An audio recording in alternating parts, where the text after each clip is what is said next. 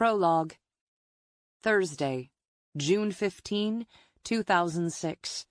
Deep Run, Virginia, in the Shenandoah Valley. Rhonda Burns was a small woman with dark hair and a laugh that could cut through the hum of conversation at the cut-and-curl salon. She was popular with the customers because she was easygoing and could copy any hairstyle found in a magazine. Though she was only 19, she was ambitious and had her sights set on the manager job. She was ready and willing to work harder than anyone, any time. As he had tracked her, he had noticed the long hours took a toll. She flexed her hands as if they cramped, arched her back when she'd been on her feet too long, and bought more moonshine from the guy in the trailer down the street. He'd been watching Rhonda for weeks, and now knew more about her than she did herself. When she arrived home on Thursday night, clouds obscured the stars and moon, bathing everything in black. It had already been a 50-hour work week, and she was clearly dead tired. He'd bet good money she'd head straight to her refrigerator, grab the cold pizza and soda she'd stashed in there last night.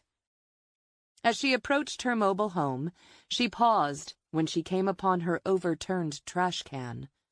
He watched as she grumbled about raccoons and scooped up the empty beer bottles, chicken bones, and paper plates strewed all over her front yard. As she bent over, he stared at her ass and imagined what it would be like to strip those tight pants off her. He wondered if she'd connected the scattered trash to last week's puncture in her tire, or to the confusion she felt when she couldn't find a favorite shoe or earring. Rhonda might have chalked it up to a scattered mind and bad luck, and likely never imagined a dark shadow lingered close enough to consume her. She picked up the debris, tossing it into the bin and cussing under her breath. A cat in the nearby woods hissed and spat as if it were under attack. She glanced toward the thick stand of trees as she scooped up the remnants of a fast food wrapper. A breeze rustled through the leaves, and she shivered.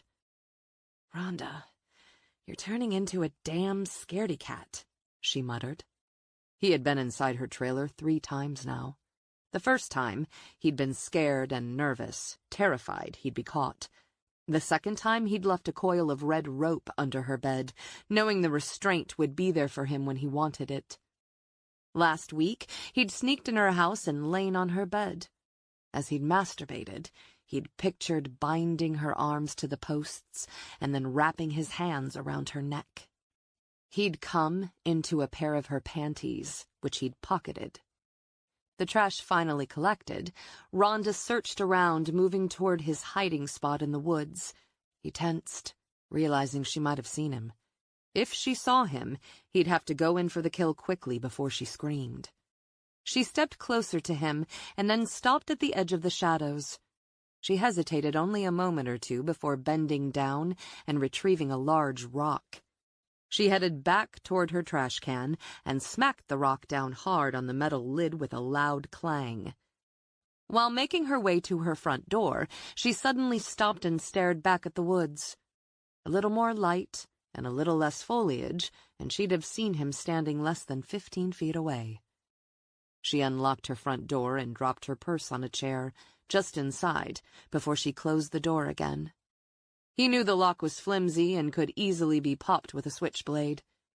He moved out of the shadows toward the trailer and walked around the back to the window that looked into her bedroom. He could see through the screened window that she had moved into the bathroom and stripped. He grew hard as she ran her hands over her round hips and stepped into the hot spray. She showered and dressed in her favorite sweats and t-shirt. She placed a few slices of the cold pizza into the microwave. When the timer dinged, she grabbed the pizza and a soda and climbed into bed.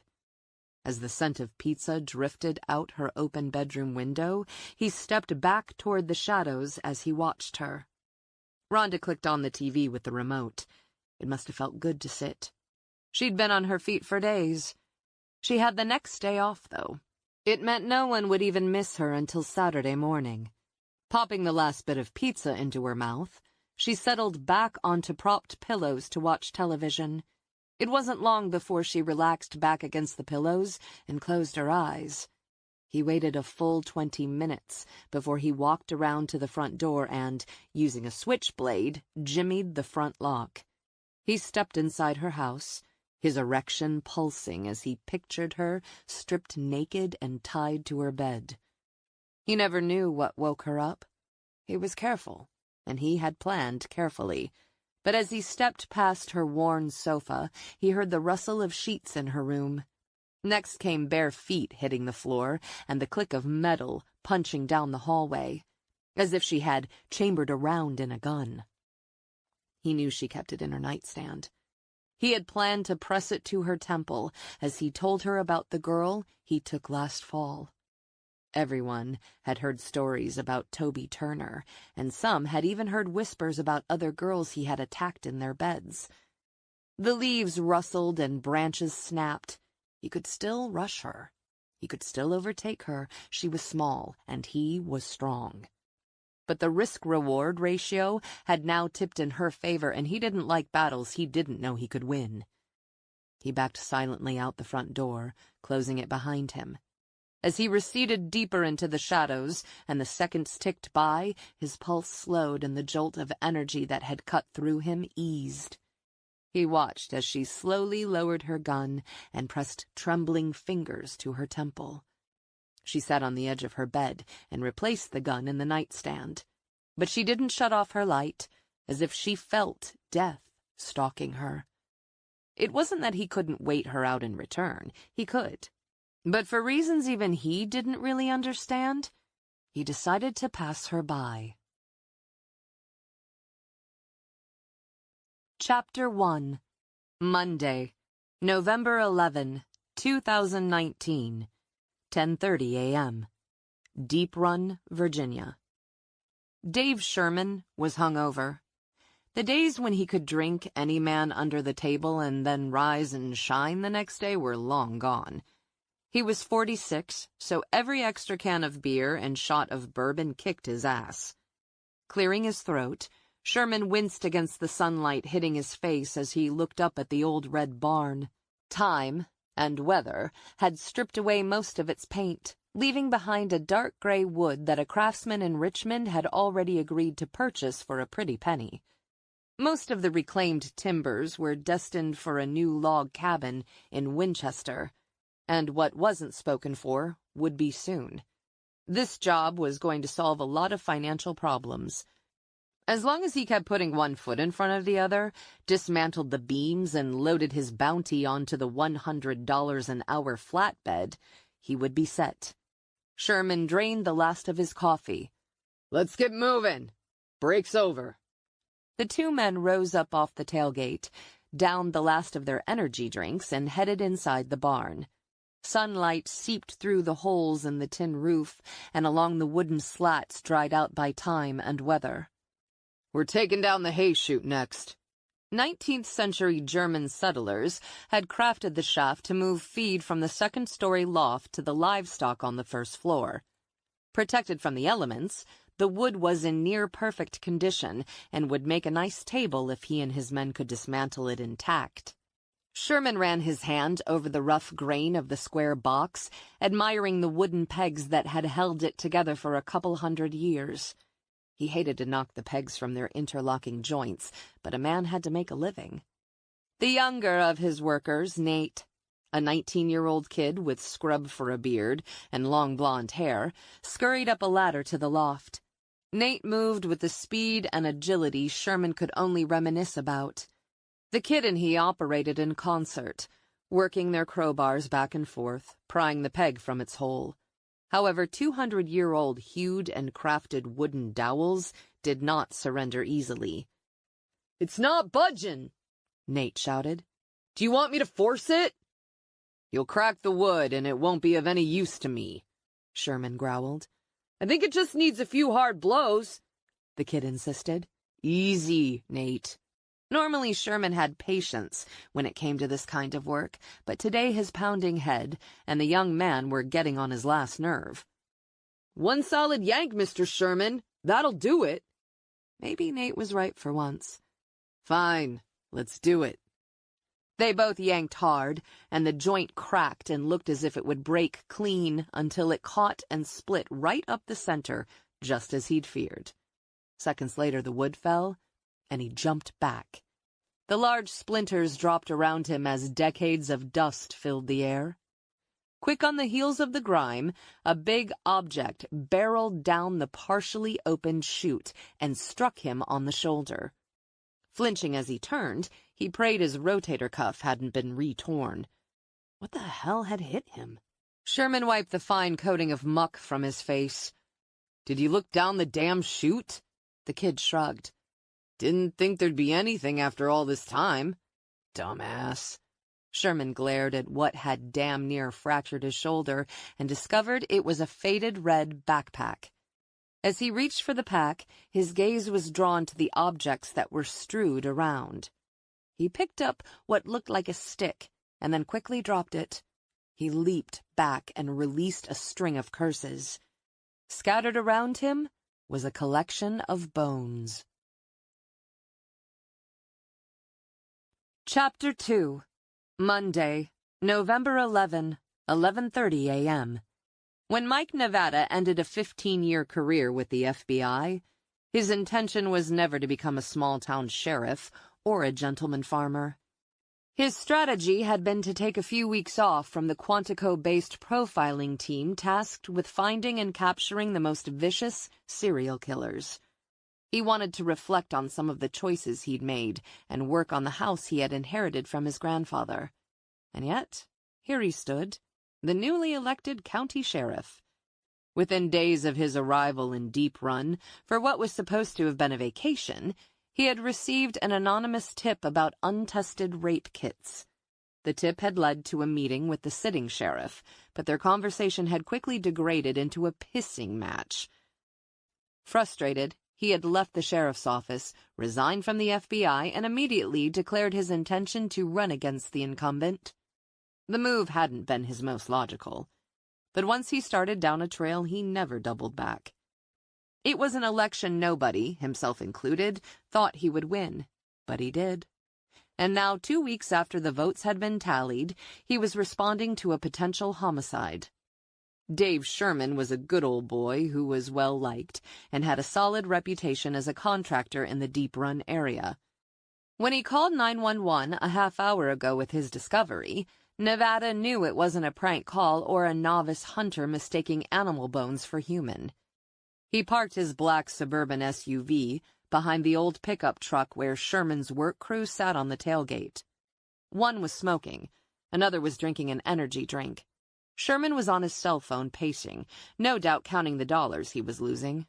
The barn was collapsing on the north side, and it looked as though it would tumble upon itself with one good storm. It was located 20 miles outside of the county seat of Deep Run, and years ago had been a meeting spot for high school kids looking to party. Finally, law enforcement caught on to the gatherings and started routinely chasing away trespassers. From what Nevada could tell, no one had been out here in years. Out of his vehicle, Nevada bent the stiff bill of his ball cap a couple of times before settling it on his head. The hat's front panel read, Sheriff, in white block letters. Other than the Glock and cuffs holstered on his hip, the hat was his only concession to an official uniform. His plan was to limit the starch and brass to Board of Supervisor meetings and the occasional parade. Nevada grabbed his forensic kit from his vehicle. Like all his deputies, he collected basic forensic evidence. Complicated crime scenes were turned over to the state police. Nevada walked up to Sherman, and the man ended his call immediately. They shook hands. "Here, you found something. Thanks for coming so fast, Sheriff Nevada." Sheriff? Still didn't sound right. "What do you have for me, Mr. Sherman?" Sherman's sun-etched face testified to decades of working in the open. However, he was clearly pale this morning. "At first I hoped it was an animal carcass. They can sometimes look human if you don't know what you're looking at. But then I saw the skull." "The barn is owned by the Wyatt family, correct?" Nevada had been gone for 20-plus years from the valley, but he had grown up here and still knew many of the older families. "Yeah, they wanted it moved. Apparently one of the great aunts is thinking about selling the land. I purchased the structure for next to nothing. Reclamation. Some money in that, I would imagine. Yep. Until a half hour ago, I thought I'd hit a jackpot. By the look of Sherman's red eyes, he had celebrated the windfall last night. Show me what you found. Sherman tucked his cell phone in his pocket, and Nevada and he walked into the dimly lit barn. Watch your step. There are nails and piles of wood everywhere. Appreciate the warning. Fine dust coated his steel-tipped boots as he moved toward the pile of rubble in the corner. We were breaking down this section over here, Sherman said, pointing to a long three-sided chute that ran from the ground to the loft. The fourth wall had split and fallen on its side. Nevada had grown up on his grandfather's farm not far from here, and he had done his fair share of mucking stalls and pitching hay in a barn that looked very much like this one. Since his return to Deep Run, he'd been immersed in the painful process of strong-arming his pop's homestead into the 21st century. The old place was fighting him every step of the way, and winning. The backpack was wedged in the chute, Sherman said. I guess that's what kept the body from falling. The pack was protected from the sun and rain, so it's still in pretty good shape. Nevada clicked on a flashlight and directed the beam onto the red backpack which lay on its side. The initials T.E.T. were embossed on the outside, and there was a yellow yarn pom-pom attached to the zipper. It was old, clearly long forgotten. I've got daughters of my own, Sherman said. I can't imagine one coming home without her pack. They carry everything in it, like my wife's purse. Nevada removed latex gloves from his pocket and tugged them on. Did you open it? Shit, no. Soon as I spotted that skull, I had my men clear out. Sherman rubbed the back of his neck. Still makes my skin crawl when I look at it. Nevada took several pictures of the bag and the bones scattered around it with his phone. He looked up at the chute and tried to imagine how the bag and the body had gotten in there. The pack would have gone in first and then the individual after it. This could be a case of murder or just a damn tragic accident. He pulled out a roll of yellow crime scene tape and tied it to one post, wound it around another, and knotted the ends to the horse stall gate. With Sherman standing outside the tape now, Nevada spread out a white cloth and set the backpack on it. The red fabric was heavily stained on the top with a dark substance that smelled faintly of must and death. When the body had decayed, it would have bloated with gas until it burst, secreting its contents onto the pack. When's the last time this barn was used, Sherman? Nevada asked. It's been close to 30 years, he said. When I played ball, we came out here on Thursday nights before the games. Hell of a lot of fun. Did you play on the dream team? I wish. Those boys came along about 5 years after me. Took it all the way to the state championship. When did the bonfires stop? Sheriff Green put an end to them shortly afterward. Nevada bent down and carefully tugged on the zipper. It slid smoothly for several inches, then caught in a crimp. Carefully he added pressure until the zipper gave way. Inside were books, along with a pair of girls' jeans, a dark cable-knit sweater, and sneakers. He set the still-folded clothes aside on the cloth and picked up a book for advanced calculus. Many of the pages were seized together, but after he gently tugged the cover a few times, it opened. On the inside flap was a "Least To" stamp, followed by 5 lines.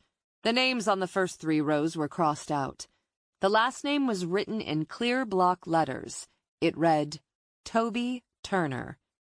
T.E.T. Toby Elizabeth Turner. Anyone who'd lived in Deep Run was familiar with the girl. In early November 2004, Toby Turner, a junior at Valley High School, had borrowed her parents' van to attend an evening study session. However, Toby had never arrived. No one had sounded any alarm bells until she didn't make it home by curfew. The girl's father had called Green, who made a critical mistake in the investigation. He didn't launch a full-on search until morning. In a child abduction case, the first hours were crucial. The survival rate plummeted with each passing hour. Police had located the Turner family van at a truck stop along I-81 late on the second day, but there had been no sign of Toby. She had simply vanished.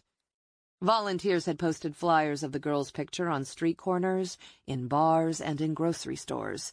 The media had broadcast her story for months. Milk cartons and roadside billboards had featured Toby's likeness, but no credible leads had ever panned out. She'd disappeared. Until now. Mr. Sherman, it's going to be a while before I can let you back on this site, Nevada said. Sherman ran his hand over his head. Shit. Do you really think that's Toby Turner? Most likely. If this was Toby, her family was facing more heartache. In his experience, grim discoveries didn't bring closure. That poor girl. We searched every corner of this county. Volunteers from around the state had walked the woods, checked dumpsters, and conducted room-to-room searches in abandoned buildings. Were you on a search crew? Just about everyone volunteered. Sherman shook his head. She was here all this time. Nevada had witnessed enough human carnage to know evil walked among them. Part of the reason he'd tried to take a break in June had been to escape the darkness closing in on him. Now, it seemed, it had found him again. Nevada called his deputy, who he'd recently promoted to chief of investigations. Deputy Brooke Bennett had been with the sheriff's department for 10 years. In her early 30s, she was raising a 14-year-old son with the help of her mother. Bennett would likely have his job one day. Deputy Bennett. Her tone was crisp and cool. It's Nevada. Call the state police. We need the forensic people down here ASAP. I think we found the Turner girl. Toby Turner? Shock, sadness, and anger all vibrated around the name. Yeah. Silence stretched over the line for a moment before she offered a terse, "Where?" The Wyatt barn. "I'm on it." Good. He surveyed the pitched roof and the darkened corners. It was the perfect place for a monster to do his work. "Sheriff, the timing isn't great, but I received the results on the rape kits." When Nevada had been elected, he had immediately sent the entire set of rape kits to be tested. He'd also asked Bennett to visit the surrounding jurisdictions and collect untested DNA sexual assault evidence. What did you find out? Nevada asked. "We only have results on 8 from Deep Run. 3 samples were badly degraded, and the reports on them were inconclusive. 2 matched known felons who are currently incarcerated. And the last 3? Her heavy tone told him there was one more shoe to drop. "The same perpetrator committed those 3 rapes," she said. He stared at the math book lying open on the white cloth. When did these attacks occur? "These 3 all date back to the summer of 2004. Are you sure about that? I pulled the files myself. Nevada's gaze drifted to the scattered bones. The same year Toby Turner vanished. Chapter 3. Saturday, November 16, 11:45 p.m. In the early days, he hadn't had the nerve to kill. He'd been afraid, a coward. So he had tracked his targets. And for a time he had felt a sense of mastery over the weakness that stalked him. But it hadn't been long before simply watching wasn't enough. He had needed to do more to prove to himself that he could master anything. So he had begun entering women's homes, first when no one was there, and then when they were sleeping. He had loomed over them while they had lain tucked in their beds and watched the slow rise and fall of their chests. He had savored the sound of their soft moans and watched as they rolled into different positions as their unconscious minds wrestled with the sensation that something was wrong. To commemorate his visits, he had stolen personal items as trophies. 1 earring, a shoe, a scarf, nothing huge. Small mementos of the time they had shared alone. The first time he decided to rape a woman, he hadn't really prepared. He'd been watching her in the dark and knew if he left without taking her, that little victory would have been hollow. So he had climbed on top of her, Her strength had surprised him, and he had scrambled to bind her hands and shove himself inside her. It had been a victory, but a narrow one. He had planned more carefully after that. He had begun leaving behind rope under their beds, knowing the bindings would be waiting for him when he returned. The next woman had been easier to control. The rope had allowed him to tie her spread eagle to her bed. His body had grown harder when he'd seen the fear in her eyes as he'd shoved her panties into her mouth. He had savored the salty taste of the sweat beating between her breasts as he'd thrust into her. He had loved the bang, bang, bang of her racing heart when his hands had wrapped around her neck. Alone in the room with her, he had realized he was God. He had the power of life and death, win or lose. It was an intoxicating sensation. With each new conquest, he had taken his partners closer to the brink of death. When the opportunity to kill had arrived, he had seized upon it. Squeezing the life from her body had provided a greater rush than even he had imagined. It had surpassed any victory or reward the regular world offered. It had put him above everyone. It had been the ultimate win. And once he'd crossed the line, he'd known it wouldn't be long before he was chasing that exquisite high again. By then the police had been looking for his first murder victim, whose face had appeared daily in the evening news. Her body hadn't been found, but everyone had known something terrible had happened. As the cops had pieced together her last day, he had stitched together an alibi, silenced threats, and kept his head low. When the storm had passed, relief quickly gave way to a fresh hunger, and soon he had sailed toward fresh hunting grounds. For 15 years he had been very careful. He had moved from town to town, state to state, jurisdiction to jurisdiction. He had selected his subjects with the utmost scrutiny, attacked on nearly moonless nights, and never carried his phone with him or used his own car. No digital trails. He had kept moving, kept quenching his thirst for death. And now he had a new subject. She'd been on his radar for weeks. He had learned everything about her. Tonight she would be home alone. After finishing up a double shift, she would slip out of her work clothes, shower, and change into an oversized t-shirt with no panties. He could already taste her. He approached the side window of her empty house and wedged a screwdriver between the window and casing. He wiggled it back and forth until the cheap vinyl sprang open. He pushed open the window, then hoisted himself up on the sill. His feet still dangling over the garden, he toed off his shoes. He swung his legs around and lowered himself into the dining room. He moved through the house, double-checking each room. 15 years had taught him to never assume anything. In the kitchen, he spotted a cereal bowl and spoon in the sink. A blue dish towel was crumpled into a heap, so he took a moment to straighten and drape it over the faucet. Porcelain salt and pepper shakers representing Snow White and Prince Charming stood side by side on the windowsill. He plucked up Snow White and slid her into his backpack. In her room, he walked to the dresser and studied the collection of earrings. He pocketed a single hoop earring and a diamond stud, and then carefully arranged all the jewelry into a neat row. He removed a skein of red rope from his bag and placed it directly under the bed. Climbing on the bed, he pretended she was under him, and struggling, and he reached under the bed, making sure he could lay his hands on the rope quickly. He did this several times until he was confident it was perfectly accessible. He slipped under the covers, drawing the unmade sheets to his nose.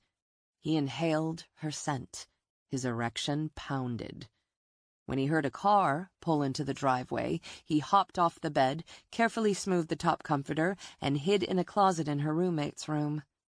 He listened as she turned on music, sang off-key, and puttered around the kitchen.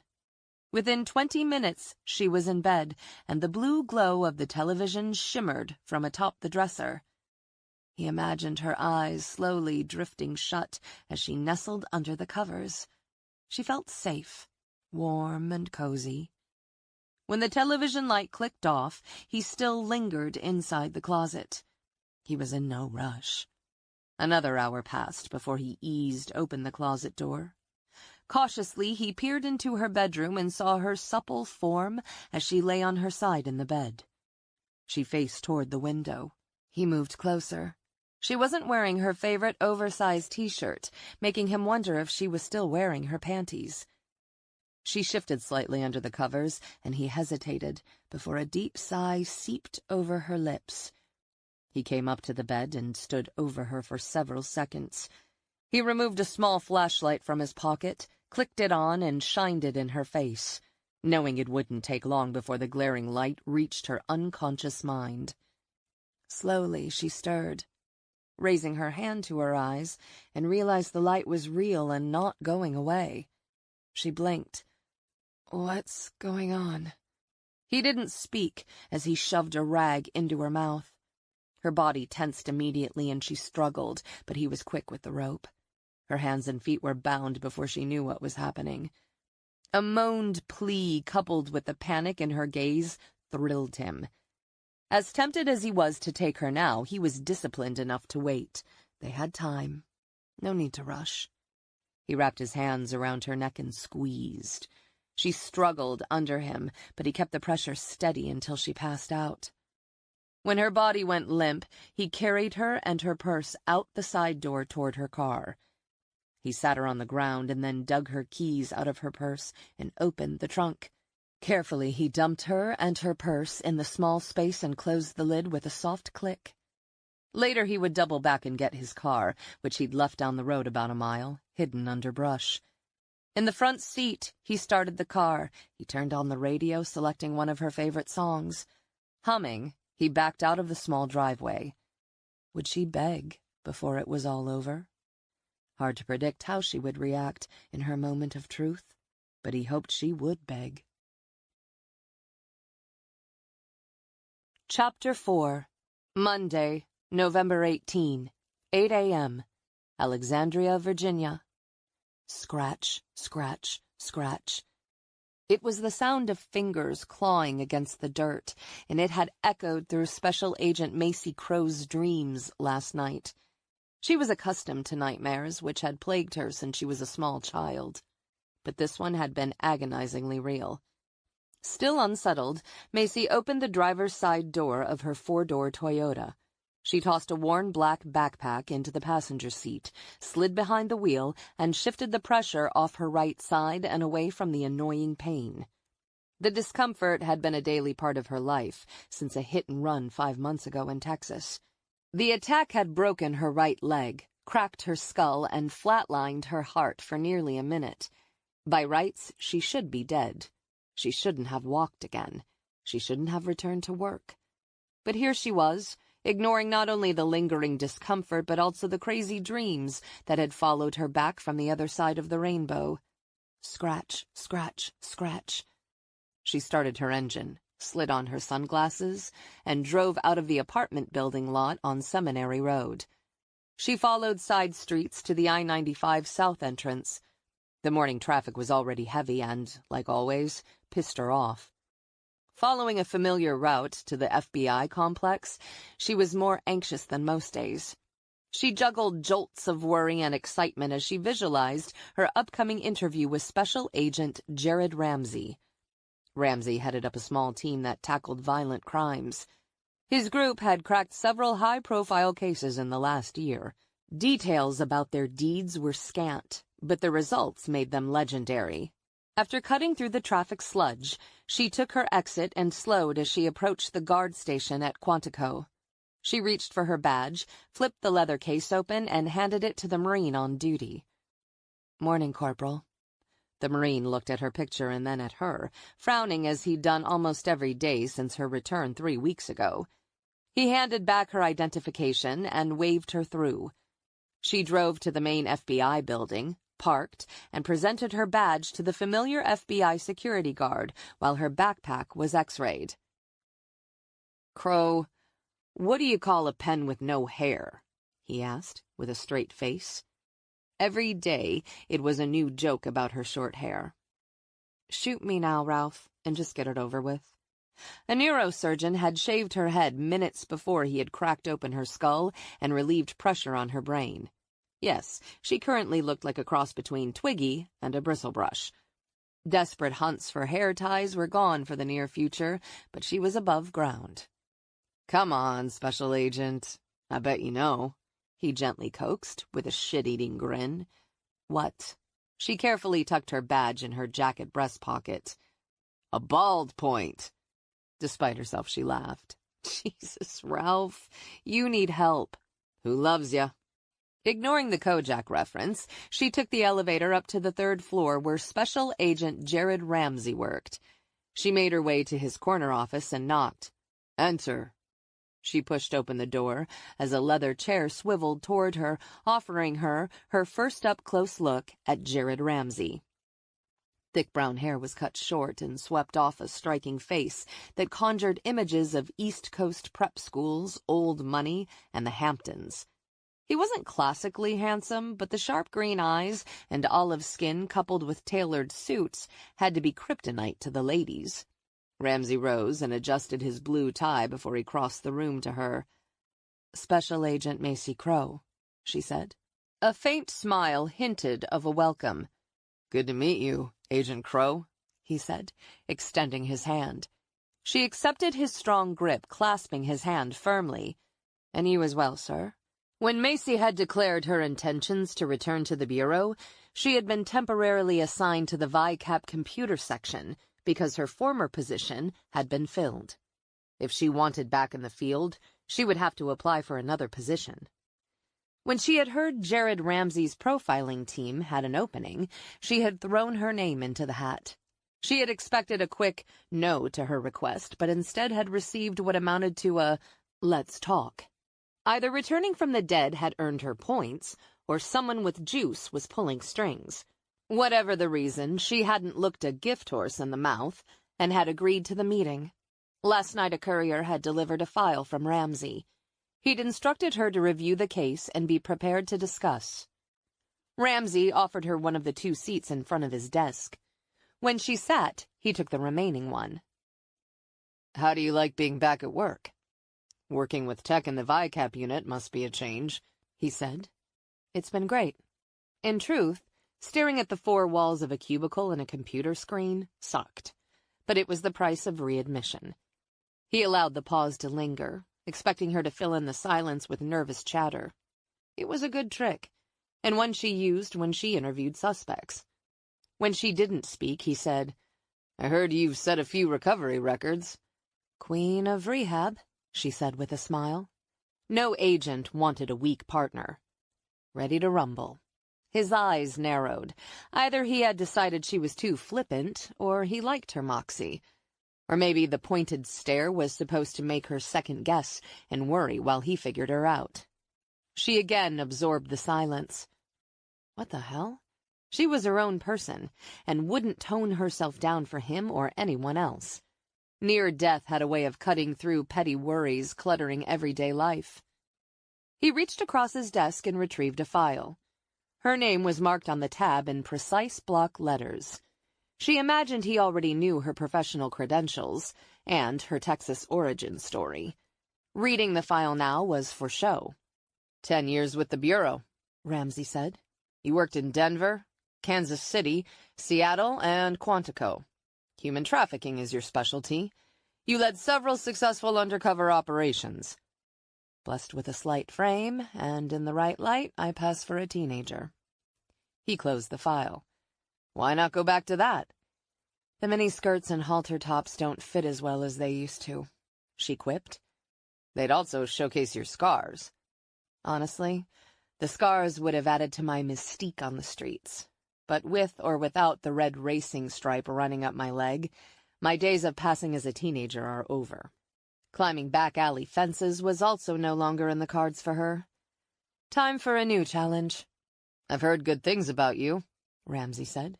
Texas Rangers said you cracked a big case for them. VICAP also likes having you. The Rangers solved the case in Texas. I just gave them the crowbar to pry open the cracks. Tell me about Texas. Ramsey wasn't going to make her return easy. No slam dunks in this room. Reciting the story wasn't easy despite lots of practice. You have a reputation for being prepared. You must know as much as I do. I'm not interested in the facts in a report. I want to hear your version. She shifted in her seat. I returned to Texas when my father was murdered. Pop left a message for me. Basically, he said there was a grave in the desert. The grave belonged to my birth mother. Turns out there were 3 graves, all girls who'd been kidnapped, raped, and murdered after they gave birth. Did you know you were adopted? Hard to hide it. When both parents have black hair and brown skin, it's difficult to pass a pale blonde kid off as their own. She shrugged. They were always upfront about the adoption, but they left out the part about my birth mother being murdered. That must have been a gut punch. Learning I'm a child of rape and that I'm half monster wasn't pleasant. Gut punch sums it up. Her adoptive mother had once whispered that Macy had bad blood. When a girl in her 3rd grade class had been kidnapped and murdered, the other children had been afraid. Macy hadn't. She had been fascinated by the cops, the cadaver-sniffing dogs, and the blue wave of law enforcement sweeping over their community. "No one but Macy dare goes near that alley," her mother had whispered to her father. "It's not normal." Her mother hadn't relaxed until the 14-year-old murderer had been arrested. The Texas trip had driven home the true meaning of bad blood. Since then, its full weight had rested heavily on Macy's shoulders. "Violence is forged in my DNA," Macy said. "Maybe it explains why I'm good at hunting monsters." Modesty didn't become her, so she didn't bother with it. "I'm good at what I do, or I wouldn't be here now." Do you think you'd have been injured in Texas if you'd had backup? Ramsey asked. Macy refused to apologize or backpedal. "I take risks. It's the secret sauce behind my high-profile arrests, and yes, it set me up for the HNR. HNR? Sorry, shorthand for hit and run. The incident has come up a few times, so I abbreviate it. Federal employees love acronyms." Ramsey wasn't amused. Did your injury teach you any lessons? "To be more careful, but I can't promise. No agent really knows what they'll encounter in the field or how they'll react." A muscle pulsed in his jaw. How are you physically? "Solid and better every day." She could lie without blinking, thanks to the undercover work. If he didn't buy her assessment, he didn't give any hint. Technically, you're to remain on desk duty for another month. She decoded the thoughts lurking behind his dark eyes. Instead of wondering, she asked, "Are you saying you want me on your team?" A smile tugged at the edge of his lips. Do you want to be on it? "Yes, I do." Why? More silence settled between them as they played an invisible game of chicken. Would she stay silent? Or would she admit that catching monsters was how she justified her existence and eased her crushing sorrow for the brutalized girl who'd died giving birth to her in the desert? "All I can say is that I love the work," she said. "Working on my team isn't easy, Agent Crow." Membership on his team meant long hours and unearthing evidence in horrific cases. Ramsey's agents had a front-row seat to a brand of darkness that most law enforcement officers never saw. "No one outworks me," she said. "I settled so many cases in Kansas City, Seattle, and Denver because I took risks and didn't give up. I'm here now because I don't give up. I'm the proverbial dog with a bone when I get my hooks into a case." He didn't speak for a moment. "In the weeks you've been with VICAP, you've picked up on several patterns in cases around the country." She wasn't here for a pat on the back. "Are you going to ask me about the case file you sent me? The one I studied last night until 1 a.m.? Intrigued, he sat back in his chair. "Tell me about the case." She was relieved. They were sailing into the safe waters of murder. Last week, the skeletal remains of Toby Turner were discovered in a Shenandoah Valley barn. The teenage girl went missing 15 years ago. Sheriff Mike Nevada, the new county sheriff and a former member of your team, requested the FBI's assistance after DNA found on the girl's backpack matched the DNA of an unknown serial rapist active in the summer of 2004, 3 months before Toby vanished. Ramsey didn't look impressed. "Continue." Macy carefully crossed and uncrossed her legs. Unfortunately, this offender isn't in the CODIS system. CODIS, the Combined DNA Identification System, was a database of DNA collected from prisoners and arrestees. Toby Turner and the rape victims all had a similar look: slender, dark hair, and petite. Anything else? I did a data search of the Deep Run area in 2004. There was another girl who also vanished 2 weeks after Toby. Her name was Cindy Shaw. She was mentioned in a 2-paragraph article. The headline read, "Second Girl Missing?" There were no follow-ups to that article. He frowned. Cindy Shaw was not in the file I gave you. I always dig deeper than the file. Why is Cindy Shaw significant? Ms. Shaw may not be, but she attended Valley High School with Toby Turner. She had long dark hair, and she vanished. No missing person report was filed on her behalf. Her last known address was a low-income trailer park. I suspect she was an at-risk kid, and when she disappeared, no one cared. Not all poor girls who go missing are kidnapped, raped, and murdered. The reference alluded to her birth mother, and if it was meant to sting, it did. But a little more pain in an overflowing bucket didn't really matter. Every case surrounding the time period of Toby Turner's disappearance has to be questioned and examined. Ramsey looked almost impressed. What do you suggest I do? So there it was, her shot. Discipline kept her from scooting to the edge of her seat. I'd like to go to Deep Run and look into all these cases. I'm a fresh set of eyes, and as you've already suggested, I have a knack for detail and pattern. Ramsey regarded her for several beats before he said, I'll send you to Deep Run for 5 days. I want to see what you come up with. The green light warranted a fist pump, but she resisted. This was a test. Ramsey didn't care about a personnel manual's BS questions or boxes that needed checking. The field would tell him. Should I check in with my superior downstairs? She asked. No, I'll clear it with him, Ramsey said. You won't be disappointed, she said. He raised an index finger. I'm not looking for a cowgirl who's going to ride into town, shoot it up, or get herself killed. I want you to dig up solid intel, and then you'll debrief the team at Quantico next Monday. I still don't know if you'll make the cut, Ramsey warned. She hadn't scored, but she had the ball. Time to take her best shot. Like I said, you won't be disappointed.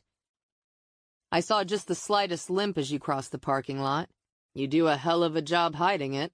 She glanced out his window, which overlooked the lot. I qualified for the mile run time and retained my expert status at the shooting range. Both scores have dropped since the attack. I can hold my own. She would not apologize or make excuses. She was done talking. He studied her. Hell, I can't think of many people who would come back after what happened to you. That's ancient history. All that matters now is this case and me proving I belong on your team. Glad you feel that way, because I can't cut you any slack. 5 days, Special Agent Crow. We'll both know if you make the grade. She resisted the urge to uncross her legs and relieve the pressure on her nerves. Instead, she grinned. I'm up to the challenge. You'll be working with Sheriff Mike Nevada. I assumed as much. Didn't you work with Nevada when he was with the Bureau? Our paths crossed in Kansas City. He was searching for a serial killer who preyed on prostitutes trafficked along I-35. I was trying to catch the man pimping the girls. Turned out we were hunting the same guy. Crossing paths with Nevada. It was a nice euphemism for sex between two commitment-phobic agents. They had ended whatever it was they'd had on good terms, but walking away from him had been the only time she'd resented the job. Nevada was a first-rate FBI agent, and I imagine he's just as good a sheriff. I'll let him know you're on your way. Stay in contact, Ramsey said. She rubbed her hand over her right thigh. When do I leave? Today. Pack your bag and hit the road. She checked her watch. Will do. Ramsey's smile was polite, but he clearly had his doubts. Nevada stood in the sheriff's office, staring at the bare walls, marked by the outlines of dozens of pictures that had belonged to the former sheriff. Outside his office, a painter opened a fresh drop cloth, and soon all traces of the last sheriff would be gone. It was now his turn to leave his mark on the community.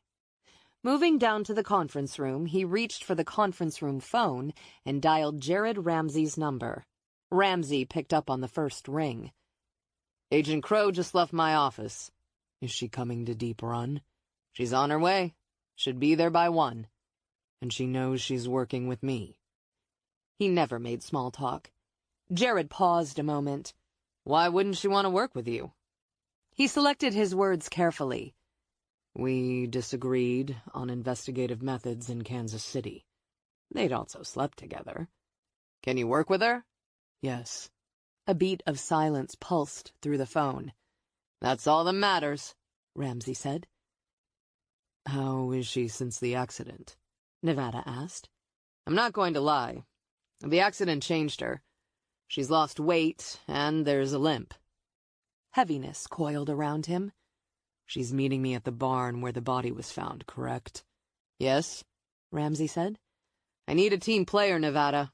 You know better than anyone that the members of my team are called upon to work as a unit. They need to know each has the other's back. Crow's independent as hell, so I've gathered. We'll talk next week, and you can tell me if I should hire her or not.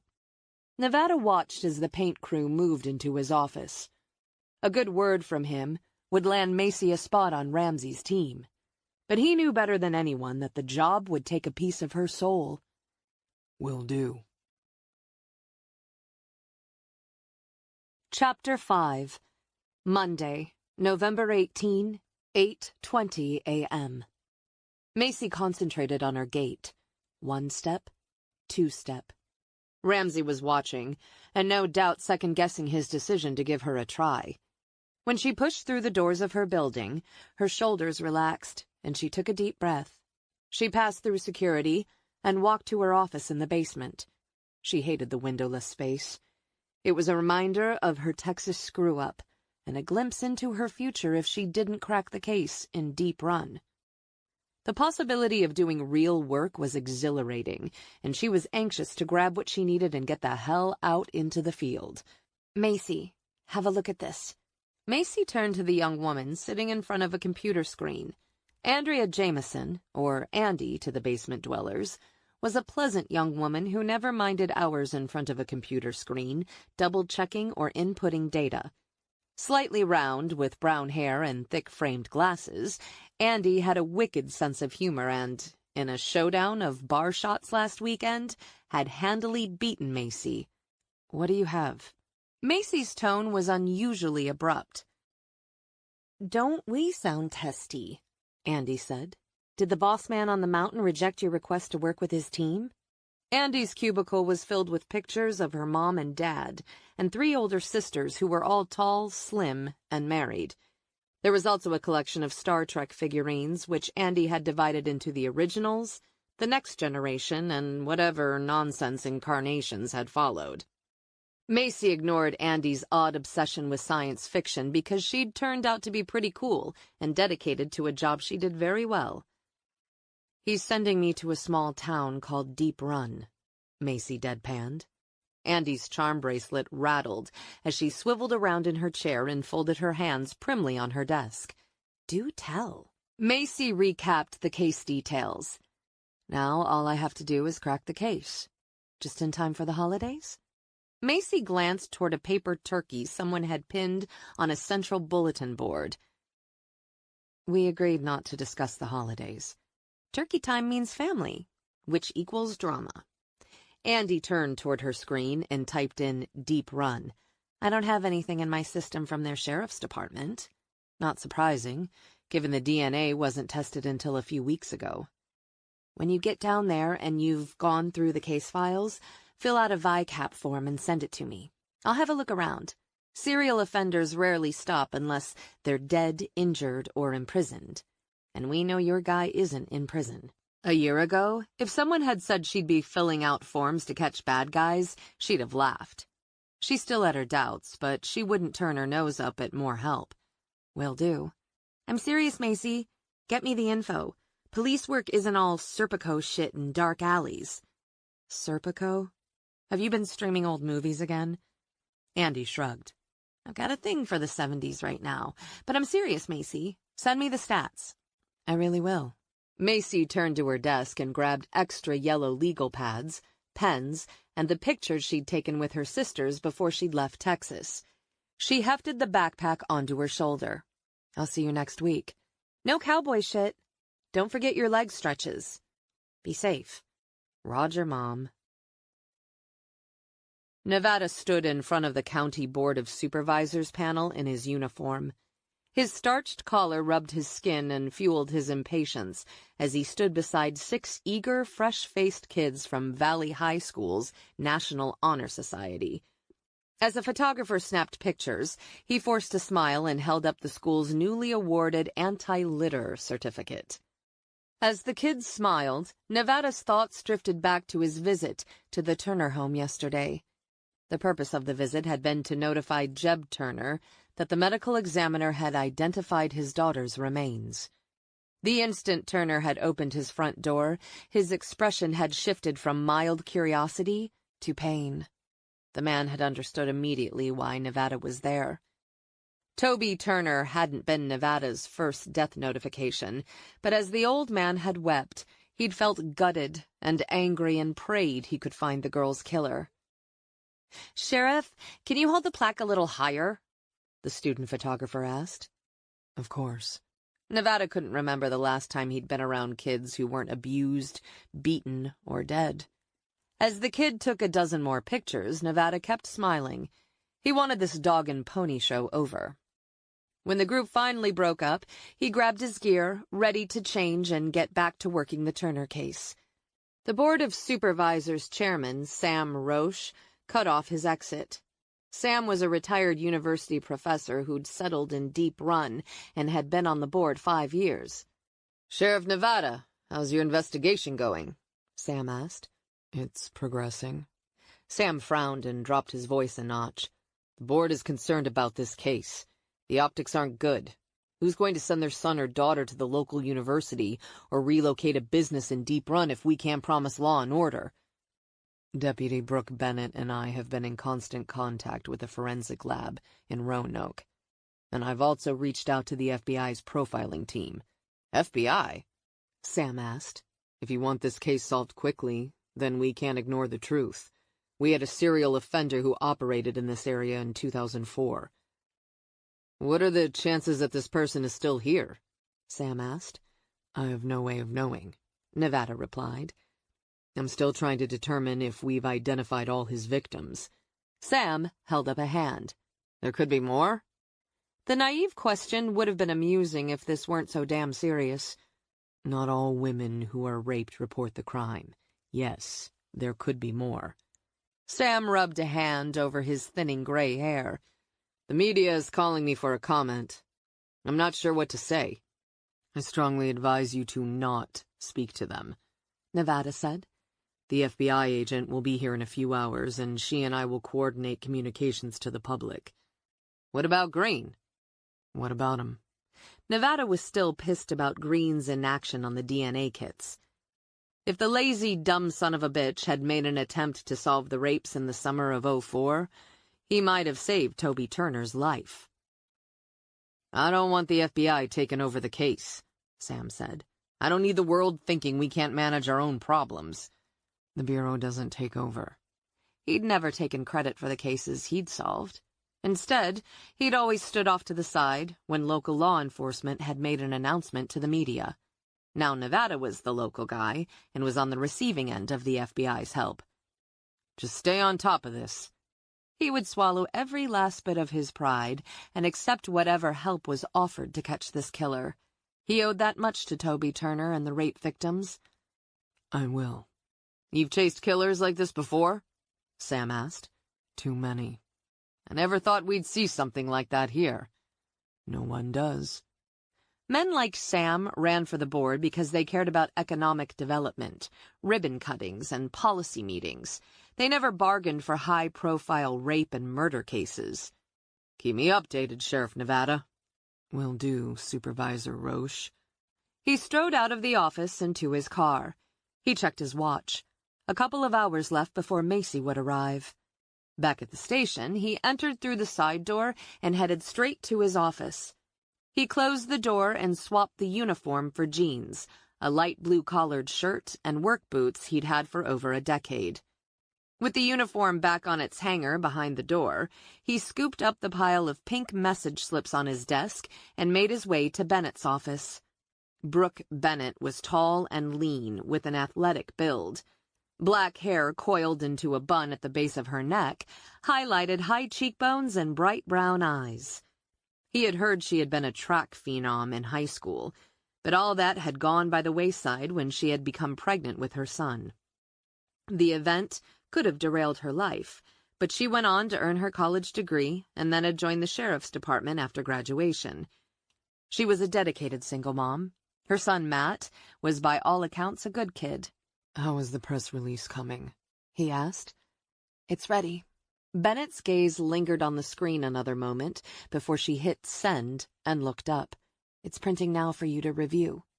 The printer by her desk hummed and spat out the paper. The headline read, "Girl Missing for 15 Years Found." He wanted to keep a lid on this case for a couple more days, but the chances of a leak were too great. Dozens of cops had now put their hands on the case, and Turner wouldn't, nor should he, be silent about the discovery of his daughter's remains. "When will the agent be here?" Bennett asked. "Couple of hours." Bennett shifted in her seat. "You reached out to them quickly, and yet we've barely had a crack at the case ourselves." "You're a solid investigator and a quick learner, but you've never worked a case like this before." "But you've worked dozens." "I have, and one of the reasons I asked for Agent Crow is because she's very good with victims of sex crimes." Her mouth tightened in annoyance. "When the media finds out about the untested kits and links it to Toby Turner, it's going to be a shitstorm." "Yes, it will." He had never asked who in this department had tipped him and the media off about the kits, but he suspected it had been Bennett. Though he understood the reasoning behind the leak, future disclosures would not be forgiven. "Eventually I'll confirm the connection, but not yet." "They're already saying we blew it." "Because we did. The heat is only going to get worse. Accept it." He read the release. "Looks good. Issue the press release. Post it on social media. The world needs to know Toby was found, but not the connection between the rapes and murder.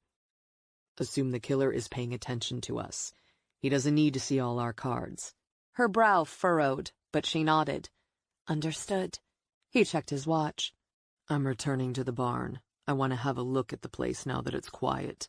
When Sherman had opened that hay chute, Toby Turner's bones had scattered in a dozen directions. Every crack and crevice had been scoured by the state forensic team, who had been determined to find every fragment of bone and evidence. It had taken the better part of several hours for the team, working on hands and knees, to sift through the dirt and dust. "Do you want me to come along?" Bennett asked. "Not this time." "I want to learn from her." "And you will." Frustration flashed and vanished in the blink of an eye. "Before you go, I received a call about an hour ago from Martha Roberson. She believes her daughter Debbie is missing." He remembered Martha Roberson. She had campaigned against him and had gone so far as to suggest his bid for sheriff was a vendetta against Green, who had arrested Nevada for trespassing as a teenager. "How old is Debbie Roberson?" he asked. 21. "Are there any risk factors?" "No. She broke up with her boyfriend last year, but he is now married and living in Roanoke." "Is Martha worried about him?" "No, but Martha insists Debbie is not the type to take off." Bennett tapped a few keys on her keyboard, pulled up Debbie Roberson's DMV picture, and turned the screen toward Nevada. Debbie was pretty, with dark hair. "Drive by Debbie's house and have a look around. Let me know if you see a problem." "I'll also speak to Debbie's neighbors and see what they know." "Good." Nevada left during the lunch hour rush. When he had lived in Northern Virginia, this kind of traffic would have been considered laughable. But 5 months in Deep Run had lowered his tolerance. He caught himself cursing the 4-car backup at the stop sign. "You're losing your edge, Nevada." He worked his way free of the historic downtown area and drove west. After turning off the main road, he followed smaller country roads until he reached the washed-out gravel driveway to the barn. He parked and, climbing out of his vehicle, stared up at the barn in a stunning backdrop of endless blue sky, white clouds, and orange leaves. Places like this were perfect spots for teenagers to party. Green had arrested Nevada in a setting very similar to this one. He had been 15 and jacked by a football victory. With liquor stolen from his grandfather's cabinet, he and his football buddies had sat under the full moon by his family's barn and gotten plowed. Green had come out of nowhere, arrested them, and tossed the lot in jail. His grandfather had waited until morning to bail him out. When Nevada had become sheriff, he had pulled his case file and for the first time had learned Pop had filed the trespassing complaint with Green. His grandfather could be a hard-ass, but when Nevada had needed a home, the old man had stepped up. Nevada clicked on his flashlight and strode into the barn. The crime scene tapes strung 6 days ago had drooped, and gusts of wind had tipped over several evidence tents marking the locations of the bones.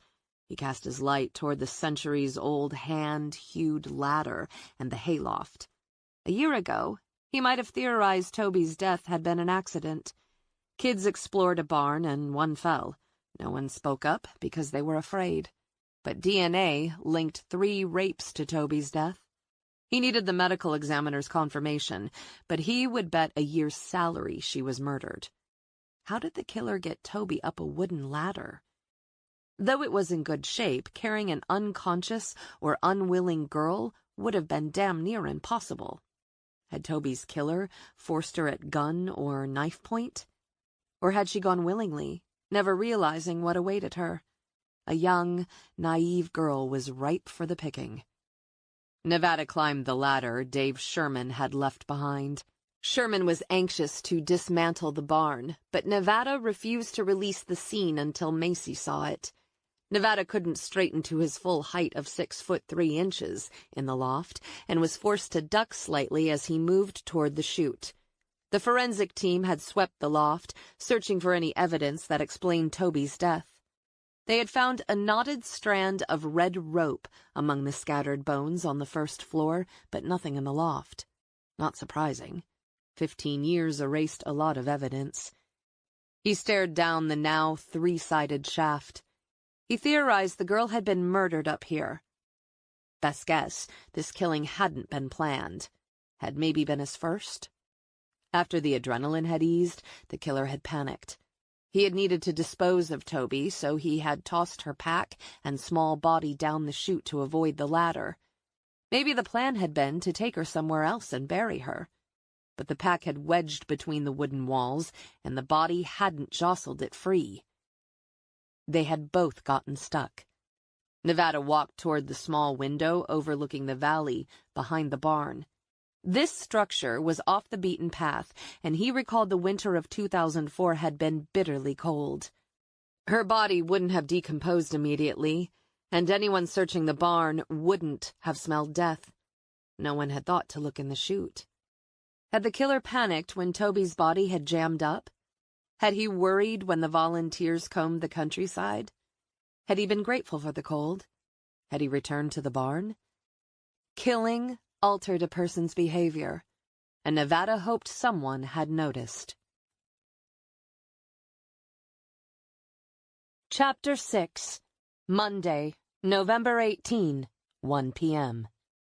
Vivid blue sky, white clouds, and golden fall leaves blanketed the Blue Ridge and Allegheny Mountains and created a picture-perfect day in the valley. In Macy's book, the beauty was wasted. If she had God's ear, today would have been cold, overcast, and damp. Save the pretty days, until she caught this killer. As she drove down I-81, Macy mentally replayed her 10 minutes of regional research. In the last couple of decades, the Shenandoah Valley's population had ballooned thanks to a growing university, its proximity to Washington, D.C., and a thriving tourism trade peddling vineyards, Civil War battlefields, and railroad museums. Filling in the economic gaps were warehouse distribution centers, chain hotels, and strip malls. The voice of Macy's GPS cut through AC/DC's Back in Black, blasting from her playlist, and instructed her to take the upcoming exit toward Deep Run.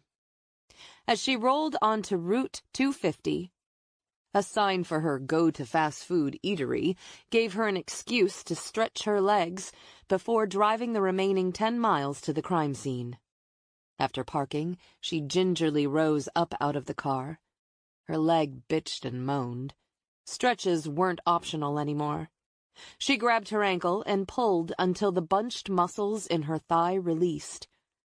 After a quick walk around the lot, she made a beeline for the restaurant bathroom. She glanced into the mirror as she washed her hands. Even after 5 months, she still didn't recognize the woman with the short hair and thin face. Nevada was in for a rude awakening. She wiped her face with a paper towel. Macy Crow, you're above ground and headed in the right direction. That's what counts. At the counter, she ordered a supersized bucket of fries and a large soda. It wasn't that she loved the food. Okay, maybe she did love the fries. But the chain restaurant's predictability and sameness were comforting after so many life changes. A few fries later, she was in her car and backing out of her space when her phone rang. Nevada's number appeared. She cleared her throat and sat a little taller. "Agent Macy Crow," she said. "Ramsey tells me you're on your way. Where are you?" He was direct and rarely charming, and she always knew where she stood with him. 15 minutes from the barn. "I'm here now." "See you soon," she said. Their transition back into a working relationship looked like it was going to be effortless. Whatever they'd had personally was over and done, no hard feelings. En route on the interstate, she ate her fries and drained her soda. There were no guarantees on when the next meal would be. The last few miles took her down smaller roads until she spotted the driveway marked by stacked stones. Gravel crunched under her tires as she passed a freshly cleared field. Over the rise of a hill, she saw the old barn, encircled by yellow crime scene tape. When she had been researching the area, slogans such as "Best Quality of Life" and "Raise Your Family in Deep Run" had popped up on her computer screen. As she had read about the area, she had kept glancing toward the open case file filled with images of Toby Turner's scattered bones. Recent pictures had captured the barn surrounded by dozens of state and local law enforcement vehicles crammed side by side in the grassy field. Now, as Macy parked, she noted that all the vehicles were gone except for a lone black SUV. She grabbed her Glock from the glove compartment, holstered it, and stepped out of her car. Her worn hiking boots sloshed in the damp, muddy soil. She tugged on an FBI windbreaker and draped her credentials around her neck.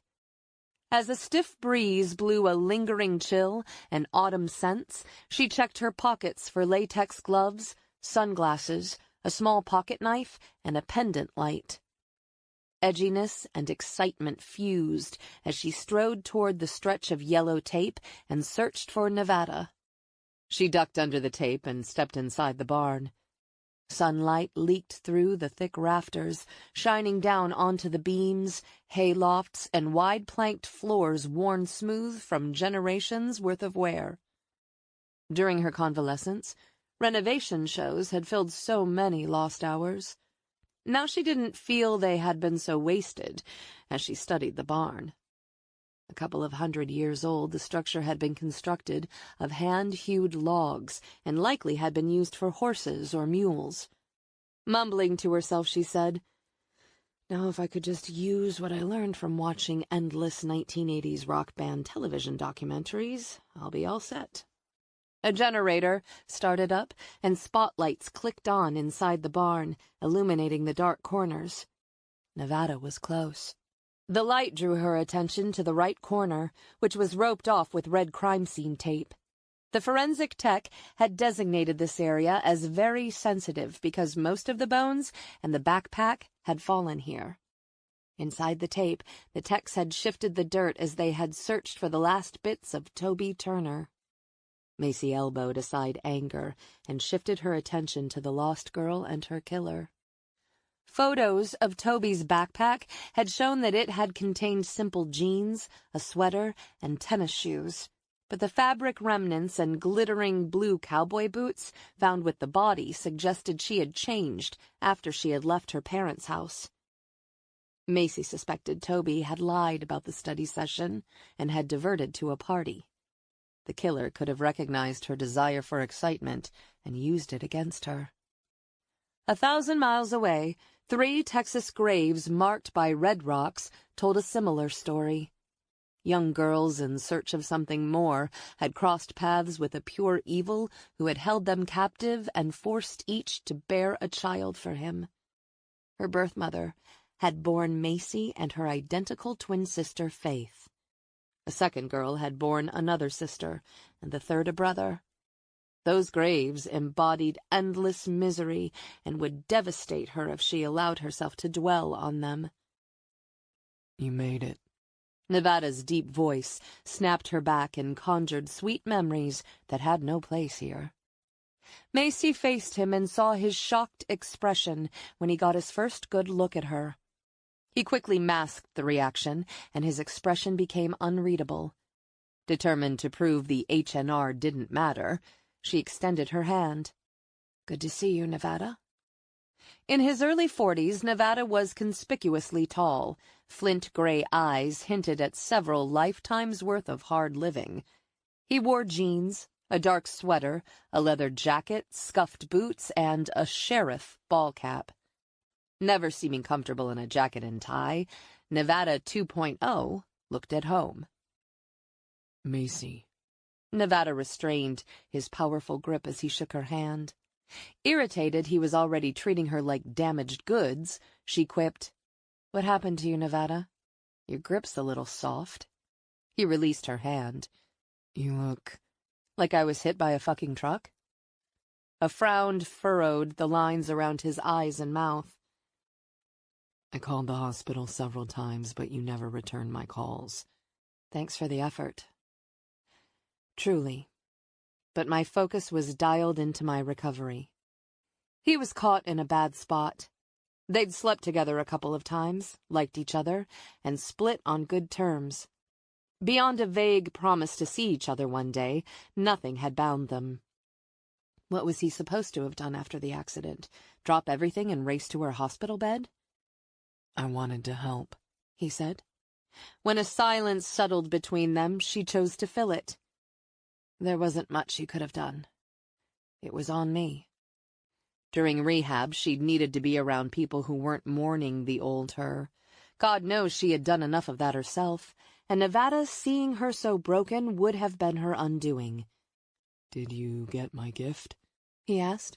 She smiled. He'd sent her a vintage copy of a Twisted Sister album. "We're Not Gonna Take It" became my anthem. The quip didn't chase away the intensity in his gaze. "I thought it would make a nice addition to your LP collection." "It has a proud spot."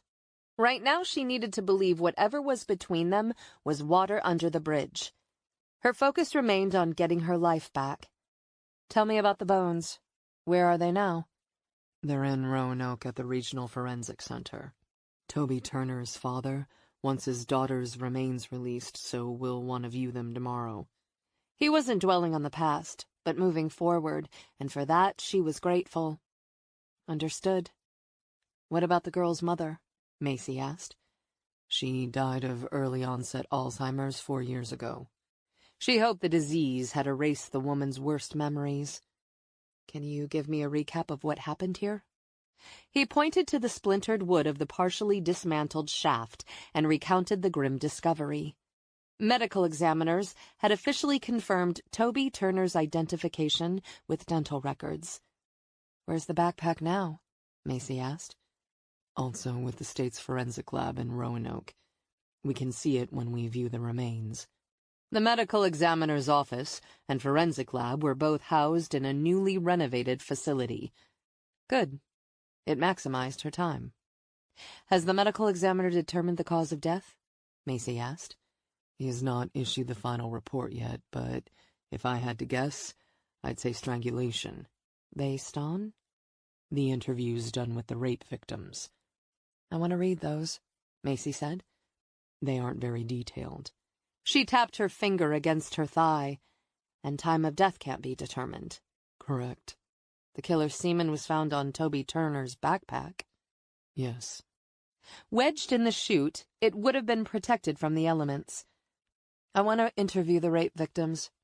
Each reported their abuser held them up to an hour. They might help me piece together what happened to Toby and identify this bastard. My deputy is in her office waiting for us with the case files. She lingered for a moment, staring at a toppled yellow crime scene tent. Fury whetted her appetite for justice.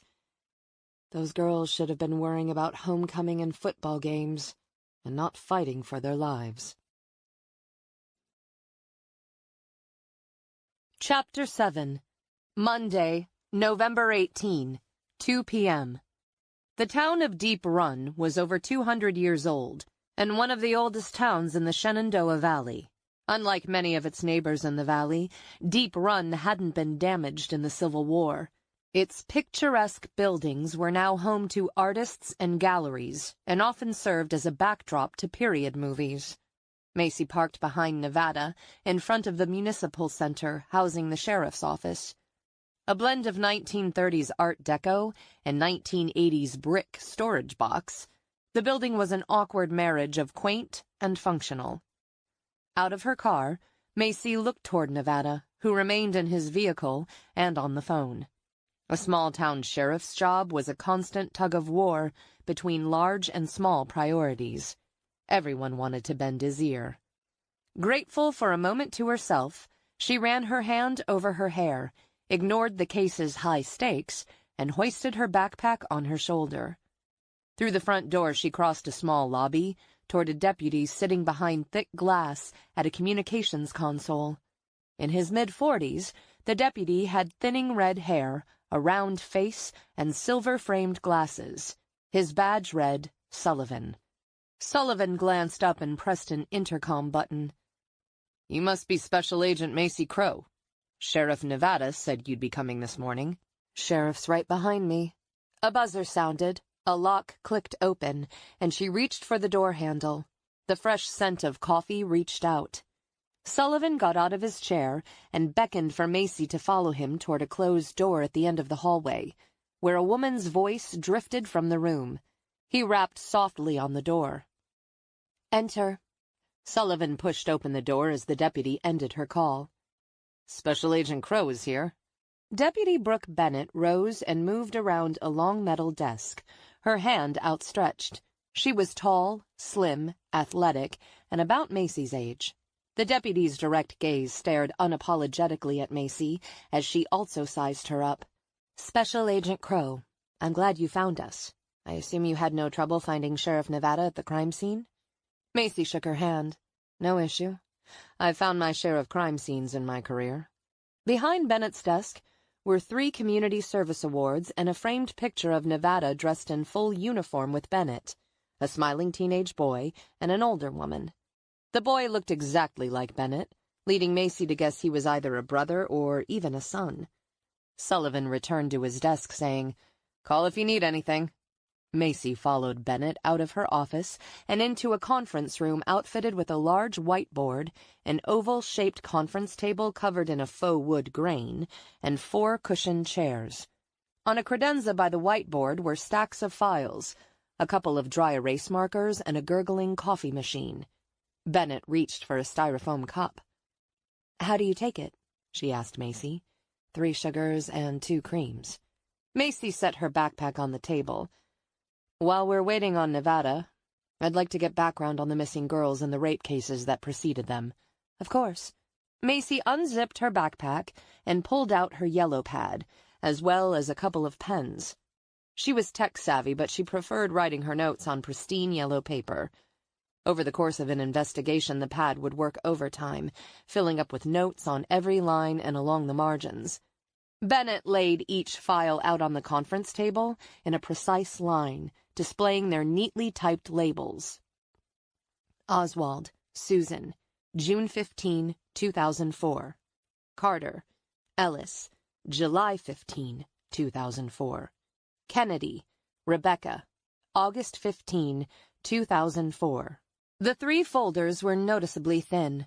Macy's initial impression was that each attack had occurred in the middle of the month. It was the first hint of a pattern. The dates could be as simple as the rapist's work schedule. He attacked then because he had the time off. Those dates also signaled the new moons of the lunar cycle. The night sky would have been darker. They were also summer dates that spoke of warm weather, time off from school, or a vacation. Whether the rapist understood his pattern or not, she believed the dates weren't coincidental. Macy flipped open the top folder.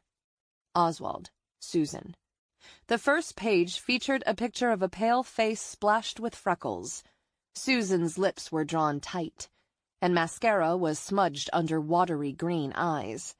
Bruising ringed her neck. The pale pink flowers of a hospital gown revealed the image was taken during the rape evidence collection. Susan's eyes sparkled not only with tears but also with shame and hints of a broken soul. Macy curled the fingers of her left hand into a fist, reminding herself why she had been put on this planet. Her sole purpose was finding monsters like this and locking them away. "Good. You've made yourself at home," Nevada said from the doorway. Bennett tensed and stood a fraction straighter. "Sheriff Nevada, coffee?"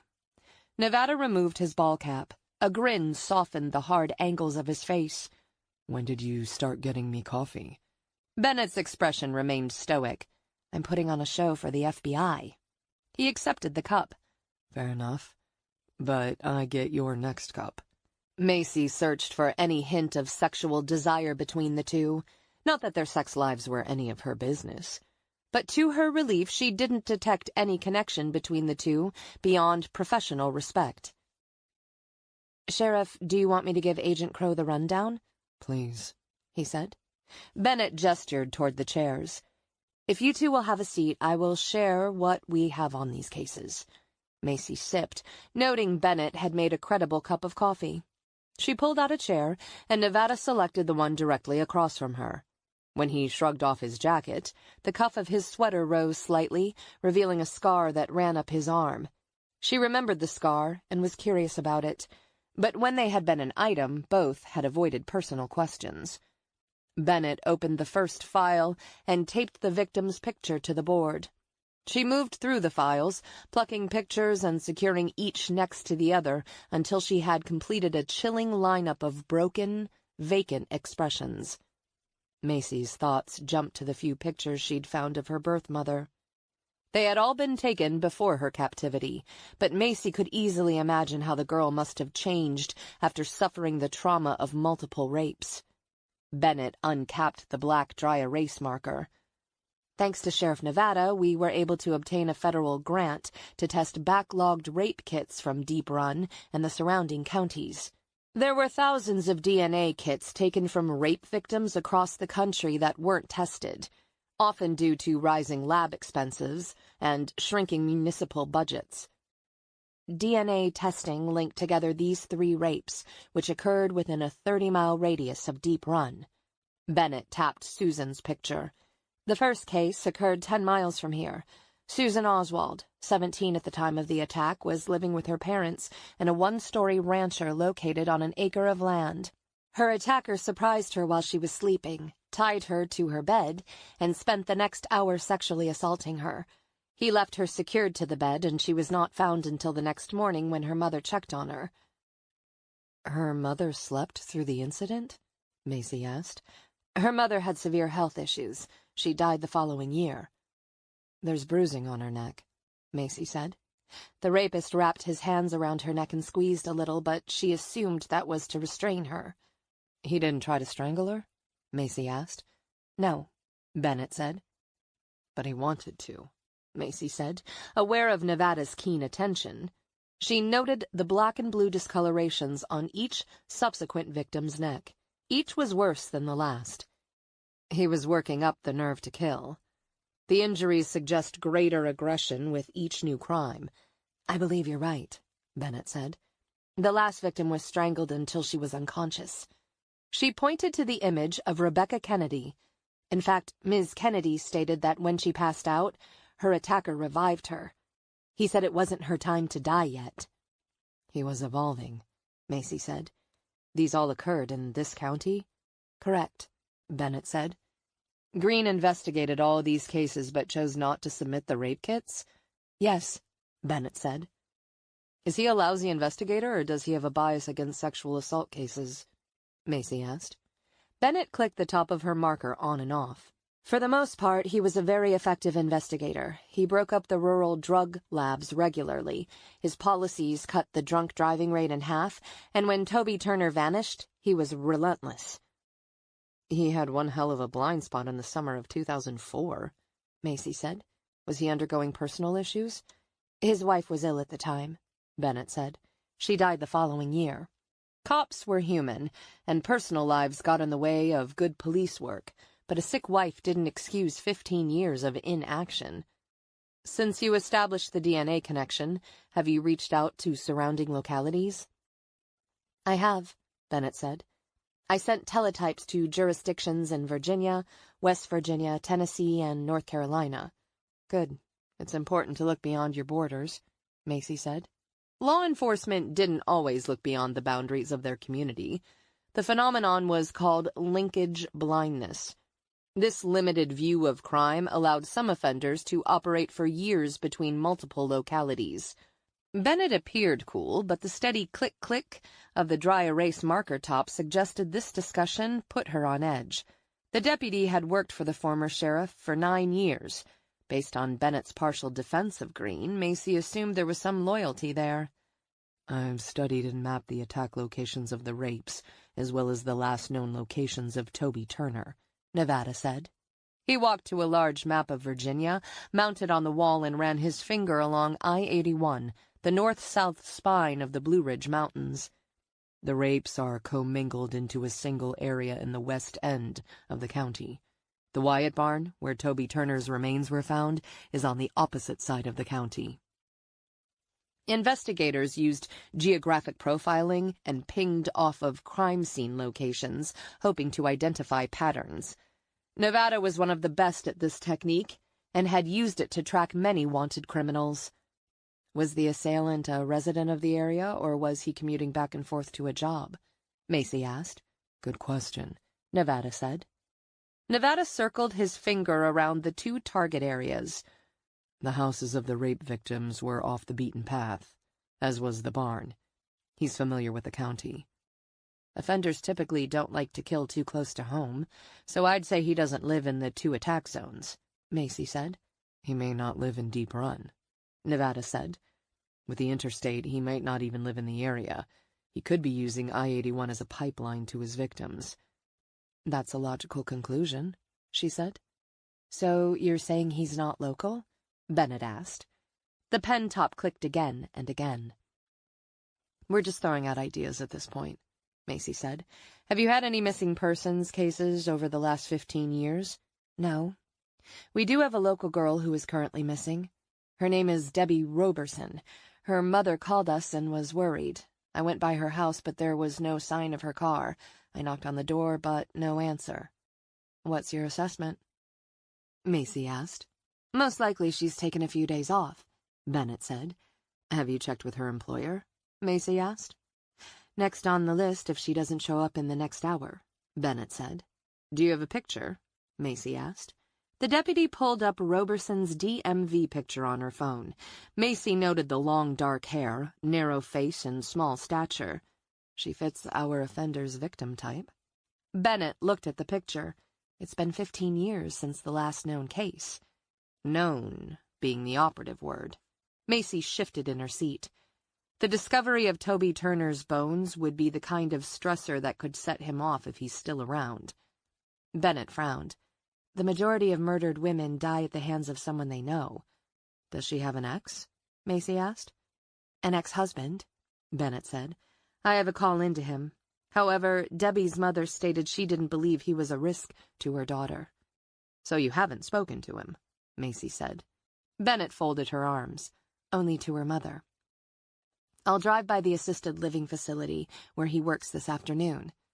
Does Debbie have a drug problem? Macy asked. None that her mother is aware of, and she doesn't have an arrest warrant.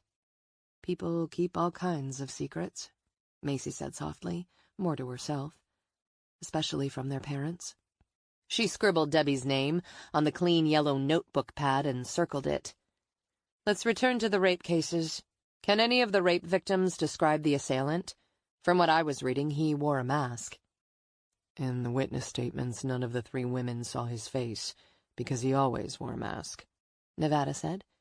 So you haven't re-interviewed them yet? Macy asked. We were waiting for you, Nevada said. Excellent, Macy said. I also want you to consider holding a press conference. Announce that the 3 rape cases were connected. There could be more rape victims out there who never reported their assault to the police, and one of those women might have gotten a better look at this guy. Bennett unfolded her arms, but her stiff posture radiated stress and strain. We announced the identification of Toby's remains this morning. But you didn't connect Toby's murder to the rapes? Macy asked. No, good. Don't. If the perpetrator believes we haven't linked the cases, he might show his hand, Macy said. And if the killer is watching the press conference? Bennett asked. I'm planning on it, Macy said. This guy is organized and careful. We'll rattle his cage and make him realize he's not invincible. Macy drew a solid line under her last notation. What can you tell me about Toby Turner? Bennett reached for a thick folder and set it in front of Macy. Toby was 17 at the time she vanished.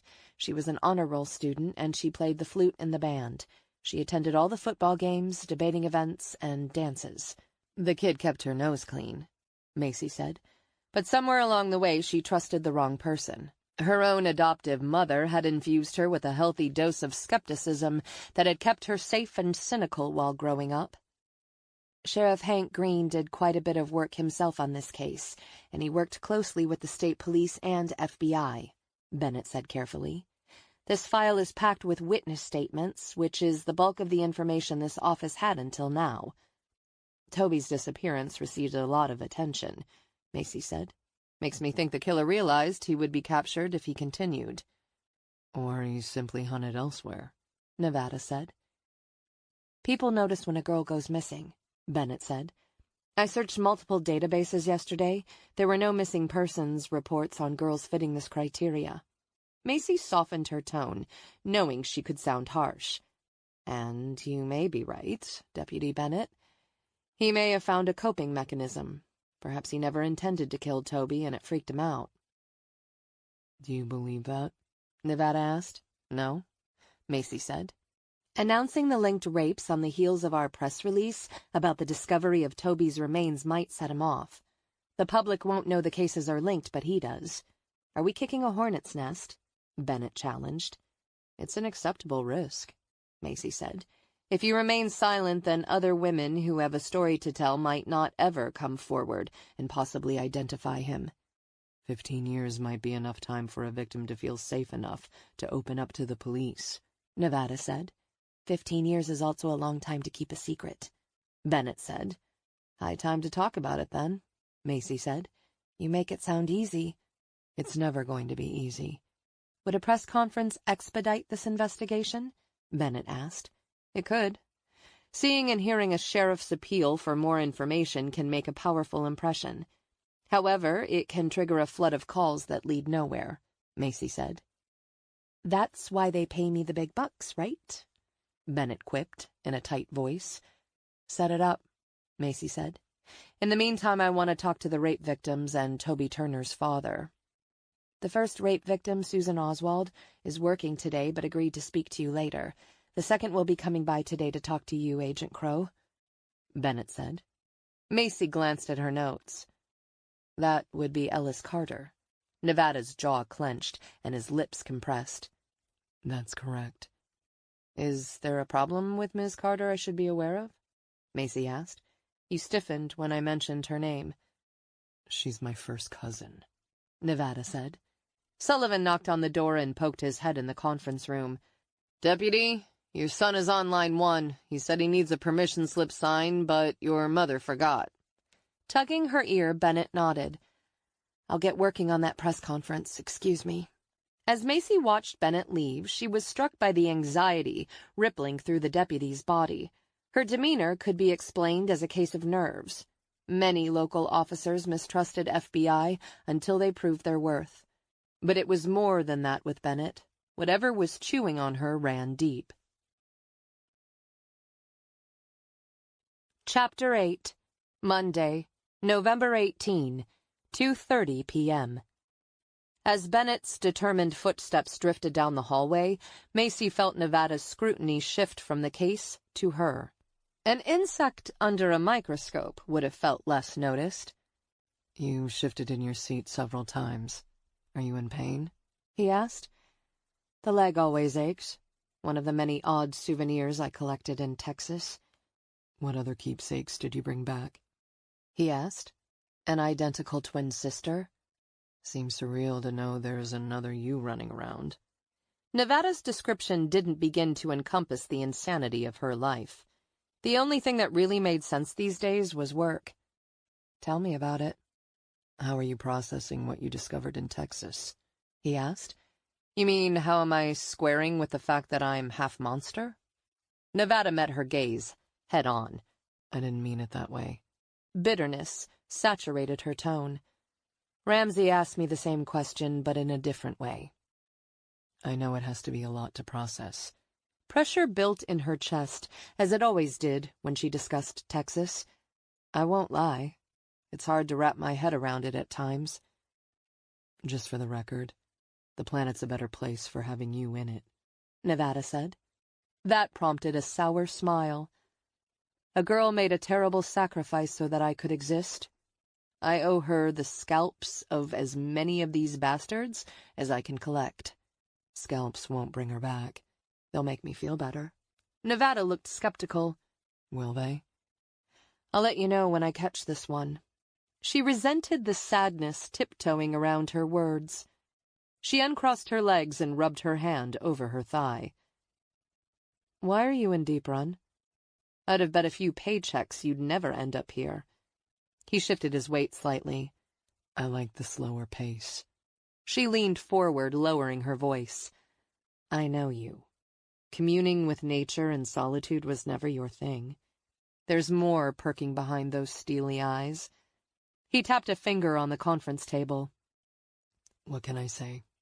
Living out of a suitcase got real old." She wasn't buying it, but she didn't press. They both were better off not knowing. You said Ellis Carter is a cousin. "She's my first cousin. Her mother and my mother were sisters. We grew up together. When I found out about the untested kits and launched my bid for sheriff, she confessed she was one of the victims." You never knew? "She made Green and her mother keep it a secret." That piece connected several portions of the puzzle. If anything, Nevada was loyal. You must have been pissed. An understatement. I visited with Sheriff Green about the kits. He blamed it on a lack of budget. I offered to get federal funding, and he basically blew me off. How high did your stock blow? She asked. Through the roof. I left his office and went directly to the courthouse and filed my intention to run for office. Nevada had never been the kind of guy to walk away. How's Miss Carter doing? She's doing well. She said counseling helped a lot, and she's moved on with her life. But she won't really until this guy is caught. His hand closed slowly into a fist. She thinks he called her about 5 years ago. She jotted a note on her legal pad. What did he say? He said, "I remember you." And she's sure it's him? She's not positive. Macy rubbed her hands together. If he did call her, it tells me he feeds off fear. I know. Pain and anger vibrated around him. You want this as much as I do. He dropped his gaze for only a moment, telling her the on-point assessment struck a nerve. Yes, he said quietly. Bennett appeared in the doorway. Ellis Carter is here, she said. They both rose. Macy tugged the sleeves of her blazer down. Nevada shifted his stance and forced himself to relax his shoulders. Macy's work with human trafficking victims had driven home many lessons. The first was simple. Time didn't heal all wounds. Counseling certainly helped glue the broken pieces back together, but mended cracks remained vulnerable forever. However, Alice Carter appeared to have no weaknesses. At 30, she was slim and fit, with dark hair as black as Nevada's. She wore no makeup to accentuate her clear, tanned skin, but frankly she didn't need it. She made faded jeans, a red pullover sweatshirt, and well-worn hiking boots look fashionable. Ellis smiled at Nevada and hugged him. "Mike, how goes the renovation?" Nevada's face warmed in a way that Macy found out of character and attractive. His gaze always possessed an edge when he looked at her. "If I never hold a paintbrush again, it'll be too soon." "Rumor has it you're dragging your grandfather's place into this century," Ellis said. "It's fighting me every step of the way, but it's coming around. How's the business?" "We're wrapping up our fall hikes and winding down for the holiday season. You're still coming to my place for Thanksgiving, right?" "Wouldn't miss it." "It'll be a gathering of misfits and should be very fun." "You know how I love misfits," he said dryly. Ellis laughed. "Ass. You're going to love this group." Macy envied their easy banter. When she thought about the holidays, she pictured her Frankenstein family trying to make conversation at the dinner table. "So your birth mother was held captive when?" Ellis turned to Macy and extended her hand. "Ellis Carter." Macy accepted it, offering her best official welcome. "I'm Special Agent Macy Crow. Thank you for coming in today." All traces of humor vanished. "When I saw Mike, I almost forgot why I was here." "I didn't mean to ruin the reunion," Macy said. "No, it's your job. And I'm glad you're here. It does my heart good to know you're all taking a second look at my case." Bennett pulled out a chair for Ellis, but took a seat at the opposite end of the table. Macy retook her seat, and Nevada planted himself right next to his cousin. He wasn't a naturally warm person, but he was fiercely protective. "Ellie," Nevada said, "as I told you a few months ago, we received a grant so that we could test DNA from a backlog of cases. The samples from your case were among those tested." Ellis shifted in her seat and pursed her lips into a grim line. "It never occurred to me that it hadn't been tested all those years ago." "There were budget problems," Nevada said. "Never figured justice would have a price tag, but I guess everything does," Ellis countered. Until Macy understood the reasons behind Green's inaction, she would keep her complaints about his work to herself. "Can I ask you about the night you were attacked?" Nevada shot Macy a warning as if to say, "Tread real lightly." "Don't let my cousin's grim stare put you off," Ellis said. "I'm not made of china." "I can see that." However, Macy didn't accept the comment at face value. She, too, had mastered the art of projecting confidence even when she was saddled with worry and guilt. "Can you tell me about that night?" "Where do I start?" Ellis asked. "The first time you were aware of your assailant," Macy offered. "I was sleeping in my own bed," she said. "It had taken me hours to fall asleep. My parents were getting a divorce, and I was still dealing with that. Anyway, after several hours I drifted off, but it wasn't a deep sleep. You know how your brain skims under the sleep, ready to pop to the surface? I've had many nights like that," Macy said. "I guess I never reached REM sleep because I woke up when I heard my bedroom door close. I sat up and saw him standing by the door." She drew in a breath and went silent for a moment. Bennett rose, grabbed the box of tissues from the credenza. With a slight, almost apologetic smile to Ellis, she placed them on the conference table. "Thanks. I was hoping I wouldn't need those." Absently, Ellis tugged at a loose thread on her sweater. "I think I startled him because he turned quickly and in a flash was across the room and on top of me. He shoved a rag in my mouth and put a knife to my throat." "Did you see his face?" Macy asked. "No. He wore a ski mask. It was black with red trim around the eyes and mouth." Ellis suddenly blinked back tears, plucked a tissue from the box and dabbed it to her eyes. Nervous laughter bubbled. "You'd think after all this time that I wouldn't tear up." "It's okay," Macy said. Once Ellis had dried her eyes and appeared a little more in control, Macy added, Just speak at your own pace." Nevada was silent, but she sensed he struggled to hide his rage. Most people didn't realize that cases of rape rippled through a family, not only affecting the women, but the men as well. A man like Nevada would be blaming himself because he'd not been there to help.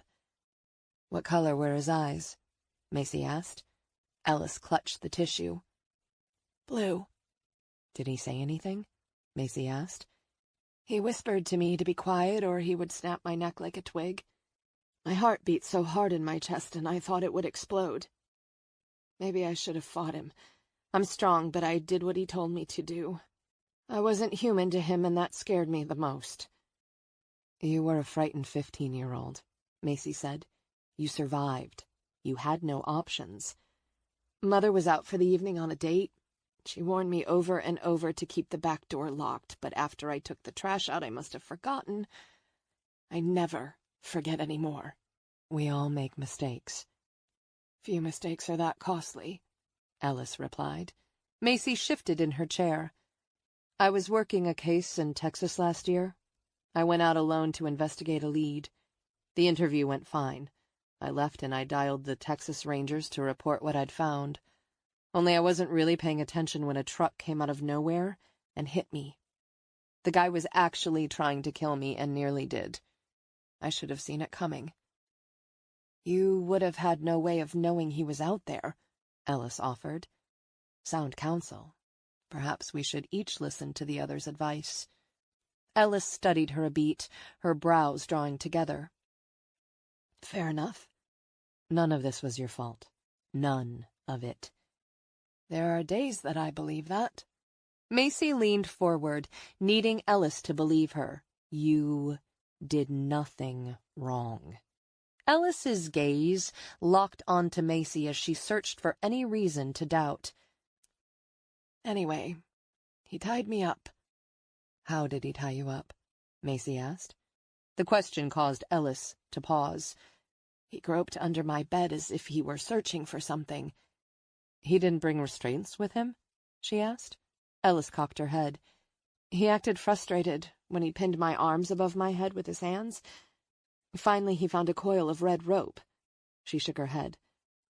"I'd forgotten that detail until now." Macy made a note of the observation on her pad. "Go on."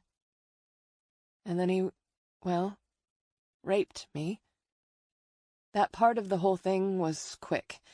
He didn't seem interested in the sex." "What interested him?" Macy asked.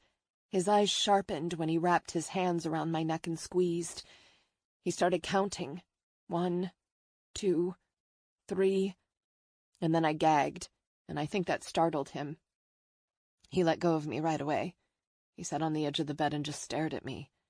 I thought maybe if I could get him talking, maybe he'd just leave. But I couldn't get the rag out of my mouth. I whimpered, hoping he'd show mercy. But that made him upset." "How so?" "He said it wasn't his fault. He said he didn't like being weak. He rose up off the bed and paced back and forth. He got more agitated as he mumbled to himself." "What did he say?" "Something like, 'I didn't mean to. I'm sorry.'" "Sorry for what?" Macy asked. "I have no idea." "What happened next?" "He got back on the bed and wrapped his fingers around my neck a second time and started counting. 1, 2, 3, 4, 5. I thought he would crush my throat. And then he sprang off the bed and left." "Did he speak after that?" "No." Bennett shifted her stance, reminding Macy she was in the room. "You told the responding officer that your assailant was in your house for about an hour. How can you be sure of the time?" "I know I didn't fall asleep until after 2 a.m., and I looked at the clock when he left. It read 3:33 a.m. I remember thinking how appropriate." "How so?" Macy asked. "Halfway to hell. 333, Ellis said. "Nevada tells me you think this guy called you?" Macy asked. "Yeah. Super creepy." "Nevada said you operate a hiking business?" "That's right. I run several expeditions a week." Your business is service-oriented. How do you know it wasn't a disgruntled client or a guy you might have dated at one time? Clients almost always show up on caller ID, and dates are few and far between for me. What did the voice sound like? Macy asked. He whispered, as if he were afraid someone would hear him. What did he say? Macy asked. I'm sorry. She shook her head. Jerk. I hung up and blocked the number. Did you try to identify the number? Macy asked. I searched it on the web and got nothing. I also called it from a public phone a few weeks later. No one answered it. Would you be willing to meet with a sketch artist? Macy asked. It's been 15 years, and I didn't see his face. Assailants can be identified with all our senses. Sight is good, but smell, taste, touch, and sound can also create critical impressions. I made calls on my drive over this morning, Macy said. A talented colleague of mine from Quantico is an excellent forensic artist. She can be here tomorrow, if you'll see her. But it's been 15 years, Ellis repeated. You'd be amazed what the mind keeps locked away. She's very adept at exploring the subconscious. Ellis tapped her finger on the table just as her cousin had. What time? I have a morning group hike, but I can cancel it if I need to. No, don't cancel it. When will you be back off the trail? Noon. It's short. Then early afternoon. My friend's name is Zoe Spencer. Will you be there? She asked Macy. I'll be just outside the room, Macy said softly. I can be there with you, Nevada said. No, Macy said. Ellis and Zoe need to do this work alone. Family, cops, anyone who knows Ellis can alter her responses without even realizing it. Nevada, never a fan of hearing no, looked annoyed. Even though as a former agent he knew she was right, he still didn't like it. I'll be okay, Mike, Ellis said. I can talk to a forensic artist without melting. I know. Emotion deepened his voice. We'll see you tomorrow, Macy said. Yes. As Ellis was leaving, she paused by the door. Did they catch the guy who hit you? They did, Macy said. And did it make you feel better? Ellis asked. He's never going to hurt anyone else, so that makes me feel better. I hear a but, Ellis said. Aware that Nevada was paying close attention, she was tempted to skirt the truth, but opted not to. It changes you. He took a piece of me I'll never get back, and sometimes that pisses me off. Ellis studied her face for a long moment. I want you to catch this guy. Believe me, it's all I think about, Macy said. Chapter 9. Monday, November 18, 3:30 p.m. Macy, Bennett, and Nevada were supposed to interview the third victim, Rebecca Kennedy, but Bennett reported that Rebecca had canceled because of last-minute work deadlines. When pressed for a new time, she would not commit to rescheduling. It's disappointing, Macy said to Bennett, but understandable. If she doesn't make an appointment tomorrow, I'll pay her a visit. What would you like to do next? Bennett asked. I'd like to see the homes where these women lived, Macy said. I find it helps to see what the assailant saw. I can take you, Bennett said. No sooner did she speak than the conference room phone buzzed. The deputy picked it up, listened for just seconds before her frown deepened. All right, I'll be right there. She replaced the receiver. There's a lead on our missing woman. My deputy thinks he might have found her. Great. Happy endings are always a welcome change, Macy said. Give me the victims' addresses. I'll go alone. I'll take you, Nevada said. I know the area, and it'll save you time. Bennett handed Macy a list of neatly typewritten addresses. She wasn't keen on Nevada looking over her shoulder, but she was on a hard deadline and needed every minute she could get. She flipped the pages of her legal pad and spotted Cindy Shaw's name absently circled several times. There was another girl who vanished about the time Toby Turner did. Cindy Shaw. You ever hear about her? Bennett's stoic demeanor softened with recognition. I knew her from high school. What did Green think about her disappearance? Macy asked. He probably believed what everyone else did. Cindy ran away. Why assume that? Macy asked. Cindy had a volatile personality, and I know her home life wasn't great. Looking back, she displayed all the signs of a runaway. Okay. Macy flicked the edge of the paper and then handed it to Nevada. The addresses are spread out over 30 miles, Nevada said. I suggest we begin up north at 213 Galloway Lane. That's where Susan and her mother lived at the time of her attack. It's where she still lives. She never left? No. Macy gathered her belongings and, thanks to too much coffee, excused herself to the restroom before she reappeared to find Nevada waiting by the front door. She nodded to Deputy Sullivan on the way out and followed Nevada to his older black SUV. She set her backpack on the back seat, dug out her yellow legal pad and pen, and then slid into the passenger seat. The interior of the car was neat, and his supplies were carefully stored in bins in the back. Unlike in her vehicle, there were no stray French fries or candy bar wrappers on the floor. Behind the wheel, Nevada slid on sunglasses and started the engine. A glance in his rear-view mirror, and he began to back out. He reached for the radio, turning on a country western station. She played music constantly, but her choices tended toward loud, rude rock music. He turned right and then made a quick left onto the interstate. The Oswald House exit is 10 miles north. Did you get back to Deep Run often when you were with the Bureau? She asked. I visited when I could, but you know how the job is. I was lucky to get a break once a year. Sounds familiar, she said. Did you get to see your folks much? After my mother passed, I never returned to Alexandria until the Bureau sent me back.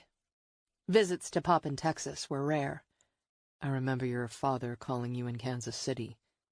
He called more that last year than he ever had. Must have known the end was close. And he never told you about your birth mother? Nevada asked. Only in a message from the grave. Why not? My birth father, the monster, was still alive. I think Pop was afraid for me. The man who raped my birth mother had money and power. Your father thought this man would retaliate against you? I suppose so. He was trying to protect you, Nevada said. In his way, yes. Once they were a couple of miles north of Deep Run, the interstate skimmed through open farmland dotted with billboards. Do you still have your place in D.C.? Macy asked. I do, Nevada said. But I've spent less than a handful of nights in the D.C. place during the last 3 years. They passed a rolling pasture with a herd of cows grazing beside a red barn. Macy had lived in slower-paced communities during her career, but preferred the larger cities so full of much-needed distractions. And you really like it here? It's growing on me. He shrugged. I've been sleeping in the same bed for the past 5 months straight, and recognizing everyone I pass on the street. And here I am, busting my ass to get back in the fray. Be careful what you wish for. Don't be too quick to judge. I'm still not convinced you'll stay here in Mayberry after this case is solved. You were one of the best. I could have worked Ellis's case without leaving the Bureau. I left for several reasons. Like an old FBI agent once told me, you gotta know when to fold. She dropped her head back against the headrest. Jesus, Nevada.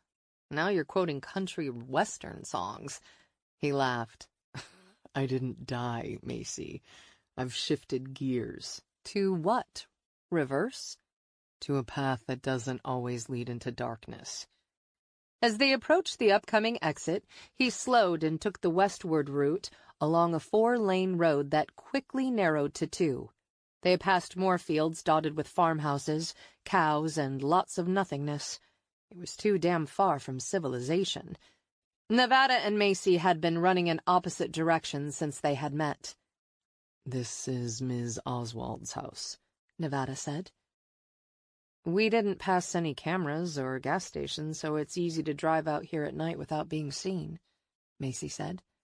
Around the bend ahead, there's a community with a handful of homes, so there's some traffic coming and going along the road. The people who live there are working class.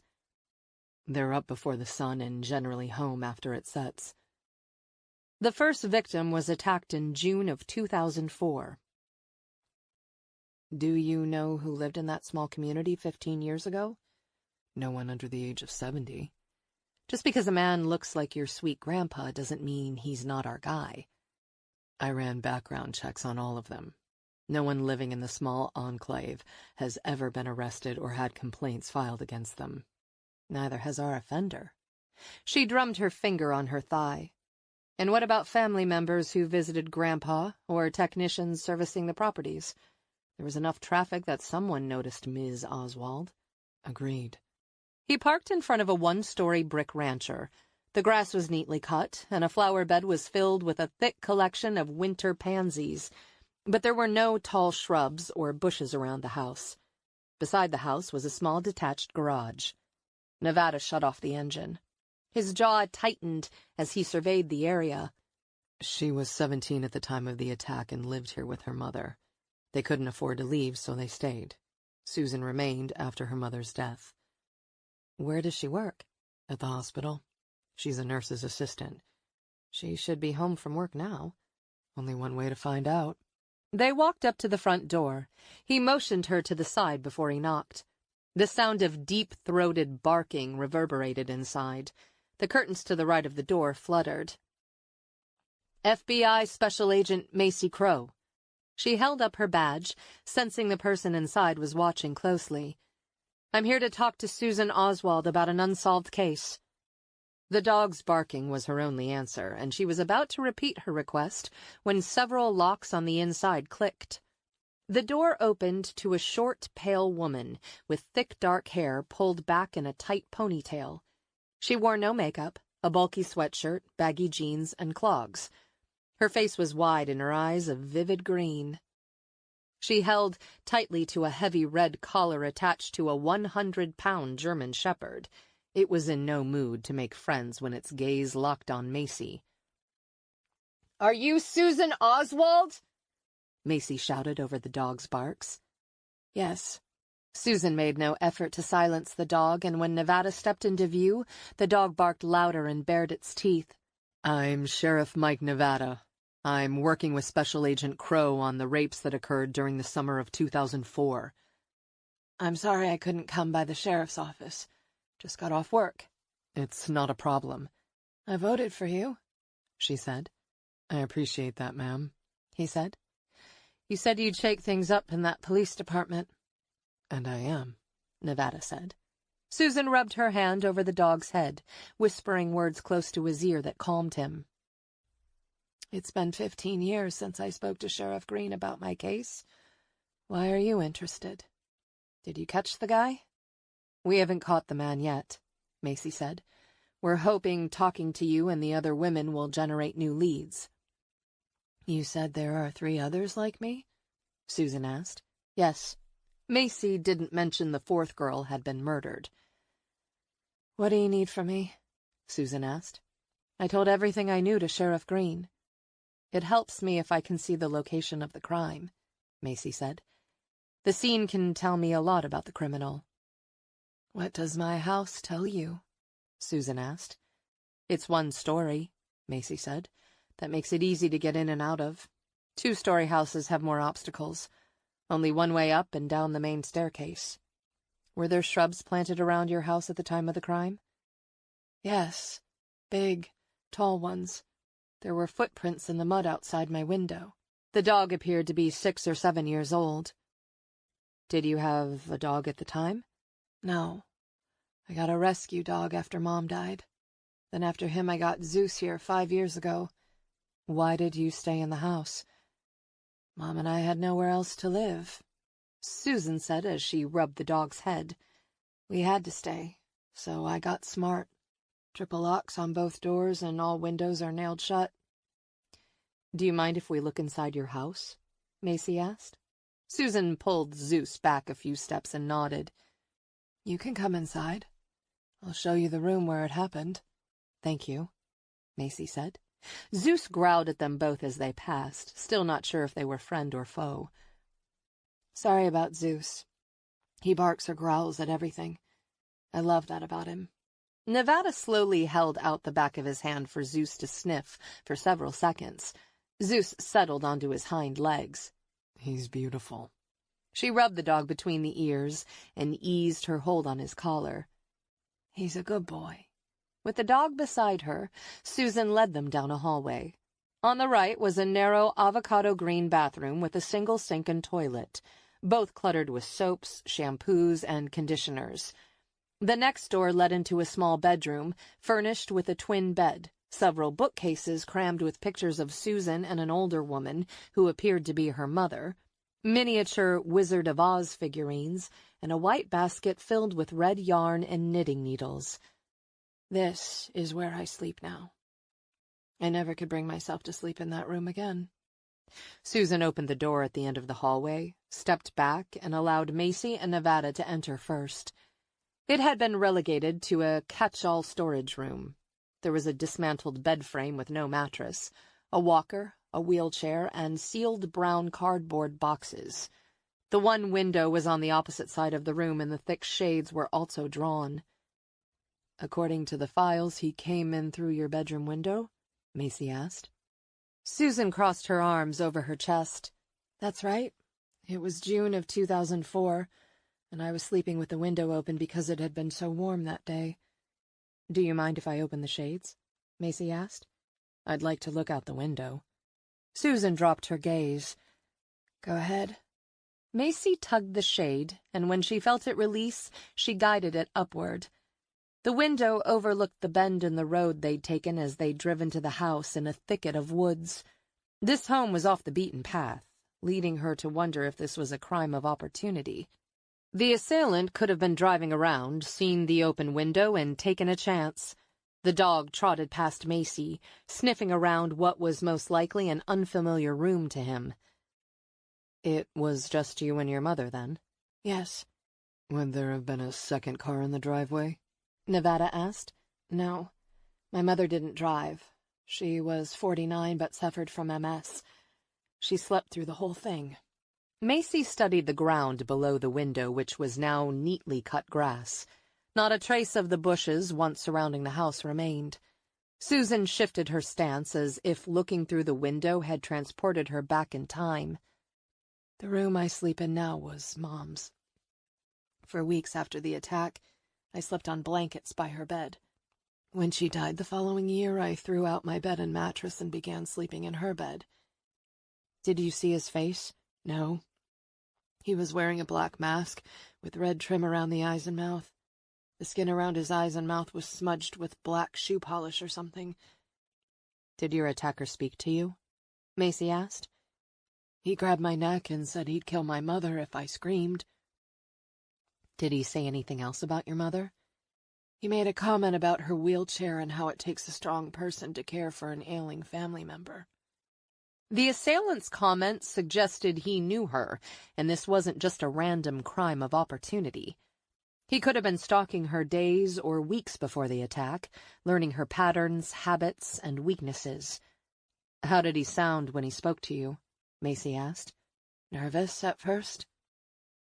When he spoke, I told him to get out. I said I wouldn't tell anyone. I said he was being foolish and that he needed to just go." "How did he react?" "It made him mad. He said he wasn't weak and he knew what he was doing. He was looking around the room searching for something. He grabbed my pantyhose from the floor. He used it to tie my hands to the headboard. He scooped one of my socks off the floor and shoved it in my mouth. I started crying and he stopped. He stood there studying me like some lab rat." "What happened next?" Macy asked. "He climbed on top of me and raped me. It seemed like it took forever, but after he was finished I looked at the clock for some reason. He'd only been on me for minutes." "Did he say anything else?" Macy asked. "He pulled up his pants and looked as if he'd go, but then he climbed on top of me again and wrapped his hands around my neck. He didn't move for several seconds, and then he readjusted his hands a few times." "He didn't strangle you right away?" Macy asked. "No. It was like he was figuring out how to do it. But he finally did. Only when I was gasping for air did he get off me. He said he was sorry." Reliving the event, even after 15 years, was upsetting Susan. Macy wasn't a patient person by nature unless she was speaking to women who'd been traumatized. In cases like this, she was willing to wait until hell froze over if necessary. Finally, Susan shook her head. When I remember that night, there's a lot that really pisses me off, but I think his apology tops the list. Why the hell would he tell me that he's sorry? Macy pulled the shade back down. There could be any number of reasons. You're the first known case we have for this offender. Why do you think I'm one of his first? He didn't bring restraints. The way he adjusted his hands on your neck. The apology. All these fit the profile of a person trying something new. But why was he sorry? Susan asked. Perhaps the violence was also a shock to him as well. He might have fantasized about it, but he'd never tried it. Maybe he truly did feel remorse. Did he say he was sorry to any of the others? Susan asked. Macy felt Nevada's close scrutiny. He wasn't speaking, but he had not missed one word. None of the victims after you reported that he apologized. Susan flexed her fingers. Why is the FBI involved now? It's been 15 years. You can thank Sheriff Nevada, Macy said. He's pulling out all the stops to solve this case. Behind the anger darkening Susan's searching gaze, hope flickered. I'd love it if you could catch him. I want him to feel the anger, fear, and hopelessness he dumped onto me. Macy wanted him to spend the rest of his life behind bars. You've been a big help. Sure. You come back any time. One last question. Did he ever contact you afterward? You mean like a call or something? Yes. No, I don't remember any contact. Good. Should I be worried about him doing something like that? No. I'm glad you have Zeus and have remained strong. Susan led them out of the room and closed the door behind her before moving to the front door. I should have thought to offer you a soda or water. It's not necessary, Macy said. Susan glanced back toward her old bedroom.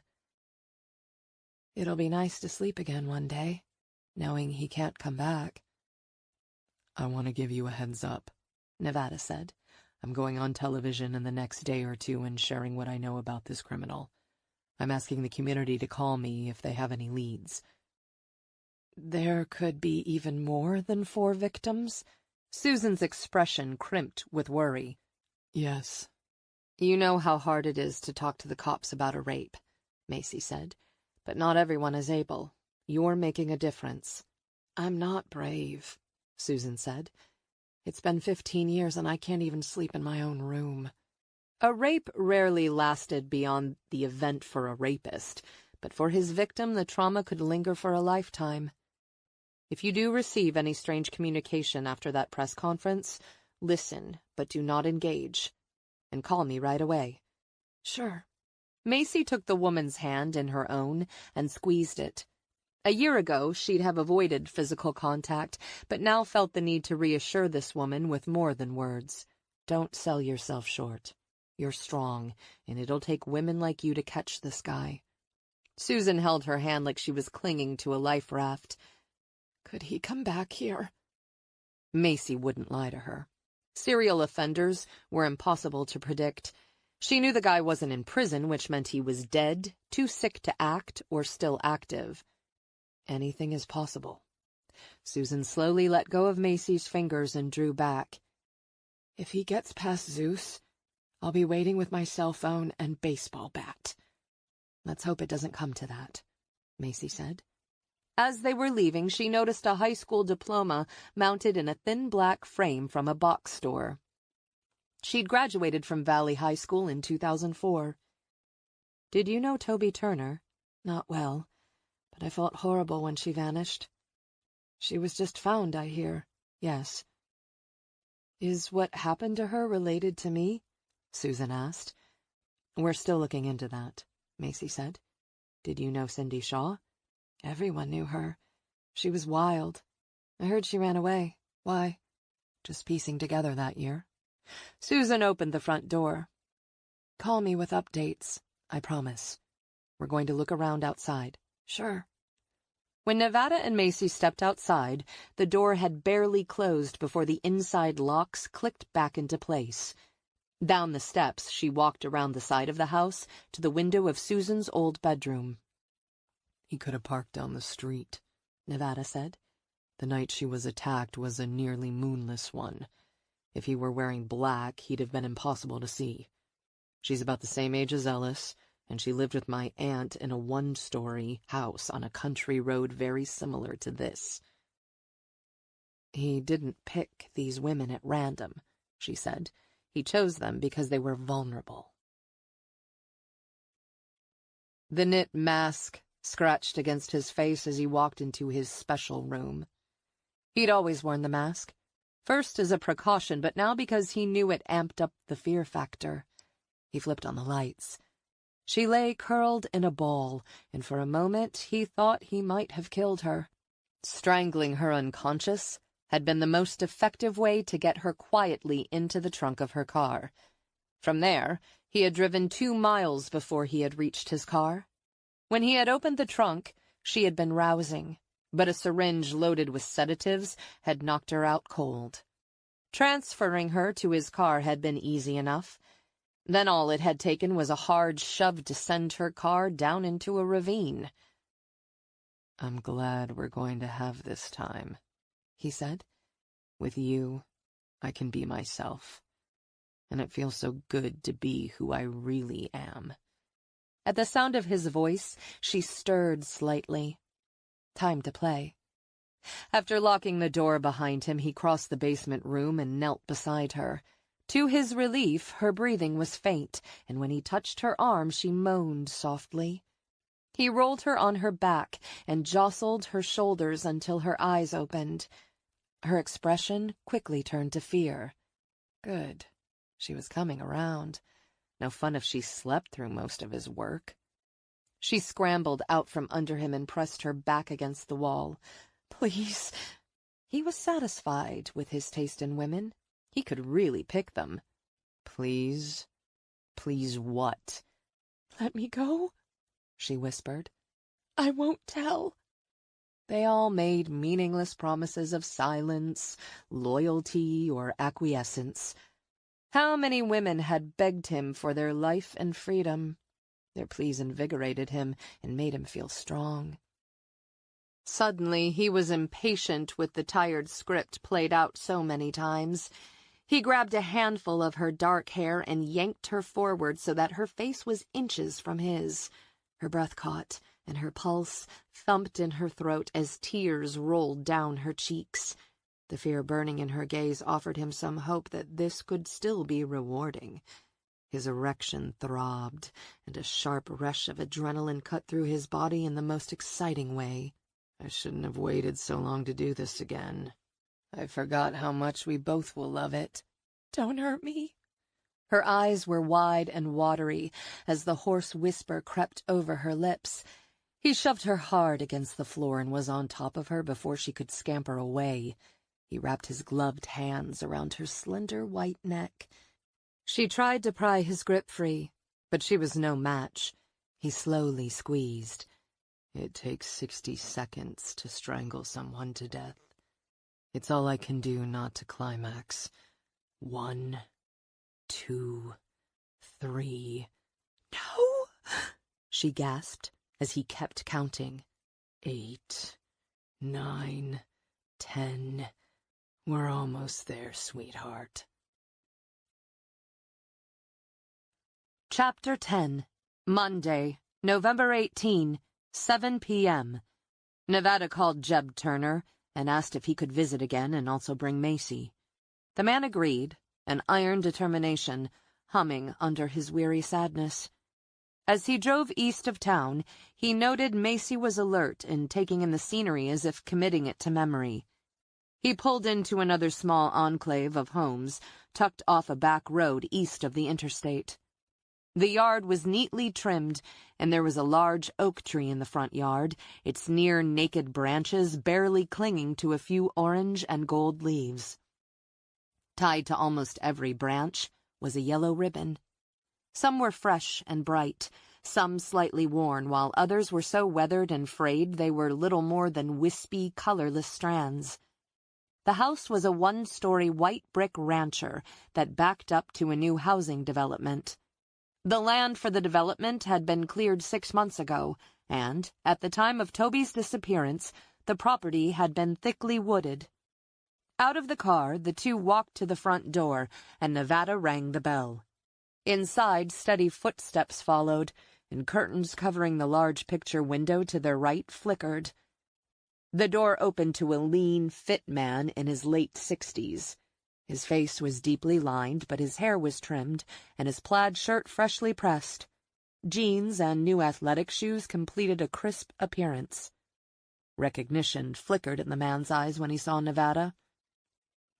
"Mr. Turner, you've had a lot to deal with, sir," Nevada said. "May I introduce Special Agent Macy Crow? I'm Jeb Turner," he said, extending his hand. "I am truly sorry for the reason behind our visit," Macy said. His nod was subtle. He was clearly trying to keep the pain in check. "Good thing you called before you came. The reporters have been hounding me for an interview, so I've stopped answering my door. I can send a deputy by your house more often if you think that might help," Nevada said. "It's not necessary," Turner said. "Reporters don't scare me." He stepped aside and invited them in. As before when he'd visited, Nevada noticed the home's interior was as neat and well kept as the exterior. The wall facing them displayed a collage of pictures, including a woman wearing a white wedding dress, the same woman holding a baby, and then pictures of Turner, the woman, and the growing girl over the years. A lifetime of moments captured and condensed on one wall. This part of the investigation was never easy for him. He'd much rather be trading bullets with a suspect than dealing with the emotions of the victims' families. "That was my wife, Kathy. She died 4 years ago of Alzheimer's." "My condolences," Macy said. "The disease was a blessing. She forgot that Toby was missing and kept waiting for her to visit. At the assisted living facility, there was a girl on the kitchen staff who looked like Toby, and Kathy often got them confused. Sarah, the girl, was kind enough to play along. Toward the end, she was the only one who could give Kathy peace." Turner indicated for them to sit. Macy perched on the edge of the green couch, and Nevada took the other end. Turner settled into a well-worn recliner.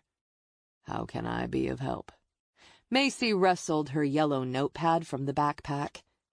"When was the last time you saw Toby?" "It was a Thursday night, and she was headed back to school for a study session for her history midterm." "What school was that?" Macy asked. "Valley High School." "There's another school nearby, correct?" Macy asked. "Mountain State High School. That's west of here in a different district, but the kids at the two schools crossed paths enough." "Tell me about that last day with Toby," Macy asked. His demeanor relaxed for just a moment, as if it were 15 years ago and everything was as it should be. "Toby almost forgot her backpack, but her mother saw it by the front door and ran it out to her. She was so focused on getting to the study session, she almost forgot her books." "She was a good student?" Macy asked. "Straight A's," he said with pride. "She worked and studied hard. She was on the verge of submitting her college applications. Her grades needed to be top-notch so she could get a scholarship." The man grew silent for a moment, as his shoulders stiffened. Reality had chased away the pleasant last moments. Neither Macy nor Nevada spoke. Each knew the man needed to tell his story in his own time. Turner cleared his throat. "Toby had only been driving on her own for 6 months, and we got worried when she drove off by herself." He shook his head. "But there comes a time when you have to let them grow up, right?" "Toby never made it to the high school, did she?" Macy asked. "The cops found our van at a parking lot a mile from the school. Sheriff Green interviewed all the kids at the study session, but they said Toby never came into the school." "Was she dating anyone at the time?" Macy asked. "She'd gone out a few times with a kid from the debate team, but he'd been in Ohio at a math competition when she went missing. The cops cleared him right away." "Are you sure there wasn't anyone else?" Macy pressed. "I've been asked that question a lot, and the answer is always no. Toby was focused on school, not boys. Macy knew young girls could and did hide many things from their parents. When did you know something was wrong? We had given her an 11 p.m. curfew. At 11:30, I called her friend Jenna Newsom, he said. They were close that last year. And what did Jenna say? She said she didn't know anything, Turner said. Jenna still lives in town, but I don't know the exact address. Was there anyone else close with Toby? Macy asked. She was friendly with the kids in the band, but she didn't have much time for socializing. Are you going to talk to Jenna? He asked. I am. Okay. You speak to Jenna, then what? Turner demanded. It's been 15 years, and the cops came up with nothing. My girl was only found by accident. Macy sidestepped the comment. When did you call Mr. Green? It was past midnight. He shook his head. I should have called the sheriff 5 minutes after 11. It wasn't at all like Toby to be late, but my wife said to give her a little more time. And did the sheriff launch a search? The sheriff didn't sound worried, and I remember I lost my temper. He said he'd look into it. And did he? He called me about 3 a.m. He said he'd heard word there was going to be a bonfire that night, and he thought maybe she'd gone there. The football team and cheerleaders held the bonfires to get everyone excited about the game, but basically, it was an excuse to get drunk. Toby was forbidden to go. Didn't they hold the bonfires near the Wyatt barn? Macy asked. They were banned from that property. I learned later it was in a field by Talbot's Creek. Macy scribbled down the location. What did Mr. Green learn? He said the few kids who were left hadn't seen Toby. He shoved out a breath. I should have driven her to the school that night, but her mother insisted we let her grow up. Macy absently doodled the name Cindy Shaw and found herself drawing small circles around the name. Did you know Cindy Shaw? I heard the name. She ran away about 2 weeks after Toby went missing. I did ask Sheriff Green about her. The sheriff said not to worry about Cindy. Why would she run away? Nevada asked. I have no idea. You'd have to ask her brother Bruce Shaw. He's a doctor at the assisted living facility. He took care of Kathy before she died. Do you think something happened to Cindy like my Toby? I have no idea. I'm still just asking lots of questions. Could we see Toby's room? Turner ran his palms over his thighs and stood. Sure. I'll show it to you. The three of them walked down the narrow hallway lined with more pictures of Toby, and he opened the back bedroom door. Macy was taken aback that the room looked as it must have the day Toby vanished. It was unsettling to see the lavender bedspread that smelled faintly of laundry soap, the stuffed animals leaning gently against fluffed pillows, and the polished dresser still displaying drugstore makeup and inexpensive silver bracelets. A collection of headbands dangled from the dresser mirror along with a gold medal for debate. She was reminded of just how young Toby had been when she'd been murdered. Turner smiled. She loved that group even though her friends thought it was too baby for a high school girl. But my Toby liked what she liked and stuck to her guns. Macy walked to the only window. She carefully pulled back the pink curtains and studied the view of the newly stripped land. This would have been all woods when Toby vanished, correct? That's right. It was only cleared this past spring. It's supposed to be a big fancy development. I always wonder who's going to move into them. But I hear it's selling well. Nevada studied Macy as she looked out over the land. Was there a road there at one time? A small dirt road. Almost no one used it, Turner said. She gently fingered the lock, testing it to see how easy it flipped open. It was tight now, but no telling what it would have been like then. Was there anything that was missing from her room? Missing? Like what? She had her backpack with her. What about jewelry, shoes, a shirt, or a favorite trinket? He scratched his head. One of her slippers was missing, he said finally. It was weeks after she was gone, and Kathy came in here to clean. She wanted the room just right when Toby came home. She found the one pink slipper under the bed, but not the other one. She looked everywhere, but it didn't turn up. Did you keep the one? Macy asked. Sure. He knelt by the bed, fished under the red duster, and pulled out a pink knitted slipper. Kathy was sure it would turn up like Toby and kept it. I'm not so different than my wife. I kept it all the same for Toby, but I suppose I don't need to do that anymore. Did you find anything in her room that didn't belong? Macy asked. Nothing that caught my eye. But in the early days, I couldn't come in here. Kathy took care of it. Was the study session planned? Macy asked. No, it was last minute, he said. Why would that matter? Again, I'm just asking a lot of questions right now. He swallowed. Sheriff Nevada, when can I have my daughter? It's time she joined her mother. In a few days, Nevada said. Agent Crow and I are visiting her in Roanoke tomorrow. Then we'll know better about a release day. Turner drew in a breath. Tell my Toby that her daddy loves her, would you? Tell her. I'll tell her, Macy said softly. In his car, Nevada was nearly to the main road when he asked, Are you fishing when you ask about Cindy Shaw, or do you really think something happened to her? I suppose I'm fishing. One of those loose ends that keeps nagging me. She glanced at her notes. I want to talk to Jenna Newsom. I'm on it. Nevada located Jenna Newsom easily. She had married a decade ago, and her last name now was Montgomery, and she worked in a law office as a paralegal.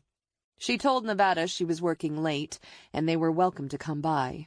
The law office was nestled in a century-old Victorian home that had been gutted and remodeled. Macy and Nevada climbed the front steps and entered a room decorated in sleek grays that accentuated thick crown molding and a white marble fireplace. A receptionist desk, made of polished mahogany, offered the only slash of warmth in an otherwise cold room. The two waited only a moment before a plump redhead, clad in a navy blue dress, appeared. She wore pearls, black kitten heels, and a jeweled watch on her left wrist. May I help you? Nevada and Macy each showed their badges, and her smile faded just a bit. We'd like to speak to Jenna Newsom Montgomery. That's me. This is about Toby, isn't it? It is. Nevada tucked his badge back in the breast pocket of his coat. Is there somewhere we can talk? Sure. There's a conference room to the left. Let me get someone to watch the phones for me. She ducked into an office before returning and sitting, smoothing her skirt with manicured fingers. When I read the news she'd been found, I knew it was a matter of time before someone came looking for me. You were close friends with Toby Turner? Macy asked.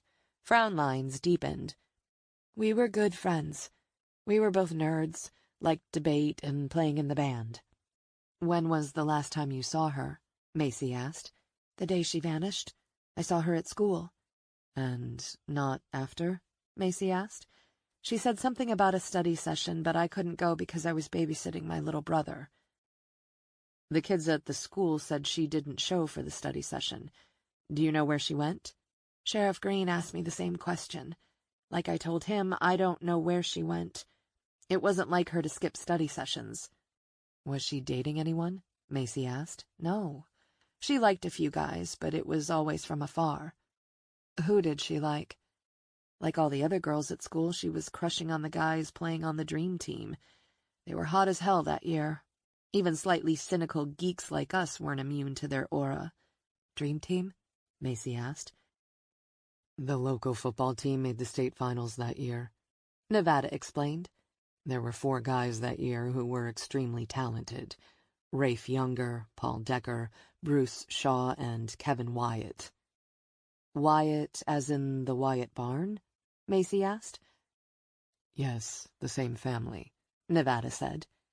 Small town. Macy jotted down all the names. Did you ever see Toby hanging out with anyone on the dream team? Jenna smiled indulgently. Keeks didn't hang with the guys on the dream team.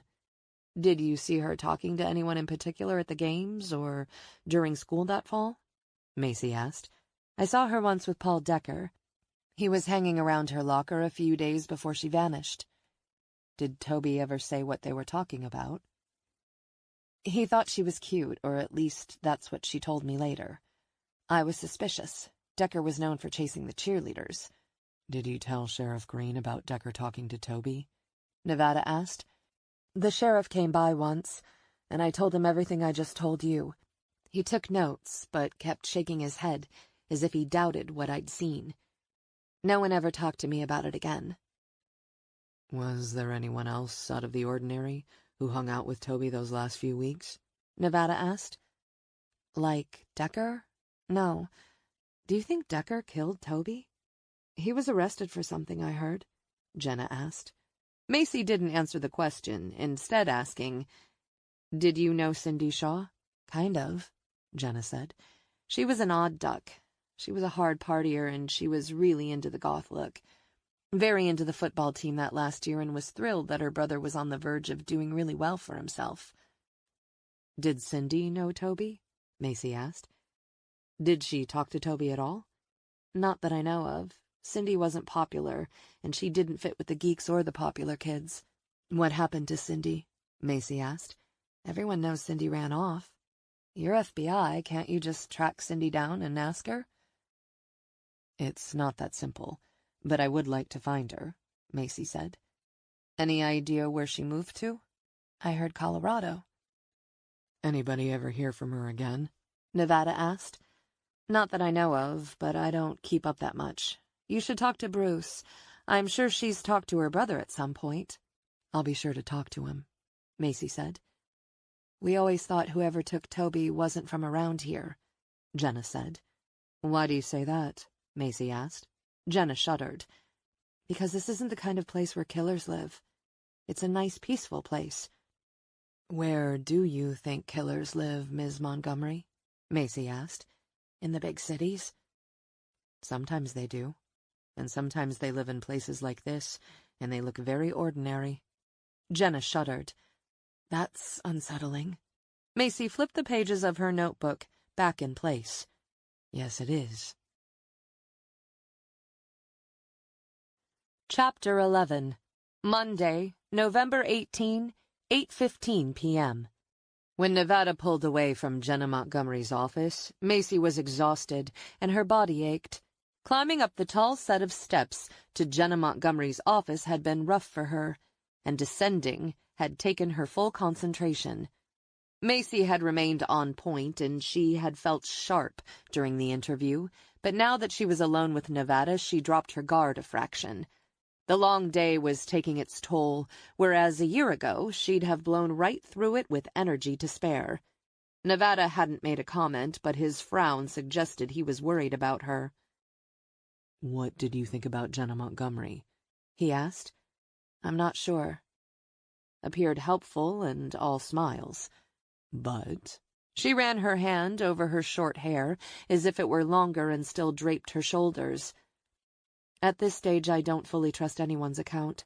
If Jenna knows something that contributed to Toby's death, she might be afraid to talk even after 15 years. Or she was shooting straight with us. Time will bear it out." "What's next?" he asked. "I want to talk to Hank Green. He was sheriff at the time of these attacks," Macy said. "This is a small town, and word will travel fast. I don't want him overly prepared for when we meet." "We'll go right now." "I want to be the one to question him," she said. "Your reasoning?"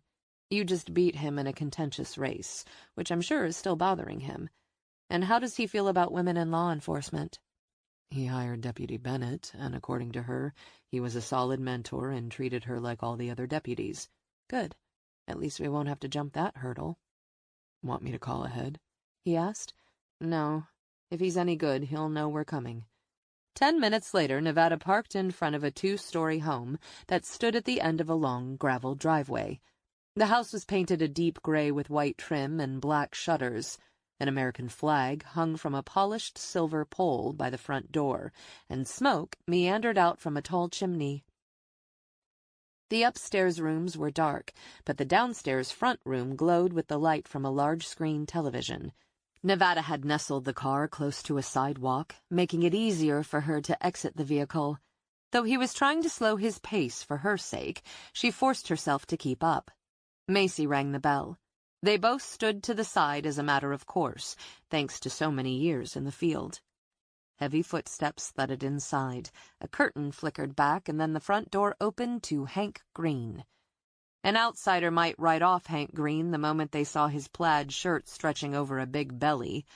The Sig Sauer, holstered to a worn belt holding up crisp jeans and dusty work boots. But to discount the former sheriff would be a mistake. A former Marine, Green had returned to Deep Run in his mid-30s and served as a deputy for 10 years. Before running for sheriff, a position he then held for nearly 20 years.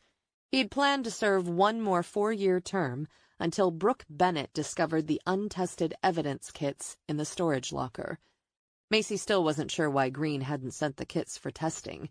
Best case was due to budget concerns. Worst case ranged from incompetency to conspiracy. As Macy raised her identification badge, she said, "Special Agent Macy Crow." Green didn't bother to glance at the badge. "I was wondering when you'd find your way out here, Agent Crow. Sheriff Nevada, have you been hired out as her guide and driver?" Macy and Nevada remained silent, letting the comment pass.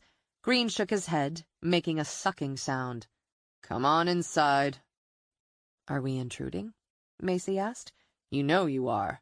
You'd think losing the election would mean I could watch a television show in peace, not worry about interruptions, but I guess not."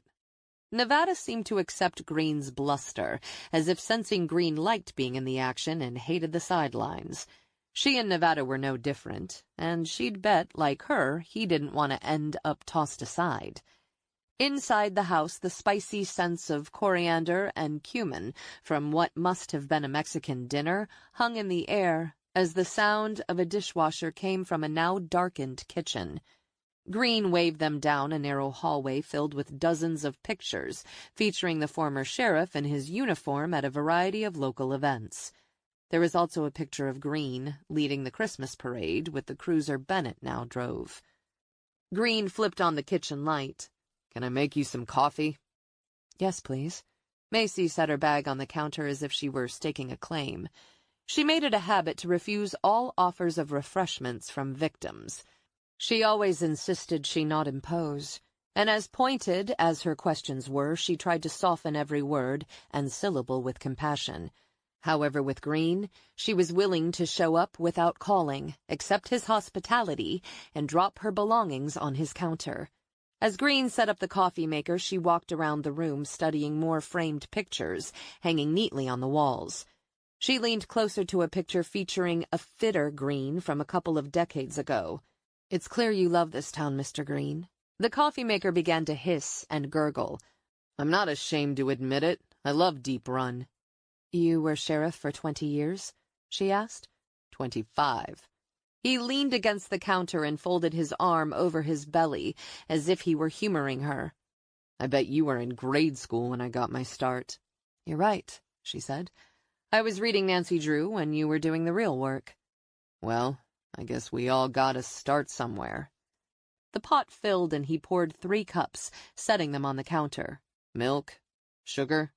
"Yes, to both," she said. Green dug both out of the refrigerator and set them on the counter, along with a blue spoon. "Thank you." She ladled 2 heaping teaspoons into her cup and filled it the rest of the way with milk. Taking a big sip, she closed her eyes. Delicious. Cradling the cup, she returned to the pictures. "I was up most of the night reading the case files of the 3 rape cases and Toby Turner's murder." "The murder and rapes weren't connected," Green said. She watched him closely. "We both know that's not true." Genuine shock flashed in the old man's eyes as he tapped the handle of his cup with his index finger. "What the hell does that mean?" Instead of answering, Macy asked, "Why didn't you test the rape kits from 2004? If the budget was that tight, why not seek federal grants?" "I didn't think it was an option for us," Green said. "You applied for other federal grants during your tenure," she said. "One was for a school safety program, and the other one was for body armor for your deputies. Why not DNA testing?" He sipped his coffee while her eyes sharpened. "What's your point?" he countered. "Why do you care so much about those attacks?" "When a woman is raped, then has the forethought to save her attacker's DNA and call the cops, it damn well better be tested." He shook his head. "You make it sound like we didn't try to solve these cases." We talked to dozens of men. We had a couple of suspects that we leaned on hard, especially after Rebecca Kennedy was nearly strangled to death. Who were the suspects in her case? Her ex-boyfriend, Paul Decker, for one. Paul Decker of the Dream Team? That's right. They were a volatile couple. Fought like cats and dogs when they dated in high school. You remember them fighting 15 years ago? Macy asked. Sure. I worked every Friday night football game. Those two were constantly at each other's throats. I even broke up one fight behind the bleachers, and they both had their share of cuts and bruises. Both swore it was nothing. And they kept on seeing each other. It was crazy. Were they seeing each other around the time of her attack? Macy asked. They were, Green said. Paul Decker was arrested 5 years ago, Nevada said. His DNA would be in CODIS, and our offender's is not. Green shifted his gaze to Nevada.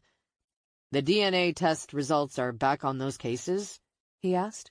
They are, Macy said. Of the 8 cases we sent off, 3 were committed by the same offender. What? Green asked. That's right. You had a serial rapist in your own backyard. Green's brow furrowed. There was a greenkeeper at the school, he said. He was picked up. More than a handful said he liked to watch the young girls a little too closely. The man's name was Dave Potter, and he knew 2 of the 3 rape victims, but he ended up having an alibi for the first attack. Did you do a buccal swab? Macy asked. Buccal meant mouth or cheek, and the test entailed using a Q-tip to swab the offender's cheek to collect DNA. No. Where is Mr. Potter now? Macy pressed. He passed away a couple of years ago. Does he have family in the area? Macy asked. Anyone we could talk to? I can find a name for you. Sooner would be best, Macy said. You said those rapes were connected to Toby Turner? Green asked. How? We found DNA on her backpack. That DNA matched our serial rapist. What? Green's face paled, and some of the swagger left his shoulders. She didn't speak as she sipped her coffee. She hesitated because she wanted the full weight of her information to sink in. We've not made that information public yet. Sure. I won't say anything, Green said with a more measured tone. He appeared thrown off, but she didn't care. When I was doing background on the murders, I read about another girl who vanished about that time. Cindy Shaw? She didn't vanish, Green said. She ran away. Where did she go? Macy asked. She said to anyone who would listen she wanted to go to California, but I never knew for sure. Jenna Montgomery had said Colorado. Did it ever occur to you that someone killed her? Macy asked. No. That girl could take care of herself just fine. He shrugged, his smile sly. If you want to know more about Cindy, talk to her brother. I'll do that. She held up her cup. Thank you for the coffee. Green looked up, holding her gaze. I might have made mistakes with those test kits, but I busted my ass looking for the person who hurt those 3 girls, and we turned this valley upside down looking for Toby. Macy had worked enough cases to know when she needed to ease up. She might not like Green or his methods, but until this case was closed, she might need him. I'm only in town for 5 days, Mr. Green, but you'll be seeing more of me. Stop by any time. I'll help in any way I can. Neither Nevada nor Macy spoke as they left the house. Only when they were seated in the front seat of his vehicle did he ask, "What's your assessment?" She clicked her seatbelt in place. Maybe we should test his DNA and compare it to our offender. Green? Jesus, Macy. That's kicking the hornet's nest. She shrugged. If he didn't do it, he has a good idea who did. During my research on the town, I saw that the county named the school gymnasium after him. That tells me he did more than show up at the games and keep the peace. And I wouldn't be surprised if he was protecting one of the players. When Nevada dropped Macy off at the police station, it was nearly 10, and she was exhausted. Her leg ached as she got into her car, but she was damn careful to make sure Nevada didn't see her discomfort. She drove to the motel close to the highway, where she'd reserved a room for 5 nights. As she pulled up in front of the motel's office, She realized the establishment didn't quite live up to its website. Macy pushed through the door and approached the front desk. She set her purse on the counter and dug out her wallet and ID. A room for Crow. The receptionist studied her and then typed her name into the computer. 5 nights? Correct. Sign here, he said. She filled in the registration card. You must be the FBI agent, he said, putting the set of keys on the counter. You look like a Fed. She scooped up the keys. Somehow I don't think that's a good thing. You here to find Toby Turner's killer? Not really at liberty to discuss my cases. She grabbed her purse and left the office.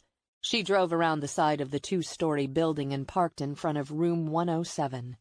Grabbing her roller bag, she walked 15 feet to her room, unlocked the door, and stepped inside. The scent of pine cleaner nearly overpowered the faint aroma of cigarette smoke. She locked the door behind her, secured the chain, and closed the thick vinyl curtains.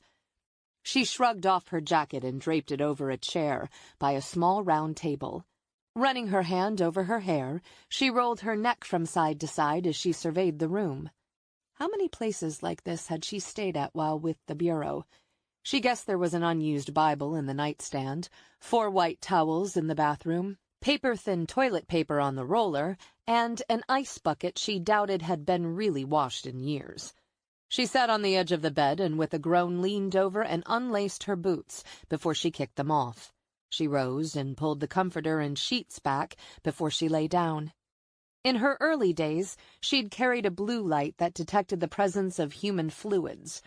Bottom line, she kept her socks on, didn't use the comforter, and carried a fresh supply of wipes in her suitcase for cleaning the channel selector and the phone's receiver. She removed her gun from its holster and placed it on the pillow next to her right and dominant hand. As she lay back, a sigh escaped her lips. The good thing about being dog-ass tired was she didn't worry about channel selectors, ice buckets, or counting sheep. Her body throbbed as she melted into the soft mattress. Her eyes drifted closed. The day's events replayed slowly in her mind, but the image that kept returning was Mike Nevada standing at the entrance to the Wyatt barn. Nevada and Ramsey respected each other, and as the new sheriff, he needed this case solved. He basically was Ramsey's eyes and ears on this one. What surprised her was Nevada looking pretty at ease. The Nevada she knew was a hard-charging agent. She always figured him as a lifer being forced out at the mandatory retirement age. What the hell had changed for him? The question turned over in her mind slower and slower as her grip on consciousness loosened until finally she tumbled into darkness. She didn't fight it. Sleep would recharge her brain and body, and she'd be sharper in the morning. Just a few hours of sleep, and then she'd be up early. Scratch, scratch, scratch. The sound was distant, and easily dismissed at first. Scratch, scratch, scratch. The sound grew louder, more insistent. Instinct had her fumbling for her weapon as she heard a woman's faint whisper, "Help me! Find me!" As her fingers groped the cool sheets and then the rough texture of her weapon's grip, a heavy weight pressed on her body, pinning her to the bed. Her heart raced faster. Scratch, scratch, scratch. "Who are you?" Macy asked. Scratch, scratch, scratch. Silence settled, and the sounds faded. "Who are you?" An anxious energy rolled over her, and then very quietly, "Please find me." "Who the hell are you?" "Please find me." Macy sat up in her bed. Her shirt was soaked in sweat, and her heart pounded against her chest like a battering ram. She looked around the room and saw her weapon lying on the pillow where she had left it. The room was bathed in shadows. She was alone. Still, she listened and waited. What the hell? I'm losing my damn mind. Chapter 12. Tuesday, November 19, 1 a.m. Under the bright stars, Brooke Bennett stood outside the barn where the remains of Toby Turner had been found last week. She hadn't been to the Wyatt barn since the day in middle school when she and Cindy Shaw had ridden their bikes out here. Cindy had spotted a large gray circular beehive. A few bees had buzzed, and the core had hummed with movement. Cindy had kicked a few rocks, and then had reached for a piece of roughly hewed wood. "I dare you to hit that nest." "Why would I hit the nest?" Brooke had said. "You saying you're too scared?" "I'm not scared." Cindy had arched a brow. "Then take a swing." The doubt in Cindy's eye had irritated Brooke. She had been afraid, but she had never backed down from a challenge. "Give me the wood." Cindy had held back. "You sure?"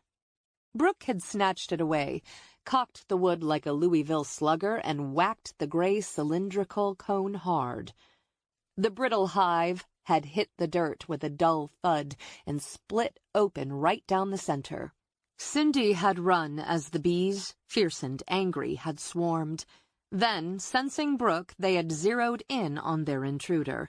Brooke had run screaming from the barn, her legs and arms covered with welts. Cindy, a safe distance away, had laughed so hard she had cried. Brooke had always thought that trouble found some people, while others went looking for it. Cindy had gone looking for trouble. She had been a provocateur, but had always been careful to delegate. To her credit, Cindy had known where the line was drawn. Brooke clicked on her flashlight and crossed the interior of the barn to the red crime scene tape. As she stared into the partially dismantled chute, she thought about Cindy. By the time Brooke and Cindy had reached high school, they had been running in very different circles. Cindy had been cynical at 17. She had drunk hard, and sex had been as automatic as breathing. But those last few days before Cindy had vanished, she had been stirring up a different kind of trouble. Cindy had been drinking heavily and claimed she knew things, terrible things. And when Cindy Shaw had vanished, it should have been a red flag. Toby Turner had been missing and the entire town had been searching for her, but no one had cared that the loud troublemaker was finally gone. Brooke knew firsthand how cruel Cindy could be, and she hadn't cared either. Brooke knelt by the grave and picked up a handful of dirt, letting it trickle through her fingers. She had always believed Cindy really had run off. The girl had threatened to do it often enough. It had been a surprise to no one. But now Brooke doubted herself. She saw Cindy through an older, wiser lens and forgave the girl. Now she wanted to know what really happened to Cindy Shaw. "Let sleeping dogs lie." That's what Green would say if she asked him about Cindy. It's what he had said about the untested rape kits when she found them in the evidence room. When she had pressed Green a second time about the kits, he had told her to back off. In that moment, something inside of her had changed. Let sleeping dogs lie. That advice had rattled in her brain when she had risked a secure future in the sheriff's department and leaked the information about the rape kits to Nevada and then the media. She'd expected the feds to investigate. She hadn't expected him to run against Green. Or to win. Brooke crossed the frost-covered ground, following the ring of her flashlight to her car. As she reached for the door handle, the wind rustled in the trees. Her hand slid to her weapon as she searched the darkness. She watched for signs of trouble in the sway of the trees and tall grass. Her skin prickled. She tightened her fingers on the grip of her weapon. Finally, she pushed aside the unexpected case of nerves and got into her car. As she started the engine, she searched the horizon one last time before she shook off the remnants of worry and drove the 5 miles to her house. Mom and Matt would be asleep by now, but at least she would be under the same roof with them for a few hours. She parked by the house, got out of her vehicle, and moved up the stairs before she quietly unlocked the front door. Stepping lightly, she made her way to the kitchen and opened the refrigerator to find a blue plastic container. Attached to it was a sticky note that read, "Brooke." "Bless you, Mom." She opened the lid, removed a fried strip of chicken, and bit into it. It was cold, but the flavors were delicious, and she was so hungry she was lightheaded. She grabbed a soda and, standing at the kitchen sink, ate her chicken and drained the can. The clock on the stove read 1:50 a.m. She had 3 hours to grab some sleep and be back at the office. Her phone dinged with a text, and she glanced at the screen. It was from Peter Stewart, a reporter based in Roanoke. He was young, mid-20s, and though they'd never met in person, she imagined a newly framed journalism degree from Who Cares University hanging in a small gray cubicle in the center of a newsroom. DNA results on the rape kits should be back by now. Leaking to Stewart had been foolish. She should have pushed Green harder, or given Nevada the time to work the case. But she'd been pissed when she'd contacted him. He'd jumped on the story and earned significant airtime. Now he wanted his follow-up. He wanted his next story. It was likely Nevada knew she'd broken protocol once and had forgiven her. She doubted he would tolerate a second transgression, and she honestly did not want to undermine him. He was making headway, and he deserved a fair shot. Brooke texted back, "No comment at this time." Little gray bubbles rolled in place, and then, if not now, when? She elbowed aside the worry that had been stalking her since her first text to him. No comment. "Let me help you," he texted. No comment. "I have enough from my sources to post my story." Did he? Or was he bluffing? She didn't want to snap at the bait he was dangling, but she also didn't want to alienate him. He could be an asset. "Wait, and you'll be the first when we have something to say. I'll give you 24 hours. Unsettled, she tossed her phone on the counter and reached for a beer in the refrigerator. She popped the top and took a long pull. A light clicked on in the hallway, and she heard her mother's steady steps. Sandra Bennett appeared in the doorway, wearing a thick pink robe over a long, worn flannel nightgown. Short gray hair framed a round face, and silver-rimmed glasses caught the overhead light. "I thought that was you. Sorry to wake you, Mom. Thanks for the dinner." She patted across the floor and kissed Brooke lightly on the cheek. "I was getting worried." "Crazy day." "Have they found Debbie yet?" her mother asked. "How did you know she was missing?" "I paid a call to her mother today, and she told me. With Debbie's father so ill, the church is sending over meals." "There's still no sign of her." "I hear she was scheduled for work today but didn't make it in. That's not the first time Debbie's gotten her schedule confused." "Is Debbie dating anyone?" Brooke asked. "Has she had any trouble with men?" "Not that I've noticed." "Did her mom say if there was trouble at work? Maybe a disgruntled co-worker who hated her for ignoring him?" "Again, no. Her mother says everyone loves Debbie, which is true. She's great with the patients, and she gets along with her neighbors." Brooke took another pull on the cold beer. "I'm hoping Debbie got a wild hair and went to Richmond or D.C. for a few days of fun. She's threatened to do it before. Everyone needs a break now and then." Her mother reached for a clean mug in the cabinet. "I know it's been stressful since I was promoted. I'm hoping you, Matt, and I can take a vacation in June after school lets out." Frowning, her mother moved to the stove, peered inside a cold tea kettle before she refilled it with fresh water. She switched on the front burner. "I know you've had a lot on your plate balancing work and Matt." "Nothing I can't handle," Brooke said. "Nothing we can't handle," her mother emphasized. Brooke's mother had been with her every step of the way. She had been her biggest fan when she was a kid, and later when Brooke had found out she was pregnant, her senior year of high school, her mother had stayed at her side. She still remembered that panicked drive to the hospital the night Matt was born. Brooke had been doubled over in the front seat, panting and crying. Her mother had been speeding down a back road when Green, of all people, had pulled her mother over. He had clocked her going 80 in a 55. He had realized what was happening, immediately escorted them to the hospital, and hadn't left until Matt came screaming into the world 20 minutes later.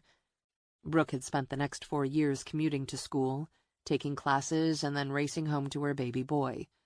With her mother's help, she had earned her college degree and landed a job in the sheriff's office as a deputy. She was loyal to Green, and would have had his back if only he had sent those damn kits off for testing. "You could use a break," her mother said. The idea of a warm, sandy beach was almost too tempting to consider. She took another long pull on the beer and thought about the teenager sleeping upstairs. "I received a call from Matt at school today. He forgot his computer and lunch money. Couldn't get you on the phone." "I was on the floor with a critical patient and couldn't take the call. I told him to plan better. This is the third time he forgot his lunch money." "I ran both by the school." "You do too much for him, Brooke. He has to feel the consequences on the smaller things, so he doesn't fail when it really matters." "So he doesn't end up like me?" "I would never wish that boy away. I love him, but you know I wanted a different life for you." Slightly irritated with her mother and herself, Brooke took another swallow. "Cindy Shaw's name came up today." "Cindy? Why?" Brooke dug her fingernail into the label on the side of the bottle. "She vanished the same year as Toby. The FBI agent thinks there might be a connection." Worry deepened the lines on her mother's face as she leaned against the counter. "Cindy caused a lot of trouble." Brooke was more like Toby Turner, a band geek without a cool bone in her body. When Cindy had paid attention to Brooke in high school, the incident with the bees had been forgotten, and if only for a little while she had felt cooler. But Cindy had never really cared about Brooke or Toby, or perhaps herself. As an adult, I look back and recognize Cindy's awful home life, and her substance abuse problems led her to make a lot of poor choices. If I met her today, I'd like to think I'd be a bigger person and show her more compassion. I don't know if I could ever have charity for that girl." Her mother dunked a chamomile tea bag into her mug, and when the kettle whistled, she poured hot water into the cup. "You mentioned the FBI. Is that the person who drives the black sedan parked in front of the station?" "Yes, her name is Special Agent Macy Crow." "But isn't it your job to investigate the cases now?" "Sheriff Nevada feels like we need the big guns for this one." "You're smart enough to figure it out." Brooke wasn't so sure about that. Her experience ended at the county line. A fresh set of eyes won't hurt. Floorboards squeaked upstairs, and she realized her son, a light sleeper, was awake. He was smart, clever, and the spitting image of her. Brooke poured the last of her beer down. "I want to check in on Matt." As she turned to leave, her mother said, "I'm proud of you." Brooke closed her eyes, absorbing the words before she kissed her mother lightly on the cheek and then climbed the stairs. She walked down the narrow hallway she'd traveled so many times that a light wasn't necessary. She opened her son's bedroom door. Hints of the fresh coat of blue paint she had rolled on the walls a couple of weeks ago lingered in the air. His clothes were piled on the floor next to a set of size 11 sneakers she'd given him for his birthday last summer. He was already 14, and in 4 years would be off to college himself. When he was born, she'd thought her life was over. Now she wondered what she would do when he was gone. "Mom." Brooke sat on the end of his bed and rubbed her son's back. "You should be asleep, baby." "I'm not a baby, Mom." Matt rolled over and sat up, pushing his thick dark hair out of his eyes. "You'll always be my baby," which was one of the reasons she'd brought him the computer today. It felt good to be needed. "Mom, stop." "Got it." "Are you coming or going?" "Passing through. I need a quick shower, maybe a little sleep, and a change of clothes before I head back to work." She traced her hand over the star shapes on the coverlet. "Did the front office give you your computer and the lunch money?" "Yeah. Thanks for bringing it. Where was Grandma?" "With a patient." Matt was silent, but she knew the wheels were turning in his head. "Any word how the girl found in the Wyatt barn died?" "Not yet." Her heart wanted to ache for the man's loss, but she knew grief would only cloud her thoughts and inhibit her from truly helping Turner. "Are Tyler and the football players having bonfires out there?" she asked. "I don't know." "Yes, you do." "I don't know, Mom. I just know they're obsessed with the place now." "It's a crime scene." "I know." He took her hand in his, just like he had when he was little. It's okay, Mom. I'm not going out there. Promise? Promise. She smiled and kissed her son on his forehead. You need sleep. Matt yawned. So do you. I will. Did you know the dead girl? Matt asked. Brooke was quiet as she smoothed her hand over the light gray coverlet. I remember her from school. I remember when she vanished. It was a scary time. The truth was she barely remembered those weeks. She had been consumed by morning sickness and preoccupied with hiding her pregnancy from her mother. You'll solve the case, Matt said. You're a badass cop. She squeezed his hand. I hope so. For the sake of that girl. I saw Hank Green on television today. What was he talking about? Green wasn't the type to keep his mouth shut. He hinted that he's going to challenge Sheriff Nevada during the next election and win his seat back. Well, then he's in for a real fight, isn't he? Nevada is no pushover. Matt drew in a breath. Whoever killed that girl could still be in town. You need to be careful, Mom. I'll be fine. You just make sure you stay away from those bonfires. Jeez, Mom, I got it. Brooke brushed a strand of hair from her son's eyes. If only she could make him understand that monsters were real and they could steal his life if given the chance. Through most of the late evening, Nevada asked around a few of the bars, but it took him an hour before he tracked down Paul Decker at a trailer located in a mobile home park 20 miles west of town. When he pulled up, a light glowed from inside the small residence. Out of the car, he kept his jacket unbuttoned and his weapon accessible. Rock music pulsed out of the trailer, accompanied by the heavy scent of cigarette smoke. The steady beat of a bass guitar riff stretched on as Nevada waited and listened. He pounded his fist against the trailer's thin metal door before he stepped to the side. Decker. Sheriff Nevada. The music stopped, and fleeting silence broke with the steady thud of footsteps approaching the door. Mustard yellow curtains flickered, and the door opened to Paul Decker. He'd been the wide receiver on the Dream Team, but the lean frame that had earned him the name Lightning now carried an extra 20 pounds of weight, while hunched shoulders, a scraggly beard, and thinning black hair added a decade to his appearance.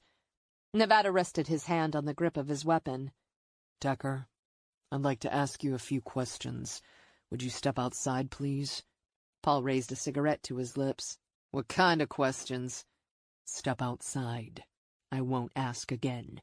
He smiled, but Nevada knew his smiles tended to look more feral than friendly. Smoke trailed around Paul's head before he flicked the cigarette to the ground and stepped outside. Sure. Nevada looked beyond Paul into the trailer. Anyone else in the trailer? No, it's just me. What's this about? After he dropped Macy off, Nevada had pulled Paul's arrest record. Though he knew Paul's DNA did not match the man he was hunting, the former football player might have information about the other members of the Dream Team, as well as about the bonfires Toby might have attended. You were arrested for sexual assault 10 years ago, Nevada said. Paul shook his head. And I did my time, and now I'm out on parole. I've stayed out of trouble since I came back to Deep Run. Nevada had reviewed Paul's case file and seen some of the pictures taken of the woman who'd filed the charges against him. Her left eye had been black and blue and swollen, and her right wrist had also been badly sprained. You hurt her pretty bad. Paul sniffed as he kicked the dirt with the tip of his booted foot. My jail time is old news. Why are you here? Of all the members of the Dream Team, Paul had shown the most promise and would have had a lot to lose if he were tangled up in the rapes or disappearances of 2004. Do you remember Toby Turner? Toby? Shit. She's the one that went missing. She's not missing anymore. Her body was found about a week ago. Really? I don't watch the news. He fished a fresh cigarette from his pocket and lit it. Smoke curled around his head. When's the last time you saw Toby? Nevada asked. Dude, it was 15 years ago. I barely remember yesterday. What's your last memory of her? Some geeky kid who liked to hang around and watch football practice. She was cute in a sad kind of way. Did she hang around with anyone? Talk to anyone? She was a band girl, not my style. Did Toby ever come to the bonfires? I don't remember. Nevada traced the underside of his college class ring with his thumb. You had a reputation for being even faster with your head than with your feet on the football field. Pride winked in his pale gray eyes. When it came to football, I was the complete package. I need you to reboot your brain and give me something about Toby. Man, I told you I don't remember much. Tell me about the days before she vanished. You two were seen talking at her locker. Really? I don't recall. He took another deep drag on the cigarette. I want to be nice, Nevada said.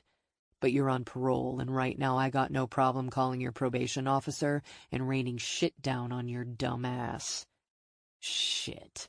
Why would you do that? I've been clean since I got out, working hard, not missing a shift, and staying clear of the bars. It's not enough, Paul. I want details about Toby. What did you two talk about that day? Paul's hands trembled slightly as he raised the cigarette and drew in another lungful of air. I was chatting her up. I saw her looking at me, and I thought I'd have a little fun. She wasn't all that hot, but I was 17 and would have screwed anything. Did you? Screw her? No. That virgin vault was locked up tight.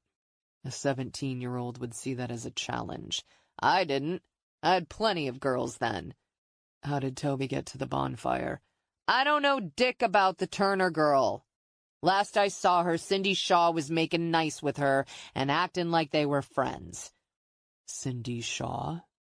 It wasn't lost on him that Macy had brought the girl's name up multiple times today. Yeah. Were they friends? Shit, no. Cindy had to be angling for something. My guess is it was money or test answers. Cindy was never nice unless there was a good reason for it. Where did you see Cindy talking to Toby?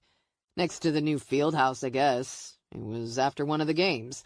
Only reason I remember was because Cindy saw me, smiled, and tugged at her top. What do you think happened to Cindy? I heard she was living in Arizona. Someone said she had married a rich guy. California, Colorado, and now Arizona. No one really knew where Cindy had landed when she'd left Deep Run. You believe that was true? Shit, who knows? Probably. She was hot and she liked the finer things. Another inhale. Why do you care about Cindy? Because you just told me she was with Toby Turner shortly before they both vanished.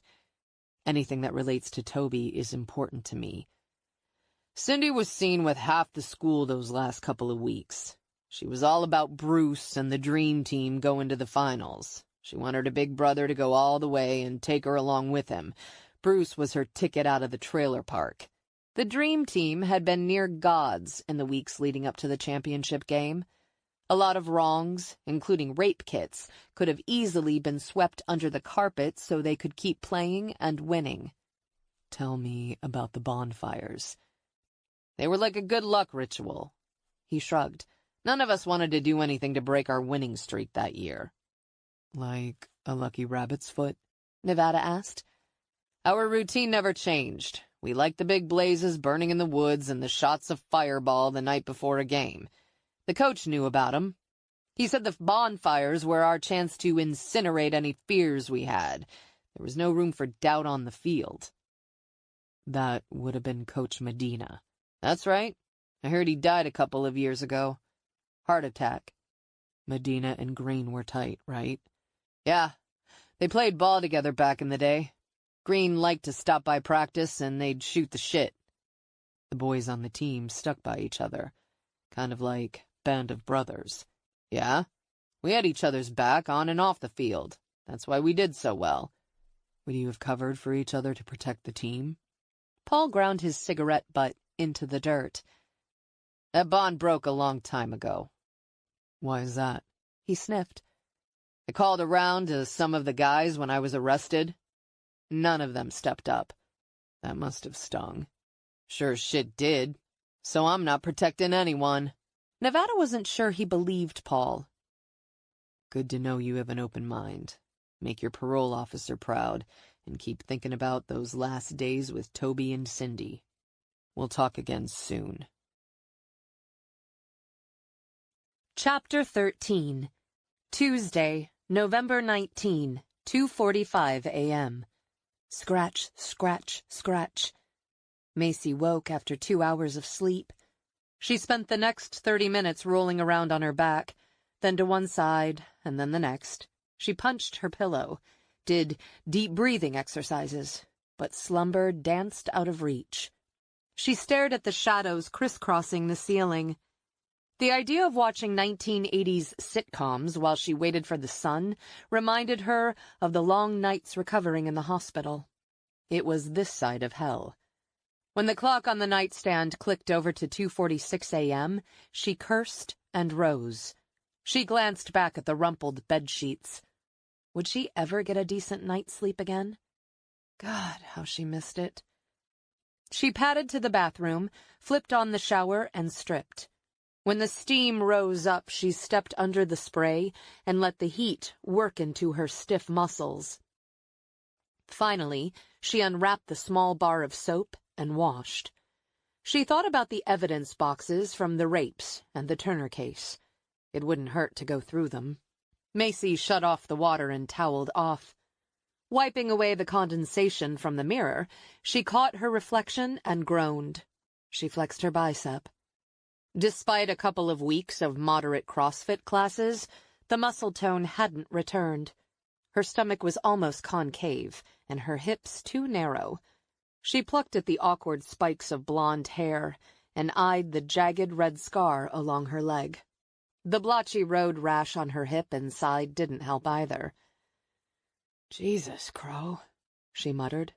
"You look like the experiment Frankenstein got wrong." It was either accept her life as it was or cry, and she didn't have time to cry. Determined not to be vain, she set up the coffee maker, and while it gurgled, she dressed in clean clothes. She ran her fingers through her hair, knowing a real cut had to be in her future. She called the sheriff's office and asked the dispatcher about getting the files, which were housed in a storeroom on site. 15 minutes later, she stepped out into the cool night air, backpack on shoulder, coffee and keys in one hand, the other free. As she always did, she paused and surveyed the parking lot, searching for any sign that something wasn't right. When she was certain she was safe, she pressed her key fob. The lights on her vehicle winked and the door locks clicked open.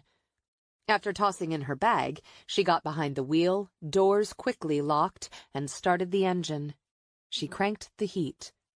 The drive back to the sheriff's office took her through the quiet streets, slightly glistening after a gentle rain. She parked in front of the sheriff's office, sipped the last of her coffee, and pushed through the front door seconds later. The dispatcher tonight was an African-American woman who appeared to be in her mid-50s. Slender, she had brushed back her salt-and-pepper hair into a tight bun. Glasses perched on the edge of her nose as she looked up. Unfazed by the sight of Macy, she was clearly accustomed to late-night visitors. "Can I help you?" Her voice crackled over the intercom. Macy held up her badge. "Special Agent Macy Crow. I'm working with the sheriff." "I heard about you. I suppose you're here for the evidence files." "That's right." "I'm Deputy Morgan." She pressed the button, and the door unlatched. Macy pushed through. "Glad to have you." She rose and walked toward the conference room with Macy. "The evidence boxes arrived a few minutes ago. I figured you wouldn't be back until morning." "I don't sleep well when I'm on the road." "I like to sleep in my own bed myself." She flipped on the conference room light. "No evidence boxes for Toby. All that was collected at the barn is with the Roanoke lab." Macy lifted one of the 3 blue file boxes. It was light. "Can you also see if there was a missing person file for Cindy Shaw?" "Cindy Shaw?"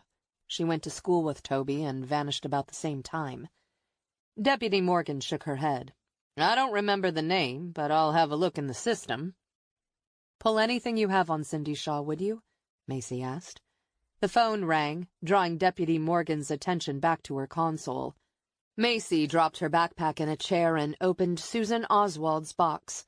The evidence sticker on the side stated that the materials had been collected on June 15, 2004, by Deputy Marty Shoemaker and collected from Susan Oswald's room. The chain of custody line stated the evidence had been transported from the scene to the locker, but had never been checked out again.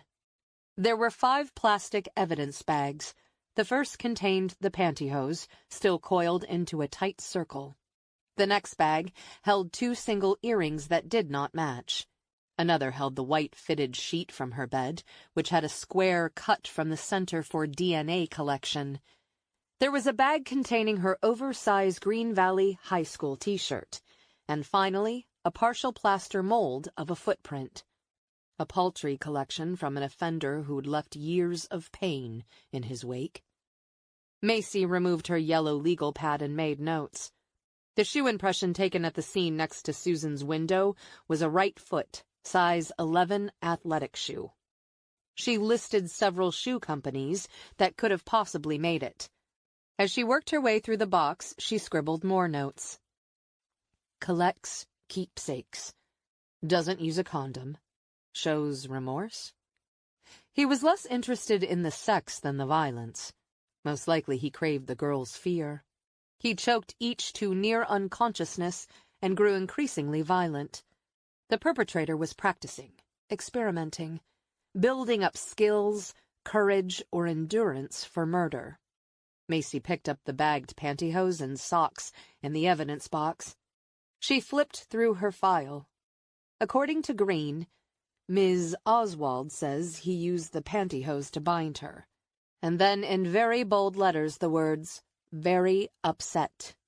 Ellis Carter's box also contained the cotton sheet that had been on her bed when she had been attacked, a single woman's hiking shoe, and a strand of red rope that had been used to bind her hands behind her back. Again, Macy searched Green's case notes.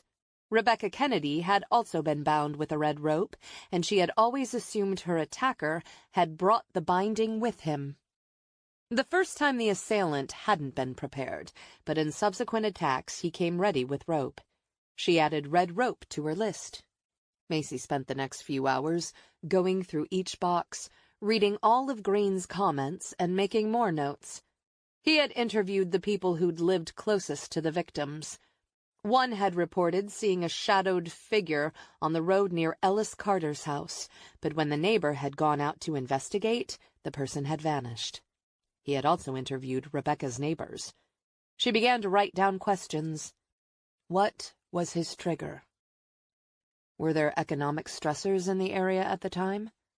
Was it personal? Did the offender harbor fantasies and finally act upon them? Once she had inventoried the cases, she pulled up an electronic form for VICAP and answered as many of the 100-plus questions as she could. At 4 a.m., she hit send and then followed up with a text to Special Agent Andy Jameson asking her to prioritize the case. Macy's phone chimed with a response almost immediately. Will do. As she packed away the boxes, her phone chimed with another text. This one was from Nevada. Where are you? She wasn't surprised he was awake. Insomnia was one of the traits they had discovered they shared in Kansas City. It was a prevalent condition in their line of work. What normal person could sleep after what they saw? She typed back, Sheriff's Office. Evidence analysis. Nevada responded, treat you to breakfast. Walt's Diner in 15 minutes. Deal. She packed up the boxes and replaced their tops. She shoved her legal pad in her backpack before clicking off the lights and walking out to the dispatcher's desk. I'll be back in a few hours. Sullivan will be on at 6, Deputy Morgan said. I'm sure I'll be here several more nights, Macy said. Well, I'll see you tomorrow evening. Where's Walt's Diner? Near the highway and the truck stop. Go out the main road and make a left at the railroad tracks. Follow the signs to the interstate. Thanks. 15 minutes later, when she pulled up in front of Walt's, Nevada was standing outside the diner, his hands tucked into his coat for warmth. Out of the car with her pack on her shoulder, she locked the door and approached him. "How do you know I wasn't in my motel room fast asleep?" "Really? You're on a tight clock. You don't have time to sleep." He opened the diner door and gave her a slight smile. They passed a "Seat Yourself" sign and found a booth in the back. A waitress delivered coffee and left them with menus. She opened the menu, and her gaze went straight to the all-American breakfast, complete with eggs, bacon, and pancakes. Decision made, she dumped 2 sugar packets and cream in her coffee. "You think you know me that well?" "I also drove by the sheriff's office and saw your car." He sipped his coffee, but didn't bother to look at the menu. "What did you discover in the files?" Basically, what we already know. He's incredibly careful. He stalks and plans. Nothing was random. He left behind his shoe print 3 times, red nylon rope 3 times, and his DNA at each scene. He's not worried about physical evidence. "He's just a regular Joe." "He likes to think he is," she said. "But guys like that have moments when they aren't as slick as they think they are. If he's still alive, I would bet he didn't stop with the crimes here in Deep Run." She sipped her coffee. "Maybe the Turner case spooked him. Green did a few things right." "He might have laid low for a while, but I would bet money he found new hunting grounds." She shook her head. "I submitted the case details to VICAP and asked a colleague to fast-track it." "If this guy has a pattern, then maybe a cop in another jurisdiction made note of it and filled out his VICAP form." When the waitress returned, Macy ordered, and Nevada followed with the number 6. After she was out of earshot, Nevada said, "I spoke to Paul Decker." "Where?" "I tracked him to a trailer outside of town." "And what did he have to say?" Macy asked. "Said he remembers seeing Toby with Cindy Shaw. He said Cindy was always scheming and using other people. Not a glowing referral." "Did you bring up Cindy?" "No. He mentioned her without prompting." "Interesting. What else?" "Not much, really, but I encouraged him to give it some more thought. His parole officer would be so proud of him. If someone on that dream team was a part of this, Decker will rat him out to save his own ass." Nevada sipped his coffee. "He's getting called into the probation office tomorrow for a surprise drug test." Smiling, she folded one of the empty sugar packets in half, sharpening the crease between her thumb and index finger. "Well played, Nevada. Well played." "I do my best." She looked around the diner, decorated with neon lights and black and white photos of the town from the last 100 years. "Is this your favorite hangout spot?" Macy asked. "Since I was a teenager. It's open all night. A favorite for truckers, kids after football games, and hunters looking for a pre-dawn hot breakfast." "I have a few places like that in Alexandria. Bev's on Route 1 is one of my favorites." She savored this easy familiarity between them. "Their number 3 is my go-to meal." "You have a thing for pancakes, Crow." "That's no secret. I have a desperate addiction to sugar." She traced the rim of her cup with her finger. "I actually lived in Alexandria a couple of months before my Texas vacation. I'm amazed we didn't run into each other there." "I was on the road." "Not surprising." "And yet here we are." She stirred her coffee. "Which begs the question, why me for this case?" "You applied to Ramsey's team." "You could have investigated this case." "It's nice to have a second set of ears to bounce ideas off of." "You have Deputy Bennett." "She's learning fast, but I needed someone who could hit the ground running." "Figuratively speaking." Her sarcasm didn't coax a smile. He was silent for a moment and then said, "My last bureau investigation was in Arizona. It was a child abduction case. When we found the little girl, we were too late. You were the first person I called." "But I was hooked up to a ventilator." "Yeah." She tapped her finger on the side of her cup. "What we see can't ever be unseen." "I forgot about the kid, and could only think about you. I didn't sleep until I knew you were out of the woods." The tender emotion in his voice caught her off guard, and it took her a second before she could speak. I'm too mean to kill. He was silent for a moment. When you reach your limit, and you will, give yourself a break. You don't owe anybody anything. I wish it were that simple. I can't quit. The waitress arrived with their platters, setting down a Western omelet with toast in front of him and pancakes, bacon, and eggs in front of her. He stared at her over the rim of his cup, but instead of pressing, said, "Let's get back to this case." She poured syrup on her pancakes. Our offender chose vulnerable victims. Including Alice? Nevada sounded surprised. She was then. Her parents were going through a nasty divorce, and she and her mother were living in a new rental home. Susan had a sick mother, and Rebecca Kennedy was struggling with substance abuse. "The game's already rigged with this lineup," he said.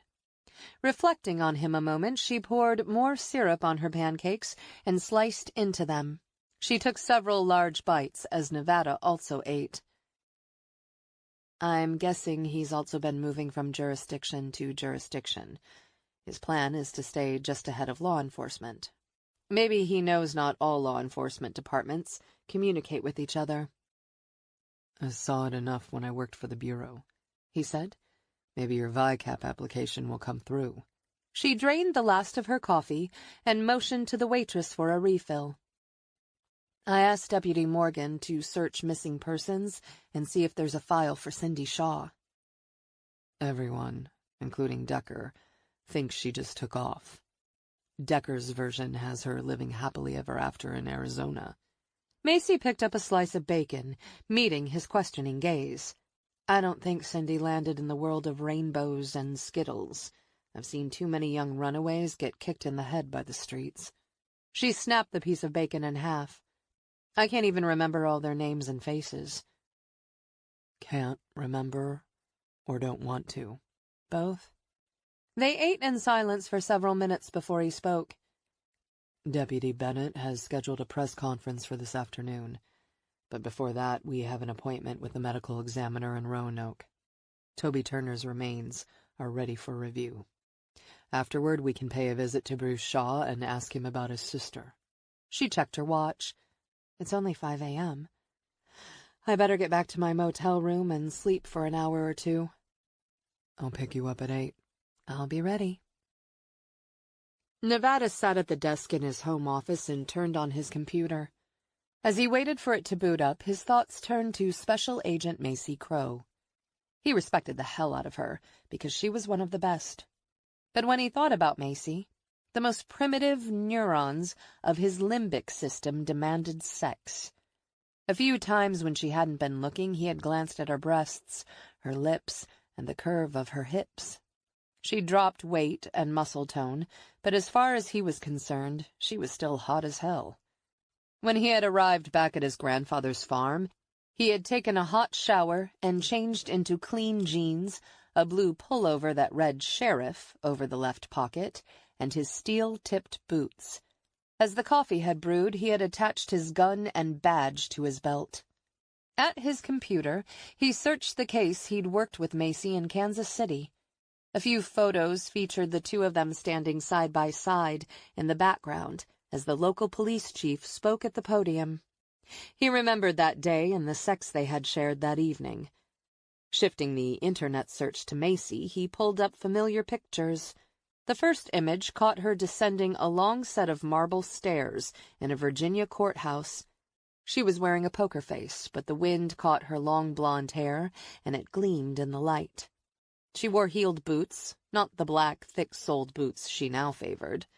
That image vibrated with a youthful sense of invincibility. He typed Cindy Shaw's name into the search engine. The search didn't grab any hits on Cindy Shaw.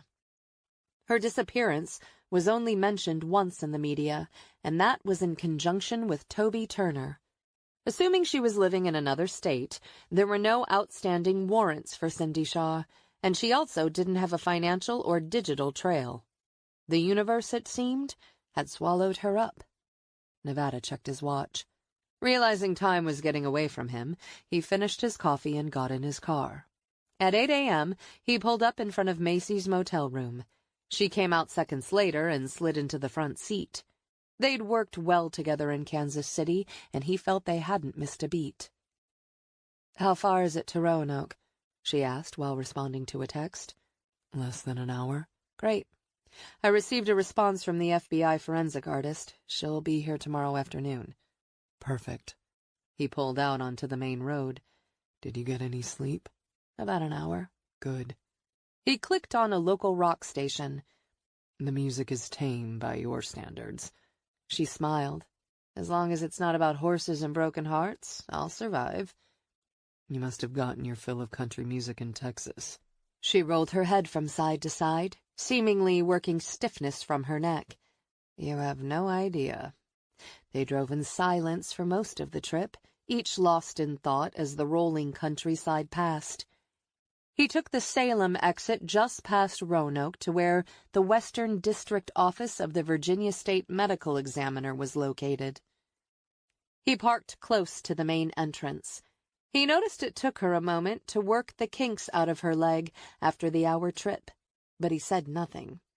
They made their way inside, showed their badges to the receptionist behind the glass partition, and soon were escorted to the office of Dr. Russell Squibb. Dr. Squibb was in his mid-50s and stood about 5'8". He had a round belly, a balding head, and a firm handshake. "We appreciate you seeing us," Nevada said. "I had another call from Toby Turner's father this morning. That's the hardest part of this job." "We understand," Macy said. "If you can take us to her?" "Of course." They followed the doctor down a long, nondescript hallway to a large examination room outfitted with several sliding refrigerated drawers where they kept the bodies.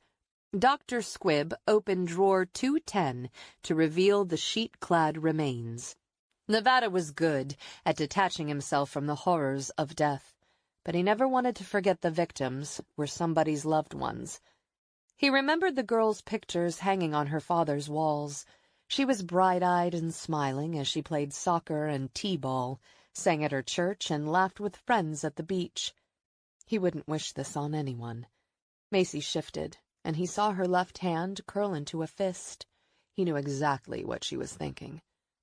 The doctor handed them both latex gloves, which they snapped on in seconds. Neither spoke as the doctor removed the sheet to reveal a set of discolored bones laid out in anatomical order. Dr. Squibb pulled out a pair of glasses from his lab coat pocket, put them on, and proceeded to lift the skull.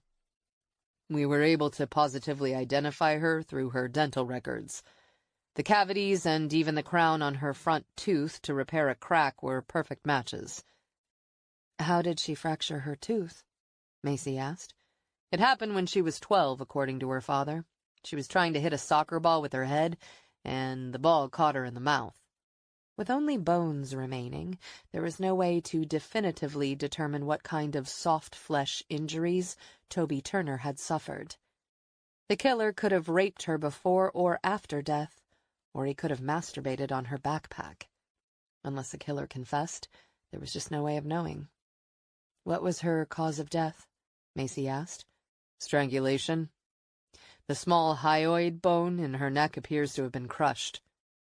Those horseshoe-shaped bones were delicate and easily fractured. "Can you tell if he choked her once or multiple times?" Macy asked. "Sorry," Dr. Squibb said. "Bones can tell us a lot, but they can't always give us the complete picture." "Your examination results are a big help," Macy said. "This offender has a distinct pattern." Dr. Squibb rotated the skull sideways. "There's also a circular crack behind her left ear. The fractures radiate out like a spiderweb. He hit her with a blunt object, and given the damage I see here, she was rendered unconscious." "Would the blow have led to her death?" Macy asked. "Not likely." "Any other injuries?" Nevada asked. "She did have several fractures on the fingers of her right hand," Dr. Squibb said. "They appear to be defensive wounds." "She fought back," Macy said. "I would concur." Dr. Squibb lifted up a long, flat bone. "This was her sternum." Macy studied the bone closer. Is that a hairline fracture? It is, the doctor said. What would cause that? Macy asked. It's consistent with a fall, blow to the chest, or even CPR. CPR? He tried to save her? Nevada asked. Possibly, Dr. Squibb said. Perhaps he strangled her and panicked. Or maybe he tried to revive her so they could keep playing, Macy said. God, I hope you're wrong, Nevada said. No kid deserves to die like this. Anger and sadness strengthened Macy's drive to solve this case as she laid her hand on the top of the skull. Toby, your dad said he loves you. As she pulled back her hand, a heavy silence settled in the room. The doctor carefully covered Toby's bones and then closed the drawer. After Macy and Nevada left the medical examiner's portion of the building, they crossed the lobby to the forensic side. Macy felt a bit like a wimp pushing the elevator button instead of taking the stairs to the 3rd floor. However, she needed to be practical. The less mileage on the leg meant the farther she could go. This wasn't about her proving her stamina. It was about catching a killer. Nevada, to his credit, didn't make a comment. On the 3rd floor, they found their way to the office of a John McDaniel, the forensic expert who'd examined Toby's backpack. McDaniel was a pudgy man in his late 60s. His graying hair curled over the edges of his collar, and a thick mustache gave him a quirky, almost cartoon-like appearance. Mr. McDaniel. Nevada introduced them both, and each showed their badges. We understand you have Toby Turner's backpack. McDaniel stood, shook both their hands with a surprisingly iron grip, and nodded for them to follow. It's in the other room on the light table. In the next room there was a fingerprint chamber, microscopes set up at various stations, and a gun ballistics firing chamber. Resting on a light table was a faded red backpack, unzipped and opened. Beside it was a series of items that they hoped might tell the tale of Toby Turner's last hours. I ran the backpack through a fingerprint chamber to see what I could pull. I did get a partial thumbprint off the strap of the backpack. It's a match to a print lifted from Susan Oswald's windowsill. I've run it through APHIS, but so far no matches. What's in the backpack? Macy asked. Have a look. Pair of jeans, a sweater, sneakers, textbook, pencils, lipstick, hand sanitizer, a candy bar, and a condom. There's also a set of keys, including a car key that matches the make and model of the Turner family van. Macy studied the keys and noted a small piece of plastic that might have once belonged to a keychain. She shifted her attention to the tarnished condom packet. Macy pulled on a fresh set of latex gloves. Looks like she never intended to make that study session. The clothing fragments found on the body were a gold metallic. The jeans disintegrated, but the metal button and zipper we found are consistent with a designer pair sold in 2003 and 2004. The shoes were heeled boots. Maybe she did have a boyfriend. Nevada worked his hand into a glove. Green's report says there was nothing unusual spotted at the school the day she went missing. Maybe he charmed her, Macy said. An awkward girl might have been thrilled for a little attention. We know Paul Decker showed some interest. Decker referred to her as the Virgin Vault, Nevada said. Which would have made her a challenge, Macy said. Decker also placed Cindy Shaw with Toby and said Toby would do almost anything for the team, Nevada said. Evil comes in all sizes. Macy all but whispered the last words, and she realized Nevada was staring at her. She cleared her throat. What else did you find in the pack? With gloved hands, McDaniel picked up the textbook. That leads me to this. I went through it page by page. Have a look at the pages I've marked with a tab. Macy opened the inside cover. Toby Turner's name was listed on the 3rd line of least to. The other names had been neatly crossed out. She flipped to the first marked page and saw pencil writing in the margin. Test on Tuesday. Section 2. It appears she liked to doodle and write in the margins, Macy said. How do you know it's hers? Handwriting matches the signature on the front cover, McDaniel said. Have a look at the last page in the book. She flipped to the end and saw another note in bolder pencil. Bonfire. 8 p.m. Thursday. Decker called the bonfires their good luck ritual, Nevada said. He said ritual? Macy asked. He did.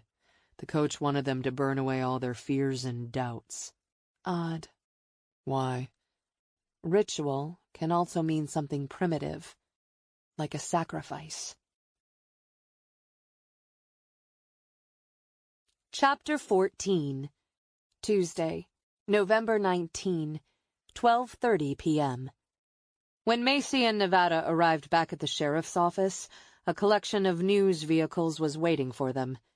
She hadn't been expecting the media. Did you move up the press conference? No. Bennett confirmed it was later this afternoon, Nevada said. As they crossed the lot, she was grateful she could keep pace with Nevada. The leg felt decent, which was great. She didn't need the distraction. Inside, they found several reporters with cameras crammed into the lobby. On the other side of the glass, Sullivan spoke into his headset. The door opened and Bennett appeared, her hat in hand, wearing a stoic expression. I need to ask everyone to step outside. A representative will be out soon to make a statement. I need you to clear the space. A rumble of comments rolled over the room as Macy opened the exterior door. Several folks passed without incident, but a young reporter with a thick crop of dark hair paused. You're the FBI agent, the reporter said to Macy. I'll brief you in a few minutes, Nevada said. Dark eyes narrowed and the young reporter persisted. What's the FBI doing here? Are you investigating the murder of Toby Turner or the rapes? Save your questions for the briefing, Nevada said. The other reporters hovered close, as if fearful they would miss a morsel of news, and several snapped pictures of her walking alongside the sheriff. They pushed their way through the crowd, dismissing the reporters' questions. When the door closed behind the reporters, Sullivan waved them behind the secured door. As soon as it latched and they had stepped out of sight of the reception glass, Macy said, I thought we hadn't agreed on a briefing yet. We hadn't. They called me about a half hour ago. Someone tipped off several reporters about the DNA matches and the FBI presence. Who tipped them? Nevada asked. Did you visit with Green? Bennett asked. We did, Macy said. Bennett shook her head as her lips flattened into a grim line. He's your leak. He called a few friends in the media. To get back at me, Nevada said. Payback, Macy said. You're shining a light on his failures, so he might think he has nothing to lose at this point, Bennett said. I should have expected pushback, Nevada said. Frustration, though tempting, wasn't productive. We have the media's attention a little sooner than we'd planned, but let's make the best of it, Macy said. I have summarized the case facts so I can answer questions. I assume you can do the same. I can, Nevada said. Bennett adjusted her uniform. You want to tell the public the rapes are connected to the murder? Nevada looked at Macy. He was making this her call. I do. Better for us to inform the media than Green. Bennett didn't look convinced. Do you really think someone would come forward after all this time? I do, Macy said. Sullivan leaned back in his chair.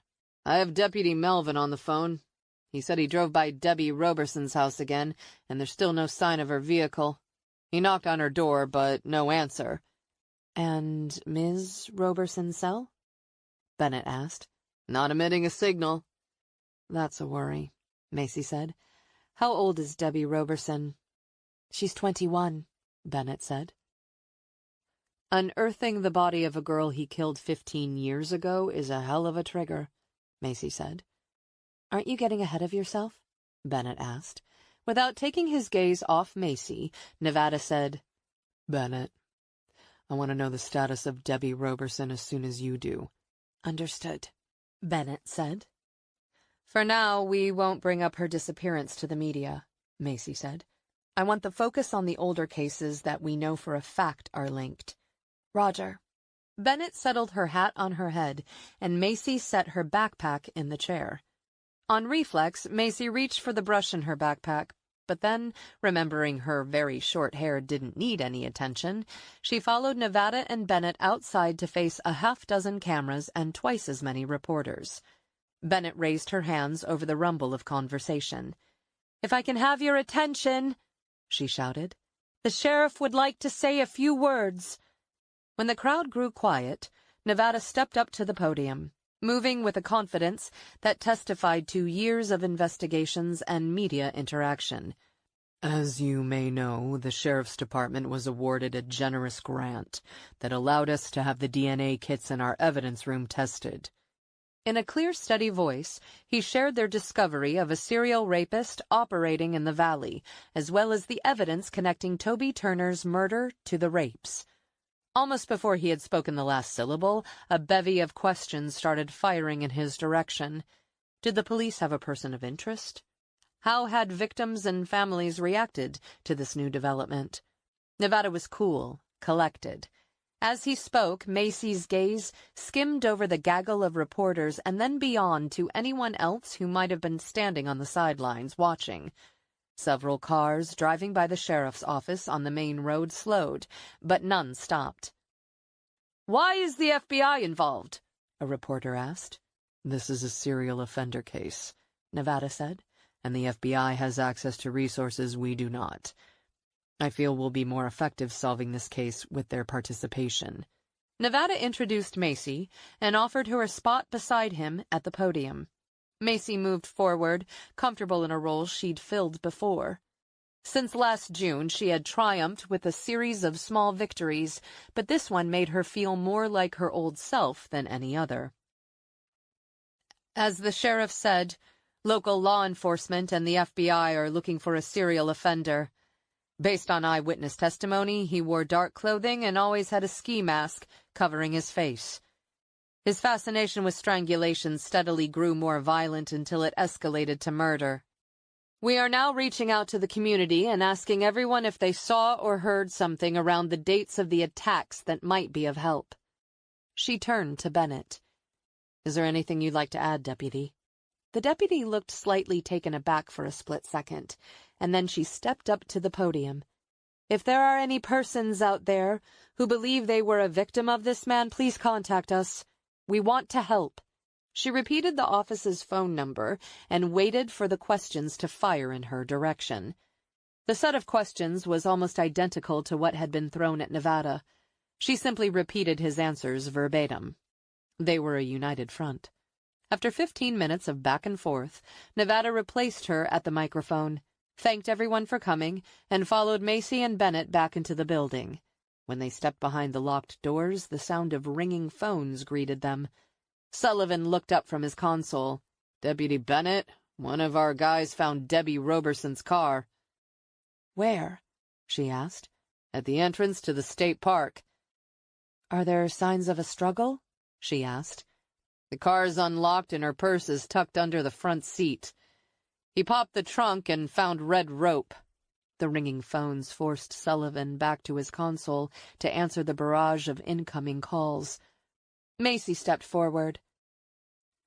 "Ask the deputy to string crime scene tape around the car and stay with it until we arrive." "I'll drive out and have a look at the car," Bennett said. "I'll call you as soon as I appraise the situation." "She worked at the Deep Run assisted living facility, correct?" Macy asked. "Yes," Bennett said. "Bruce Shaw works there, so I can kill two birds with one stone and ask him about her," Macy said. "I'm coming with you," Nevada said. Nevada was a pace behind Macy as they strode through the front door of the Deep Run assisted living facility 30 minutes later. At the front desk of the new Adele Jenner Wyatt wing of the facility, he asked to speak to Dr. Bruce Shaw. After procuring a promise to page him, Nevada and Macy waited in a small conference room off the main lobby. He caught her staring at a stack of magazines featuring articles on the latest diets, fashion, and desserts. She thumbed through one.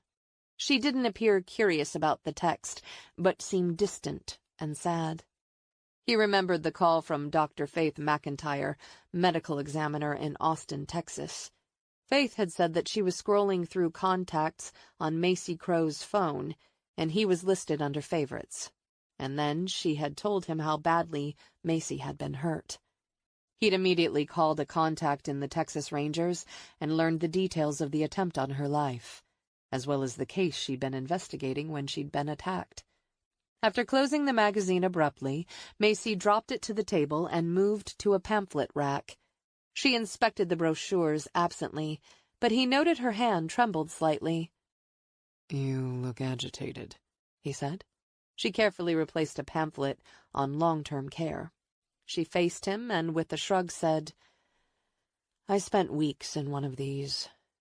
I worked my ass off because I knew if I didn't, I was screwed in terms of my career and my personal life." "And you did a hell of a job. There's nothing to be nervous about now." She ran her hand over her short hair. He was sorry he'd respected her wishes to tackle physical therapy alone. He should have been at her side. "And here you are, back in the game." The door opened, and a man dressed in a white lab coat entered. In his mid-30s, he had short dark hair brushed off his narrow-angled face. Bruce Shaw had been the quarterback for the Dream Team, and he'd had more girls chasing him than any teenage boy could imagine. He had maintained a lean, fit body. Nevada rose. "Dr. Shaw, thank you for seeing us." Shaw shook his hand. "Anything to help, Sheriff. I just caught your press conference on the television. Hell of a thing. No one ever thinks that kind of thing could happen in a town like Deep Run." "No, sir," Nevada said. "I'd like to also introduce you to FBI Special Agent Macy Crow. She is working the case with my department." Shaw shook her hand. "Pleasure, Agent Crow." The three sat around a small, round conference table. Macy pulled out her yellow legal pad and flipped to a clean page. "Dr. Shaw, our visit has two purposes. The first is to ask about an employee, Debbie Roberson. Her mother hasn't spoken to her in days, and she's worried." His eyes widened, and he reached for his phone. "Let me check the schedule." He scrolled for several seconds, frowned, and then said, "She's supposed to be on duty." "Could she have switched shifts with another employee?" Macy asked. Shaw shook his head as he typed a text. "It's policy that she inform her manager. I've just asked Mrs. Bland, her supervisor, to check." "Has she missed work before?" Nevada asked. "She has," he said. "In fact, she's on the verge of receiving a letter of reprimand for the last time she switched shifts and didn't properly communicate it." Macy scribbled a note on her yellow pad. "Has anyone been giving her trouble? Have you noticed any signs of abuse or harassment directed toward her?" "No. Debbie is young and somewhat immature. However, the patients like her, and she's very popular with the families, which is why Mrs. Bland keeps her on." "Is Debbie really in jeopardy?" "We don't know yet," Nevada said. "Just covering all the bases."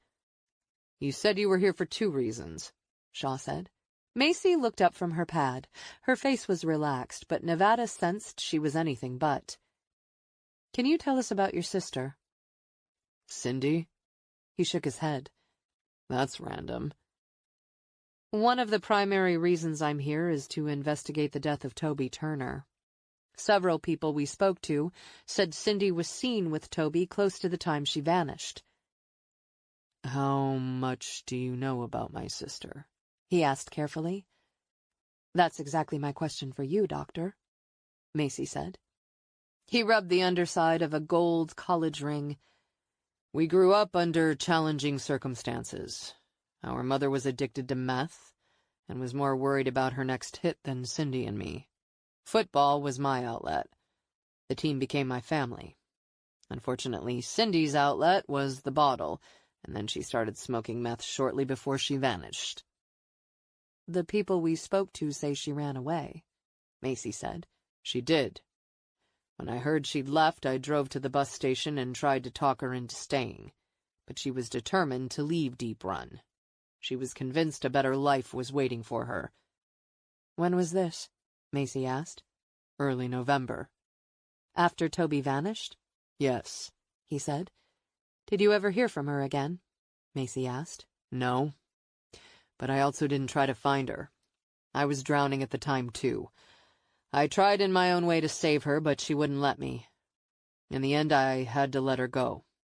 She never contacted you once? Macy asked.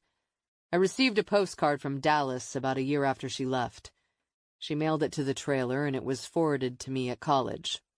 I called the number she'd written in her note, but no one answered.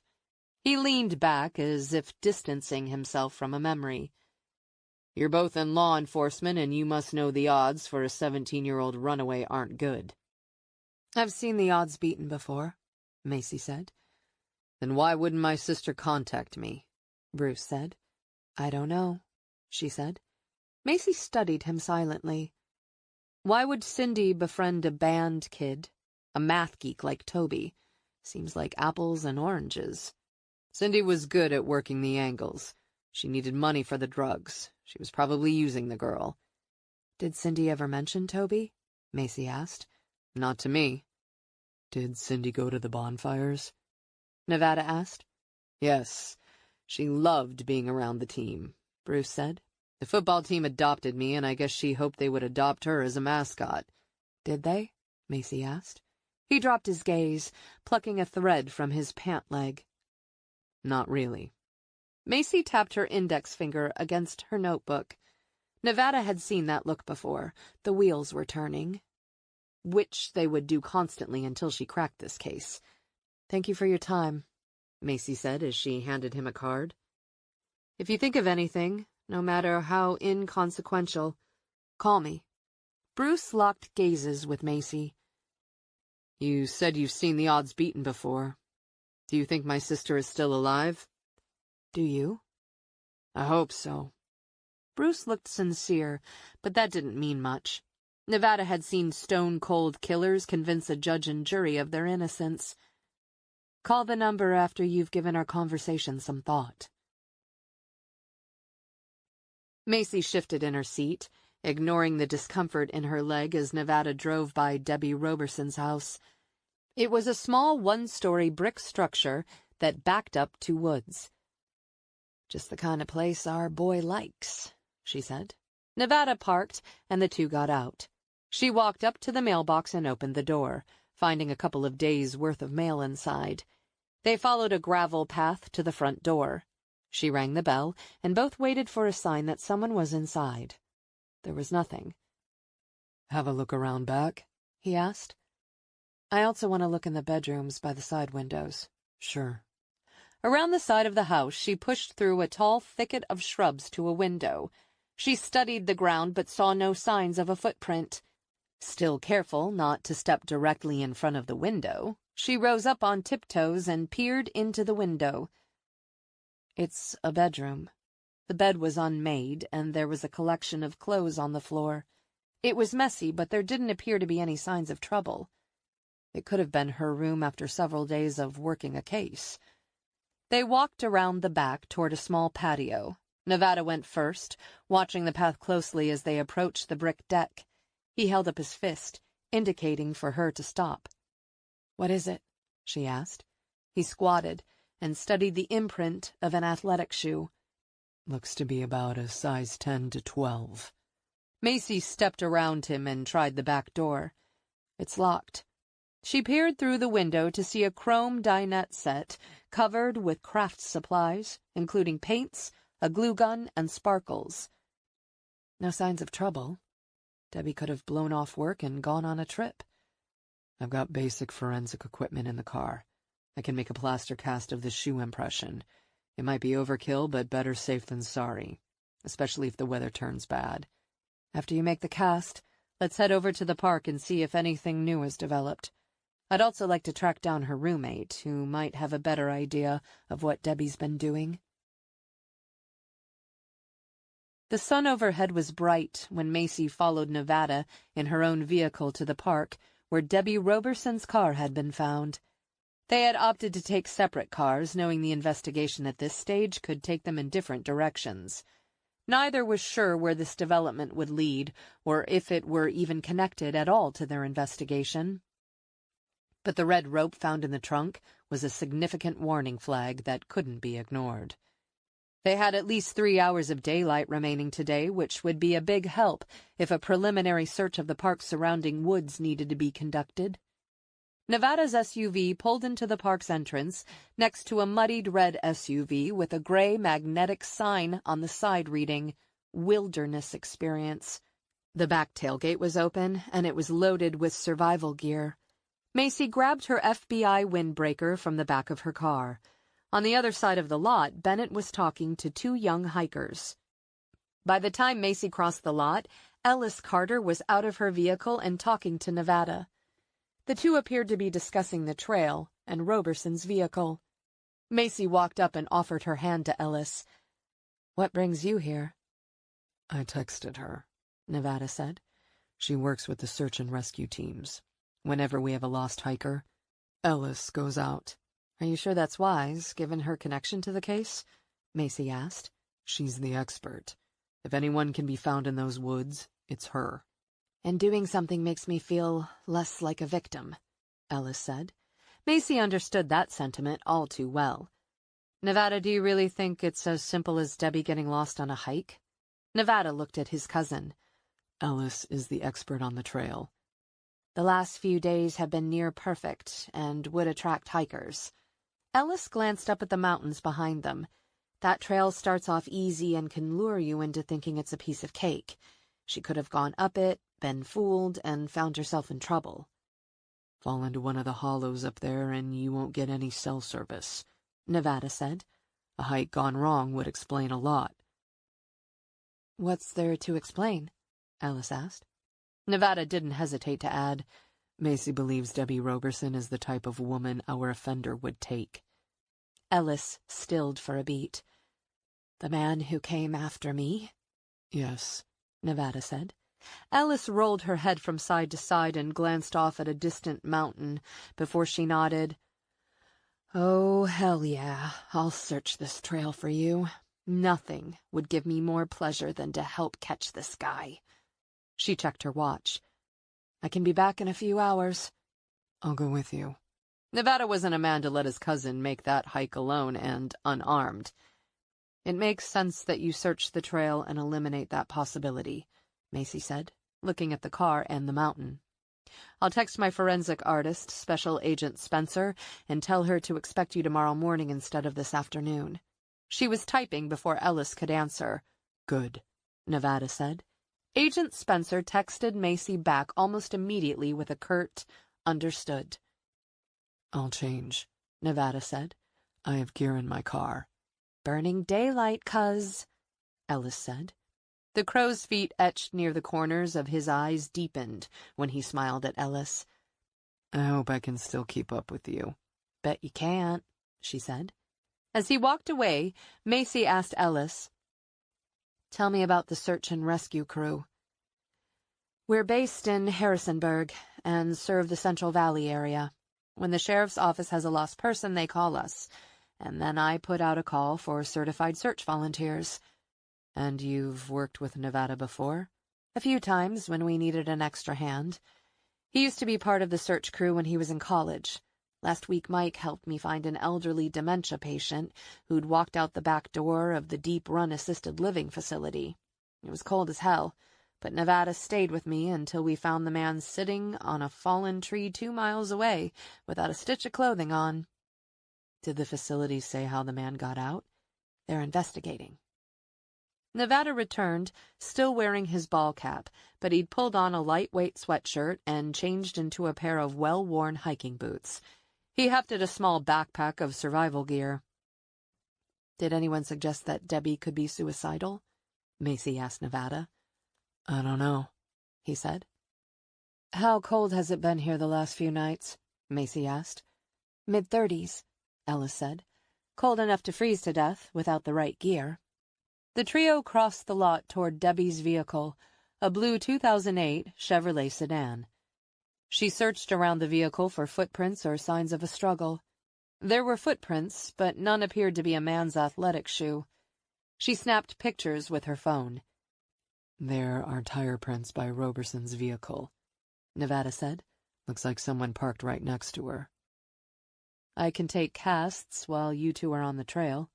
Macy worked her fingers into latex gloves and eased open the trunk, which the deputy had opened earlier. Lying in the center of the trunk was a coil of red rope. "We might end up with a random collection of impressions, but maybe in this case we are on to something." Ellis stared at the rope and absently rubbed her fingers over her wrist. The color drained from her face. "Don't look at it," Macy said. "Focus on the mountain. You can hike that mountain, and right now I can't. I'll take care of this." "It shouldn't upset me," Ellis said. "We've got to get moving, Ellis," Nevada said. Ellis turned away from the trunk. "Good luck on the trail," Macy said. Nevada glanced up toward the sun. "I'll keep you posted." As Nevada and Ellis walked toward the trail, Macy snapped more pictures of the car and the area around it. The car appeared to be decently maintained, no dents or scratches, and no signs that anyone had tried to break inside. Occasionally she paused to make notes on her legal pad, knowing it could be months at least before she would present these pictures and the contextual detail to a judge or jury. After the photos, she was back at her vehicle and opening a gray plastic tub she kept in the trunk. 2 days ago, in anticipation of this trip, she had freshly stocked it with forensic supplies she could use during the investigation. She grabbed a plaster kit designed to capture the tire track and carefully mixed up the powder with water. She moved quickly to the only really defined strip of tire treads and poured the mixture into the imprint, waiting the 15 minutes for it to set. She collected and bagged it. As she rose, pain shot up her leg. She paused, curling her fingers into a fist as she waited for it to subside. "Damn it," she muttered. Macy had the chops to do the work, but she worried that the pain, coupled with diminished stamina, not to mention the damn sleeplessness, would be her undoing. Chapter 15. Tuesday, November 19, 4:15 p.m. As Bennett crossed the park's parking lot toward Macy, the officer's mirrored sunglasses tossed back Macy's reflection. Macy figured she and Bennett were about the same age, but in so many respects, their lives were worlds apart. When Macy had been juggling high school graduation and college, Bennett was already a mother. Macy had lived at a dozen addresses in the last decade, while the deputy still lived in the house she grew up in. "Do you find it odd that Ms. Roberson didn't lock her car?" Macy asked. "Not everyone around here locks their front doors or cars." "I know it must be different in the big city." "Do you lock your front door on your house?" Macy asked. "Damn straight." The deputy slid her long hand into a latex glove. "I can't sleep with an unlocked door, Mayberry or not." "Working in law enforcement does challenge your faith in your fellow man." Bennett pulled on the second glove. "I have a son and a mother to protect. I trust no one when it comes to them." The deputy eyed Macy with a long stare and then lifted her shades. "Let's have a look inside the car." As Macy gloved up, Sullivan arrived, and Bennett instructed him to monitor the perimeter. Macy opened the front door of the car and studied the interior. The bucket seats were made of black faux leather with cracks on the driver's seat. The steering wheel was worn in spots, and 2 of the radio buttons were missing. The glove box was crammed full of extra fast food napkins, a tire gauge, and a worn owner's manual, still in its original plastic sleeve.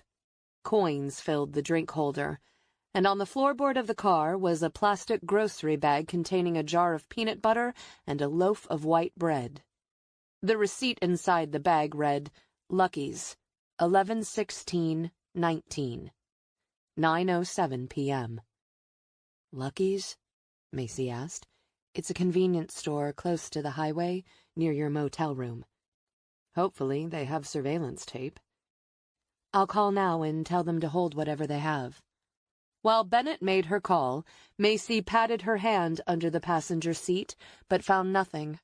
A search under the driver's seat revealed Debbie's purse, as had been reported. It was tucked out of sight. It was never smart to leave a purse in a locked vehicle, let alone in an unsecured one. Women did it all the time, thinking thieves never looked under seats, or beneath coats or blankets on the seat. Most didn't realize there was always someone watching parking places. As soon as the driver walked away, thieves gained entrance using a rock or hammer and snatched the valuables so carefully tucked away. The worn purse was outfitted with a half-dozen zippered pockets. The largest compartment held Debbie's wallet, which contained no cash but all her credit cards. The bag had been chosen for functionality and not fashion. It was stuffed with a dozen mundane items, including a ring of keys, tampons, rumpled receipts, gum wrappers, condoms, and a small bag of pot. Macy wasn't going to prejudge the woman on its contents. A 21-year-old virgin who hadn't tried weed was as rare as a unicorn. There was no sign of Debbie's cell phone. The phone's absence explained why Bennett hadn't been able to track the woman to this location. Someone had either shut the phone off entirely and removed the battery, or destroyed the device. Macy returned to the vehicle, searching for anything unusual. The windows were intact, and there were no pry marks on the doors. She also found no blood or hair fibers on the seat, steering wheel, or door handles. Bennett tucked her phone back in a pouch on her belt. I spoke to the store manager. He's holding the tapes for us. Thinking out loud, Macy said, Ms. Roberson finishes a 3-day shift, and then she stops for groceries, knowing there's no groceries at home. She buys only the essentials, Bennett said. Payday isn't for 5 more days. And she puts it on the card. And then she comes face to face with someone who knocks her out and dumps her in the trunk of her car, Bennett said. He drives here and transfers her to another vehicle. Then why is her purse under the seat? Macy asked. That doesn't strike me as something an assailant would do, but women do it all the time. Could she have been meeting someone here? She then crosses paths with a bad guy? Or she knew her attacker? Macy glanced around at the tall trees and mountains. Nevada would be up there for a while. Let's go to Lucky's and follow up on the video. I'll have Sullivan remain on site and keep the area secure. Perfect. We're lucky, Bennett said. The manager only keeps the footage for 3 days and then erases it. He's never had a robbery, and the last time anyone needed to see a recording was when the Pollard boy got drunk after a football game and knocked over a display. Good. We don't want to waste time, then. Macy's phone rang. She glanced at the display and recognized her sister's number. Stifling a groan, she stepped away from the car and pulled off her gloves before clearing her voice. Faith. Faith McIntyre was her twin sister, a fact she still had trouble wrapping her brain around. She'd always known she was adopted and thought maybe biological siblings might come into her life, but a twin? Really? Where are you? Faith asked. The reception isn't good. I'm at the entrance to a national park in the Shenandoah Valley. Faith dropped her tone a notch. I know you want your life back, but are you rushing things? Hearing her own doubts echoed back annoyed her. I'm handling it. You only know the broken and battered me. The real me loves this kind of work. You sound tired. How are you feeling? Bennett, as if sensing this was a personal call, walked back to her cruiser. Other than the need for some coffee, I'm fine. I don't believe you, Faith said. The doctor told you not to rush things. Since Macy's accident, Faith had been there for her. She'd been at the hospital after Macy's emergency surgery and had spoken to the doctors who couldn't say if she would live or die. Her newfound twin had been there when Macy had woken up confused and frightened. She had stuck around during rehab and cried with Macy at the funeral of the young teen mother who had died giving birth to them. Faith was never too motherly. It was Macy who chafed at being accountable. From her latchkey kid days to her work at the bureau, Macy had always been on her own. This new hovering thing just didn't fit her well. I'm not rushing anything. For the first time in months, I feel like myself. A long silence, and then, I'm calling you again tomorrow. Macy tipped her head back and pinched the bridge of her nose, reminding herself that Faith wanted to help. She truly cared. Sure. Call away. But you'll be wasting your time. I'm fine. It's my time to waste. A smile tugged at her lips. Thanks for checking. Any time. Macy pocketed the phone, shifted her weight to her right side, and walked toward Bennett. Let's have a look at the security footage. Stay on my tail. I don't want to lose you, Bennett said. Hearing the challenge, she fired back. I might not walk fast, but I drive just fine. In her vehicle, Macy relaxed back into the seat and waited for the discomfort to ease. The doctor said the leg just needed time. Unfortunately, that was one thing she didn't have.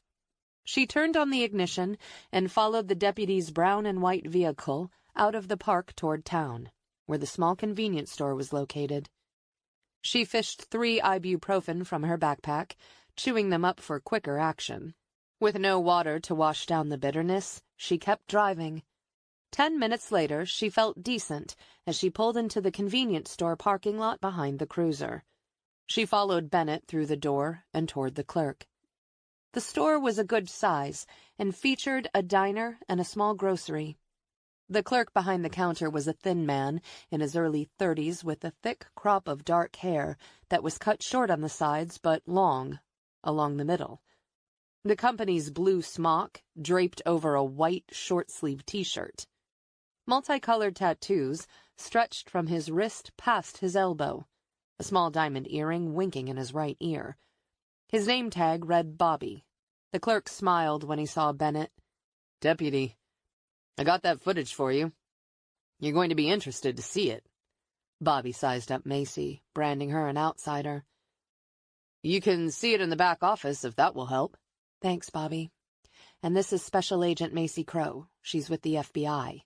FBI? I saw you on the television today during that announcement you made. Get any good tips on the hotline yet?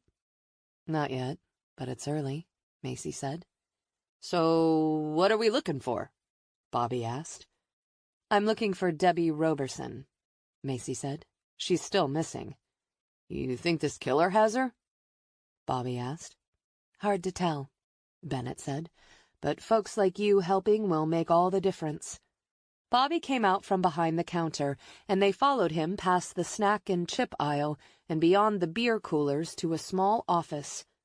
The neat space featured a desk, a chair, a bulletin board with the month's work schedule, a personalized coffee mug, and 4 sharpened pencils lined up in a neat row. Front and center was a dated computer running 4 feeds from the store's security cameras. Bobby clicked on the upper right image, which showed the front of the store. He backed up the imaging 47 hours and hit play. I didn't realize she was missing until you called. I remember seeing her a couple of days ago, but she looked fine and there was no sign of any trouble. What day was she here, Bobby? Bennett asked. Saturday evening. She said she was grabbing a few groceries to get her through the next couple of days until payday. She said her extra money had gone to fixing a flat tire. I offered to float her a few days, but she said she didn't mind peanut butter and jelly sandwiches. Did she say how she got the flat? Macy asked. Bobby shrugged. Picked up a nail. Was she alone when she came in the store? Macy asked. She was. And she didn't appear nervous or upset? Hurt? Sick? Depressed? No, normal Debbie, Bobby said. Do you remember where she parked in your lot? Macy asked, hoping small-town life meant people paid closer attention to details like that. As a matter of fact, I do remember. She parked off to the side. Any idea why? Macy asked. Because the kids from the high school were here. They take over the parking lot and store when they come through. It was after the postseason football party. How did the team do this year? Macy asked. Bobby shook his head. Not well. Ended with a 5-4 season. Not like the Dream Team days, right? Macy prompted. Bobby grinned. That season will go down in history, he said. Shame about Toby, Macy said. Yeah. Did you know her? I mean, seems everyone in Deep Run knows everyone. I knew her, Bobby said. She was nice. Did Debbie say if anyone else was in her car? Bennett asked. If there were, she never mentioned it, Bobby said. Macy sensed Bennett's impatience as Bobby fast-forwarded the video. She leaned in as the footage skimmed back in time to Saturday evening. Bobby hit stop at the 9:05 p.m. timestamp and then hit play. The camera caught a collection of teenagers bustling through the front door. They were laughing and two were kissing. That was about the time a few kids tried to buy beer, but I carded them all. I'm not going to lose my liquor license over a couple of kids. I don't care if they are on the football team. Macy imagined that comment was for the deputy's benefit. Both women kept their gazes on the black and white feed and watched as Debbie, dressed in pastel scrubs, entered the store. They watched her grab peanut butter and bread and head directly to the register. She spoke to the clerk briefly and then exited the store. "That's Debbie Roberson," Bennett said. Macy studied the woman's face, looking for signs of stress, worry, or even happiness, as if she were glad to see someone. Just as Debbie moved off screen, her expression seemed to change. "Can you back that up?" Macy asked. Sure. Play it in slow motion. As the scene unfolded again, Macy watched as Debbie exited the store and her eyes shifted from casual to alert. She had seen something or someone. "Do you have a camera that covers this area?" Macy pointed to the top right corner of the screen. Not totally, but camera 3 records from a different angle. He clicked on camera 3, and the trio watched it catch the edge of a blue four-door Ford Focus. A man rose up out of the car, but his head was downcast, making it impossible to see his face. "Do you know who that is?" Macy asked Bennett. "No. What about you, Bobby? Did you see the guy?" No. I was trying to make sure the teenagers didn't walk out with half the store. "Would any of those kids have been out in the parking lot about that time?" Macy asked. Sure. There were at least a dozen. "Do you have names, Bobby?" Bennett asked. Well, there was the Wyatt boy, and the Piper brothers and the Donovan kid. Tyler Wyatt was out there?" Bennett asked. Yeah, with his girlfriend, Amy Meadow. Macy wrote down the names. "Anyone else you remember?"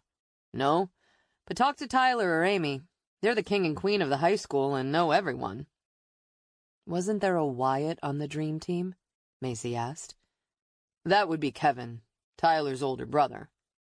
"Older brother? That's a big age gap." I guess it happens.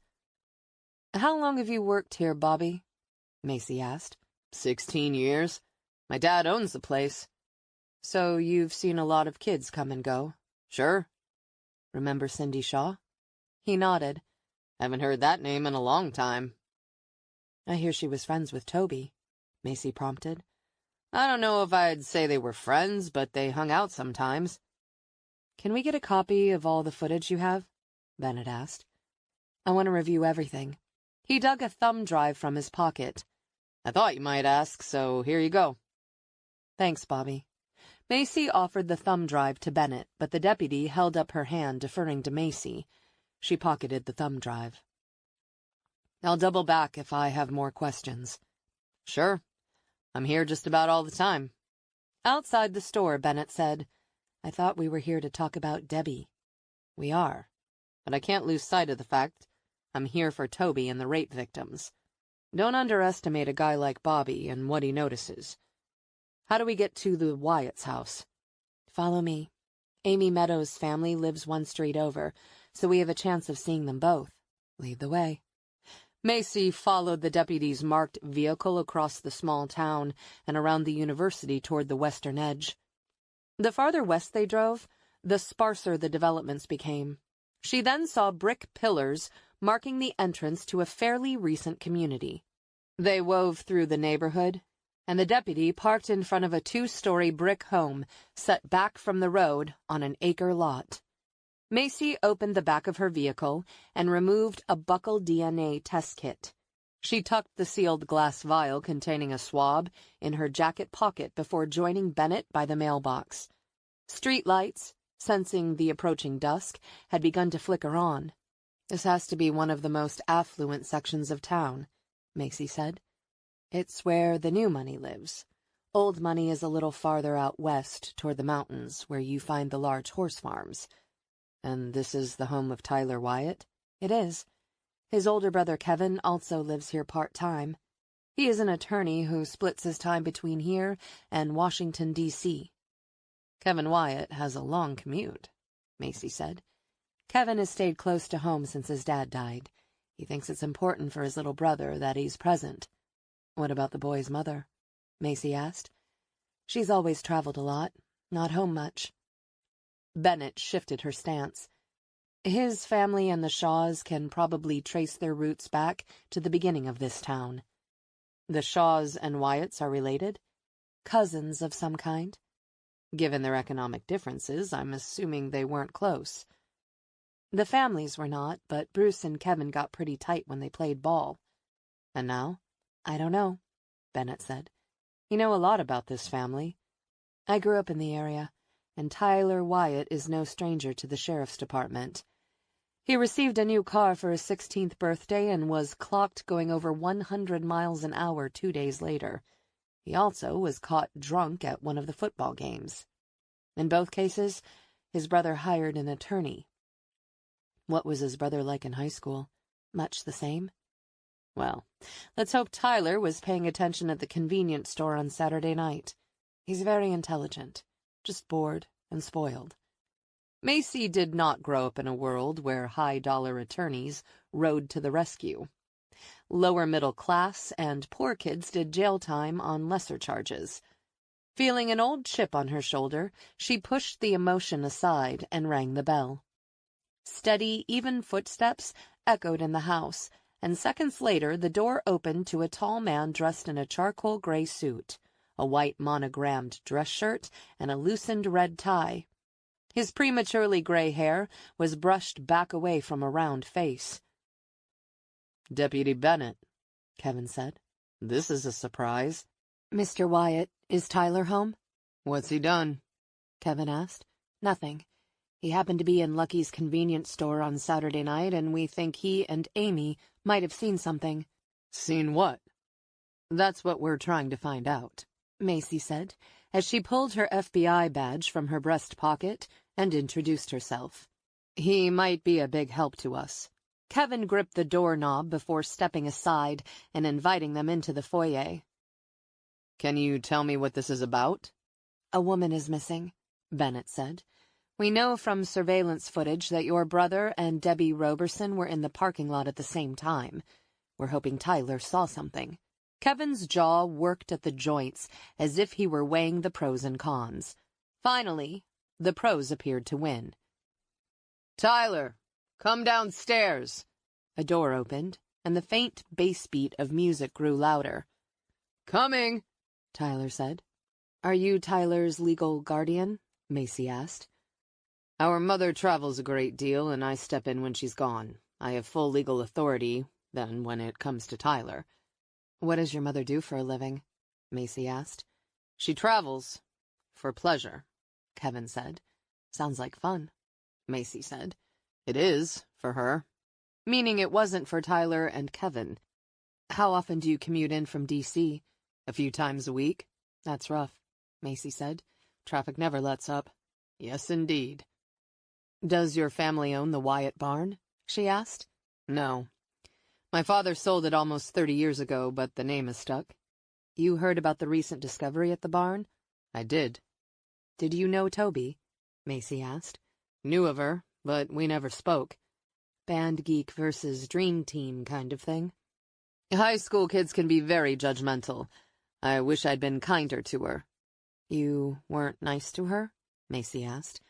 "Most of the football players, including me that year, were too stuck up for their own good." Heavier footsteps thudded across the upstairs floor before Tyler appeared at the top of the stairs. Tall like his brother, he was wiry and strong. Likely the same build his older brother had enjoyed at that age, before long hours at the office and stress had caught up. When Tyler saw Bennett, his face flushed a faint pink, as if he were mentally ticking through what he had done recently that would warrant a visit from the law. "What's up, Kevin?" Tyler asked. "You're not in trouble," Kevin said. "The police have questions about a missing woman." "Tyler," Bennett said, "you and Amy were at Lucky's on Saturday night." "Yeah. Everyone was there, even Matt," Tyler said. "Matt?" Macy asked. Bennett's frown deepened. "Matt is my son. He's 14. Macy sensed the deputy's frustration over this new bit of information about a curfew-breaking son. "Continue, Tyler." "We were all getting food after the rally at the high school." "Tyler, did you see Debbie Roberson?" Macy asked. "Yeah." "How did you know her?" Macy asked. "She worked at the assisted living place where my grandmother lived until she died. Grandma liked her. She was nice." "Did you two speak?" Macy asked. "Yeah. I said hi, and so did she. She was wearing her scrubs and looked like she just got off work." "Did anyone else speak to her?" Macy asked. "Yeah. A guy. He used to work at the old folks' home, too. I think his name is Rafe." Bennett shifted her stance as she reached for her phone and typed in a name. When an image came up, she showed it to the boy. "This him?" Tyler studied the picture. "Yeah, that's him." "Rafe Younger," Bennett said. "Did Younger say anything to Debbie?" Macy asked. "I wasn't really paying attention, but she laughed when he spoke to her. She got in her car and left." "What did Younger do?" "Drove off, I guess," Tyler said. "I don't know. I didn't sense anything odd." "Did you see anyone else around Ms. Roberson?" Macy asked. "No, but I wasn't paying attention. Matt had just—" He glanced toward the deputy and stopped. "Matt just what?" Bennett asked calmly. "I'm not mad, seriously." "Nothing," the boy said. Bennett looked as if she wanted to press the matter, but let it go. "Okay." "Is that all the questions you have?" Kevin asked. Macy thanked both Kevin and Tyler Wyatt, but as she turned, she asked Kevin almost as an aside, "What about Cindy Shaw? You must have known her. A cousin, right?" "The two families never mixed, but yes, she was a cousin." "Why didn't the families mix?" "My aunt was a meth addict, and Cindy was following the same path as her mother," Kevin said. "And Bruce?" "He tried to be a good brother to Cindy, but his life was football. She finally realized that and took off." "And Bruce stayed?" "His future was here. He moved in with my family the second half of senior year." "I hear Cindy was really into the bonfires," Macy said. "The bonfires?" Macy smiled. "You know, the big pre-game events that were a good luck ritual for the dream team. Seems to me if you mix teenagers, booze, and hormones, it's a recipe for something to happen." "I don't understand your meaning," he said carefully. "Did anyone ever get hurt at those shindigs?" He glanced quickly at the deputy, but then shook his head. "Not that I remember." Macy reached in her breast pocket and pulled out the cylinder holding a buccal swab. "Would you allow me to swab the inside of your cheek? I'm gathering samples from every male who might have been in contact with Toby those last days. It's really just to eliminate you so I can move on to the real suspects." He hesitated. "How will DNA help you find Toby's killer?" "I'm not sure it will. But we're being proactive with the DNA testing, given the recent news about the untested rape kits. It's more of a PR thing." "I still don't see how I figure into the equation." "Exactly. And the sooner I don't have to look in your direction, the better for us both. It'll only take a second. I promise." He was an attorney, and knew he could say no, and if she wanted to press, she'd have to get a court order. "I'll check with my attorney. If he gives the go-ahead, I'll be glad to." "Why not just do it now?" Macy asked.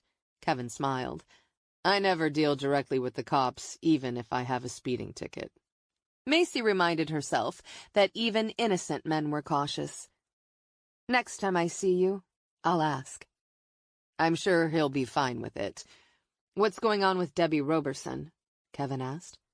"Hopefully it's all a false alarm and she'll show up just fine," Macy offered. "Thank you for your time."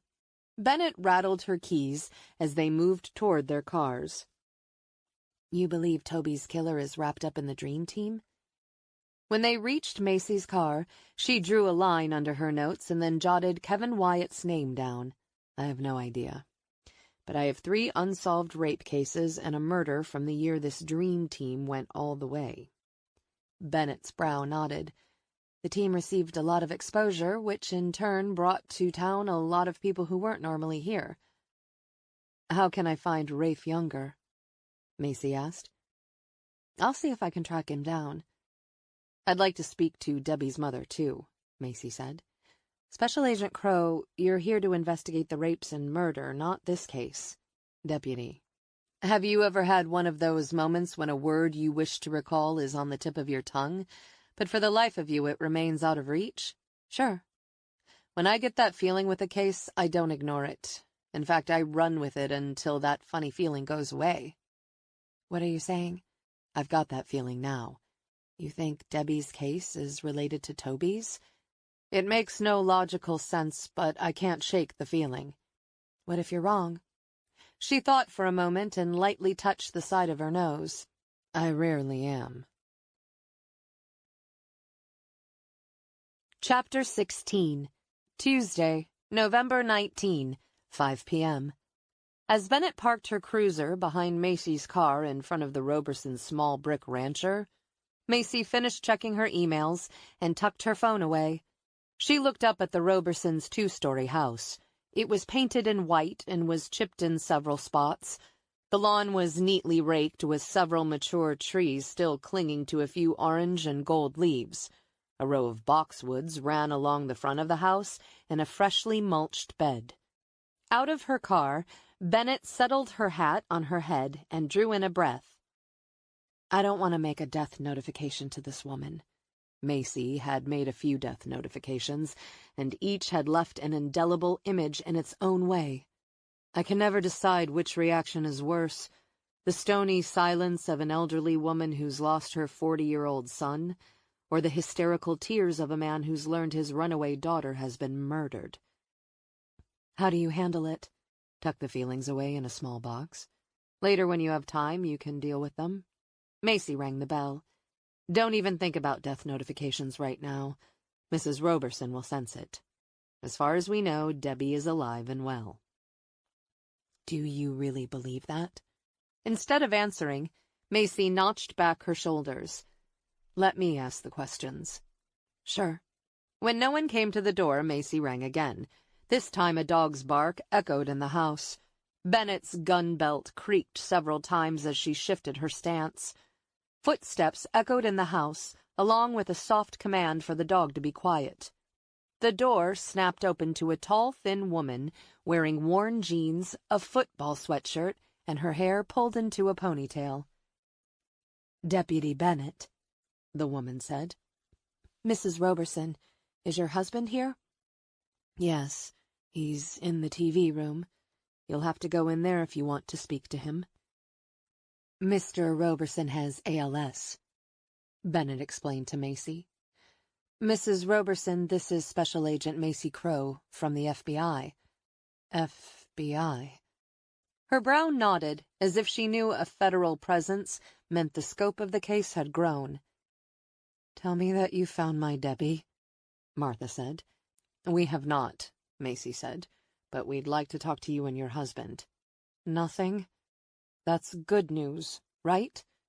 "I don't know what it means, ma'am," Macy said gently. "May we come inside?" "Of course." The woman stepped aside and led them down a small hallway to a room outfitted with a hospital bed and a large nightstand, crammed with medicines. Across from the bed, a large television playing a game show sat on an old dresser. In the bed lay a man propped up on pillows with a thick quilt tucked up almost to his chin. Long and broad-shouldered, he had been a big man before the disease had chewed away his nerve endings, had robbed him of movement and left him with a thin, withered frame. Behind the hollowed features were alert, dark eyes that regarded Macy with keen interest. He moved his lips, but only a garbled sound could be slightly heard. "Ronnie," Martha said, "you remember Deputy Bennett. With her today is Special Agent Macy Crow, with the FBI. His gaze narrowed as he searched Macy's face. "Good to meet you, sir." Macy took his cool hand and shook it. After the HNR, most of the hospital staff had been great, but there were a few doctors and a physical therapist who had treated her like a potted plant. It was a life lesson that would forever change how she treated the injured. They were crippled, but damn sure not pathetic. Mr. Roberson's fingers flickered as he tried to squeeze her hand in response. Sheriff Nevada requested an FBI agent to investigate a different matter. I happened to be along with Deputy Bennett when we received your call. The fingers twitched. Macy directed her question to the Robersons. "When did you last see Debbie?" "It's been a week," Martha said. "She's good about coming by, but sometimes all this here gets to be too much. She and her dad are very close, and it's hard. Last week she was upset, so I told her to take a break and not visit for a couple of weeks. She didn't like the idea of that, but I insisted." Martha looked to her husband. "She was supposed to call every day, but I haven't spoken to her since Friday night." "No second-guessing, Mrs. Roberson," Macy said. "That's only going to chew you up inside." The older woman dug a tissue from her pocket and dabbed the corners of her eyes. "You're right." Was there anyone in her life who was a problem for her? Threats, unwanted gifts, visits that felt more like stalking? "I've been thinking about that all night, and I remember her saying she thought she saw a man outside her house one night, a few weeks ago." "Did she recognize who it was?" Macy asked. "No. She said he was wearing a dark hoodie and his face was shadowed. He had what looked like a notebook in his hand." Some killers stalked their victims before they committed their crimes. In some cases, they spent weeks or even months gathering information about habits, patterns, and schedules. "Did she ever see him again?" "If she did, she didn't tell me." Bennett shifted her stance. "She never called in a report to my office." Maybe the man on the street corner was no one, and if it had been the man who took her, he might have been spooked after being spotted. Or maybe he was more careful with his reconnaissance. "Debbie was also dating a new guy. She wouldn't tell me his name, so I wouldn't make a big thing of it. She's been through a lot with her divorce. Ronnie and me just want her to be happy." "That's normal for a parent to want the best for their child, Mr. and Mrs. Roberson," Macy said. "When did she go on this date?" "A few weeks ago, I guess." "Did she know Rafe younger?" Macy asked. Martha frowned. "Rafe and she were a passing thing. I think the two were both on the rebound and lonely. She moved on from Rafe, and I'm glad." "Why?"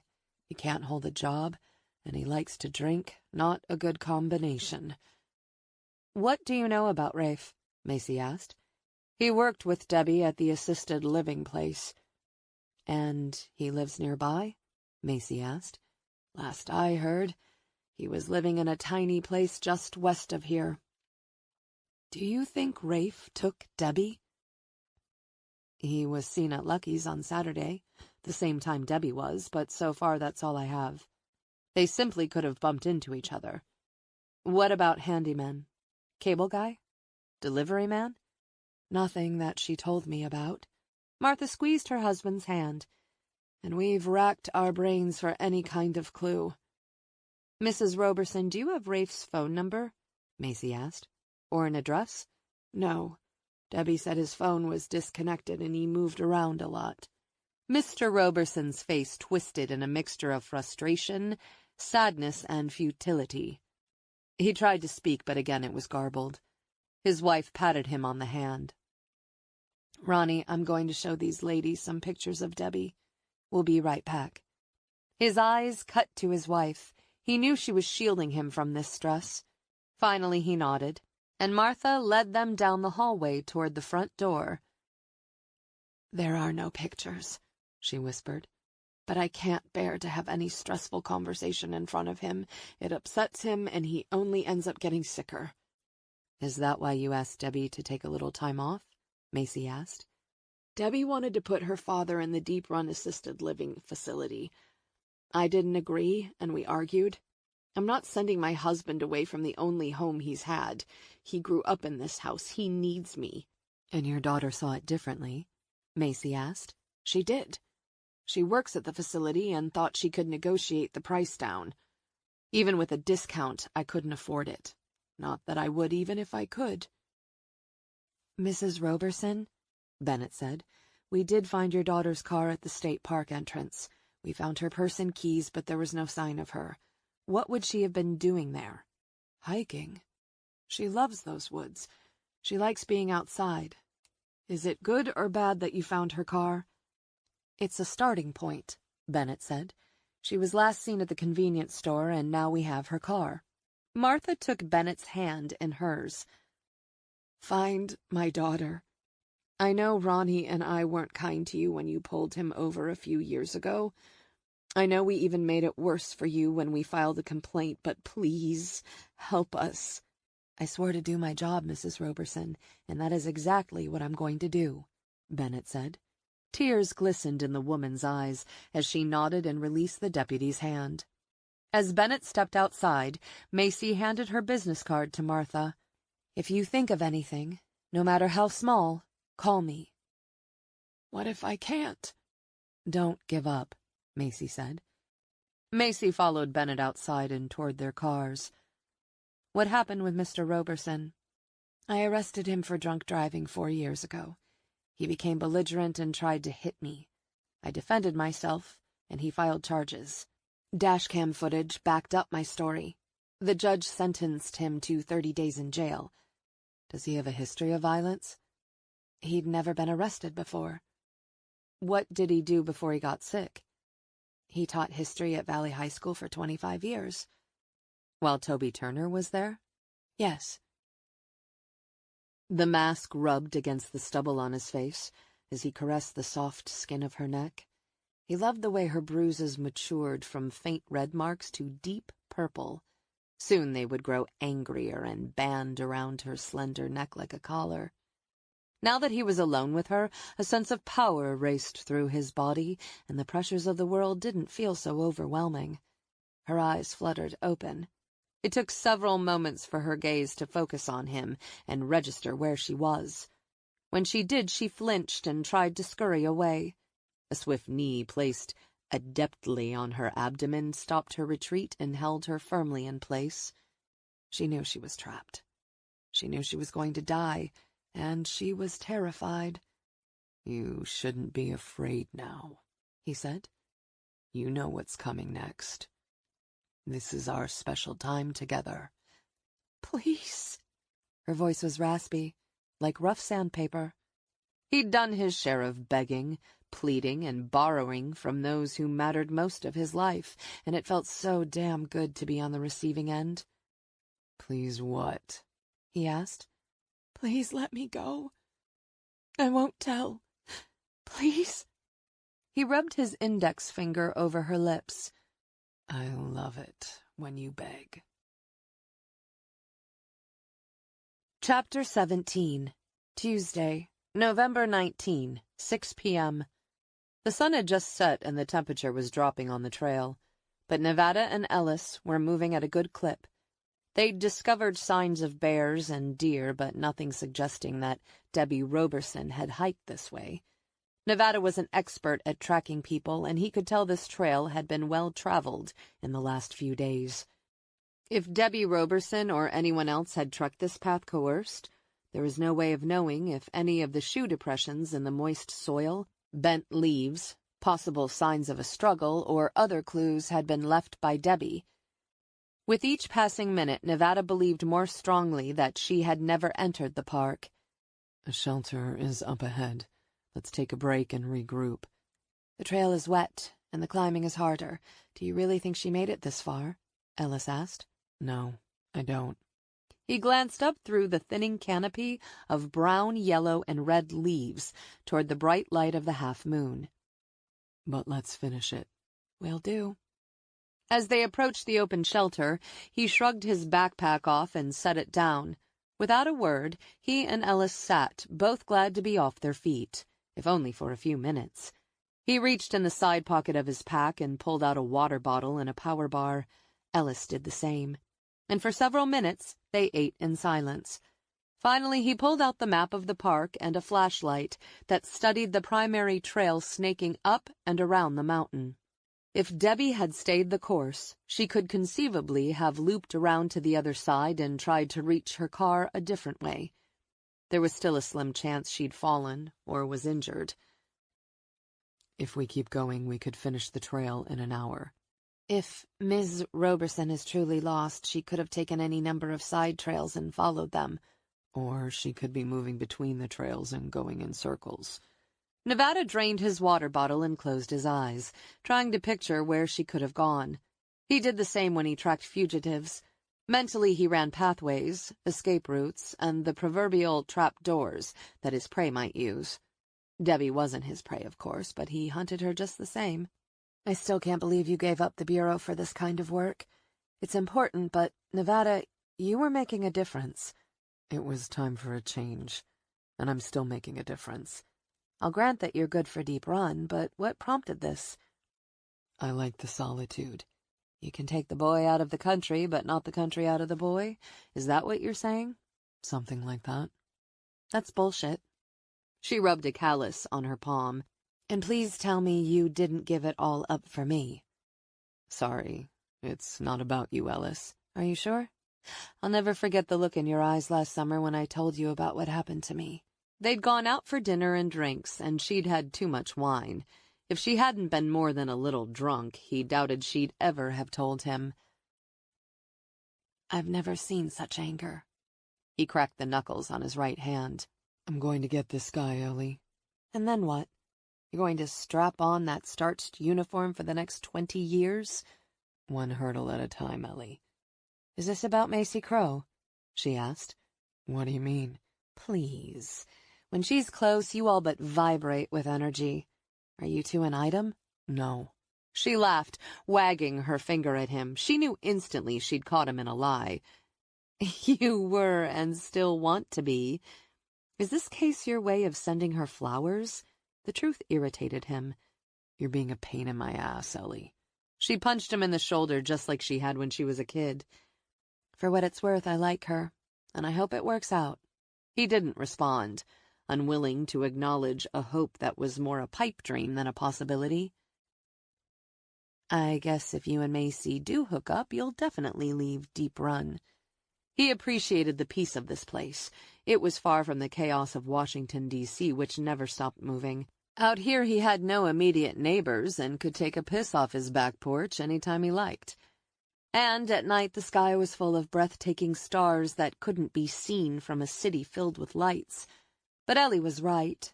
Once he caught this guy and Macy left, it would be hard to stay put. I'm committed to a 2-year term, he said. Okay, and then you'll leave. She shook her head. I'd like to see Macy stay. Maybe when she's done proving to herself whatever it is she needs to prove, she might settle down. That girl is carrying a wagon load of baggage. Again, the assessment was dead on.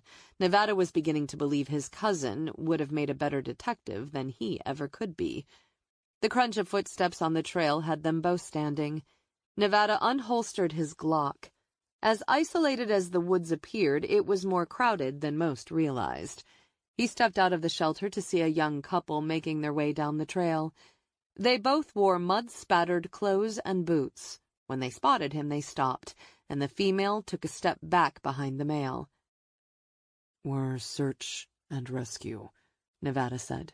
He removed Debbie's picture from his pocket. Have you seen her? The male approached slowly and studied the image. We haven't seen anyone on the trail. The female approached, looked at the picture and shook her head. No, sorry. How long have you been on the trail? Since early yesterday, the woman said. We camped out on top of the mountain and are making our way down the front side. How did you enter the trail? Nevada asked. The north side. We wanted to hike the entire loop.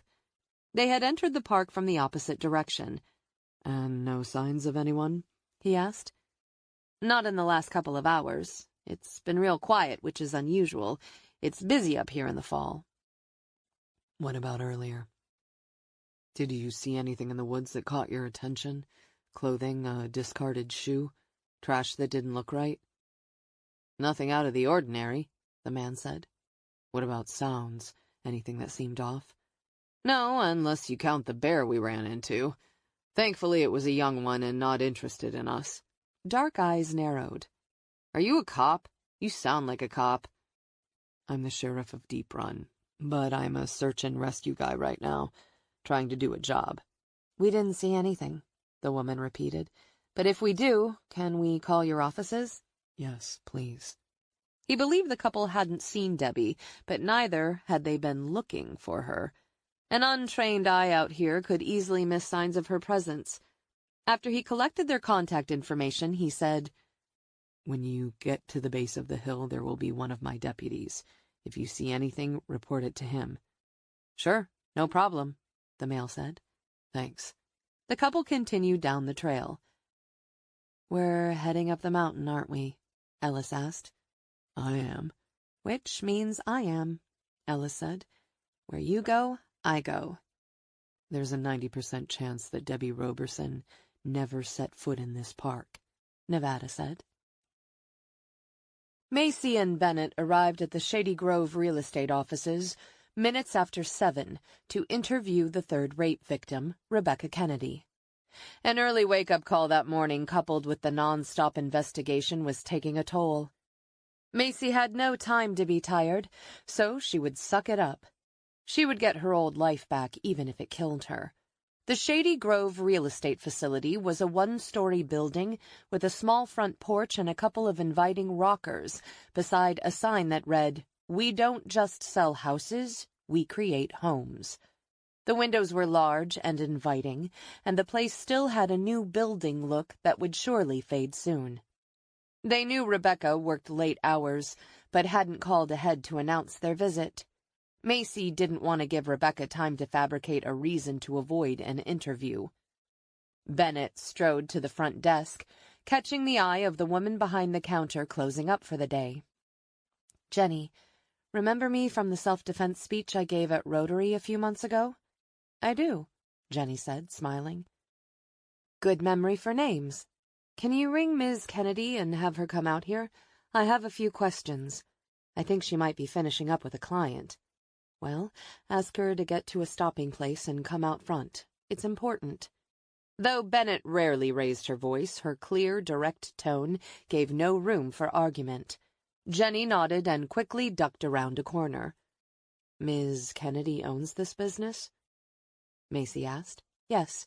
She opened it after she graduated college. She's done very well for herself." 5 minutes later, a petite, slim woman came around the corner. Her dark hair was pulled back into a ponytail, and she wore a navy blue dress and flats. Sadly, she fit the perpetrator's target profile of a pretty young woman, and her small stature would make her easier to subdue. Macy reached into her jacket pocket and pulled out her badge. "Ms. Kennedy, I'm Special Agent Macy Crow with the FBI. I'd like to ask you a couple of questions." The woman looked at Bennett and then back at Macy. "Now's not the best time. I know it's not ideal, but I'm going to need to hear your story," Macy said. "I gave a statement to Sheriff Green when it happened. I may be able to get you to recall a detail that can help apprehend the man who assaulted you. I'm sorry I didn't come by the offices yesterday. I just couldn't bring myself to face that place." "We understand," Macy said. Rebecca crossed her arms. "I saw you on the news this morning, and then I hear Debbie Roberson is missing. What the hell is going on in this town?" "Is there somewhere private we can talk?" "It'll have to be quick. I have a client arriving soon. There's a lounge over here." Rebecca led them across the lobby to a small alcove, furnished with a small round table and several chairs around it. A large box of tissues sat in the center, Macy eased into her seat and shifted her weight until she found what might pass for comfortable before removing her legal pad from her backpack. She flipped to a clean page. "Miss Kennedy, take me back to the night you were attacked. Do you remember what the weather was like?" "The weather?" Absently, Rebecca fingered the edge of her turtleneck. "It was hot. Really humid." "It was August, correct?" "Yes, August 15. I worked a late night at my dad's real estate firm. I was an intern in his office in those days. My parents had separated, and it was my chance to spend time with him." She brushed imaginary lint off her very clean sleeve. "I stopped by the grocery store to pick up a soda and a frozen pizza. I was excited about putting my feet up and watching a movie. I had my mother's house to myself that night, and I was glad for the solitude." "Where did you buy your soda and pizza?" "Lucky's Market." The same place Debbie had last been seen. "And did you see anyone in the parking lot or in the store that made you nervous?" "No." "Was there anyone else in the store?" "Just the clerk and me." "Bobby?" Macy asked. "Yeah. There was also a couple of high school kids in the parking lot." A faint smile tugged her lips. They were comparing fake IDs. Stupid, because in those days everyone basically knew who was or wasn't underage. Macy smiled, hoping it didn't look as strategic as it felt. "I tried to pass off my share of fake IDs as a teenager. Never had any luck." "Me neither. I still occasionally get carded. It's flattering now." She smiled. "So where did you go after Lucky's?" "I drove home and stepped out of the car. I was juggling my bags and keys and trying to get the back door unlocked. I remember feeling really creeped out, like someone was watching me." "Did you see anyone?" "No. I even scanned the woods thinking I'd see someone, but there was no one. I shrugged it off and went inside." Rebecca grew more somber. "I put the pizza in the oven, took a shower, and when I got out I ate a slice in front of the television in my room." "Where was your room?" "First floor, in the back of the house." Everything she'd said so far fit the pattern of this offender. "I went to bed and fell asleep with the television still on. I startled awake to a hand over my mouth and a man wearing a mask standing over me." She closed her eyes and shuddered. "I know it's not easy, but help us catch this guy, Ms. Kennedy." She nodded. "At first I was so stunned I froze, but then I guess the adrenaline kicked in. I tried to bite and kick him. God, he was powerful. The more I fought, the more he seemed to enjoy it. Then he pulled this rope out of nowhere and tied me up." Macy leaned forward. "The rope wasn't in his hands when you first saw him?" "I don't think so." "Close your eyes." "Why?" "It might help you remember." Rebecca closed her eyes. "You were lying in your bed. Was there air conditioning?" "Yes. I could hear it humming." "Good. The sheets are soft. And then you feel a man on top of you? Did you get a sense of his size?" "He felt huge." Her brow nodded. "His feet extended over the edge of the bed." "You said he was wearing a ski mask." "Yes. It was black with a tight weave. I could only see his eyes and a little bit of his mouth. The openings were trimmed in red." "What color was the skin you saw around the eyes and mouth?" "Was he Caucasian? African American?" "He was a white guy." Her lip quivered. "This is going to sound weird, but he smelled nice." "How did he smell?" "It was a spicy cologne.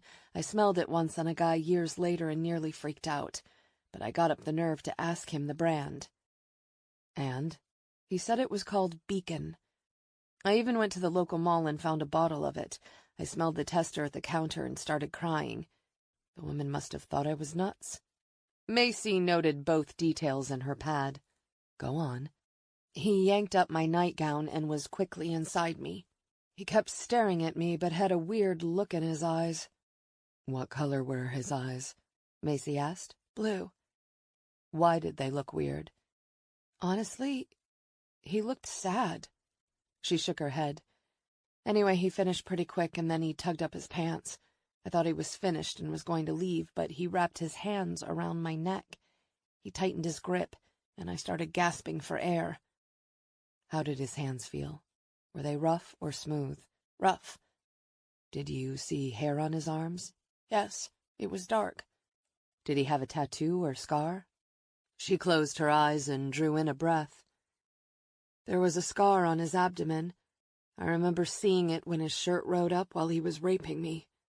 Where was the scar? Straight across his gut?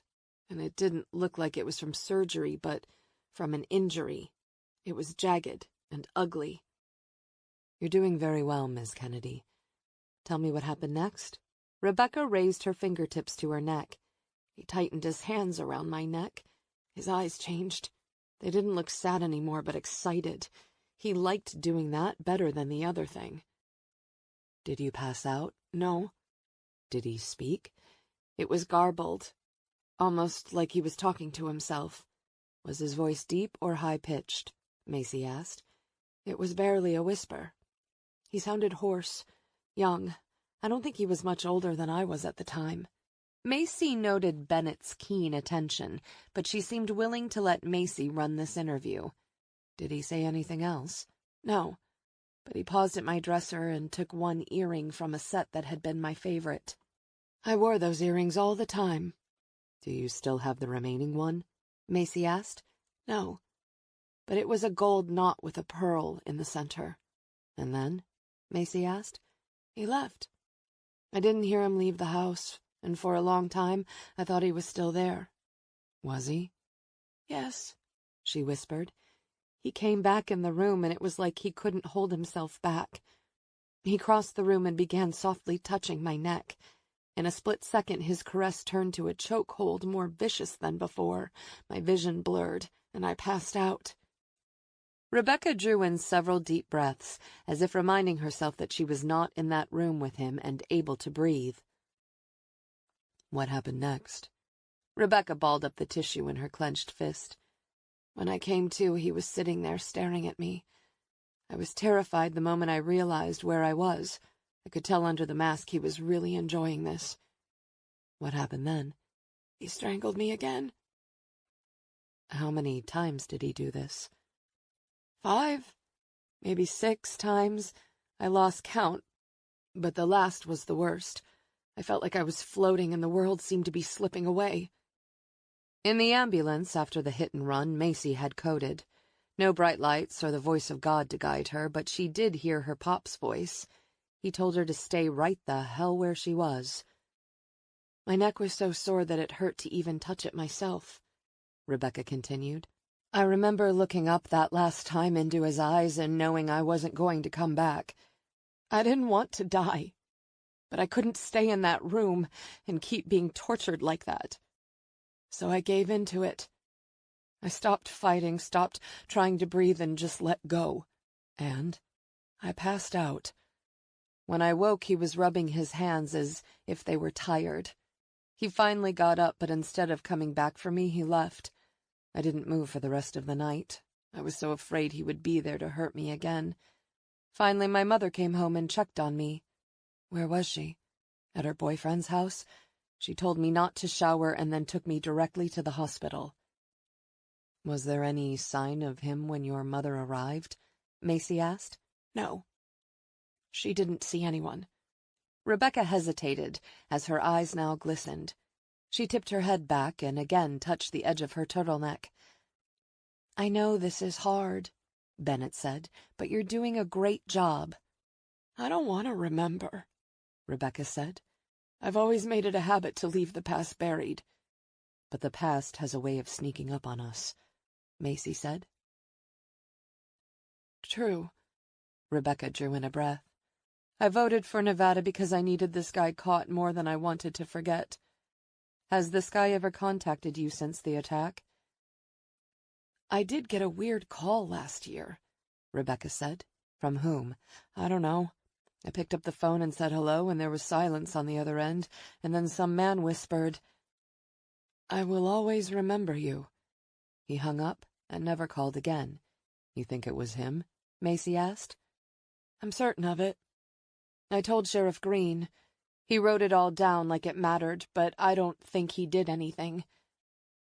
The note hadn't been in Rebecca Kennedy's file. Macy was silent while Bennett pulled a couple of tissues from the box on the table and handed them to Rebecca, and the woman dabbed the corners of her eyes. Rebecca inhaled.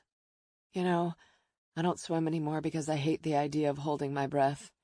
That is such a stupid little thing, but it irritates me. I used to love to swim.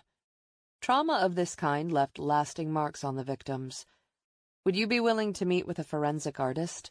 Rebecca blinked. But I didn't see his face. You never know what you'll remember. Her name is Zoe Spencer, very talented and effective at what she does. Give her the chance to help you. Do those sketches really work? Rebecca asked. I mean, I've seen them on television, but it seems like such a long shot. They do work, and some studies show they've been more effective than collecting fingerprints. If you're willing, I'll set this up for tomorrow. Agent Spencer will be talking to another woman in town about the same thing. Yeah, sure, I guess, if you think it'll help. Macy sensed the woman's reticence and attributed it to fear. If you heard his voice again, would you recognize it? Macy asked. I don't know. Rebecca glanced toward the window. He's still out there, isn't he? I think so, Macy said. He could come after me again. I mean, he called me that time. Why would he do that? To scare you and to show you he still has control over your life. It isn't about the sex, it's about control and domination. Well, he's done a damn good job. Time to turn the tables, Ms. Kennedy. Okay. Where are you living these days? In town. I live in the third-floor attic room of an apartment building. My room has no windows. Crazy, right? Not at all, Macy said. I haven't done anything. Her eyes glistened with unshed tears. You've survived. Macy paused while Rebecca collected herself. Do you live alone?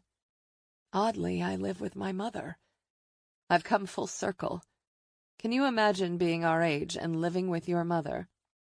Macy had loved her mother and mourned her death deeply, but they had not been the best of roommates. She had always assumed their issues had grown out of their personalities. Nonstop action Macy versus television game shows Mom. Computers versus magazines. A thirst for adventure versus a fear of the unknown. She realized now that what had stood between them hadn't been temperament, but the secrets surrounding her birth mother. No. She softened the abrupt answer with a smile. One last question. Miss Kennedy, did you know Cindy Shaw? Her eyes blinked, twice. Yeah, I knew her. Everyone knew everyone back then. It was small-town living, not like it is here today. Do you have any idea what might have happened to Cindy Shaw? Macy asked. I was pretty messed up that fall, and she was the least of my worries. Why are you asking about her? Rebecca asked. Macy was beginning to wonder herself. Because no one knows what happened to her. Rebecca wiped away a tear. Cindy had a pretty shitty life, and she wasn't getting along with her brother. It was probably just too much for her. She ever contact anyone after she left? Macy asked. I never heard her name again. Macy wrote the initials CS on her notepad and circled it a few times before she asked, Were you dating anyone around the time of your attack? Paul Decker and I went out a few times in the weeks before it happened, but I kind of stopped calling him back. You broke up with him? Yeah, I suppose I did. Do you think he was your attacker, Paul? No, he didn't attack me, Rebecca said. Why do you say that? You didn't see the guy's face. I would know if it were Paul. I mean, we were together, if you know what I mean. Sex? Macy asked. Rebecca blushed and glanced toward Bennett. Yeah, sex. And he wasn't angry with you for breaking it off? Macy prompted. It was really a mutual thing, Rebecca said. What might have been mutual in her mind might not have been in his. Did he also date Cindy? Macy countered. Paul dated around and probably still does. Any smart girl knows he's never going to be in it for the long haul. But sometimes fun and sex are all a girl needs. Fun and sex. Both concepts were far from Macy's life right now. Miss Kennedy, thank you for your time. Look, I know I said I don't like talking about this, but if talking will help find Toby's killer, I'll talk to your friend. Agent Spencer will be in town tomorrow. Will you see her then? Her body tensed, but she nodded. Absolutely. Rebecca walked Macy and Bennett out the door. After Macy gave her a business card, they moved out to the parking lot. The half moon was bright. She checked her watch. 7:30. I think Toby's killer was practicing with the rape victims, and he came close to murdering Ms. Kennedy, Macy said. He figured it out with Toby. Yes, he did. Bennett looked almost resigned. We have to solve this case. I know. She studied the deputy. We both have a lot riding on this. Bennett nodded. We're in this together. You say that like it's a bad thing, Macy said. Bennett shoved out a breath, shaking her head. The quip was intended to breach the strain always humming between them, but judging by Bennett's deepening frown, it was going to take a blowtorch to thaw out the deputy's icy layers. He was thirstier than he thought and grabbed another beer, drinking until it was drained. Another rim shot and a miss. He scooped up the empty beer can and slammed it into the trash. You're a disappointment, he said to the semi-conscious woman in the corner. I expected more of a challenge from you. The best wins are earned. Air hissed over her lips as he threaded his fingers together and cracked his knuckles. Look at me. Her eyes twitched, and that was enough for him to know she was still in there. They still had at least one more moment to share. He squeezed, and her body's primitive reflexes sent a warning to her muscles, which tensed. He held steady pressure. His erection pulsed. His heartbeat quickened. 5, 6, 7, 8. Older and wiser, he didn't want death to come in a quick, heady rush. No more spiking adrenaline to ruin his rhythm. 9, 10, 11. Her pulse slowed, and a faint gurgling sound rumbled in the back of her throat. Her eyes were barely open. This wasn't their first dance, and now he completely dominated her.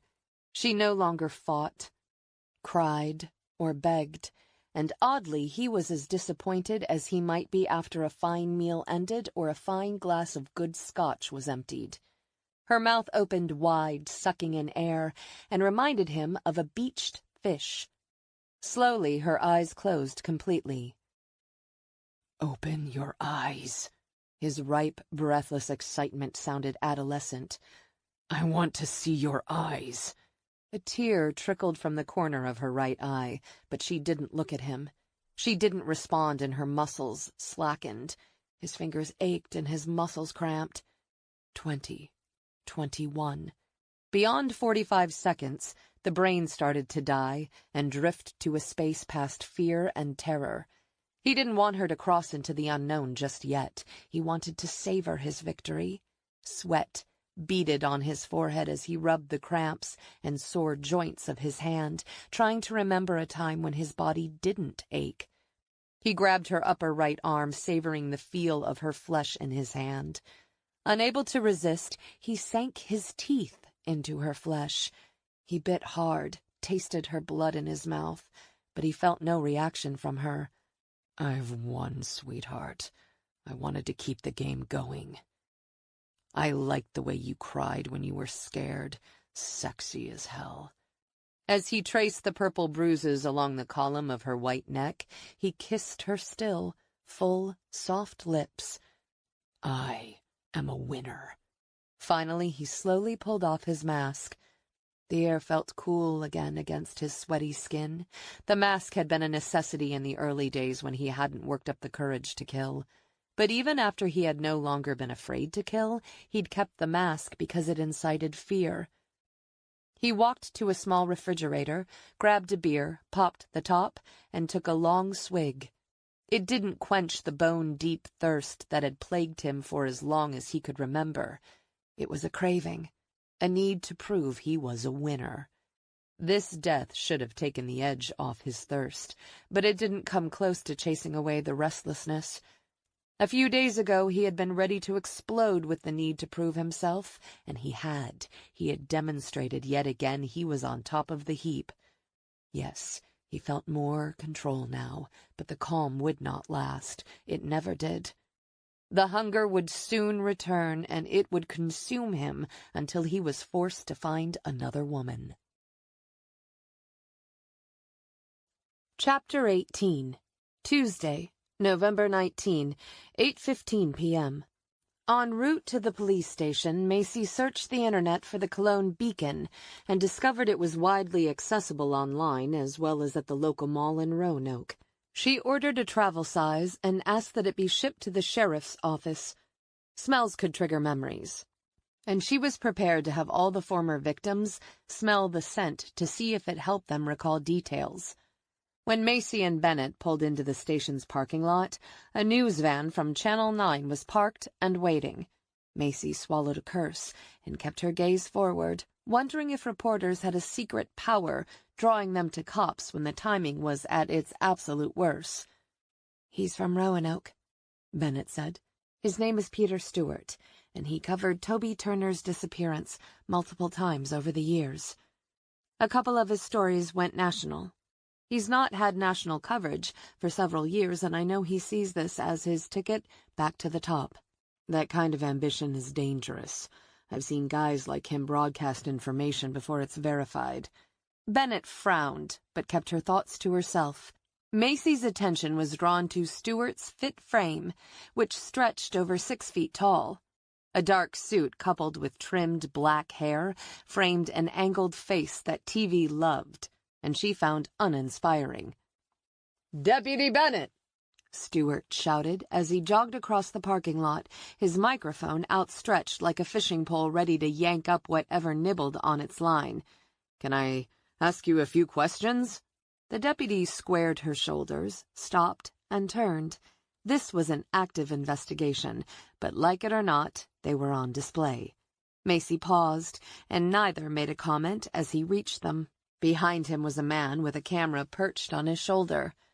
"We understand search and rescue has returned, and they have not found Debbie Roberson," Stewart said. This was news to them both, but neither gave a hint. "What do you think happened to Debbie Roberson?" Stewart asked. "Has she been murdered?" "We're still investigating the case, and do not have a statement at this time," Bennett said. "You've got to give me something. Search and rescue said nothing," Stewart said. Nevada wasn't the chatty type, so Stewart must have been at the park when Nevada and Ellis exited the trail empty-handed. "As soon as I have information, I will brief you," she said. "Toby Turner has a similar look to Debbie Roberson." "What's your point?" "Just saying you have females with similar looks. One is dead and the other is missing." Bennett stiffened, the faint hint of color rising in her cheeks as she shook her head. "No comment at this time." "Are you sure about that, Deputy?" he challenged. Macy immediately spotted the deputy's protective posturing. What was it about the reporter that put the deputy on edge? "What is your name, Special Agent?" Stewart asked. Normally the FBI stayed in the background on these local investigations, but to turn away from the reporter and the rolling camera would send a bad message to the public. "Special Agent Macy Crow. Do you have a comment?"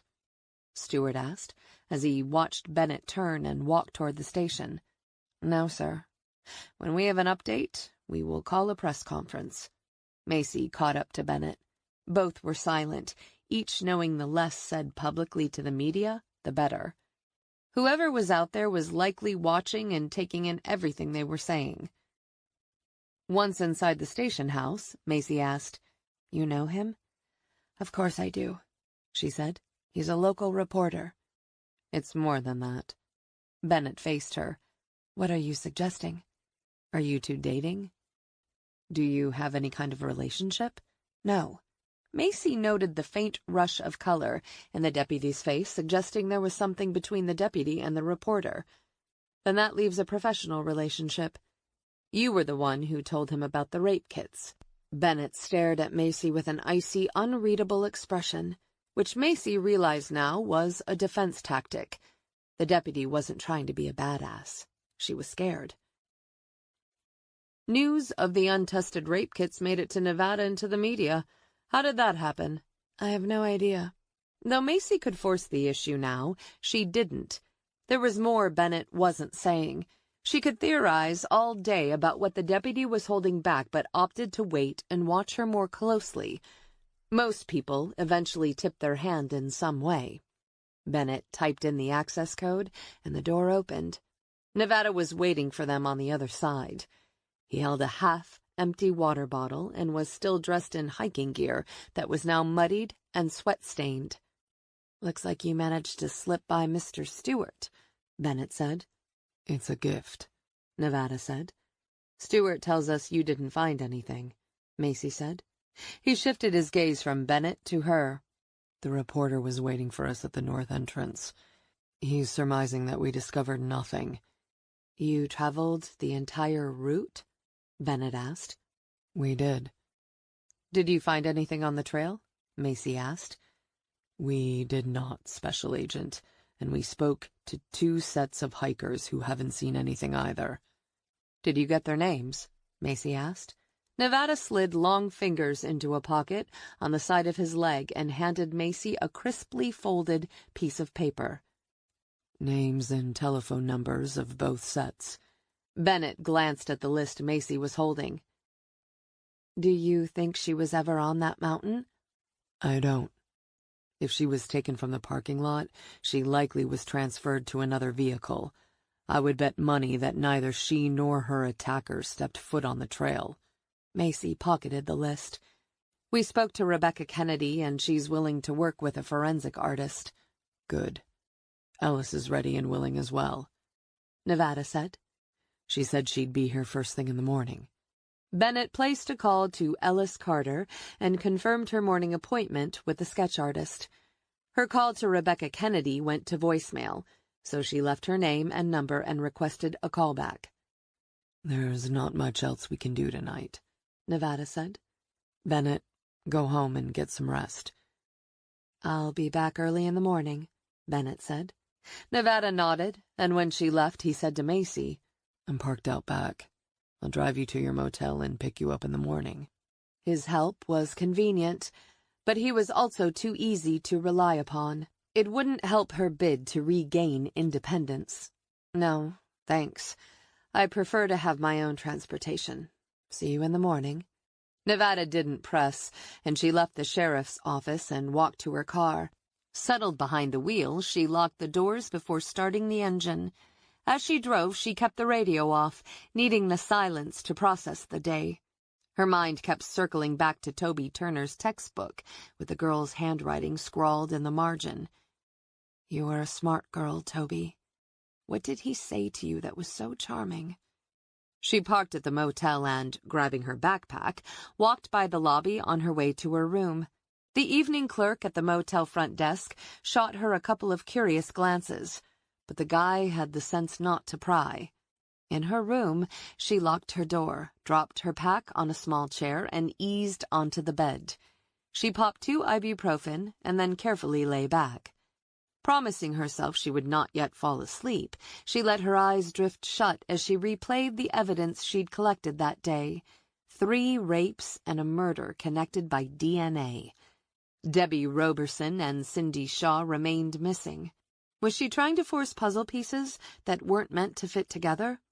She heard a horn honk as a vehicle drove by the motel. Someone down the hallway was digging ice out of the ice machine.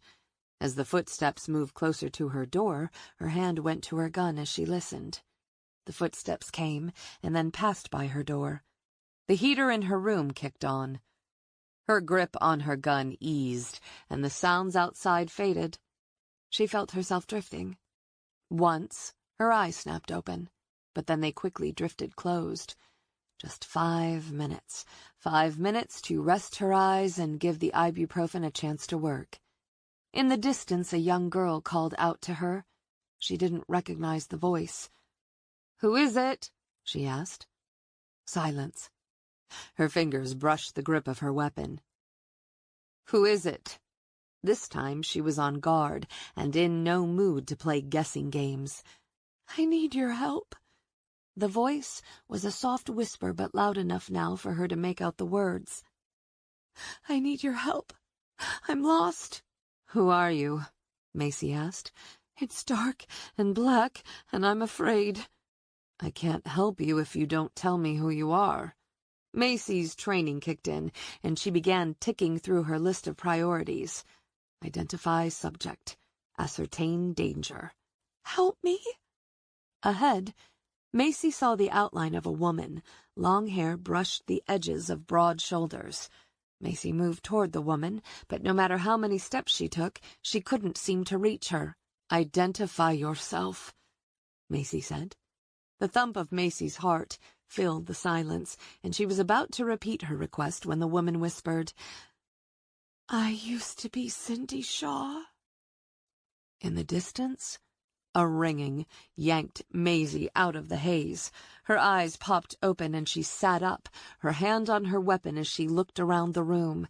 The chain on the lock was in place. The phone rang as traffic rumbled by the motel outside.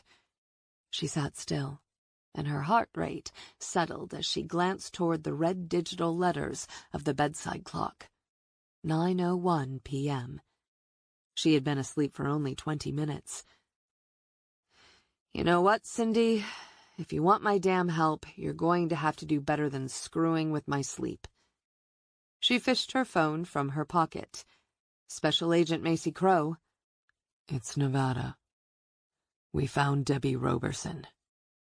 Macy rubbed her forehead, trying to clear her head. In her other dreams, she'd had conversations with her father, brother, and one with her adoptive mother. They'd all been people she'd known, and each could be explained away by old memories being rechanneled in a brain that was still rewiring itself. But whatever she'd just experienced had been different. She cleared her throat. "Is she dead?" "According to Deputy Bennett, she's alive and well, and at the station right now. Want a ride?" She'd been wrong about Debbie. Was she also wrong about Cindy Shaw? Jesus. Her thoughts used to be so linear. She never had crazy dreams. She followed hard evidence and not feelings. "I'll be out front in 15 minutes. Ninth graders didn't mix with senior football players, but Matt had his chance to run with the big dogs. He sat in the back seat of Tyler Wyatt's new red truck, sandwiched between the meaty shoulders of Doug and Benny Piper. Deke Donovan rode shotgun in the front seat next to Tyler. The headlights of Tyler's truck cut across the Wyatt barn's aged wood and the yellow crime scene tape floating in a breeze. Excitement glowed from Tyler's eyes when he glanced into the rearview mirror and caught Matt's expression. "You sure you want to do this?" Matt puffed his chest, trying to forget the promise he'd made to his mother. "Sure. Why not?" "Aren't you afraid of what your mommy will say if you get caught?" Matt wasn't stupid. He knew Tyler and the boys saw him as their get-out-of-jail-free card. If they got caught trespassing at the Wyatt barn and nosing around a crime scene, they were counting on his mom going easy on them. "I'm not afraid." That was a lie. He was nervous. But he wanted to prove to the guys they didn't need to keep him at arm's distance because of his mother. "Then let's go inside," Tyler said. The cold wind chilled his skin when he got out of the truck. The lights of the truck shining behind them, the 5 boys walked toward the barn. Tyler ripped off the crime scene tape, balled it into a loose knot, and tossed it aside. Inside the barn, the headlights illuminated the dismantled shaft. For a moment, none of the boys spoke as they took in the scene. "I popped Amy Meadows' cherry here," Tyler said. "And to think Toby was watching us the whole time. Maybe I should tell Amy. Be fun to see her expression." As the other boys laughed, Matt chuckled too, but he felt no joy. Being here didn't feel right. Tyler picked up a loose board and whacked it hard against the shaft. The brittle wood split up the center, and a large section fell to the dirt floor. He handed the board to Matt. "Now it's your turn." Matt took the stick and cocked it like a baseball batter. "Go on, hit it," Tyler said. "It feels kind of wrong," Matt said. "Wrong? What's wrong about it?" Tyler asked. "I don't know. A girl died here. It's not like you're hurting her. Unless maybe you're afraid her ghost is going to get you." The other boys goaded Matt until finally he swung and hit the shaft. Another large section of wood splintered and fell into the dust. The boys cheered, and Tyler clamped his hand on Matt's shoulder. "Breaking stuff makes you feel like a winner, right?" Part of him did enjoy the destruction. It felt good to release some of the anger that was always chewing on his gut. Tyler leaned closer and, in a voice loud enough for them all to hear, said, "Amy isn't the only one who lost her cherry here. Know who else did?" The boys laughed and egged him on to tell. Tyler wagged his finger. "Matt, do you know the answer?" Matt's smile melted as the energy suddenly shifted. The boys now looked at him as if they were a pack and he was prey. "I hear your mother could fuck like nobody's business." The other boys' laughter rang around Matt. "I wonder if your mama moaned like Amy did when I was grinding into her." Matt's fingers tightened around the stick. "Don't talk about my mother." "Why? You said yourself she's an uptight pain in the ass," Doug said. Matt would never say for sure exactly what happened next. But when Benny punched him in the arm, he snapped. He and his mother practiced self-defense moves, and she always said to come out swinging. Make the first shot count. No such thing as a fair fight in the streets. He cracked the stick against Benny's head. Adrenaline surged through his body. The other boys stared in stunned silence before they raced toward him. They were bigger, but he was faster, and it turned out a whole lot meaner. Nevada picked up Macy 15 minutes later, and the moment she climbed into his vehicle, he was glad he'd bought strong coffee for her. She looked like she'd slept some, but oddly looked less rested than she had when she'd left the sheriff's office. The scent of the coffee pulled her gaze to the cup holder. "For me?" she asked. 3 sugars and 2 creams. She tore back the cup's tab and sipped. "Bless you." As they pulled out onto the road that led to town, he asked, "You look like you've caught some sleep." "If you can call it that." "The leg?" "For once, the leg feels pretty good." "Really?" "Yeah, it's all good." "The Macy I used to know could sleep through anything." She sipped more coffee. "The new Macy has dreams." "What kind of dreams?" He kept his tone low and non-judgmental. Instantly, she seemed to regret the confession, as if deciding nothing good came from being too forthcoming. "The kind of dreams I get when I've had too much coffee. Weird, odd, and in the light of day, they mean nothing." "Coffee never bothered you before." "Sadly, it does now. Getting tagged by a 3,000-pound pickup changes a lot of things." "The limp will improve and the hair will grow back. What else has changed?" "I now have a weird fascination for country western music." "I'm serious, Macy." "So am I. I found myself tapping my foot to banjo music the other day. Frightening."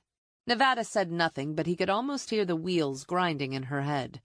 Instead of telling him what was really on her mind, she shifted the conversation back to the case. "So, where has Debbie Roberson been for the last 3 days?" she asked. "Holed up with an old boyfriend. Rafe Younger." Macy groaned. Such an obvious explanation. If I had followed up with Rafe sooner, I'd have known that. Did Debbie blow off her job for him? She said she notified her boss that her roommate agreed to swap shifts. That's not what Dr. Shaw said. A simple miscommunication. Work schedules get mixed up all the time. Everything pointed to Debbie being in trouble. But she wasn't. It was a false alarm. Macy sat back, staring out the window. I have 3 days remaining to make headway in this case, and I've wasted precious time today running down a rabbit hole. Stupid. Nevada parked in front of the station, and they both went inside. The deputy on duty buzzed them in, and they found their way to the conference room, where Bennett sat with an annoyed-looking young woman. Dark hair framed the young woman's face. drawing attention to smudged mascara and full, pouty lips. Looking freshly fucked and irritated, Debbie tapped her foot. Beside her sat a lean man, sandy brown hair, tanned skin. He was a good decade older, but unlike his partner, he didn't appear concerned. "Ms. Roberson and Mr. Younger, I'm Special Agent Macy Crow, and you must know Sheriff Mike Nevada." Both nodded, but it was Debbie who spoke. "I called my mother and she melted down over the phone. She said everyone thought I was dead." "We're glad you are safe," Macy said. "I can't believe you thought I was dead," Debbie said. Rafe leaned forward, hands clasped. "We didn't mean to screw things up for you." Macy sat across from them, but Nevada remained standing, leaning against the wall off to her right, his arms crossed. When he and Macy had worked together in Kansas City, he had let her do most of the talking while he played the role of the proverbial silent, brooding bad cop. By default, she was good cop. But if Debbie didn't lose the attitude, he was fairly sure it was going to be a case of bad cop, bad cop. "Where have you been?" Macy asked. "We just took off," Debbie said. "You left your purse in your car at the park with the doors unlocked." "That was stupid, I know," she said. "We got caught up in the moment and I forgot about my stuff. I thought I'd locked my car, but I guess I forgot." "Where were you?" Nevada asked. "An inn about 20 miles west of here. The Warm Springs Inn. I didn't tell Mom because I didn't think it would matter. I'm 21, and we don't always talk every day."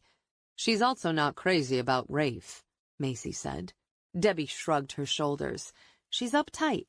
Macy scribbled down the name of the inn. "Your cell phone was not transmitting a signal." "It got messed up at work," Debbie said. "What do you mean?" Macy asked. "I don't know. I pulled it out of my purse and it wasn't working. I didn't have time to get it looked at." It was a perfect storm of incidents that had led to the wrong conclusion. It wasn't anyone's fault, but knowing Macy as he did, this mistake would make her question her own judgment. "While I've got you here, Mr. Younger, let's talk a little about Toby Turner. Did you know her in high school?" Rafe looked startled by the question and then quickly shook his head. "I was playing ball then. That was my focus. And I had about 5 friends that I remember." "Who's Toby?" Debbie asked Rafe. "She was murdered, Ms. Roberson," Macy said. "She went to school with your boyfriend." "Oh." "Mr. Younger?" Macy prompted. "Sure, I knew her. We all knew each other. And when she vanished, everyone was a little freaked out." "Did you think I'd been killed like her?" Debbie asked. "The thought did cross our minds, Ms. Roberson," Macy said. "Why? It was 15 years ago." "The killer has not been caught, and frankly, you look a lot like Toby. It was a coincidence I couldn't ignore," Macy said. "What about Cindy Shaw, Mr. Younger? You know her?" "Sure." Rafe folded his arms. "Do you think she was also murdered?" The smart-ass tone clearly set Macy's teeth on edge. "I don't know, Mr. Younger. I sincerely hope not." "She wasn't the kind to stick around here. She saw her ticket to freedom and she took it." "What was her freedom ticket?" "She said she was coming into money. I guess it came and she took off." Where does a girl who lived in a trailer on the outside of town get enough money to quit school and move across the country? "She didn't confide in me. We weren't that close." "Who would she have confided in?" Macy asked. "I don't know. I really didn't care about Cindy Shaw. No one got that upset when she left." "Keep talking," Macy said. "Cindy had a vested interest in Bruce making it to the big time. She thought once a scout picked him up, it was a matter of time before the NFL money rolled in. Cindy would have done anything to help her brother." "Such as?" "I caught her going down on one of the scouts behind the field house." "Is that your idea of anything?" Macy asked. "Whatever her brother wanted, she got for him." Rafe was silent, and then sighed. "I saw her arrive at the bonfire with Toby Turner." For a moment the details seemed to simmer with Macy. They both knew that Toby had driven to school, changed clothes, and then ridden to the bonfire with Cindy. That's also not a crime. Cindy gave her a glass of grain alcohol, Rafe said. Stuff tasted like lemonade, but it kicked like a mule. What's the point? Macy asked. Toby drank it straight down, and Cindy served her another. I think the point was to loosen her up for one of the guys on the dream team. Do you remember who ended up with Toby? No, I wasn't paying attention at that point. I only thought about it later after the girl vanished.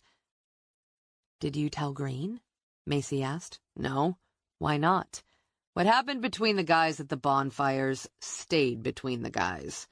She threaded her fingers together and clasped her hands tightly before she released them. Which of the 4 guys was most likely to assault a girl? We were pretty intense. We were trained to be savages on the field. That mindset made us champions. Town heroes with perks, Macy said. It wasn't like that, Rafe said. All the girls wanted to be with us. They were the best years of my life. So basically Cindy drugged girls and gave them to the team? Macy asked. Rafe shook his head. You're making it sound terrible. It wasn't. Tell that to Toby. Nevada heard the bitterness and anger in her voice and knew then it was time to pivot. We found a red rope in the trunk of your car, Ms. Roberson. Did you put it there? I found it in the bushes by my bedroom window. I wasn't sure where it came from, so I tossed it in the trunk and forgot about it. Finding a length of rope in the garden seem a little odd to you? Macy asked. I figured my roommate dropped it. Who is your roommate? Beth Watson.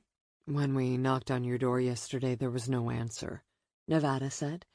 And I drove by last night and didn't see any signs that anyone was home. Where's Beth? That's weird, Debbie said. Beth said she'd be home. I should go by the house and check. We'll send a deputy by, Nevada said. You thought something bad happened to me, and it didn't. Don't you think you're getting a little weird about nothing? Do you have somewhere else to stay tonight? Macy asked. Why? I want to go home. Debbie's voice amped up a notch. I'll send a deputy with you, Nevada said. If he gives the all-clear, we'll consider this case closed. Debbie rolled her eyes. Fine. And remain available, Macy said. I might have more questions. She stepped into the hallway, dragged a shaking hand through her very short hair, as Nevada followed behind her. Are you all right? He asked. In a lower voice she said, her no-big-deal attitude just pisses me off. Join the club. No matter what she thinks, finding that rope by her window is a red flag. Deputy Rogers should be here any moment to accompany her home. Macy blew out a breath. I want to get buccal swabs from all the members of the Dream Team. We know Decker isn't a match, and I still need samples from Younger and Shaw. There were a lot of guys on that team, Nevada said. We'll start with the stars. Sounds good. Younger next. I'll get a kit, Nevada said. He returned minutes later with a sealed vial that contained a cotton swab. Remember, you get more flies with honey. Macy grinned. I can be very sweet. I'm not touching that one. They both entered the room, and when Debbie looked up and saw Macy's expression, she realized how angry Macy was. Good.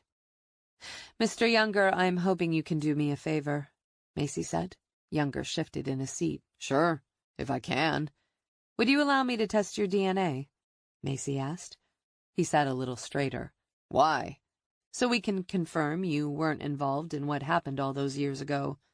She made a point not to mention the rapes or murders. You strike me as a good guy, and when I speak to the media, I can say right up front that you weren't involved once I have the test results. He glanced toward Debbie, who shrugged. Sure, I'll do it. Excellent. Macy pulled on gloves, opened the vial, and when Paul opened his mouth, she swabbed the inside of his cheek before resealing the swab in the glass tube. That's it? Younger asked. That's it. I'll send this off to the lab, and you can just get on with your life. Can we go now? Debbie asked. Sure, Macy said. The two rose and left without comment.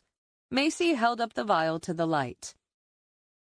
I've seen offenders rise to a DNA challenge, only to run as soon as they leave the station house. We'll need to get this analyzed as quickly as possible, just in case.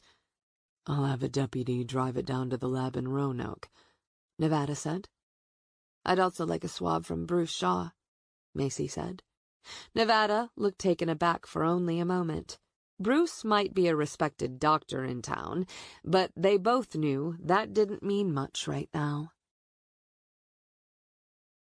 He drove down the quiet country road that he'd traveled a dozen times in the last couple of months. He had not had a body in his trunk when he'd done his recon work, but he had fantasized about it. How many times had he measured the inside of his trunk? How many times had he loaded bags of sand into his trunk to see how his car handled with the extra weight? And when he had realized he had to kill, he had carefully lined the interior with plastic. He slowed as he pulled to the side in a small turnaround that most folks used when they realized they'd made a wrong turn. The road saw enough traffic to ensure she'd be found soon. He put the car in park and got out. He could bury her in a grave, and that would buy him years. It had taken the cops 15 years to find Toby, and that had been dumb luck. But he wanted this one found. He wanted to see the media swarm, to hear the faint whispers of fear, and to watch the Keystone cops chase their own tails in circles. He was smarter than all of them put together. He was throwing down the gauntlet. The plastic crinkled when he hefted the corpse out of the trunk and cradled her cold body close. He had forgotten how unwieldy dead weight could be. After laying her on the ground, he removed the plastic and then shoved it in a large garbage bag, which he stowed in his trunk. Kneeling, he brushed the hair from her eyes and smoothed his fingertips over her pale cheeks. He took care to straighten her large T-shirt and made sure its hem covered her private parts. No need to be crass, and he certainly didn't want the world to think he was a pervert. He removed a disposable phone from his pocket and dialed a familiar number. It rang 3 times before he heard a gruff, "Hello? It's me." A long pause followed, and then, "What do you want?" "An alibi." More silence. "I did that once before, and you were generously rewarded. The stakes are higher now." Rising, he stared up at the bright half-moon. "The stakes are always high. That's what makes it interesting." He wouldn't make threats. They both knew that one word to the cops would bring their house of cards tumbling down. "What do you want?" Smiling, he drew in a deep breath and relayed exactly what he needed said if anyone should come asking about him. When he ended the call, he stared up at the bright sky and thought about the next woman. He had his eye on several, but there was one that rose to the top of his list. Already he imagined his fingers around her slender neck, and the final moments they would share. Chapter 19. Tuesday, November 19, 10 p.m. When everyone left the conference room, Macy sat in silence and dropped her face into her hands. Since she had rolled into town, she had learned precious little, and, at the rate she was going, she would drive back to Quantico empty-handed and out of a job. Nevada pushed through the door. "Let's take a break." "I don't need a break. I need to solve this case." 2 hours won't make a difference, and getting away from the station might help clear your head.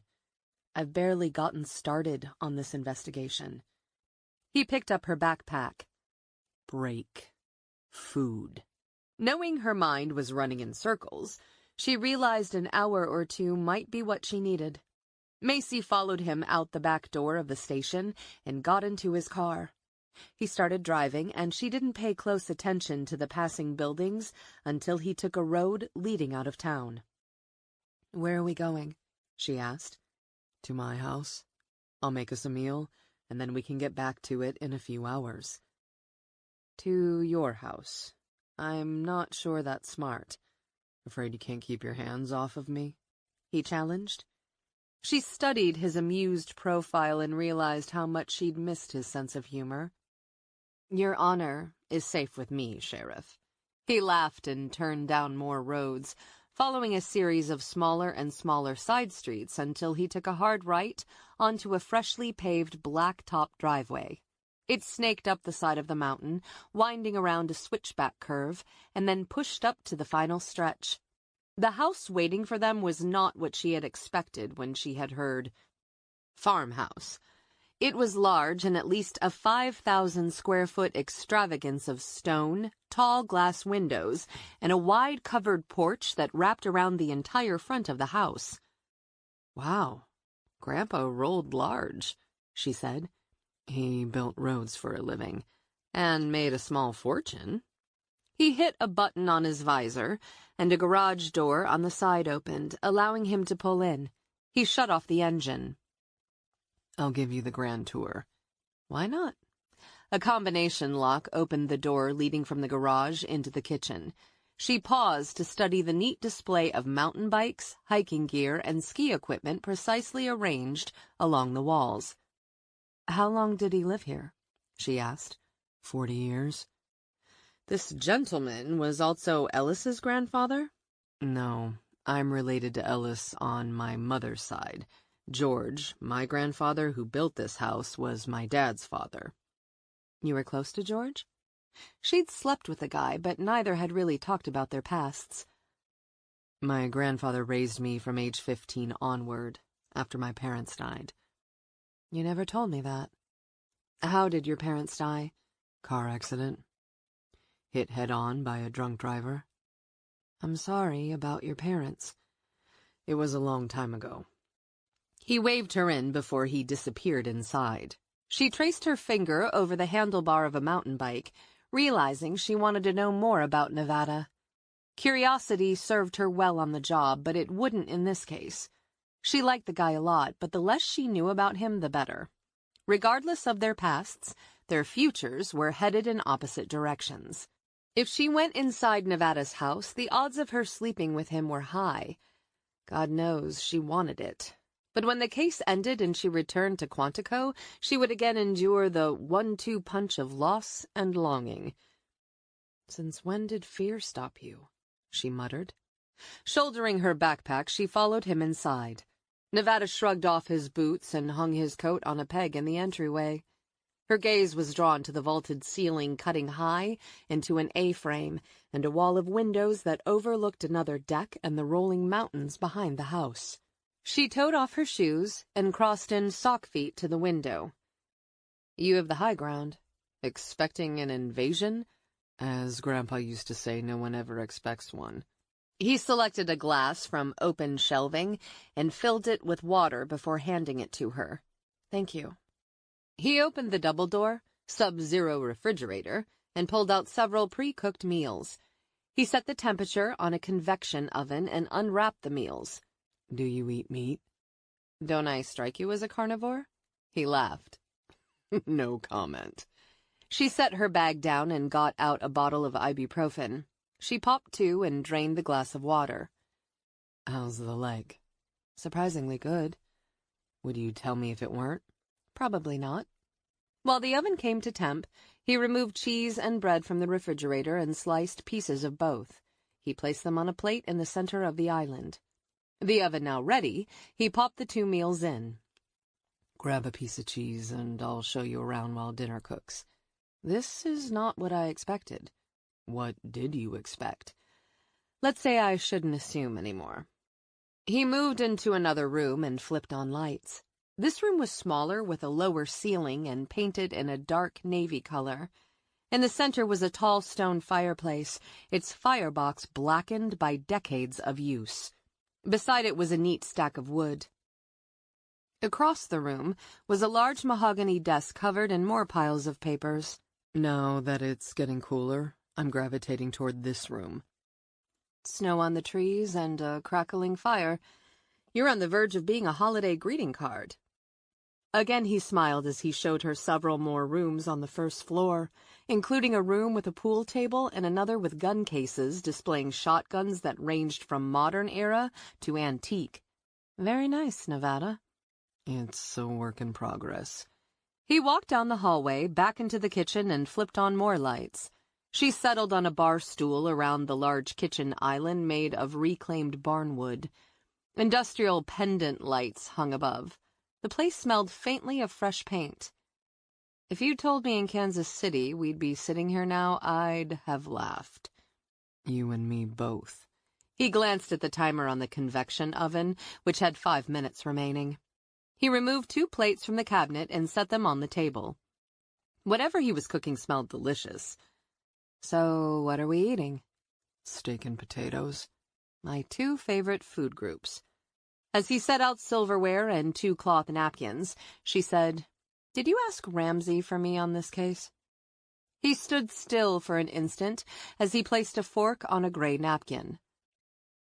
I called him when the DNA results came back. He told me he'd received your application. He also told me in the few weeks you'd been at VICAP, you'd connected the dots linking 6 stabbing cases in 5 different cities to one offender. It wasn't all me.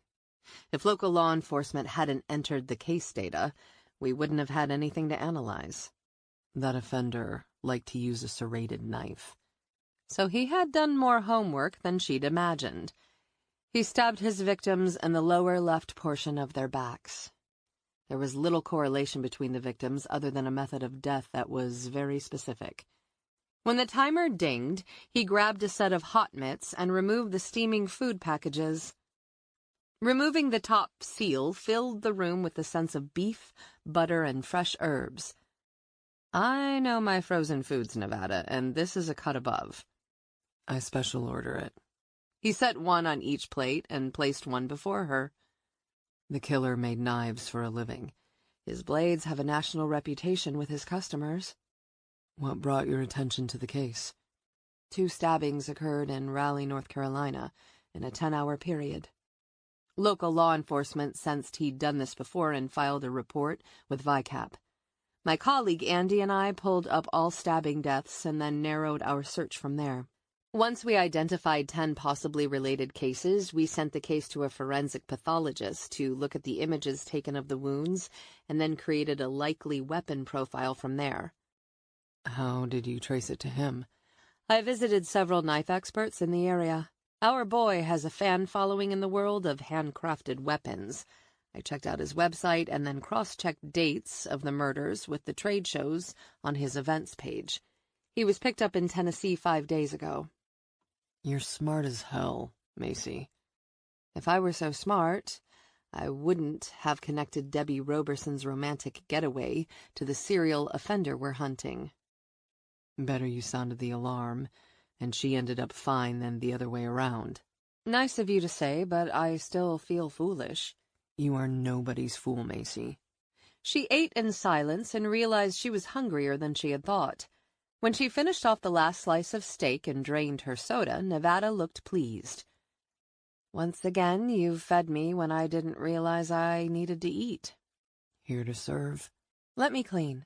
No, I have this. As he took the plates away, Macy walked to the large windows that overlooked the sloping yard below. Moonlight bathed what looked like a work shed, and beyond that a stone fire pit with Adirondack chairs around it. She could imagine him sitting out there, with the fire blazing, drinking a beer under the stars. When she heard him approach, her gut tightened with longing. He stopped several inches away from her, but she could feel the snap of energy radiating from his body. Delicious sensations flooded her. She didn't want to think about cases or bad guys or weird dreams, at least for a little while. I'm wondering if you could help me out with something. What's that? His voice sounded deep and rich. She worried he might not want her anymore. Scrub brush hair, thin arms and legs, and scars conjured images of a scarecrow, not a seductress. Instead of wondering too much, she kicked caution to the wind as she faced him. I haven't had sex since Kansas City. He didn't touch her, but his attention intensified. That so? I've missed it. I've missed you. Nevada reached out and cupped her face. I'm glad to hear you say that. I've been wanting to do this since I first saw you. He tilted his head and pressed his lips to hers. She leaned into his touch, savoring a skin-to-skin connection that was purely sensual. In the last 5 months, she had equated touch either with a physical therapist's painful bends and twists or a sister's hug. Both had their place, but Lord, how she missed feeling wanted and desired by Nevada. She closed her eyes and, gingerly rising up, wrapped her arms around his neck and deepened the kiss. His hand slid down her back and cupped her buttocks. He squeezed and pressed her against his erection. He kissed her shoulder. You're tense. My body has changed. It feels good to me. I have scars. I'm so thin. Insecurity and worry were new additions to her repertoire. Figured I better put that out on the table. He smoothed the short strands of hair away from her face. It's okay. Unwanted tears burned her eyes. I don't want you to hate my body. Your naked body is all I've thought about since I saw you arrive. You haven't seen it. Moonlight filtered through the trees. Show me. Now. Strip? Yes. Take your clothes off, Macy. It was an order she could refuse, but as much as she feared his reaction, a perverse part of her wanted to see how he handled himself. She reached for the button between her breasts and unfastened it. She reached for the next and then the next, until she shrugged off her shirt and let it puddle around her ankles. He traced the line of her white, very practical bra. His eyes looked bluer, more intense, but his expression remained unchanged. The first time they had slept together, he'd appeared just as aloof and withdrawn. Her job brought her into contact with so many emotionally damaged and needy people that she found his detachment oddly calming. He traced the faint, pink tracheotomy scar at the hollow of her neck. You're a warrior. His voice was husky, full of desire. A survivor. That puts you in a different league. That makes you even more beautiful now. He slid her bra straps off her shoulders and smoothed his hands over her arms. He kissed the creamy white flesh of her breast as he reached behind and deftly unhooked her bra. Her breasts were high, her nipples hard, as he fingered one and kissed her on the lips. A dry moan escaped her lips as she struggled to keep her thoughts from tumbling out of control. She fumbled for his belt buckle and unfastened it, sliding her fingers under his waistband. It was one thing to survive, but it was another to feel alive.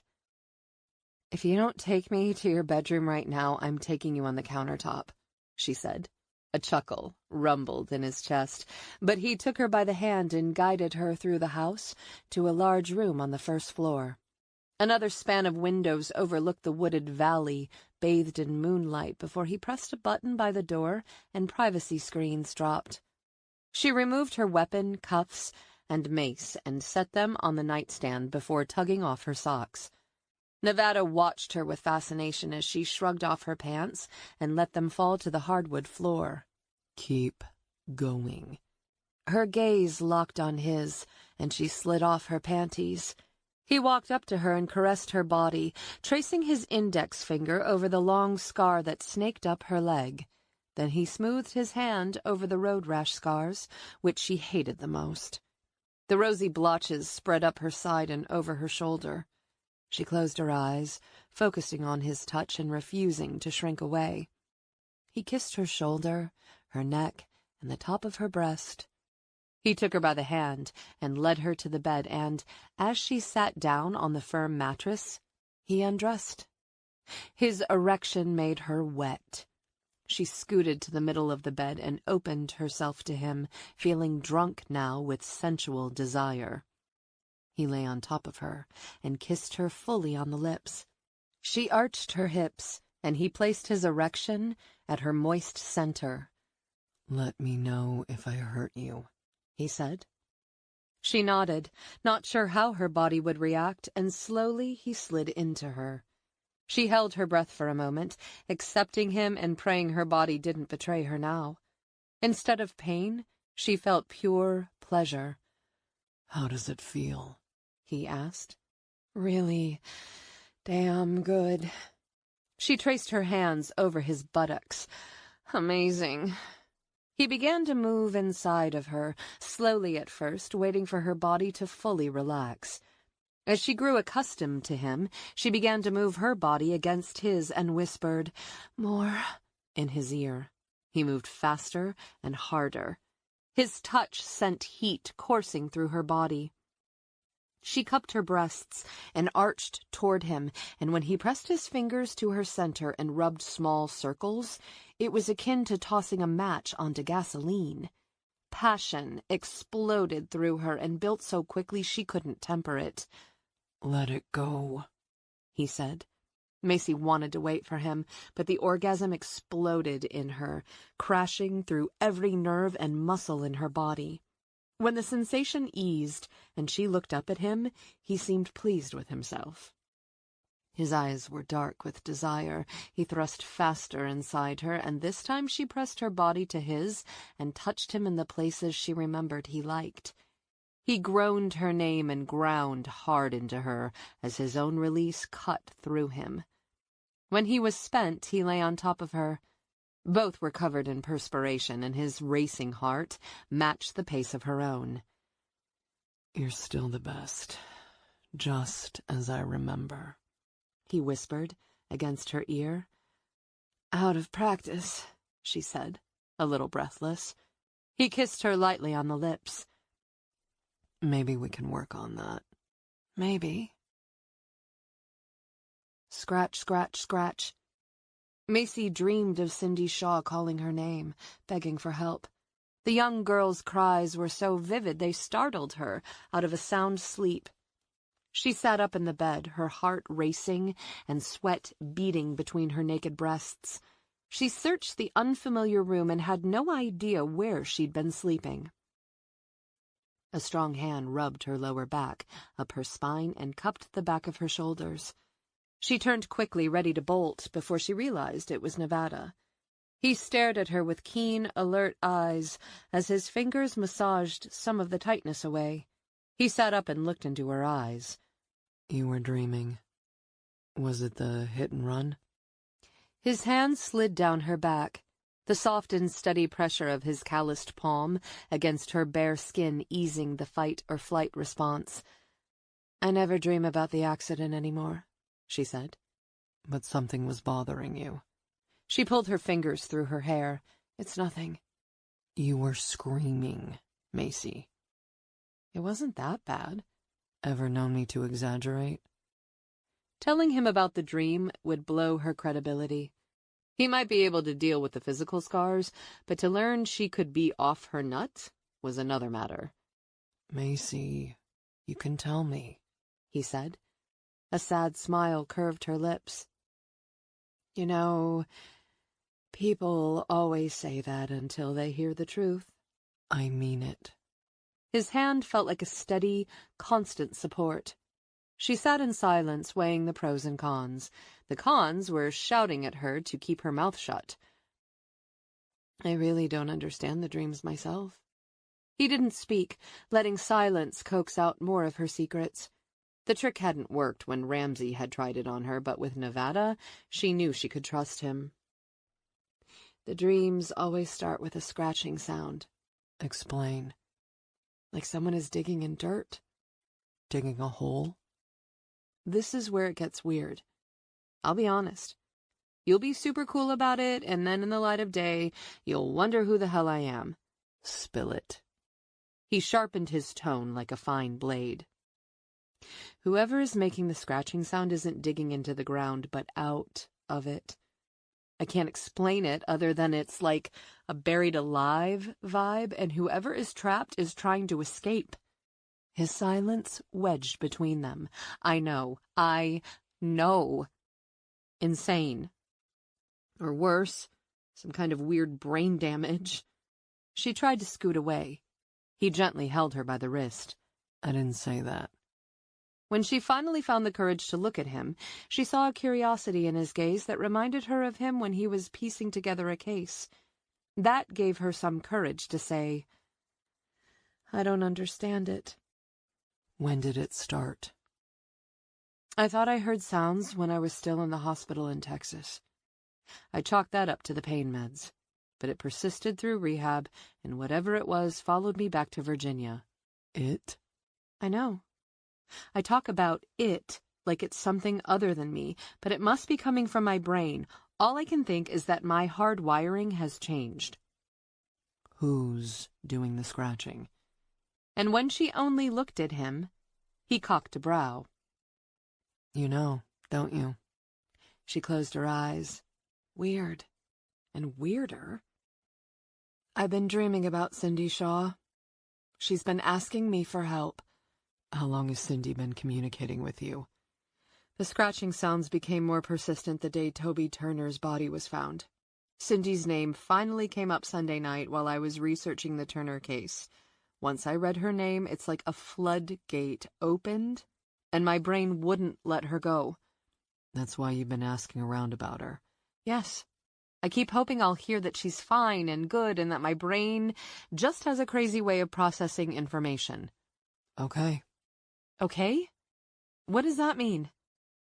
Every time you dream, I want to know about it. Why? So I can help you figure this out. Who knows? Your subconscious might be onto something. She scratched the side of her head.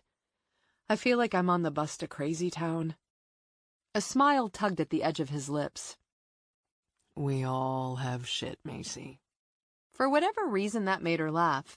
Something she'd not done for a long time. Jesus, Nevada. I don't get you. I'm pretty simple. You have an issue that's troubling you, and I want to help. Why would you want to get messed up with my semi-deranged self? He brushed his finger along her jawline. I have no idea. Again she laughed. No, seriously. Why? Because I don't think you're crazy. You suffered a brain injury, and because you're so damn tough, you came back from it. Maybe your neurons do process differently now, but that doesn't mean they're not effective. You make it sound reasonable. He tugged her forward and kissed her on the lips. She felt herself melting. This time, when they made love, it was a slower and steadier pace. She allowed him to explore her body more, and she rediscovered his. She felt at peace, almost floating, when she lay curled in his arms, and she hoped the outside world would let her be for just a little while longer. Nevada's phone rang. He groaned and, turning toward his nightstand, reached for the cell. Sheriff Nevada. As a muffled voice on the other end of the line spoke, his expression hardened. Both knew their reprieve was over. She moved to get out of the bed and dress, but he sat straighter and wrapped long, rough fingers around her wrist. Yes. I'll notify Agent Crow, and we'll be right there, he said. When he ended the call, she asked, "What?" A dead body was found on the side of Route 12. The woman has been strangled. She thought about the house where Debbie lived. One-story house, located off the beaten path, items missing from her house. It fit the profile of the rapist who'd crossed over into murder. Debbie had been located, but not her roommate. Send Bennett over to Debbie's house to find out where her roommate is now. Chapter 20. Wednesday, November 20, 6:30 a.m. When Macy and Nevada rolled up on the scene, emergency lights from local and state cop cars lit up the night sky. Bands of morning sun nudged against the darkness as they slowly warmed the frigid air. Macy burrowed her hands in her coat pockets, hoping forensic arrived soon to cover the body with a tent and protect it from the heat and any possible news helicopters filming from above. She focused on the flap of the crime scene tape, encircling the body of a woman who lay a couple of feet from a turnaround. The victim, wearing only an oversized t-shirt, was left on her back with legs and arms bound by red ropes. Her long dark hair splayed out behind her as if it were staged. After removing latex gloves from her backpack, Macy slowly worked her fingers into them as she moved toward the victim. She'd never gotten used to moments like this. She crossed the graveled road to the tape, ducked under it, and gingerly knelt by the body. Her leg moaned in protest, but she used her discomfort as a reminder that she was alive. Nevada came up beside her, his ball cap hiding his expression as he, too, catalogued the scene's details. Macy keyed in on the woman's neck, ringed in black and blue bruises in various stages of healing and discoloration. The killer had used his hands to strangle the victim multiple times, over what Macy estimated were several days. The victim's wrists and ankles were discolored with bruises, likely caused by restraints during the assault. Scratch, scratch, scratch. Choking someone to death was a very personal form of murder. Using a gun, or even a motor vehicle, were both profoundly effective forms of killing, but neither required the touch and eye contact of strangulation. Macy leaned forward, studying the body's position. The manner of death, a body's final positioning, also said something about the killer. Killers in a rushed panic left remains in a dumpster or field, a shallow grave, or even a hay chute. More methodical killers took the time to display their bodies. In the case she'd worked in Denver, the murdered sex workers had been left naked and spread eagle with their right breast removed. The killer had wanted to humiliate them. "What do you think?" Nevada asked. As tempting as it was to link this case to Toby's, she paused. Locked in thinking has sidelined too many investigations. "I want your assessment." At the risk of repeating last night's mistake, she stuck with her gut. It's the guy we're looking for. A quiet breeze fluttered through the ends of the victim's long hair. "Why leave her body out here?" Nevada asked. "He hid Toby's body." Best guess Toby was his first kill. Toby was intoxicated. He lured her to the hayloft and something went wrong. Maybe she was inebriated. He wasn't getting the jolt of fear he hoped from his rape victims, so he graduated to strangulation. God knows how long it went on. Nevada studied the woman's pale features. "She looks like Toby." I know. Any word from Bennett on the roommate? "Not yet." His gaze skimmed the area around them. "Why leave her out here for us? There's enough open land around here to ensure a body wouldn't be found for weeks, months, or even years." You know the answer to that, she said. He saw the press conference, and he wants you to know he's here and still a force to be reckoned with. Macy rose, wincing a little as her right knee groaned. She walked around the body, searching for something that would make her better understand this killer. How he is perceived matters to him. He values his reputation. "I see a monster," Nevada said. No argument here. But the nuances matter to him, Macy said. If it's the same killer, he's matured in the last 15 years. He's craving a greater challenge. When stalking didn't satisfy him, he raped. And when that wasn't enough, he killed. I'll bet money he's killed in other jurisdictions. "In the moments when he has his victim all to himself, he's everything to her," he said, almost to himself. And when he takes life, he sees himself as a winner. And when he gets away with a crime, he wins yet again. "Leaving this body here is going to make it easier for us to catch him." He's upped the stakes of the game, Macy said. He keeps raising the stakes. I'm almost certain he's gotten away with other rapes or murders. And now he craves a greater challenge to prove he deserves to win. She shook her head as the insects buzzed around her. Boots crunched on the gravel behind her as Bennett walked up. She stared at the body, unable to take her eyes off of it. "What is it?" Macy asked. "I went by to check on Debbie Roberson. She was packing to spend the night at her parents' house, but her roommate, Beth Watson, was still not at home. So I asked Debbie for a picture. I snapped copies with my phone.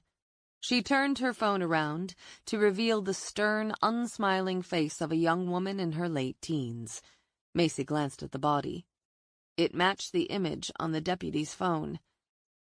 He wasn't watching Debbie, but Beth, Nevada said. He could have been stalking them both, but Debbie went out of town unexpectedly, Macy said. Leaving Beth behind, Bennett said. As they studied the body and the area immediately around it, the sun rose just as the state's forensic van crested the road and parked in front of the sheriff's vehicle. 2 technicians exited.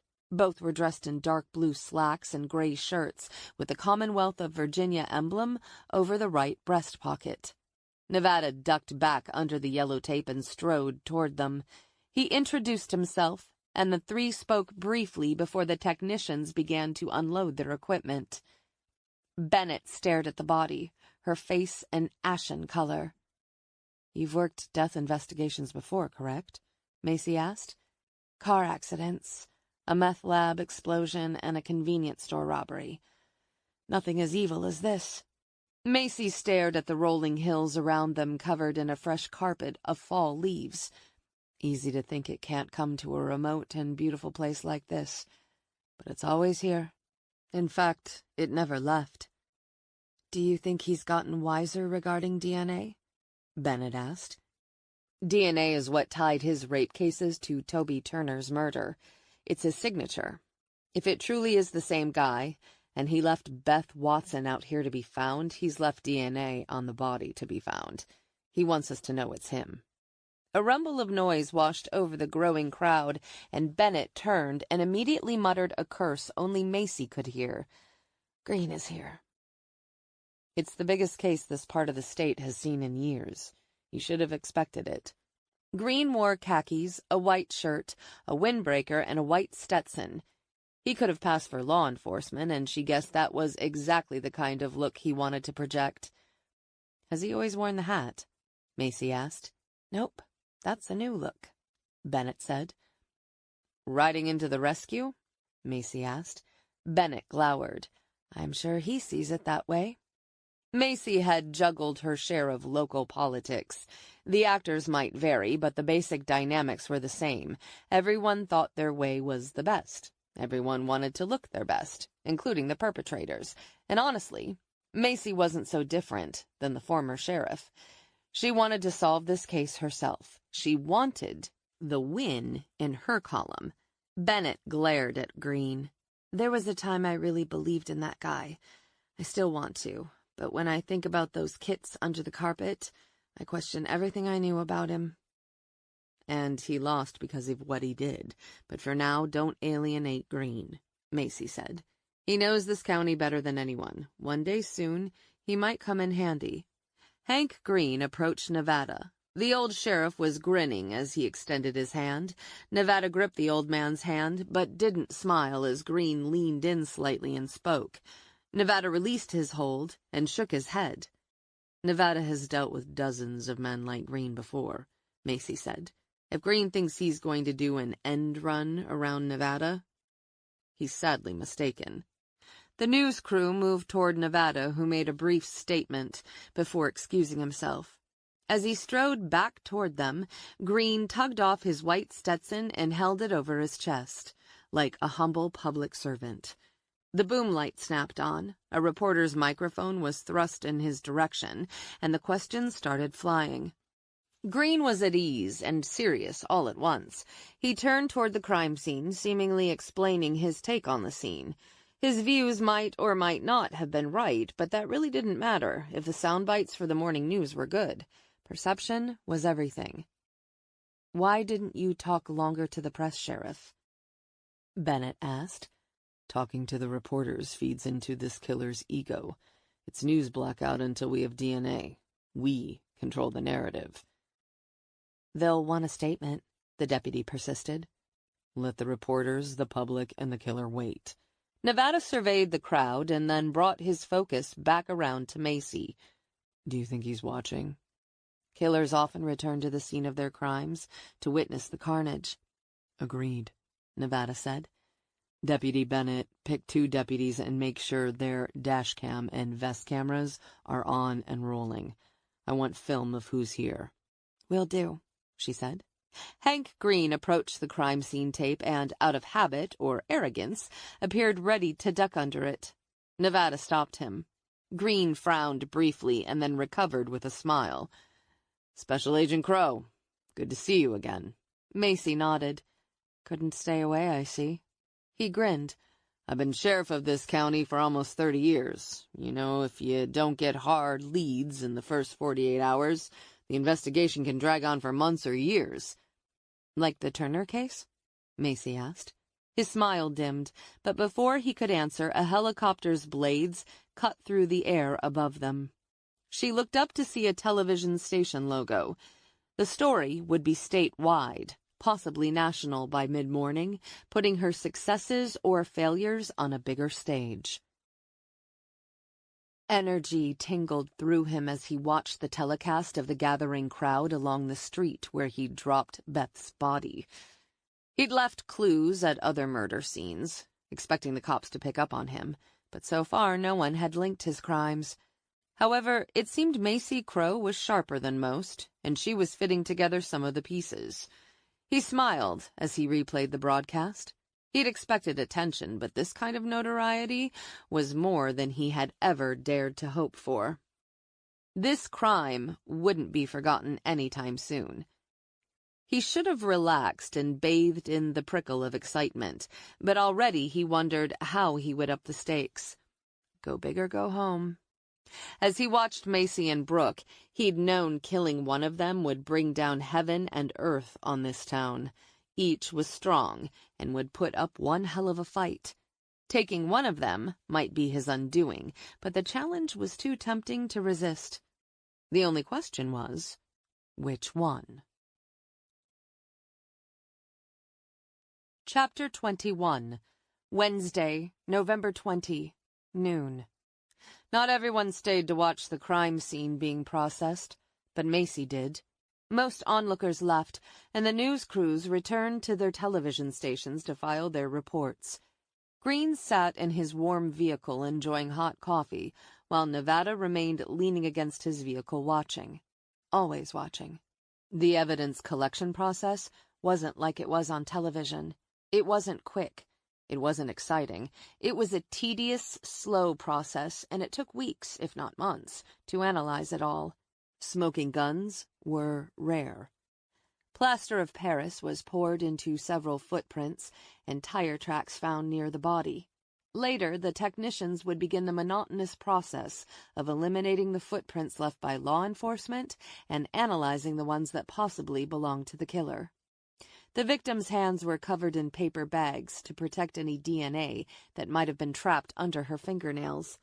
Her temperature was taken and her bruises and cuts were documented on a sketch pad and with a digital camera. As the technicians gathered their bits of information, Macy took meticulous notes on all the evidence found, having faith that the random pieces she collected would join together into the composition of a killer. Her phone chimed with a text, and she glanced down. It was from Special Agent Zoe Spencer. The agent indicated she was at the station house, and Ellis Carter had arrived. Rebecca Kennedy had never shown, and despite repeated calls, they'd not made contact. "I'll have a sketch in a couple of hours," Spencer texted. "Perfect," Macy texted back. "See you then." It was close to 1 when the ambulance arrived to take the body to the medical examiner's office in Roanoke. Hank Green climbed out of his vehicle, and the news reporters slid on their jackets and checked their appearance as the cameramen turned their lights on. Cameras rolled as attendants lifted the body into a bag, laid it on a gurney that was wheeled to the waiting van. At least the woman no longer lay on the side of the cold, exposed road. Bennett approached Macy. "Nevada has asked me to follow the van to the medical examiner's office. With all this attention, he wants me to personally make sure there is no problem with the chain of custody. Autopsy likely won't be until tomorrow afternoon." "Understood. When you get back to town, I would like to meet with Bruce Shaw again." I want to talk to him about Beth Watson and also get the buccal swab. I can take care of both. Good. I'll talk to you when you get back to the station. As the van and Bennett's car pulled out, the other vehicles followed in a procession down the narrow road out toward the main highway. Nevada moved toward Macy as she walked to his car. Each step hurt, and she was anxious to pop a few ibuprofen.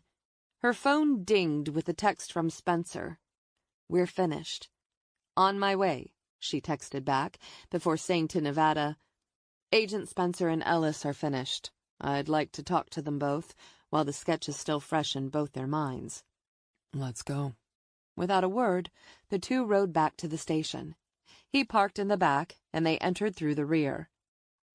"Seeing as you're her cousin and clearly worried about her, let me go first?" Macy asked. His expression was a blend of annoyance and gratitude.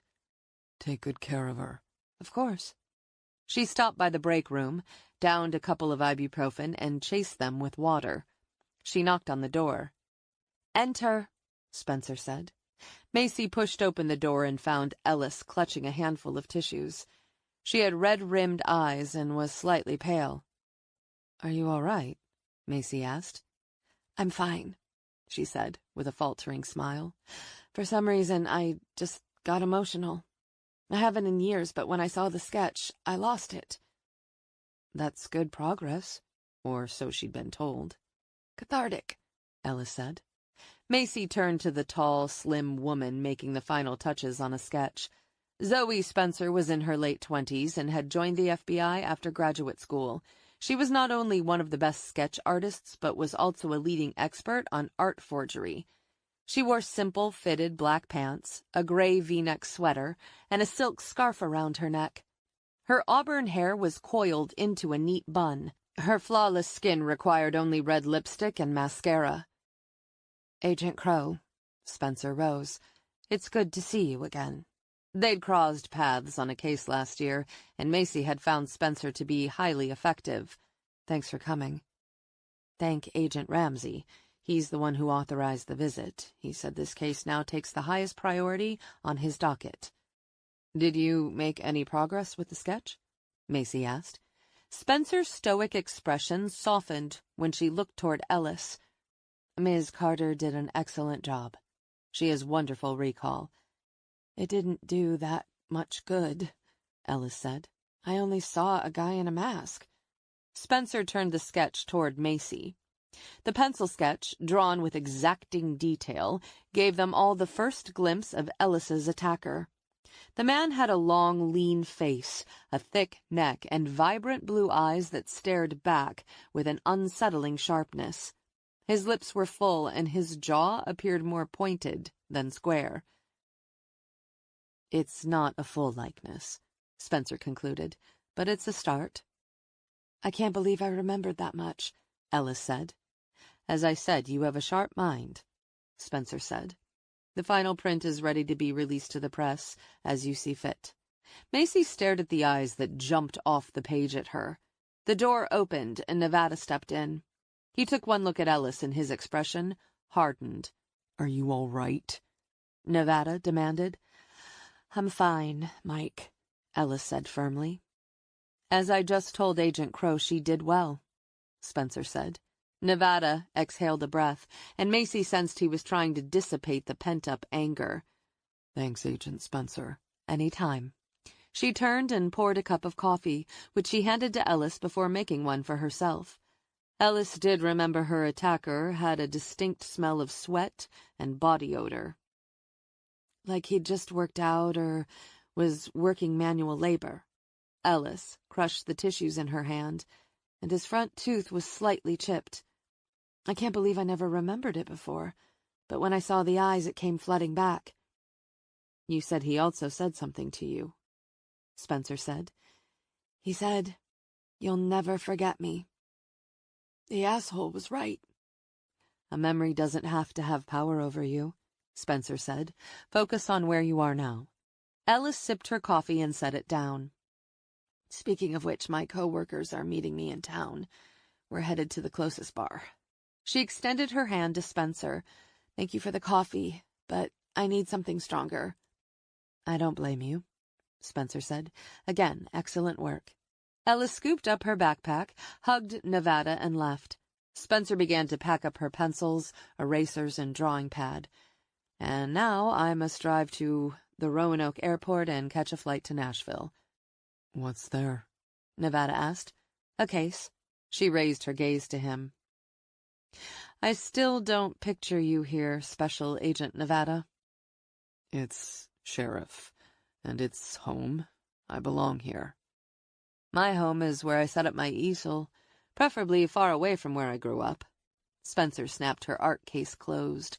Macy couldn't throw stones at Nevada for moving back home. She lived a mile from the same apartment complex she'd grown up in as a kid. When the shrink she was forced to see after her assault asked why she'd returned to the area, she really hadn't known. It just felt right. Spencer took one last sip of coffee. I believe the sketch will help. I'm disappointed we couldn't connect with Ms. Kennedy, but I have to go now. If you need me again, it might be a few days. The tap of Spencer's heels echoed down the hallway. Macy sat in a chair, laid the sketch in front of her, studied it for a long moment, and then took several pictures of it with her phone. Sharp eyes, a narrow face, trim body. All that could have changed. With age, men filled out and grew more muscular or fatter. Can we get a copy of the high school yearbook from the 2004 to 2005 year? I'm looking for a boy with a chipped tooth. I'll get one sent to the office, Nevada said. Who the hell are you? Where is Debbie Roberson? Macy asked. She's at her mother's house, Nevada said. Does she know about Beth? She does.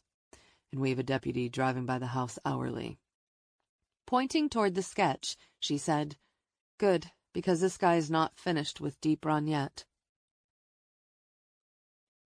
It was past 6, and pitch dark by the time Brooke had driven to Roanoke and watched as Beth Watson's body was rolled in on a gurney and put in cold storage. As she headed back north to Deep Run, she called Matt. Mom.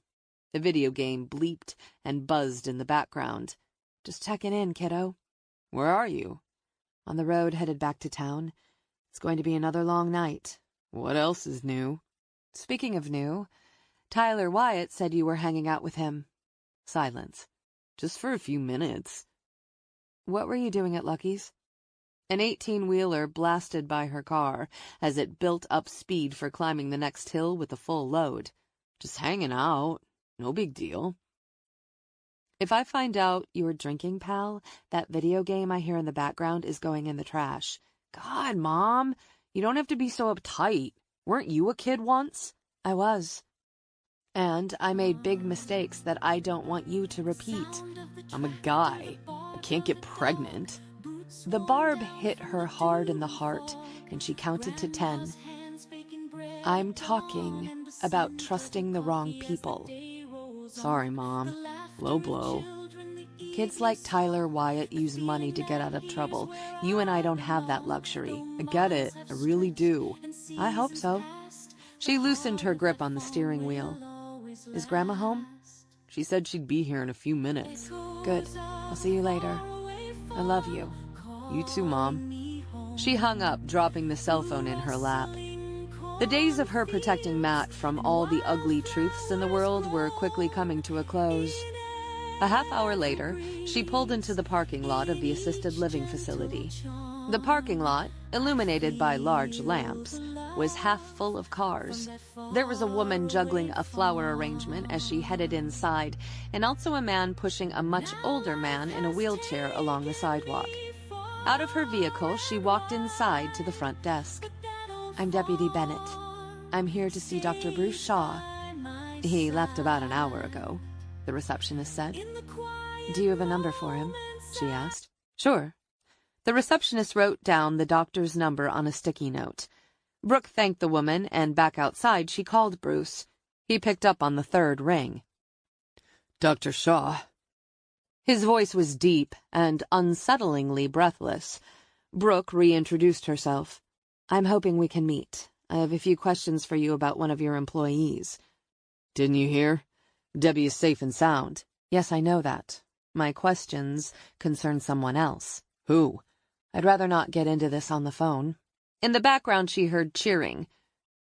Where are you? I can come to you. I'm at a soccer game. I'm the coach, so now is not the best time. More cheers in the background, and Bruce shouted, Good job! She thought about the buckle swab in her car. So when? How about I meet you back at my office in 2 hours? I'll be finished up here and can swing back by. I'll see you here at 7. She hung up and walked toward her car, and the streetlights hummed around her as a cold gust of air washed over her. As she reached for her car door handle, a shiver rattled up her spine, and an uneasy feeling knotted in the pit of her stomach.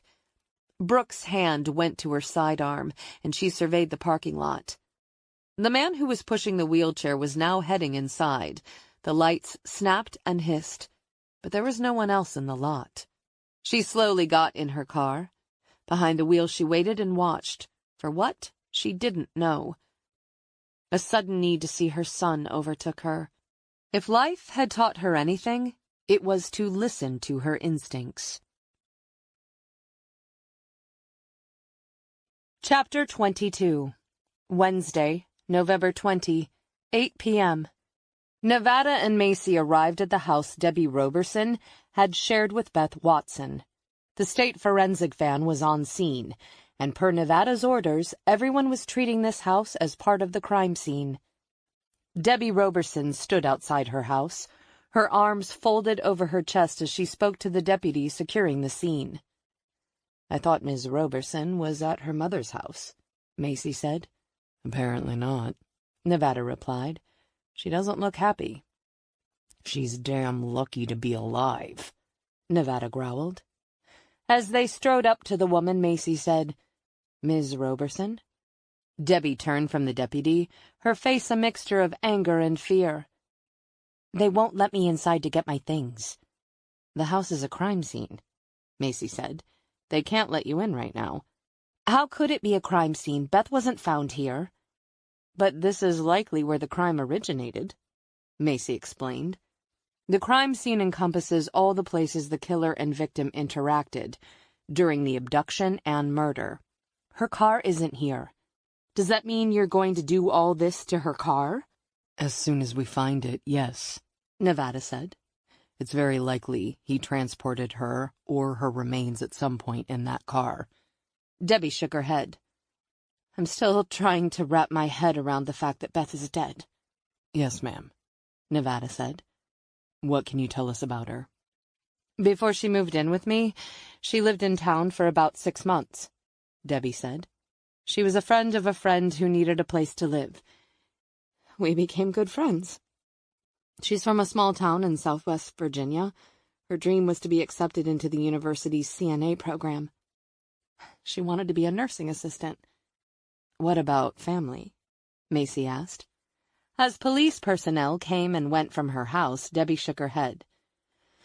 She has a brother. His name is Mark, but I've never met him. Mark Watson? Nevada asked. Yes, I believe he's serving in the Navy and is deployed now. He may be difficult to get a hold of. From what she told me, he was her only sibling. Is the brother older or younger? Macy asked. I believe he's older. Are their parents in the picture? Macy asked. Father wasn't a figure in her life, and her mother died a couple of years ago. She's made her own way. Was she dating anyone? Nevada asked. Not really. I mean, she went out a few months ago, but she's kind of a homebody. From Debbie, they learned that Beth worked 60 to 70 hours a week, and she was well-liked. There was no unwanted attention from staff or strangers, no red flags. There was nothing that made anyone nervous or fearful for Beth's safety. Did you tell anyone you were switching schedules with Beth? Macy asked. Beth said she took care of it. Are you still staying with your parents? Macy asked. It's a little crazy at home. A sad smile curled her lips. My mom's pretty freaked out and is hovering. What about your boyfriend? Nevada asked. Rafe's not really my boyfriend, and he was pretty weirded out by the attention at the police station. He's not answered any of my texts or calls. Do you have any other friends? Yeah. I'll make some calls. I really need to get my scrubs and pack a bag. That's going to have to wait, Macy said. This sucks, Debbie muttered. Yes, it does, Macy replied.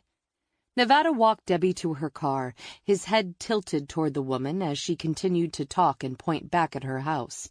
Finally shaking her head, Debbie got into her car and drove off.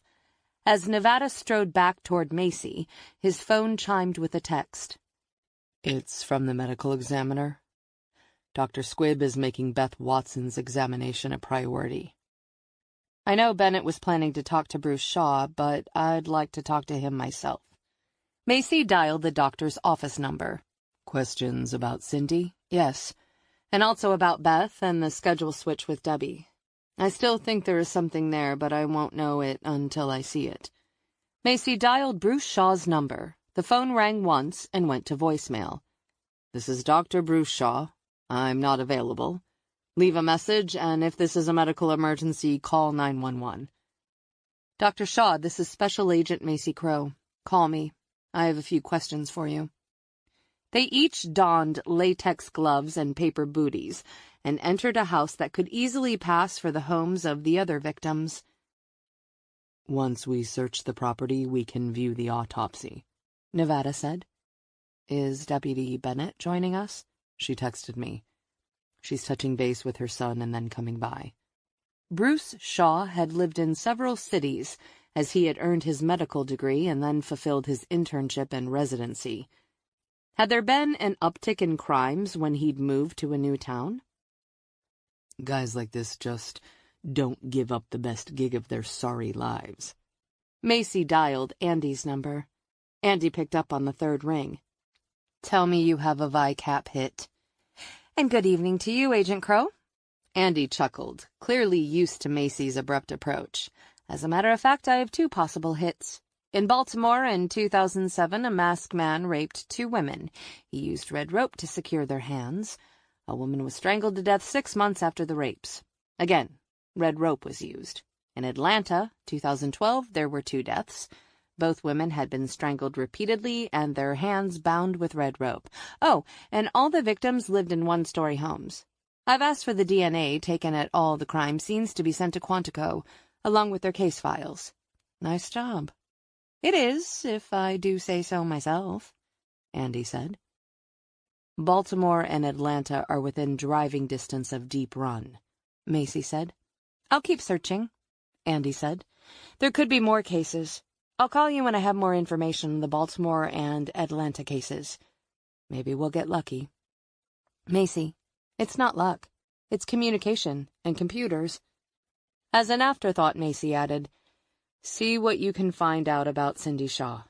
She was a high school senior who vanished about the same time as my murder victim. I'll see what I can find. Andy. I take back everything I said about computer people. Macy hung up to Andy, laughing. Did you get most of that, Nevada? Yep. The front door opened to the small living room she'd seen through the window yesterday. Now inside, she could see the blue couch was worn, but at one time had been top of the line. A couple of green, upholstered chairs also looked older but expensive. The same could be said for all of the furnishings, she observed. In the hallway, they both stared at the stacks of unopened paint cans, rollers, and brushes, piles of newspapers and plastic tarps. I think my Aunt Susan had a couch similar to that one. Same color, but not as expensive, Macy said.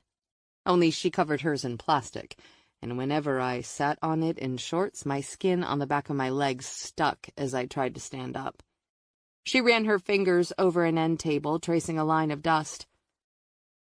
Looks like the folks at the retirement center, or their families handed down furniture to Debbie. She must be popular. Nevada's gun belt creaked as he shifted his weight.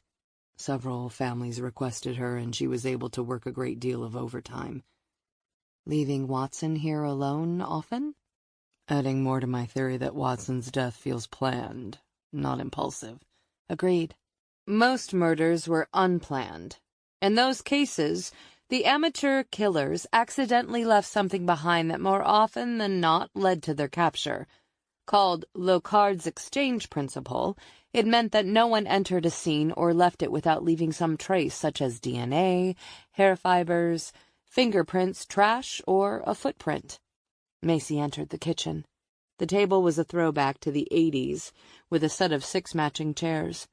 Debbie, or Beth, had placed 2 square green placemats out, as if she expected to share her breakfast with someone.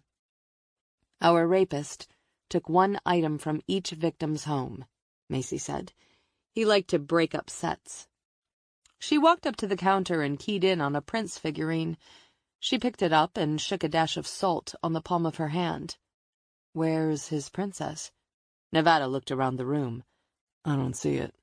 She noted the back door handle had been dusted for prints. It was ajar. She made a note to check with the investigative crew to determine if they had found the door this way. The refrigerator was stocked with a dozen cans of beer, a nearly empty jar of peanut butter, a jar of kosher pickles, a bowl full of butter packets, and various other condiments. Macy checked the cabinets, revealing more hand-me-down dishes, cups, and glasses. "Reminds me of Mom and her crazy collection. She passed away when you were in college, correct?" She was surprised he remembered the detail. "Yes." "Did she ever talk to you about your adoption?" Macy didn't look anything like her adoptive parents and had become accustomed to answering queries about adoption from an early age. "Not much. When I asked her years ago about my birth mother, she said she didn't have any details about her." "Do you think she knew the truth?" "I'd like to believe Mom and Pop didn't know the worst of it, but I'll never know. My mother was an expert at ignoring some things. Pop knew my birth mother had died in childbirth, but he never reported her death." "Your father was afraid of what would happen to you, his wife, and him, if he did." It didn't surprise her that Nevada had dug into the details of the case. "I suppose so." Macy glanced at a wall calendar, dangling under a couple of frog magnets. Both Debbie and Beth had penciled in their work schedules. Debbie had crossed out the dates from Sunday to Tuesday and added Beth's name. They walked down the hallway toward the bedroom and found 2 technicians in the back bedroom on the left. One was shooting pictures of the room and one was dusting for prints by the open window. The sheets on the bed were rumpled, and the remote sat on the nightstand along with a bag of chips. He could picture Beth sitting here watching television. "Beth was a strong woman," Nevada said. "Physically. If a big patient needed help with mobility, they called Beth." "There weren't defensive wounds on her hands?" Macy said as she walked to the window and peered out. He surprised her. Maybe she dozed off while she was watching television. In the adjoining bathroom, gray pajama pants and a football t-shirt were discarded on the floor. An uncapped tube of toothpaste squeezed in the middle sat alongside her toothbrush, which lay on its side. In the shower there was a collection of shampoos, a razor, and a sliver of white soap. Her last evening had been normal until she dozed off and awoke to him standing over her. She turned toward a second-hand dresser with 8 drawers and faded brass oval pulls. On top of the dresser were 6 earrings scattered around. At first glance, the chaos was another casualty of an overworked medical assistant ready to kick back after a long shift. The earrings were arranged in a neat row, side by side. A collection of singles, something anyone who has earrings has. But the singles get tossed in a drawer or jewelry box because you're still holding on to the hope that the mate will be found. I've never laid mine out on a dresser like this. She reached in her back pocket and removed her phone, snapping several pictures of the collection. The intruder collected 1 of each earring for a trophy, or souvenir, Nevada said. She glanced to the nightstand, holding a picture of Beth. Her smile was genuine and brilliant as the sun captured the green in her eyes. Beth's wearing a delicate set of hoop earrings with small gemstones. Nevada found the lone moon-shaped earring with the sparkle gem on the dresser. Whoever killed Beth was watching her for a while. I agree. Macy turned to the technician. Any idea how he came into the house? The tech lowered her camera. The back door was open. Are there shoe prints leading up to it? Nevada asked. I might have a partial footprint, the tech offered. I've marked the print with red flags and have made molds. Could you identify what kind of shoe it was? Nevada asked. I'd say a man's athletic shoe, size 10 or 11, based on the print found near the gate. We'll have a look. Macy followed Nevada out the back door of the house. He clicked on a flashlight, illuminating the path as they moved toward the back fence. The light caught the red flags and white remnants of the cast. He pointed the light over the fence. This is rough terrain and a hard area to search at night. We can double back tomorrow. I can keep up. Let's go. Suit yourself. Macy followed Nevada as he studied the area around the back door and then along a narrow footpath that led to the gate. He opened the gate, and they stepped through it, moving toward the dense stand of woods. As he approached, he moved carefully and deliberately toward a thicker swath of muck and then another. He knelt and studied a drying mud puddle under the glare of his flashlight. Stamped in the middle was an arching shoe impression common in many sports shoes. Macy knelt down, cringing a little. With her phone, she snapped pictures.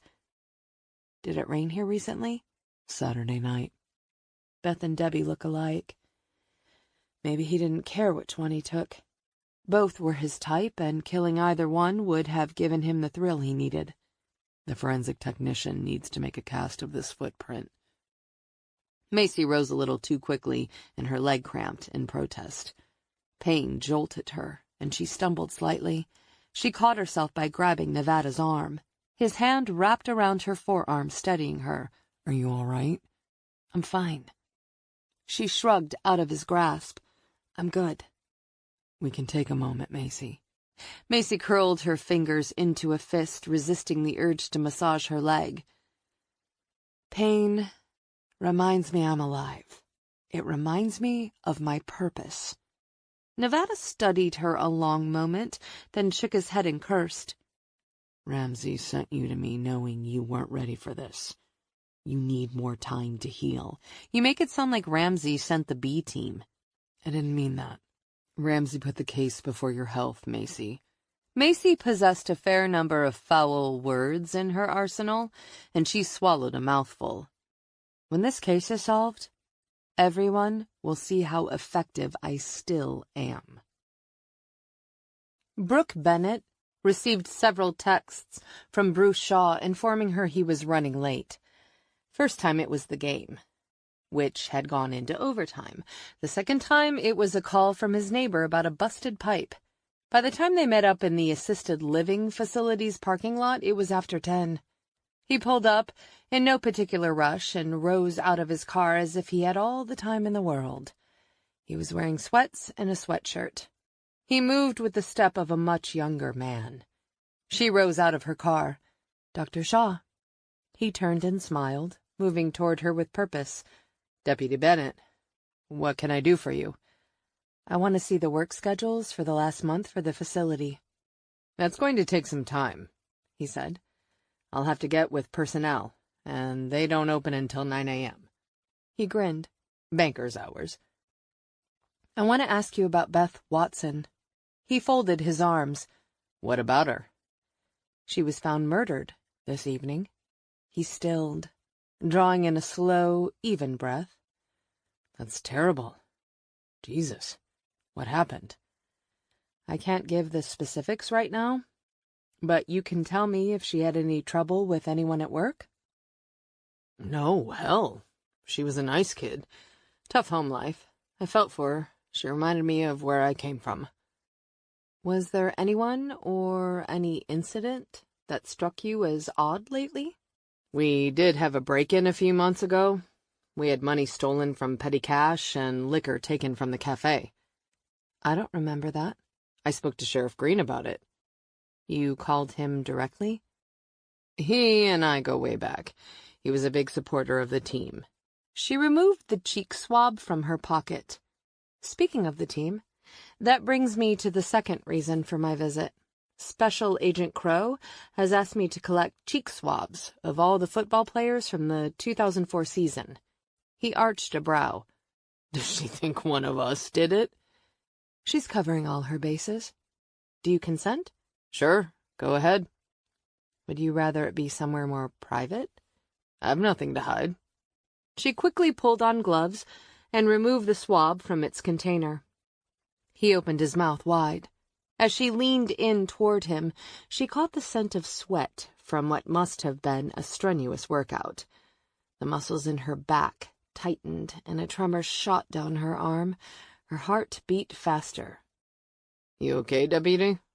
He asked. You look a little pale. I'm fine. Pursing her lips, she wiped the inside of his cheek and quickly replaced the swab in the vial. Shaw was studying her closely. Is that it? That's it. I'm here to help, Deputy Bennett. Call me any time. With a wave, he turned. As he crossed the lot, his cell rang. He stopped, and a sudden shimmer of tension rippled through his body. He spoke in hushed, clipped tones she couldn't make out as he started walking quickly away from her. His expression was angry when he vanished through the facility's front door. What the hell was that about? She rubbed the back of her neck and got into her vehicle. She dialed her mother's number, and the call went to voicemail. Mom, call me. I've got a few questions for you about Bruce Shaw. It was 11 when Nevada dropped Macy off at her motel room. Thanks for the ride. You can still stay with me. I won't get any sleep, she said. Is that a bad thing? She smiled, leaned forward, and kissed him on the lips. See you in the morning, Nevada.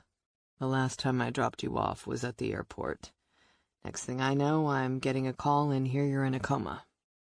She searched his face. I'm a big girl, Nevada, who likes to take risks. Like I told Ramsey, it's who I am. He frowned, shaking his head, and she knew there were more thoughts swirling in his head. I'll wait until you get inside. She grabbed her pack, got out of the car, and crossed toward her motel room.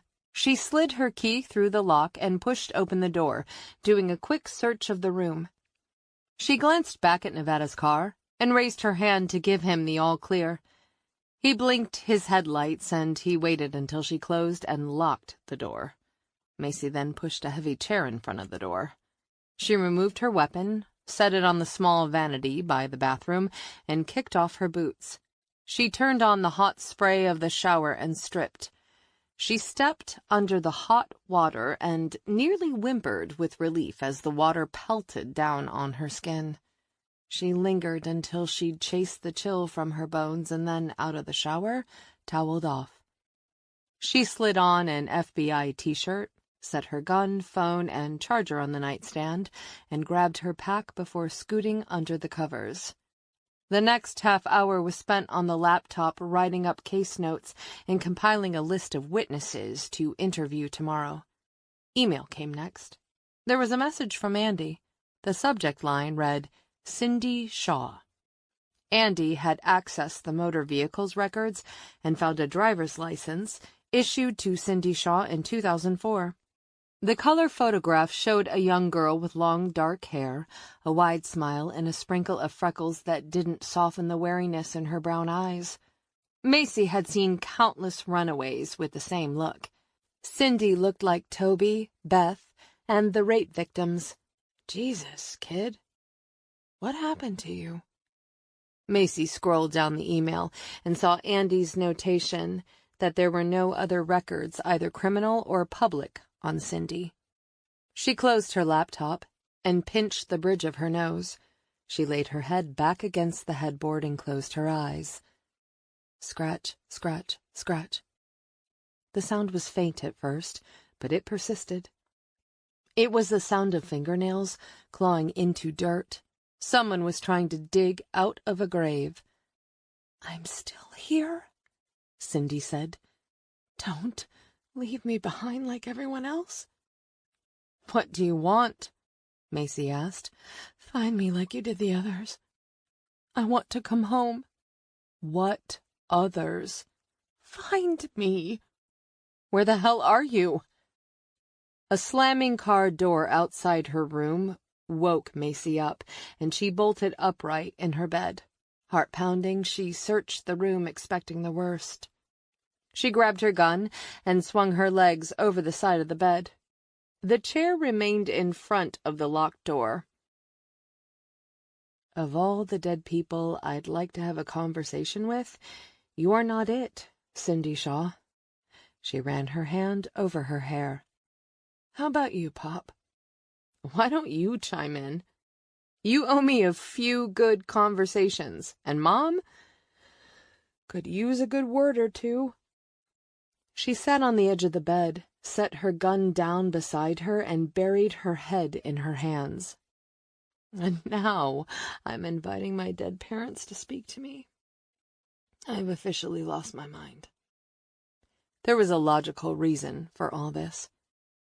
She'd bet an MRI and a good neurologist could explain it. Even a shrink might be welcome at this point. Anyone who could explain why her brain was now processing facts in the voice of a dead girl she'd never met. Gingerly, she lay back against the pillows, and for several minutes, maybe even a half hour, she stared at the white popcorn ceiling. Slowly, her racing heart shifted down a notch, and the unnatural buzzing energy seeped from her body. Her eyes closed. Finally, she drifted off to sleep.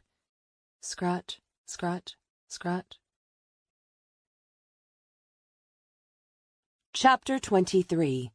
Wednesday, November 20, 11:10 p.m. Brooke drove down the long drive that led to her house. Every muscle in her back ached. Her stomach growled with hunger. She expected to see the glow of the television in her mother's room, but the house was dark. She climbed the front steps and let herself in the front door. A nightlight glowing nearby was supposed to make Brooke's late-night arrivals easier and prevent her from tripping over whatever size 11 shoes Matt left lying around. The house was peacefully quiet, and she was glad. She walked back down the center hallway to the kitchen and opened the refrigerator. There was a plate of chicken, rice, and broccoli wrapped in plastic with a sticky note attached that read, "Eat." Brooke smiled as she grabbed the plate and popped it in a small microwave. She plugged in 2 minutes and hit start. While the machine hummed and the plate turned, she opened the fridge and pulled out a soda. She twisted off the top and took a long pull before holding the cold bottle to her head. Footsteps had her turning to find Matt standing there. He was wearing gym pants, a basketball t-shirt, and his dark hair stuck up at the crown of his head. I wasn't sure you'd make it home, Matt said. I had to take a break. Is Grandma upstairs asleep? No, Matt yawned. She got called into work. She knows I can take care of myself. Of course her son could take care of himself. But having come from the scene of her first homicide, she didn't like the idea of him being alone. Did Grandma say when she'd be back? She said she would drive me to school in the morning. Brooke stepped closer and hugged her son. His muscles tensed and he tried to pull away, but she held tight. Not only to him, but to the memory of when he'd been a little baby and wanting nothing more than to cuddle. Finally, he relaxed into her embrace. There was still some of the little boy in her young man. Brooke kissed him on the cheek. Thanks for letting your mom give you a hug. He wiggled out of her arms. I hear there was a murder. His statement brought the outside world crashing back. There was. A girl not much older than you. How did she die? Brooke walked to the stove, checked the lid of a copper kettle, and then turned the burner on. I can't say. When I can, we'll talk about it. Seems weird that would happen in Deep Run. It happens everywhere, son, she said. There's no such thing as really safe in the world. It's an illusion, which is why I need for you to be very careful. I'm not a baby, Mom. She looked over at her son, this young man, and knew he was right. Point taken. When he ran his fingers through his thick, dark hair, she saw the scrapes on his knuckles. What happened to your hand? Nothing. Something happened. She crossed immediately, taking his hand in hers. He tried to pull away, but she held tight. "Were you in a fight?" He shrugged in a way that reminded her so much of herself at that age. She had had all the answers, and then some. It wasn't a big deal. Was it Tyler? He's got it in for me, but I can take care of him. Fights are a big deal, Matthew. They can get you kicked out of school. It was just a scuffle with the guys. It's not a big deal. The kettle whistled, screaming and hissing until Brooke lifted it from the burner. She didn't bother to reach for a teacup, her mind now distracted. "Matt, you better get to bed. I'll stick around tonight and get you to school in the morning. Grandma said she'd do it. I'll do it." She kissed him on the forehead and forced a smile. "Go on." "Okay, Mom." When she heard his bedroom door close, she climbed the stairs to her bedroom and stared at the neatly made bed. Instead of turning in, she sat on the edge. She turned to a picture of Matt and her taken months after he was born, her long dark hair flowing around her face. She was a kid herself. Her mother, her pastor, and her friends had all told her to put the child up for adoption, and she honestly had considered it. To this day it pained her to think of it. She hadn't wanted to see him when he was born. She had been exhausted, terrified, and humiliated to be a 17-year-old unwed mother. It was Sheriff Green who had come to see her in the hospital and told her she owed it to herself to hold her son at least once. And when she still had hesitated, he had asked the nurse to bring the baby to her. Sheriff Green had laid Matt in her arms. Her boy had been a squawking, fussy bundle with a red face and dark hair that already looked like it needed to be cut. He wasn't much to look at, and she had fallen head over heels in love with him. Brooke was still pissed at Green for his mishandling of the DNA, but no matter what, she could never hate the man. She set the picture back on the nightstand. The shutters outside rattled in the wind. She rose up and went into her son's room, sat on the edge of his bed, and rubbed his back until he sat up. He yawned. "What's going on, Mom?" She pulled another cheek swab from her pocket. "Open wide, sport. Need a quick swab." He complied, and as she sealed the swab back in the case, he asked, "What's that for?" "Just a crazy ancestry project, buddy." "No worries. Go back to sleep." When he rolled over and went back to sleep, she hurried down the front stairs and out the front door. She stood in the fresh air for a moment and drew in deep breaths. Jesus, was this a hornet's nest she really wanted to kick? Footsteps pounded the ground behind her, and in an instant the seconds slowed. Her hand reached for her weapon. Her body braced for an attack. A flicker of movement caught her peripheral vision. A ski mask appeared right before a right cross connected with her jaw. Pain radiated through her skull and her brain short-circuited. She staggered and then dropped to her knees. She fumbled for the stock of her weapon, but the assailant grabbed it from her. He then yanked her back, slamming her body into a tree. The pain rocketed through her body. She fell to the ground, and instantly he was on top, pinning her midsection. He shoved a damp cloth against her nose and mouth. She held her breath, still flailing her legs. She could hear his steady, even breathing as her own heart raced and her lungs burned for air. "Breathe," he ordered. When she didn't comply, he lifted his weight and then slammed it against her midsection, knocking the air out of her. Agony rocked her body. "Let it go," he sang softly in her ear. "Let it go. Don't want to wake up Matt, do you?" He had been watching her. He knew about Matt. Knowing her son could be in danger lit twin flames of fear and anger. "Give in to me," he ordered. "Give me this win, and I'll let Matt live." But he wouldn't kill her right away. He would take his time with her. Her submission now could not only buy her son his life, but could also give her time later to find a way to escape. Memories of garish purple bruises around Beth Watson's neck sent chills down her spine. She didn't want to die at all, especially like that. There was so much in her life she had to do. But she inhaled and took the chemicals into her bloodstream. She felt lightheaded, and the seductive wave of the drugs washed through her body, dulling the sharp pain burning in the side of her head. As her muscles gave way, she heard him chuckling. The pain receded, and what little light there had been from the moon faded to total blackness. Chapter 24.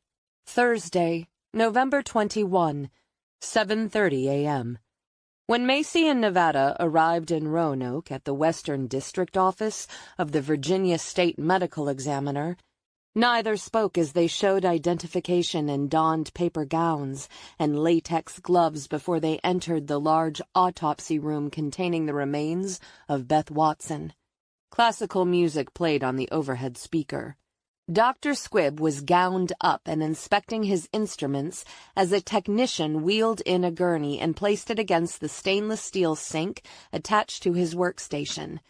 The tech locked the gurney wheels and then positioned the instrument table closer to the doctor. "Thanks for working us in, Dr. Squibb," Macy said. "Of course," Dr. Squibb said. "If you don't mind, we need to get started. We've got a full caseload this morning." "Whenever you're ready," she said. The technician clicked on an overhead light that glistened on the sharp instruments. Dr. Squibb pressed a button with his foot, which activated the overhead microphone. The doctor stated his name, as well as Nevada's, the tech's, and hers. "These are the remains of Elizabeth Jean Watson, born June 3, 1999. Today is November 21, 2019, and it is 8:02 a.m. The technician carefully removed the sheet to reveal the pale body of Beth Watson. Macy's chest tightened as she thought about her own near-death experience, how close she had come to being dissected on a medical examiner's table, just like this one. Dr. Squibb cleared his throat. "The subject today is female. She appears to have been a healthy weight and fit." The doctor moved to the top of the gurney and rotated the patient's neck to the right and displayed the black and blue bruises that ringed her neck. The doctor inspected the markings more closely. In several spots, the bruises mirrored large fingers. "Can we see the X-ray images?" The technician clicked on a computer screen and the victim's neck appeared. The doctor studied it. "The hyoid bone is broken. This delicate bone often snapped during strangulation. However, the bruising on her neck shows different states of healing, meaning she wasn't just strangled once but multiple times over several days." The confirmation was no surprise, but it was necessary. "Can you determine how many times she was strangled?" Macy asked. The doctor rotated the neck several times and then asked to see the X-ray image of the sternum. 3, maybe 4 times. No one spoke for several beats before the doctor continued. "Note there are hairline cracks in her sternum. He performed CPR on her." "Just like Toby Turner," Nevada said. "The bone evidence of both victims is almost identical," Dr. Squibb said. Macy tapped her fingers against her thigh, drawing in a breath as if she were somehow breathing for them. Dr. Squibb held up the victim's right hand. The edges of the nails were jagged. "Where did he keep her?" Macy asked, more to herself. Scratch, scratch, scratch. The remnants of the dreams clawed out from the shadows, sending rippling chills through her body. "Has the dirt on the bottom of her feet been analyzed?" she asked. "We sent a sample over to the lab," Dr. Squibb said. "It's a priority." But that still meant it could take months. Television had conditioned the public to believe that lab results happened in a matter of hours, days at most. In reality, the state labs were swamped with DNA and blood samples from an endless number of cases. It was common for test results to linger for months in the lab queue. The doctor began with the external examination, noting that Beth Watson weighed 160 pounds and was 5 foot 9 inches tall. There was minor bruising on her ribs, knees, and shins, and restraint marks ringed her wrists and ankles. You've sent her blood off for testing? Based on the condition of Beth's bedroom, which showed no signs of a struggle, Macy suspected Beth had been unconscious when the killer had taken her from the house. We're running the standard toxicology screen analysis, Dr. Squibb said. Dr. Squibb noted there were no signs of drug use, nor were there scars from old injuries or surgeries. She had 4 tattoos, the most prominent being the image of a galloping horse on her right shoulder. As the doctor lifted her right arm, he found 2 arching marks that resembled upper and lower teeth. Did he bite her? Macy asked. Appears so. Can you tell if a front tooth was chipped? They don't appear to be.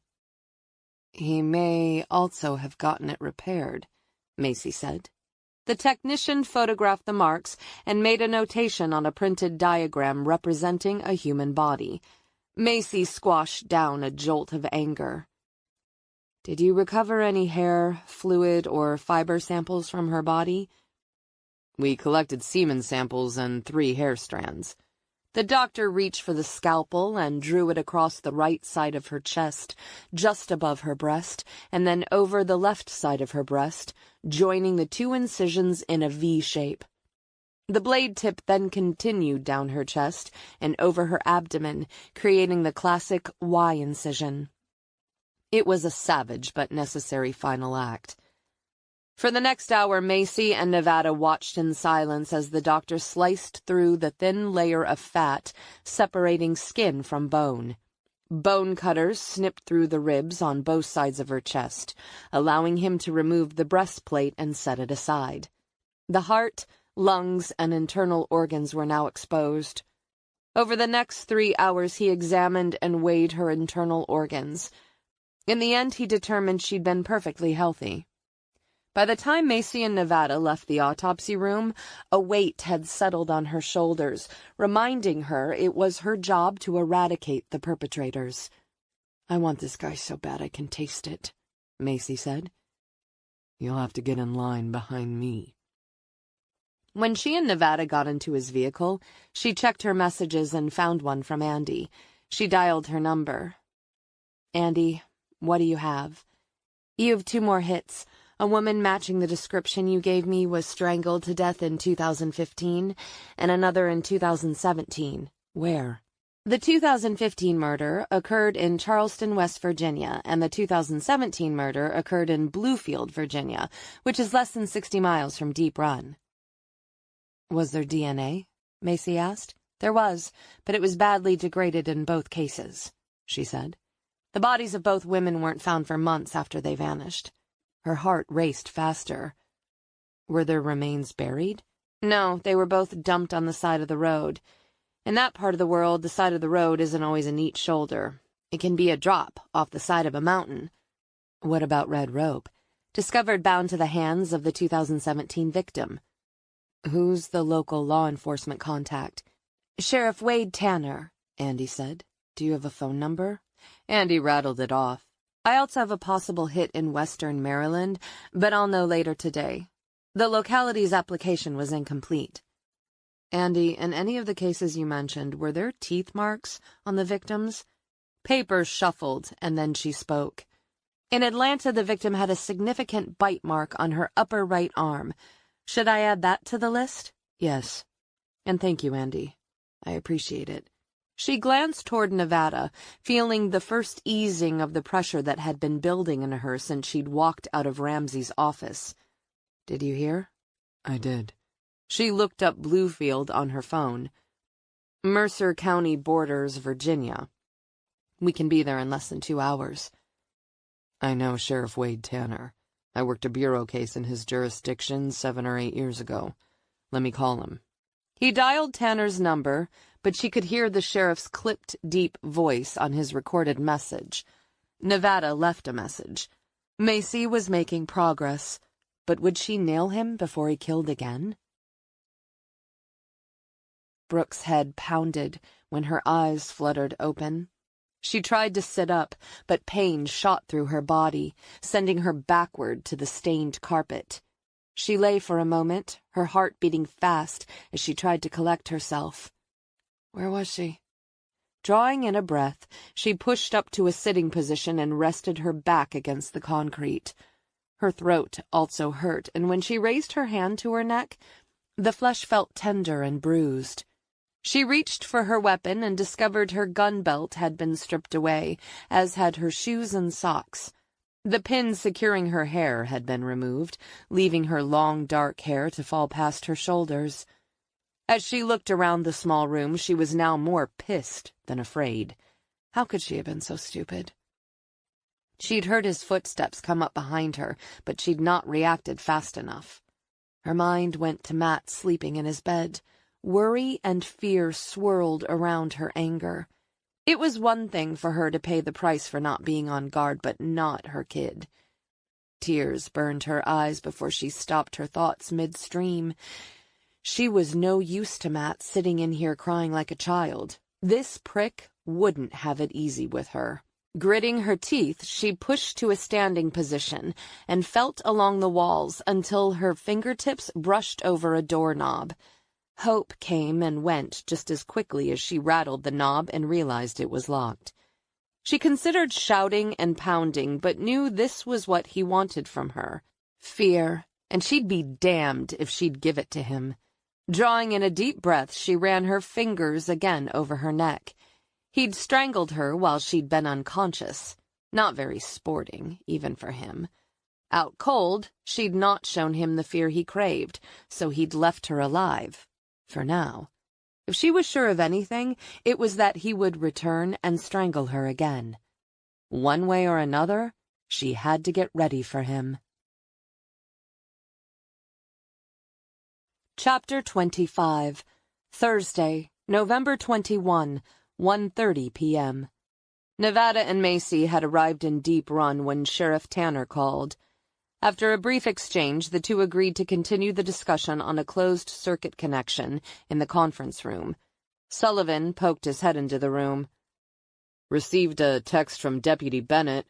She says her boy is real sick. She'll be here as soon as she can. Is there anything we can do? Nevada asked. Probably, but the deputy never asks for help and likely would be embarrassed by it. I'll follow up with her in the next hour, Nevada said. And this package arrived for Agent Crow. Macy opened the package and pulled out the small sample of Beacon cologne. She removed the top and sprayed a light mist on her wrist. She inhaled, hoping she'd smelled this before. She had not. She handed the bottle to Nevada. It's not familiar to me. I think our guy might have changed his scent. He sniffed and then recapped it. It's not familiar to me either, but I'll pass it around the office. Someone might recognize it. You never know. 15 minutes later, the two were sitting at the conference room table, looking at the telecast of a leather-bound chair and the Mercer County seal mounted on the wall behind.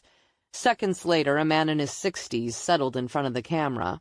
He had a white mustache, a cleanly shaved head, and he wore a khaki shirt with the sheriff's star pinned over his heart. Sheriff Tanner, Nevada said. Appreciate you talking with us. Glad to help. Apologize for not being around when you called, but as you'll learn, this job will take you to every corner of the county. How's it up there in the valley? He asked. Fall came and went fast. It'll be a long winter. I hear that. I'm joined today by Special Agent Macy Crow, Nevada said. She is working a series of rapes and a murder all connected by the same DNA. Afternoon, Agent Crow. I appreciate the time, she said. Of course. He rustled through papers. I pulled the case files you referenced in your message, Sheriff Nevada. I didn't think anything would come of that VICAP application I submitted. New details have been entered in the system, Macy said. We found a body in Deep Run. Nevada opened a tablet and then an email from Tanner. Agent Crow thinks we have a serial offender who remained active after he left our area. Tanner flipped open his file. Guys like this don't stop until they're caught.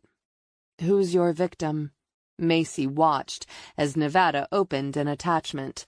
The motor vehicle's picture of a young brunette came on screen. Her name was Becky Taylor. I sent you her picture and several crime scene photos about 10 minutes ago. I have them right here, Nevada said. He viewed the image of a woman curled on her side. She was dressed in her hands and feet bound with red rope. The medical examiner figured she was exposed to the elements for about 5 months, when found in late April, Tanner said. And the cause of death was strangulation? Macy asked. It was. What about a bite mark? Nevada asked. Upper right thigh, Tanner said. The older sheriff glanced at the file, shaking his head. Becky was 19 when she was murdered. She was arrested for prostitution and drug charges several times. I did some asking around the trailer park where she grew up. They tell me the deck was stacked against her from the get-go. No daddy and a drug-addicted mom. She was pretty much on her own as soon as she could walk. She sounded like Cindy Shaw. Known associates? Macy asked. They knew her at the truck stops where she did most of her work. Everybody knew of her, but no one could say for sure when she vanished or who she was last seen with. The world swallowed up girls like Becky Taylor, who turned to the sex trade for so many reasons, including money, acceptance, and even affection. According to the VICAP report, the DNA was degraded. That was 2017, so unless you folks at Quantico got more fancy ways of testing DNA, there's not much to be done. Can you send the DNA to Quantico? Macy asked. It wouldn't hurt to run it through our labs. You give me the address and I'll get it there. Thank you. Macy tapped her pen against her yellow legal pad. Were there any other girls like Becky who vanished? He ran his fingers over the length of his mustache. Girls go missing all the time. Any report of Johns who tried to strangle sex workers? Macy asked. I can do a search and see if any of the girls filed complaints. It's going to take some time. That would be great. We've got his DNA, and we think he had a chipped front tooth. When the conference call ended, Macy went up to a whiteboard and taped up the pictures of Toby Turner, Cindy Shaw, Becky Taylor, and Beth Watson. All the women had long, dark hair and were in their late teens or early 20s. Where did Cindy Shaw live? Macy asked. In a small mobile home park. Like Becky? Yes. I'd like to visit the park where Cindy lived. There might be someone there who remembers her. Let's go. You don't think I'm chasing a ghost? I don't know what you're chasing, but looking at that board I see a direct link between Cindy and the other 3 victims. It makes sense to determine if anyone remembers her. Maybe I've been processing logical evidence stored away in her brain. Even as she spoke the words, she really wanted to believe they didn't quite ring true. They drove to the small Stafford Estates, located 20 minutes from the center of town. Truck tires painted white and cut in half, along with handfuls of winter pansies, marked the entrance and the gravel road that fed into the park between the rows of about 24 mobile homes. Nevada pulled into the park, and they drove down the center, past several units before they reached a white one trimmed in black. There were a couple of lawn chairs outside, and it reminded Macy of her pop's place. Macy climbed out of the vehicle and walked up to the trailer door. She knocked and stood to the side as Nevada, hand on his weapon, waited just to the right. The door opened to a young woman who appeared to be 6 or 7 months pregnant. Brown hair was pulled back in a ponytail, and she wore a blue uniform with her name badge pinned above her right breast pocket. Macy held up her badge. My name is Special Agent Macy Crow, and I'm here with Sheriff Nevada looking for the family that used to live in this trailer. Do you remember hearing about the Shaw family? They would have lived here about 15 years ago. My husband and I have only been here 3 years, but if you knock on the door across the street from me, Ms. Beverly might remember. She's been here at least 20 years. Knows everyone. Thank you. Knock loud, the woman said. She's hard of hearing. Thanks for the tip. Macy crossed to a smaller trailer, surrounded by a garden bed bordered with white rocks. Macy knocked on the door and could hear the blare of a television. When she didn't hear any movement, she pounded on the door with her fist. Finally, the television grew silent. She knocked again. Inside the trailer, footsteps moved toward the door before the curtains fluttered and an old woman peered out. She then opened the door. She appeared to be in her 70s. She was a small woman with gray hair tied tight with a hair tie. She wore an oversized t-shirt, jeans, and slippers. "Ms. Beverly?" Macy asked. "That's right." She introduced herself and Nevada again. "I was wondering if you remember a family that lived across the street. They were the Shaws. The daughter was Cindy." "Sure, I remember them. The mama was Eunice. The boy was Bruce, and the girl Cindy. The mama died 14 or 15 years ago, and the girl moved away about that time. The boy is still here in town. He's a doctor and done real well for himself." "How did the mother die?" Macy asked. "Drugs. Eunice was always hooked on them." "What can you tell me about Cindy?" Macy asked. Ms. Beverly shook her head. "Bless her heart. She had a rough go of it. She'd been fending for herself since she was in 2nd or 3rd grade. Eunice was always off with a man, and when she was home, she was always fighting with one man or another. I used to feed Cindy and Bruce peanut butter and jelly sandwiches when they got home from school. Lord, but those children could eat. When they got into high school, Bruce found out he had a real talent for football. Once the team got a hold of him, we didn't see him much anymore." "Can you tell me who Cindy hung out with before she moved away?" Macy asked. "There were some of the boys from the high school. There were a few older ones as well. She was a pretty little thing and was hungry for attention. I told her she was going after the wrong kind, but she would only laugh at me and tell me to stop worrying." "Do you have any names?" "No. I saw cars come and go, but I never was formally introduced." "Did she ever say if any of the men were violent with her?" Macy asked. "There was one," the woman said. "Cindy tried to hide it from me, but I saw the bruises on her neck." "Bruises?" Macy asked. Ms. Beverly raised her wrinkled hand to her neck. "I asked her about it, but she said it was nothing she couldn't take care of herself. She said she had figured out a way to get rich, and when she did, she'd come for me. That was sweet of her, but I've seen too many girls like her. Think they can smile their way to a better place, but it never works." "Do you think she moved away?" Ms. Beverly pressed arthritic fingers to her lips as she shook her head. "No. She would have told me if she was leaving. She wouldn't have just left without a word." "You ever talked to Sheriff Green about Cindy?" Nevada asked. "I called him a couple of times, and finally he came by. I got the sense he wasn't real serious about finding her." "Why do you say that?" Nevada asked. "I told him she wouldn't just leave, and he scratched out a few words in a notebook, but wasn't paying me no mind. Of course, the case never went anywhere."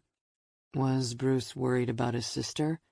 "After she vanished, he came by the trailer and cleared out his things. I asked if he'd heard from her, but he told me not to worry. He'd seen her get on a bus." "Did you believe him?" Miss Beverly shook her head. "No. I could always tell when that boy was fibbing." An old woman's intuition wouldn't stand up as evidence in court, but Macy believed her. "Where did Bruce move to?" "He moved in with Kevin Wyatt. Those two are cousins and were always close. Thick as thieves during high school. I couldn't blame Bruce for hanging out with the Wyatts. It was a normal home. And the only time Eunice paid any attention to Cindy and Bruce was when she was between men and scared." "Scared of what?" "Being alone, I suppose." She held up a hand. "I have a picture of Cindy still tacked to my refrigerator. Want to see it?" "I do." The woman vanished into the kitchen and returned with the picture. The colors were faded and the edges curled. "It was taken right out front of my home." Macy studied the picture of the smiling girl, who appeared to be about 15. She wore tight jeans, a V-neck sweater, and what looked like an arrowhead necklace. When was this taken? About a year before she vanished. Bruce had just given her that necklace, and she was so proud. She wanted me to take a picture of her wearing it. How did Cindy feel about her brother spending so much time on the football field and with the Wyatts? She was angry, felt abandoned. The girl's brother, her only lifeline, had left her behind. "Do you mind if I snap a picture of it?" Macy asked. No, go right ahead. Macy took several pictures of the photo and then collected Ms. Beverly's contact information. She thanked her for her help. Macy and Nevada got into his car. She said Kevin and Bruce were thick as thieves. Think one might have helped the other kill Toby? I don't know, but I want to talk to them both again. Macy dialed Kevin Wyatt's number. It went to voicemail. "This is Agent Crow. I'm still looking for that buccal swab, Mr. Wyatt. Call me." Wyatt likes to drag his feet. When Tyler gets in trouble, he always lawyers up. Eventually, he'll have to give in. Nevada tapped his finger on the steering wheel. "Until then, I'm going to follow up with Green." "I want to come." "Not this time. He's never been a fan of outsiders, and he might be more inclined to talk to me if I'm alone." She didn't like being left out, but trusted Nevada enough to ask the right questions. As he started his vehicle, his phone rang. It was Sullivan. "Sullivan," Nevada said. "I received a call from Sandra Bennett. She says she can't find Brooke." "I thought she was home with her son," Nevada said. "It doesn't look like that was correct." "Where is Sandra now?" Nevada asked. "Her house?" "I'm on my way." When Nevada pulled up in front of Brooke Bennett's house, Sandra was standing on the front porch, talking to Sullivan. Sandra's face was tight with worry. "This doesn't look good," Macy said. "No." They walked up to the front steps. "What's going on here?" Sandra stepped toward Nevada. "Have you heard from Brooke?" "No. She hasn't reported in for her shift," Nevada said. "What happened?" "I don't know," Sandra said. "I was working late, and when I got home her car was parked out back, and there was no sign of her. Matt said she was home late last night, but he didn't see her when he awoke this morning for school." "The boy wasn't sick?" Nevada asked. "No, he was fine." "Why would you ask that?" "Your daughter texted me and told me her son was sick and she'd be late." As a precaution, Nevada and his deputies all carried a phone with GPS tracking when they were on duty. He checked and searched Bennett's location. "It says that she's here." "She's not," Sandra insisted. "I've looked everywhere." "The phone is here." Nevada turned his attention to the grounds surrounding the house as he called Bennett's number. A faint ring echoed from behind a stand of bushes. He slipped on latex gloves and then rooted around in the shrubs until his fingers brushed the phone. The phone's display had a record of Bennett's text to Nevada, as well as several texts from Bruce Shaw. She'd also placed a call to her mother around 10 last night. "Why did she call you?" "She said she had questions about Bruce Shaw," Sandra said. "What kind of questions?" Nevada asked. "I have no idea. We never spoke." "Deputy Bennett said she would get a cheek swab from Shaw," Macy said. Nevada called dispatch on his radio and advised them that Deputy Brooke Bennett was missing. He wanted all deputies searching for her immediately. "I'd like to speak to Matt," Nevada said. Sandra hesitated and then nodded. "He's in the kitchen. He's upset, so go easy on him." "Of course I will," Nevada said. Nevada and Macy followed Sandra into the house and back toward the kitchen to where a young man who looked like his mother sat staring at his phone. "Matt," Nevada said. The boy stood. "I've been waiting for my mom to call." "We're trying to find her now, Matt. When did you last see her?" Nevada asked. "It was about midnight. I heard her come in." "Where were you, Sandra?" Nevada asked. "I was called back into work." "Where's that?" "The Deep Run Assisted Living Facility. I'm an on-call nurse there. I wasn't scheduled, but the boss said several staff members didn't show. You must know Debbie Roberson and Beth Watson, Macy said. Sure. It's terrible what happened to Beth. Who called you into work? Macy asked. Dr. Shaw. Macy and Nevada exchanged glances, but neither spoke in front of the boy. Matt, what did your mother say to you? Nevada asked. Just said she'd be here to drive me to school. He glanced at his grandmother and then, dropping his gaze, said, She was annoyed Grandma wasn't here. Sandra shook her head. I'm so sorry, pal. What happened next? Macy asked carefully. She came back upstairs and kissed me goodnight. He shook his head. I barely remember her. I was so tired. It was quiet for a moment as they all processed the situation. What if someone hurt her? Matt asked. No one has hurt your mom, Sandra said. Nevada glanced toward Matt's scraped knuckles. Your mom is a smart deputy. What happened to your hands? The boy put his hands into his pockets. It was a fight. With whom? Tyler Wyatt. He said some bad things about my mom. Nevada laid his hand on the boy's shoulder. What kind of things?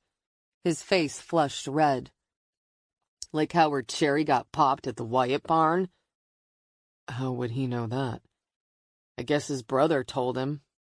I don't know for sure. Matt lifted his gaze to Nevada's. I thought he and the other guys invited me to the barn because they liked me, but they just wanted to screw with me. You don't look so bad. What kind of shape is Tyler in? I don't know, but I got in a few good licks before he and the others ran off. Are you going to arrest me? Nevada patted his hand on the boy's arm. No. Let me talk to your grandmother. Mind waiting for us? A few more minutes? Sure. Whatever you say. Nevada and Macy walked into the living room with Sandra. What can you tell us about Dr. Shaw? He's always been nice to me. The patients love him. How does he get along with the staff? Macy asked. Fine. He's done a lot for the facility. Because of him, the new addition got built. That's the Adele Jenner Wyatt wing. Yes, it's state-of-the-art. It's been great. I assume the money came from Kevin Wyatt. Yes. He's a big benefactor of the facility since his grandmother stayed with us. You ever see Dr. Shaw with Beth Watson? Macy asked. No more than usual. Did he seem to show any special interest in her or any other woman? Not that I noticed. Are you suggesting Dr. Shaw would hurt a woman? I'm not suggesting anything, Macy said. Nevada dialed Bruce's number. The call went to voicemail. He left his name and number and asked for a callback. Sandra, is there somewhere else you and Matt can stay? I don't want to leave, Sandra said. What if Brooke comes back? I'll keep a deputy posted here, but it'll help me to know you and Matt are safe. Matt and I can go to Mr. Green's. She looked up at Nevada, almost apologetic. He's always looked out for Brooke, Matt, and me. That's a great idea, Nevada said. Mr. Green will be the first person I call when I find Brooke. Matt appeared at the doorway. I don't want to go. We'll find your mom faster if we're not worried about you, Macy said. Get your things, Matt, Nevada said. I'll have Deputy Sullivan drive you and your grandmother there. When the boy vanished into the house, Nevada asked Sandra, Are there any security cameras on the property? We talked about installing them, but have never gotten around to it. They're expensive, she said. Has anyone made threats against your daughter? Macy asked. There was a guy a couple of weeks ago. He called the house a few times, but she hung up on him. Who was it? She tried to brush it off and say it was a telemarketer, but I didn't believe her. But when I pressed, she refused to answer. Do you have the number? Nevada asked. It's on her cell, I suppose. Nevada scrolled through the numbers. There had to be over 100 calls. He checked the texts. He spotted the ones from Stewart. Was your daughter talking to the media? Sandra nodded. Last summer. She was so mad about those untested DNA kits. Mr. Green wouldn't listen to reason no matter how much she pleaded with him. So she leaked it to the press? Nevada asked. But she's not given them anything since, Sandra said. She just wanted those kits tested. Was your daughter raped in high school? Macy asked.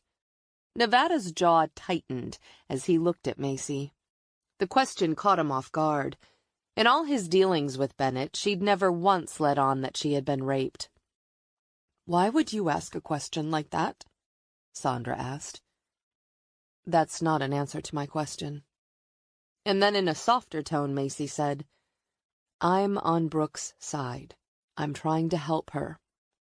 Sandra's face crumpled with sadness. Yes. Is that when she became pregnant? Macy asked. Yes. But she hid it from me for months. She was nearly 6 months pregnant when I found out. Nevada calculated back to when Bennett could have gotten pregnant with Matt. Could Matt's biological father be the rapist they were chasing? Does she know who assaulted her? No. She was unconscious for most of it, Sandra said. Nevada was irritated with himself for not picking up on the signs Macy had seen. He was also frustrated with Bennett because she'd not confided in him. Matt came out the front door with his backpack slung over his shoulder. As Sullivan stepped forward, Macy asked Nevada, Do you mind if I drive them? Nevada studied her a moment and then handed his keys to her. Sure. She smiled at the boy. Matt, I'm Agent Crow. I'll run you and your grandmother over to Mr. Green's. He tightened his grip on the strap of his pack and walked toward her. Nevada patted him on the back and told him it would all be fine. Sandra grabbed her purse, and she and Matt climbed into Nevada's vehicle. Macy slid behind the wheel, adjusted the seat and mirrors. Nevada is a tad taller than me, she said, trying to put him at ease. Matt hooked his seatbelt. You don't look like FBI. I've heard that a few times lately. She started the engine and pulled away from the scene. Do you really think my mom is going to be okay? Matt asked. As long as Nevada and I have a say in it, Matt. He tightened his grip on the armrest and stared ahead. His lips were tight and he blinked back tears. She loves her job. I know she does. She handed him her phone so he could read out directions. Which way to Mr. Green's? Get on I-81 south, Matt said. I can do that. The silence was broken only by more directions from the boy, which had them arriving at Mr. Green's house a half-hour later. She parked, and he got out with his grandmother. My daughter is worried that she's not good enough for the new work promotion, Sandra said. She said that? Macy asked. To me, Sandra said. She's very good, but I've worked these kinds of cases longer. She looked at them both. I'm not the bad guy here. I want to help. We know that. Sandra laid her hand on her grandson's shoulder. Matt, think back to when your mom was in your room. What did she say? I don't remember. Close your eyes. Tell me what you remember. That's weird, he said. Humor me. You saw your mom downstairs and then got into bed. Did he fall asleep quickly? The boy closed his eyes. Yeah, I was beat, but I could hear her pacing downstairs. And then she came to your room? Yeah. The boy closed his eyes again. I was in bed asleep. The clock in the hallway was ticking. Your mom must have said something to you? Or did she kiss you on the cheek, maybe? He opened his eyes. She said something about ancestry. Ancestry? She rubbed the inside of my cheek. With a cotton swab? Yeah, I guess that's what it was. Macy exchanged glances with Sandra and then said, Wait right here. She opened the back of the vehicle, rummaged through Nevada's very neat boxes, and found what she was looking for. She held up a buccal swab. Did it look like this? I guess. Macy pulled on gloves and unfastened the sealed top. Did she ask you to open wide? Yeah. Why? Can I take a swab? Macy asked. Sandra frowned. Why? Both Bennett and Sandra were afraid that a monster had fathered the child they loved so now. It could help find Brooke. Sandra nodded, and Matt opened his mouth. Macy quickly ran the cotton tip along the inside of his cheek and secured it back in the vial. "What's that all about?" Matt asked. "It's something I need to check on for your mom." Mr. Green stepped out on his porch, and Matt ran to him and hugged him close. The former sheriff whispered something in his ear, and the boy nodded, and then buried his face in the man's chest. Finally, the boy pulled back and wiped a tear away with his hand. Sandra hugged Green. "Thank you for taking us in." "Of course. I've got fresh bagels inside.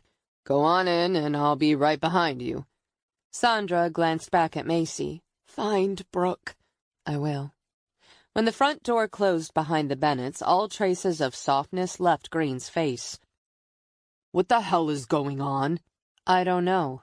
Is there something about Brooke Bennett that I need to know?" "What do you mean?" Green asked. "She's been tense through this entire investigation." "She's a professional," he countered. "I didn't say she wasn't," Macy said. "But she was very controlled and stoic when we spoke to the rape victims. It was almost as if she were trying to hold back on her own feelings, her own experience." And then Tyler Wyatt makes a crack to Matt about his mother having her first sexual experience in the Wyatt barn. Green's jaw tightened. "You don't know what you're talking about." She dropped her voice a notch and asked, "Who is Matt's father?" He raised his chin. "She never said, and I never asked." Brooke was 17 when Matt was born. She made a mistake as a teenager. She wasn't the first, and she won't be the last. My point is that she got pregnant about the time of the rapes. But then you suspected that, didn't you? Green shook his head. "You're stirring things up with wild accusations." "I have Matt's DNA. It'll take a quick test to find out if he's our offender's offspring." "A boy doesn't need that kind of burden. You should leave well enough alone." "That's what you told Bennett, wasn't it? You feared she'd confirm Matt's paternity." "This is insane. Matt's a good boy, a good kid. A monster like that couldn't possibly be his father." Macy let the comment pass. "If you have any suspects, you need to tell me now. I think this guy took Bennett." Green frowned. "If Brooke knew, she wouldn't hide it." "I think she honestly doesn't know who did this to her, but she's trying to figure it out now. I need more information if I'm going to find her." "I can't help you." "Why didn't you run the DNA rape kits 15 years ago? And don't tell me you didn't understand DNA. You have a solid record, and were a good cop. I bet a paycheck you thought you might be protecting someone close to you." He shoved out a breath, and his shoulders slumped a fraction. "My wife was sick that summer. It was consuming me, and I let a lot fall through the cracks. My plan was always to go back and catch up. When Toby vanished, I honestly didn't connect her case to the others. And then Sandra Bennett told me Brooke was pregnant. She also told me about what happened to her daughter." "Did you talk to Bennett?" "Sandra begged me not to." He ran a hand over his head. "I caught up to her at school. She didn't want to talk to me at first, but finally admitted she was attacked at the bonfire. She swore she only had one drink and she didn't remember what happened." "What did she say?" Macy asked. "When she woke, she was in the woods, no clothes, with scratches on her body." "And you didn't connect what happened to Bennett to the other girls?" "I thought one of the guys at the bonfire did it." "Did you talk to any of them? The Dream Team members were regulars at the bonfires." "Those boys brought life and pride to this town. I knew they could be rowdy, but I never figured any one of them would hurt a young girl. And Brooke wanted to be at the bonfire, and she did drink."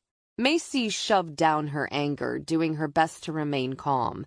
The goal was to get information, not to argue about his methods right now. "Neither of those implies sexual consent. I figured she'd agree to go into the woods with a boy, and it got a little rough. You didn't talk to any of them, did you?" And when he didn't respond, she shifted tactics. "Did Cindy Shaw report a problem to you?" He shook his head. "That girl had all kinds of problems. She was always getting into scraps. I must have picked her up a dozen times for all kinds of infractions. Meaning she did come to you? Yes, but she didn't make sense. She kept talking about her brother and how he was leaving her behind. She said she could bury him and his friends if she wanted to. Bury how? Macy asked. She never would tell me. And by the time you did know about Bennett's situation, Cindy was gone? Yes. Did you tell Bruce Shaw that Cindy came to see you? Yeah, I told Bruce. As he stared at her, his trademark confidence faltered. What do you think happened to Cindy? Macy demanded. Bruce told me he drove her to the bus station. He told me Cindy wanted to leave town. Cindy was last seen with Bruce. Green shook his head. Bruce didn't hurt his sister. How do you know that? Macy asked. He's a stand-up guy. If you know something about Bruce, you have to tell me. Bennett's life might depend on it. I only talked to Bruce, he said, more to himself. Matt called out to Green, but the old man held his ground. Be right there, buddy.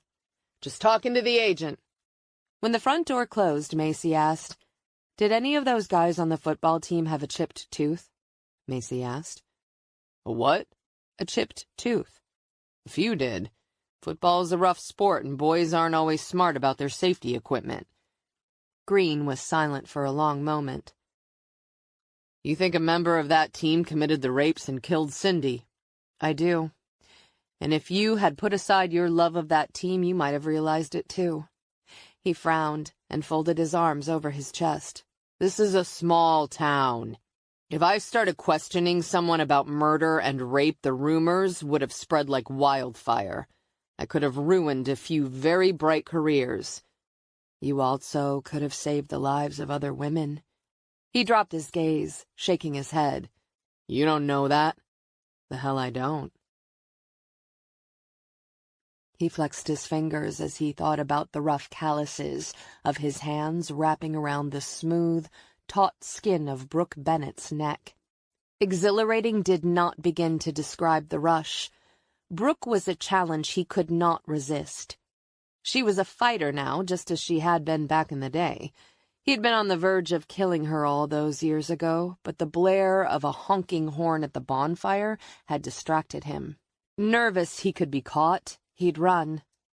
He should run now. Better to leave town and find new hunting grounds. Moving around had kept him safe for over 15 years, but if he left now, he would have to leave Brooke behind or kill her quickly. And he wasn't interested in either option. This was just getting fun. Chapter 26. Thursday, November 21, 4 p.m. Macy and Nevada rolled up at the assisted living facility. She was anxious, like she often was when she was close to solving a case. She wanted to hit Shaw with dozens of questions, but knew she had to keep her cool. Once inside, Nevada asked to see Dr. Shaw. The receptionist informed them he'd called in sick.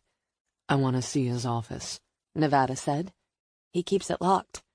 Someone has a key, Nevada said. The receptionist looked taken aback. I can call maintenance. Do it now, he said. You can meet Oscar down the hall by the third door on the right. Macy and Nevada approached his office. Nevada checked the door and confirmed it was locked. Minutes later, an older man appeared with a ring of keys and tried several before he opened the door. Thank you, Nevada said. He switched on the light. The office was furnished with a large desk, 2 chairs in front of it, and a small conference table. Macy was drawn to the wall behind his desk and the framed diplomas hanging on the wall. He did his undergraduate work in Maryland, graduated medical school in Georgia, and he interned in Charleston, West Virginia. It all matches up with the murders Andy pulled from VICAP. Nevada stared at a framed picture of the Dream Team. Bruce was front and center. Rafe Younger, Paul Decker, and Kevin Wyatt stood around him. Cindy goes to Green and tells him that she's the one who took Toby to the bonfire. As devoted as the girl had been to the team, it was taking her brother away from her. Green all but confirmed that no matter what she'd done to ingratiate herself to him, the team and Kevin had their hooks in him. She knew who'd lured Toby away from the bonfire, and Toby's disappearance genuinely bothered her, so she tells Green what she knows. Green, instead of investigating, goes to Cindy's brother, who is the only stable force in her life. Bruce convinces Green that his sister is overreacting, Macy said. And then Bruce kills his sister? Nevada asks. Or he shares what she's done with a teammate like Kevin, and he kills her. They were thick as thieves. Nevada shifted his gaze to a black-and-white photo taken of an old farmhouse. Judging by the terrain, the property is in the area, but I can't quite pinpoint the location. He snapped a picture of the image. DNA will identify Matt's biological father and perhaps the killer, but none of this puts us closer to finding Bennett, Macy said. Kevin still hasn't given his DNA. She dialed his phone, and again her call went to voicemail. And it looks like he's now dodging me. Everyone left a digital footprint these days. Carry a cell, drive a car less than 10 years old, or browse the internet. Someone was watching. This digital connection made it easier for guys like Nevada to find people. Give him a laptop and a few basic details, and he could find anyone. Nevada sent Sullivan by Kevin's house, and he discovered the residence was empty and locked up tight. Next, Sullivan went to Bruce's house, but there was no sign of him either or his car. Neither man's cell phone was transmitting, and neither had used credit cards in days. Bruce's car was finally tracked to a parking lot on the university campus, but a search of the vehicle revealed no sign of him. Kevin remained unaccounted for. Rafe Younger wasn't so clever about covering his tracks. He'd used his credit card to buy gas in Deep Run, beer in Stanton, and then to rent a room in a small motel an hour southwest of Lexington, Virginia. Nevada and Macy parked in the motel lot where Rafe Younger was currently living. The motel was one story and consisted of 15 rooms. Nevada got Rafe's room number from the clerk, and he and Macy knocked on room 106. Each stood to the side with weapons drawn. Inside the room, a television switched off. "It's Sheriff Nevada, Mr. Younger. You have 5 seconds to open the door." For a moment there was silence, and then footsteps moved toward the door, and a chain scraped free of its lock. The door opened to Rafe Younger. A cigarette dangled from his long fingers. "What is this all about?" Rafe asked. "Something happened to Debbie again? She's not here." "She's with her parents," Nevada said. "I have questions about Bruce Shaw." "Bruce?" He took a long drag on his cigarette. "What about Bruce?" Nevada and Macy swept the room to make sure Rafe was alone. Lying on the rumpled sheets of the unmade bed was a half bottle of Fireball, a pizza box, and an ashtray filled with cigarette butts. Macy sat Rafe in a chair. "What's going on?" Rafe asked. "I want to know about the night Toby showed up at the bonfire. I want to know what happened." Rafe took another drag, still confused. "Nothing happened." "That's not what Cindy Shaw said." "Cindy? Jesus. She was always messed up. Drank more than even me." "Earlier you said Cindy got Toby drunk. Who took Toby into the woods?" "I don't know about that. I told you I was drunk." "You know," Nevada said, "you and your teammates were legendary when it came to sticking together. Your loyalty is going to earn you an accomplice to murder charge in about 2 minutes." "Murder? I didn't kill anyone." "You're protecting one of your boys. Look, Toby did get drunk, and maybe one of the guys popped her cherry, but no one hurt her. Come on, you 4 boys didn't have to chase girls because they came to you. You were rock stars. You also didn't like any girl to tell you no. Which one of you 4 got carried away with Toby?" Nevada moved to within inches of Rafe, using his height to intimidate. Macy moved to the door and put the chain back on it. Rafe shifted, dropping his gaze. "I don't want any trouble." "Then answer the question. Nevada said. We bent the rules, Rafe said. But I never was into hurting anybody. What about Bruce Shaw? Macy asked. He preferred a type of girl, didn't he? Young, with long dark hair. Remind you of anybody? We all had types. Shit, I'll do a blonde with big tits anytime. But that don't mean I'm gonna kill one. He ground his spent cigarette into a nearby ashtray. Fair enough. Nevada leaned in closer. Let's talk about Bruce. Bruce was always there for the team. He was there for me. I couldn't have asked for a better friend. Sometimes he blew off steam, but it was never anything extreme. Sex, booze, most of the usual stuff an 18-year-old would do. Most? When did he start stalking girls? Macy asked. Rafe closed his eyes. He didn't stalk girls. He shook his head. And I didn't have anything to do with those murders, he rushed to say. There's another woman missing. You'll go down for her murder, if I can't save her. Rafe looked up at Nevada. I saw a notebook once in the locker room. It was in Bruce's gym bag. What kind of notebook? Nevada asked. Like a diary? I picked it up because I was curious. I thought I'd tease him about writing poetry or about his feelings. Then I realized he was keeping notes on girls. Did you see a name? Nevada asked. Yeah. Nevada reached for his cuffs. Ellis. And Brooke. Brooke Bennett? Yeah. She was smoking hot before she became a cop and forgot how to smile. What else did you see? Nevada asked. Nothing. Bruce came up and he saw me reading it. I gave it back, but when he looked at it, he got real quiet. He swore it wasn't his and he told me to keep my mouth shut. Did anyone else see it? Macy asked. Kevin Wyatt saw it. He was standing right there. He didn't look shocked. It was like he knew what it was. Was there anyone else there? Nevada asked. Sully also heard us talking. Sully? Macy asked. Deputy Sullivan? Yeah. He wasn't on the team, Nevada said. But he helped out a lot. He loved it all. Sullivan had never mentioned the diary. Are Kevin, Bruce, and Sully close friends? Kevin and Bruce were always tight. Sully came along for the ride sometimes. Sully was in the system because he was a cop. Kevin still hadn't given a DNA sample, and Bruce was in the wind. Nevada pulled up the image of the black and white photo in Bruce's office. Have you ever seen this place? Rafe studied the picture. I'm not sure. Focus, damn it, Nevada ordered. Rafe leaned in. I think we all went there once when we were playing ball. Who's we? Macy asked. You know, the guys on the football team. Rafe shook his head. We did so much partying then, it's hard to remember. Let's go, Nevada said. Macy heard the frustration in Nevada's voice, but the life of Bennett was at stake, and saving her was the only option they could entertain right now.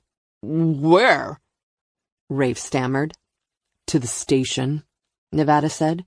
You and I are going to be looking at aerial maps until you figure it out. Chapter 27, Thursday, November 21, 8 p.m. When Macy and Nevada arrived at the sheriff's office with Rafe in tow, Sullivan greeted them. Macy had questions for the deputy, but before she could ask one, he reported that Ms. Rhonda Burns was waiting for them in the conference room. Nevada escorted Rafe to a holding cell. Stay put. Am I under arrest? Do you want to be? I'll be right back. He closed the cell door. Sure seems like an arrest. Nevada strode back to his deputy. Sullivan, we need to talk. Sure, boss. What's up? Nevada pulled Sullivan and Macy into his office. What did you do with the football team during the 2004 season? Not much. I was in school and needed a part-time job. The coach hired me to take care of the equipment.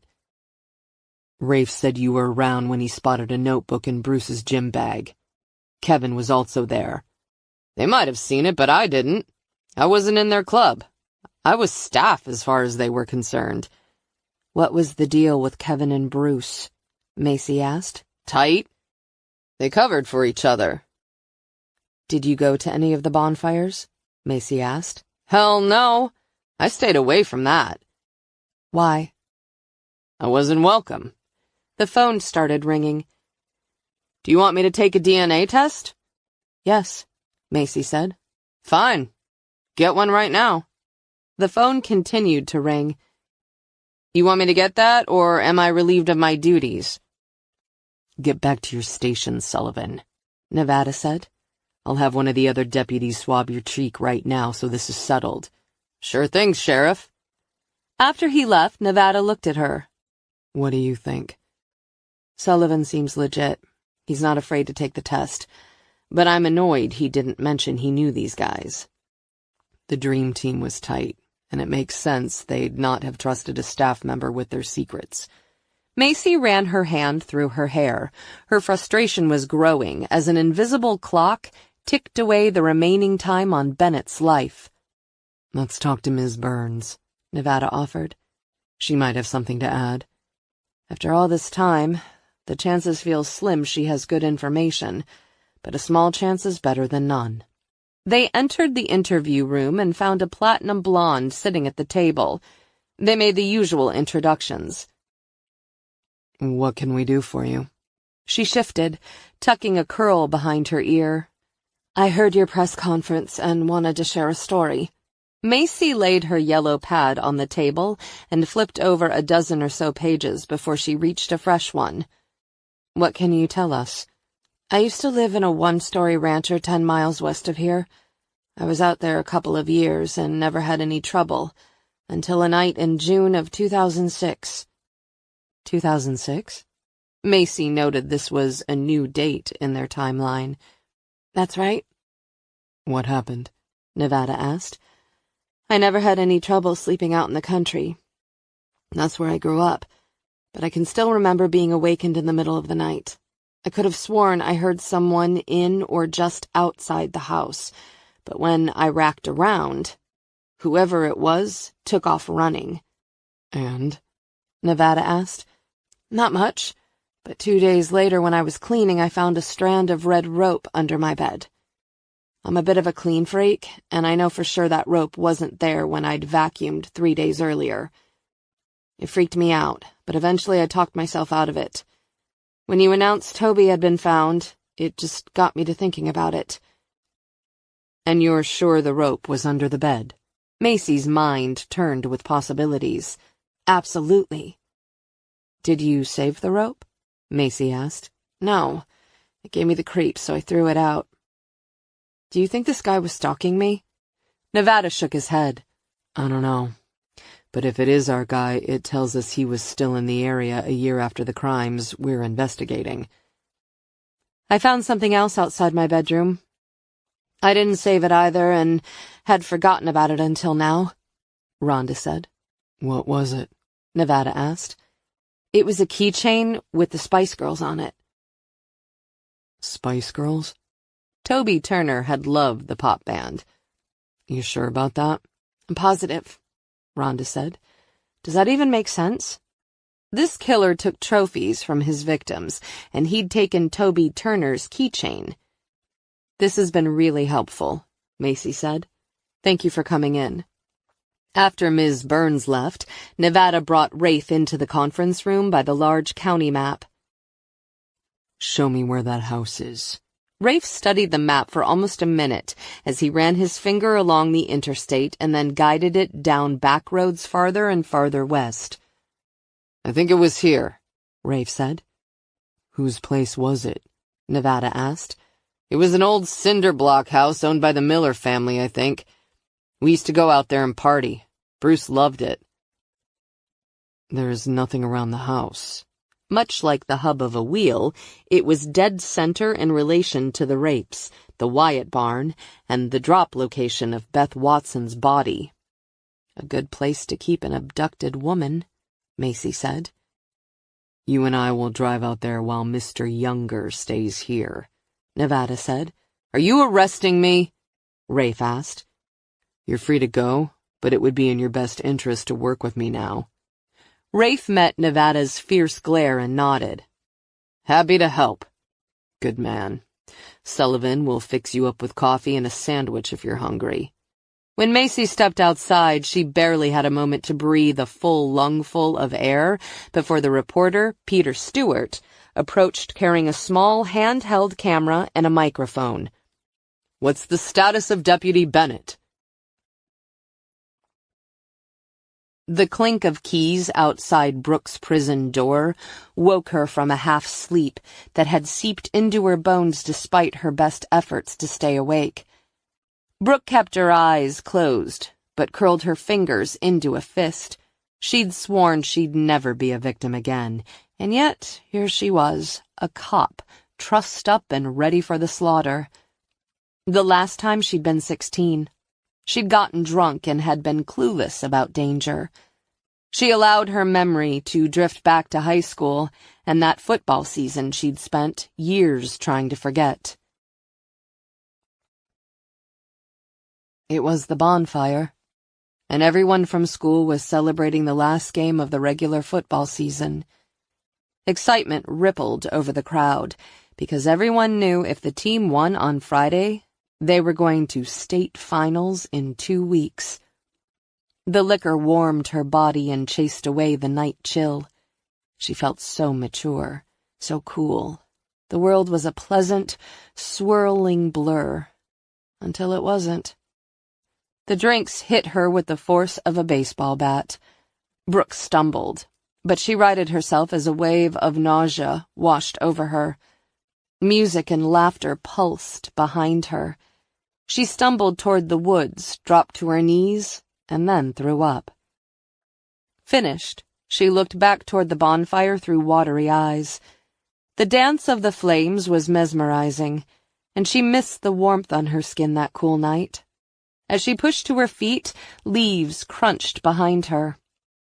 A strong hand gripped her forearm, and she felt grateful.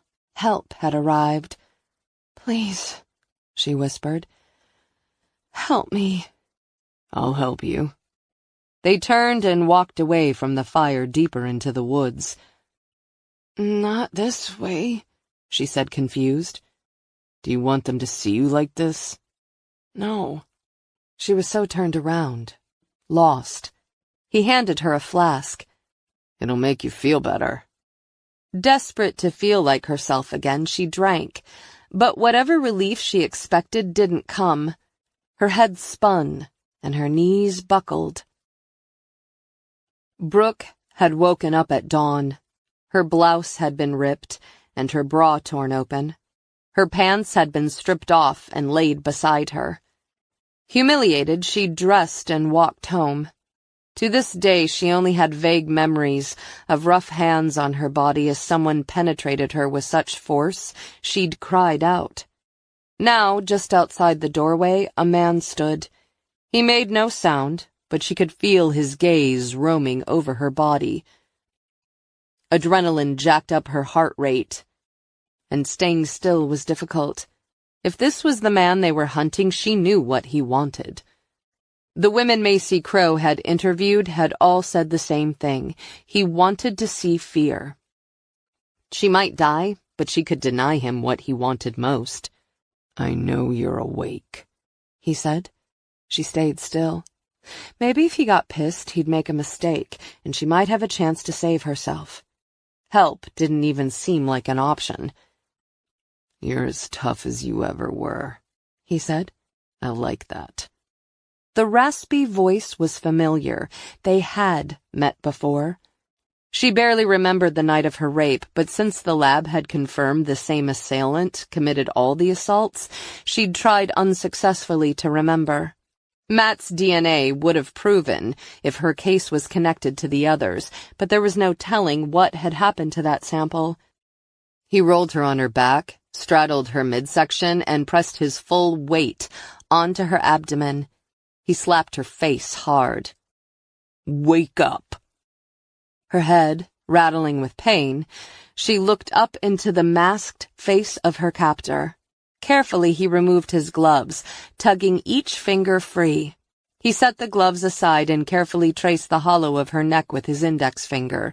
She flinched. Memories of lying on her back in a cold field and struggling to breathe came back to her. "Are you afraid?" he asked. "Think like a cop. Focus on the facts. One day I will be a witness to this. I will survive." Eyes, blue. Skin, Caucasian. Mid-30s, maybe older. Fit. 190 to 200 pounds. His nails were clean, neatly trimmed, and his hands free of calluses. She inhaled, noting the perspiration scent of a man. He wrapped his hands slowly around her neck, rubbing the underside of her jaw with his thumb. Slowly, he tightened his grip, twisting his hands. 1, 2, 3. Black jeans, dark hoodie, athletic shoes. As his count grew higher, she struggled to pull air into her lungs as she tightened the muscles in her neck. This must have been what drowning felt like. Her brain fogged, and her gaze grew hazy as she gasped for air. "I like a challenge. So brave, little Brooke. Just like the last time." The reference to the past was not lost on her, even though she was desperate to breathe. A gurgling sound rose up in her chest, and her lungs burned. Panic rushed her. She did not want to die. She still had so much left to do. She had a son to raise. She stared at him until her gaze completely dimmed, and she felt herself falling into the blackness. Her heartbeat thundered, slowed, and then stopped altogether. Suddenly, the panic was gone. Her mind floated upward above her body and his reach. Her next sensation was crushing pain in her chest. She drew in a deep, painful breath and awoke to find his face hovering inches above hers. He'd brought her back from death. "Not yet, Brooke," he said softly. "Don't leave me just yet. You're a strong one. We can do this again and again." Chapter 28. Thursday, November 21, 9 p.m. "No cowboy shit." Andy's words replayed in Macy's head as she stared into the reporter's camera and microphone. Macy reminded herself that Bennett had been missing 15 hours, and if she were still alive, her life expectancy wouldn't be long. When Sullivan beckoned Nevada back to the office, she made her decision to act.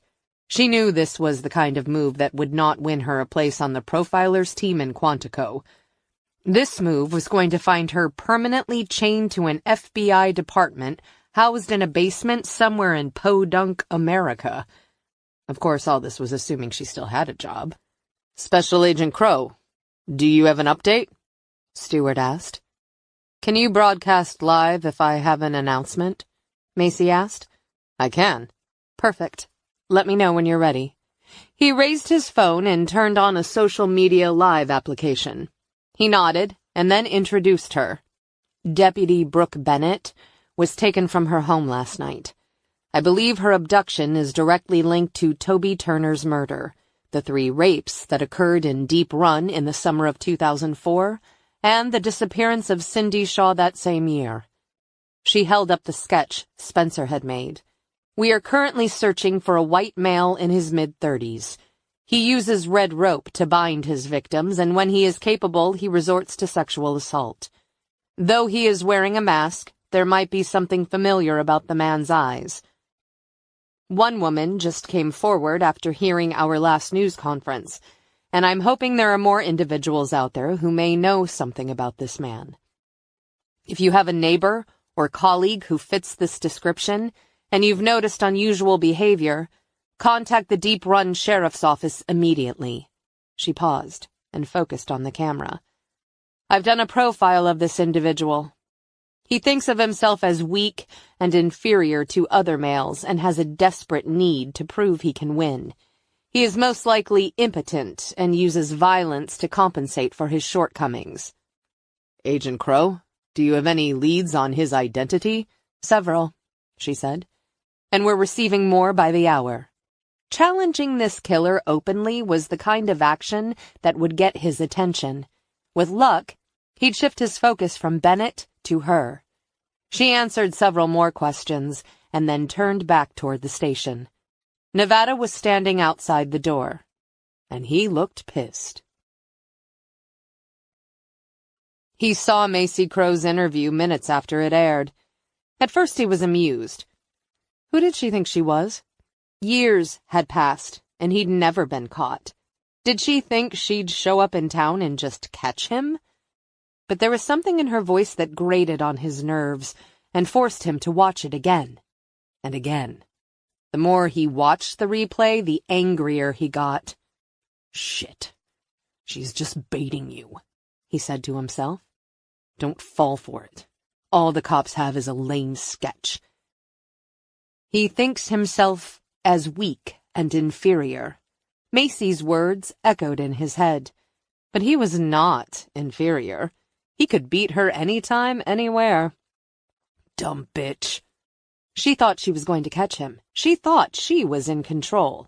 But he was in control. He had the power. He thinks of himself as weak and inferior. Again her words stoked his fury. That pompous bitch. He reached for his phone and dialed a familiar number. When he heard a gruff greeting, he said, I need you now. This is bullshit. I told you I can't keep doing this. He gripped the phone, clinging to the reins of his temper. One more time. You've said that before. I mean it this time. Sucking in a breath, Brooke suddenly awoke. Her hands and feet were bound, making it awkward for her to push into a sitting position. She searched the darkness, broken only by a light filtering under the cracks of a now-closed door. She raised her bound hands to her throat and swallowed. The insides of her chest and throat burned, as if they had been scraped raw. She tilted her head back against the wall to open her airway. She drew in deep breaths until she could think clearly. She reached for the button on her waistband, decided whoever this guy was, he'd not raped her. Yet. He'd taken her shoes, belt, and all the decorative pins she could have used as a weapon. Her eyes adjusted to the dim light, and she could make out that she was in the same small room. The last time, she had barely had time to study it before he had arrived, but now she had a chance to assess. It was not a basement, but a room. She searched the perimeter for a window, a grate, or a sharp edge to cut her bindings.